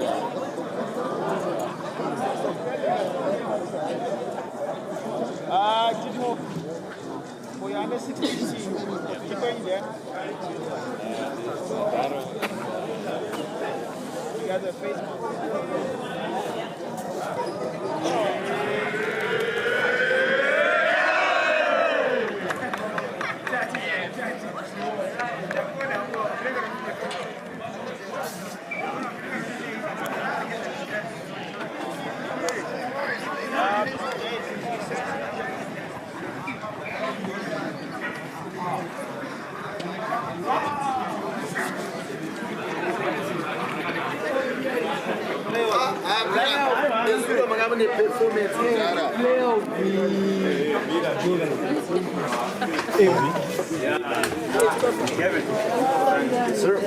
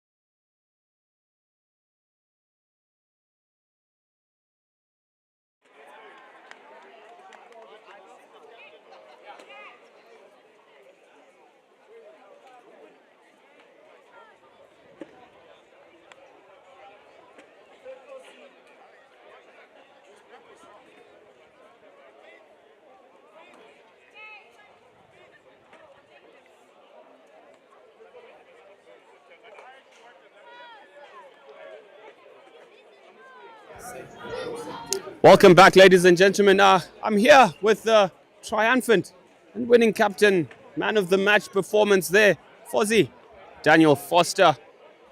Well played, young man. Your thoughts on that match and your tournament as a whole? I think in the tournament as a whole, we started off a bit slow, but the boys bounced back in the quarters and the semis, and we just kept improving our game, which is really good. In the finals, the boys really wanted to play, and that's all I was looking for throughout the tournament, and it really paid off all the hard work, and I think the team just really deserves a congratulations. Yes, congratulations indeed. Really grew into the tournament to be a formidable side that you have been accustomed with being. And at the end of the day, coming out doing the double on tournaments, many people's tournament favorites are the Rams. But all the same, credit to your side, a gutsy performance, took your chances. Yes, we did, and I think the boys, when the chances came, they took them, and it was really good. And I think, yeah, our strikers did what was needed to be done, and the short corners were what we practiced, so everything really paid off in the end. Yes, practice does make perfect. What to look forward to? Are you traveling down for the Zim tour? Sadly not, I won't be able to.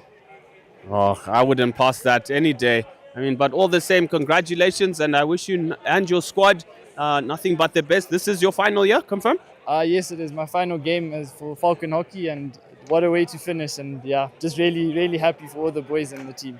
Yes, a fantastic way to bow out Captain Fantastic, Fozzie, as he's become accustomed to be known in our commentary booth. All the same, congratulations, savor the victory, and all the best in the future, young man.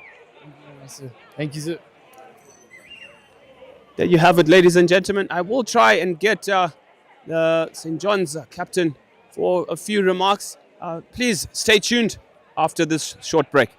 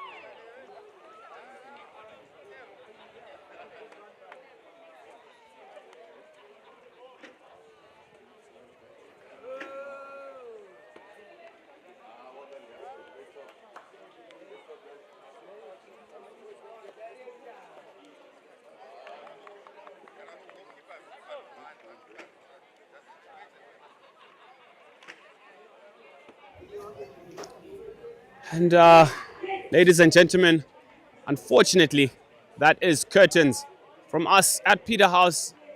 It's nothing but entertainment galore. An upset, yes. Falcon, crown champions, dethroning St. John's, a formidable St. John's.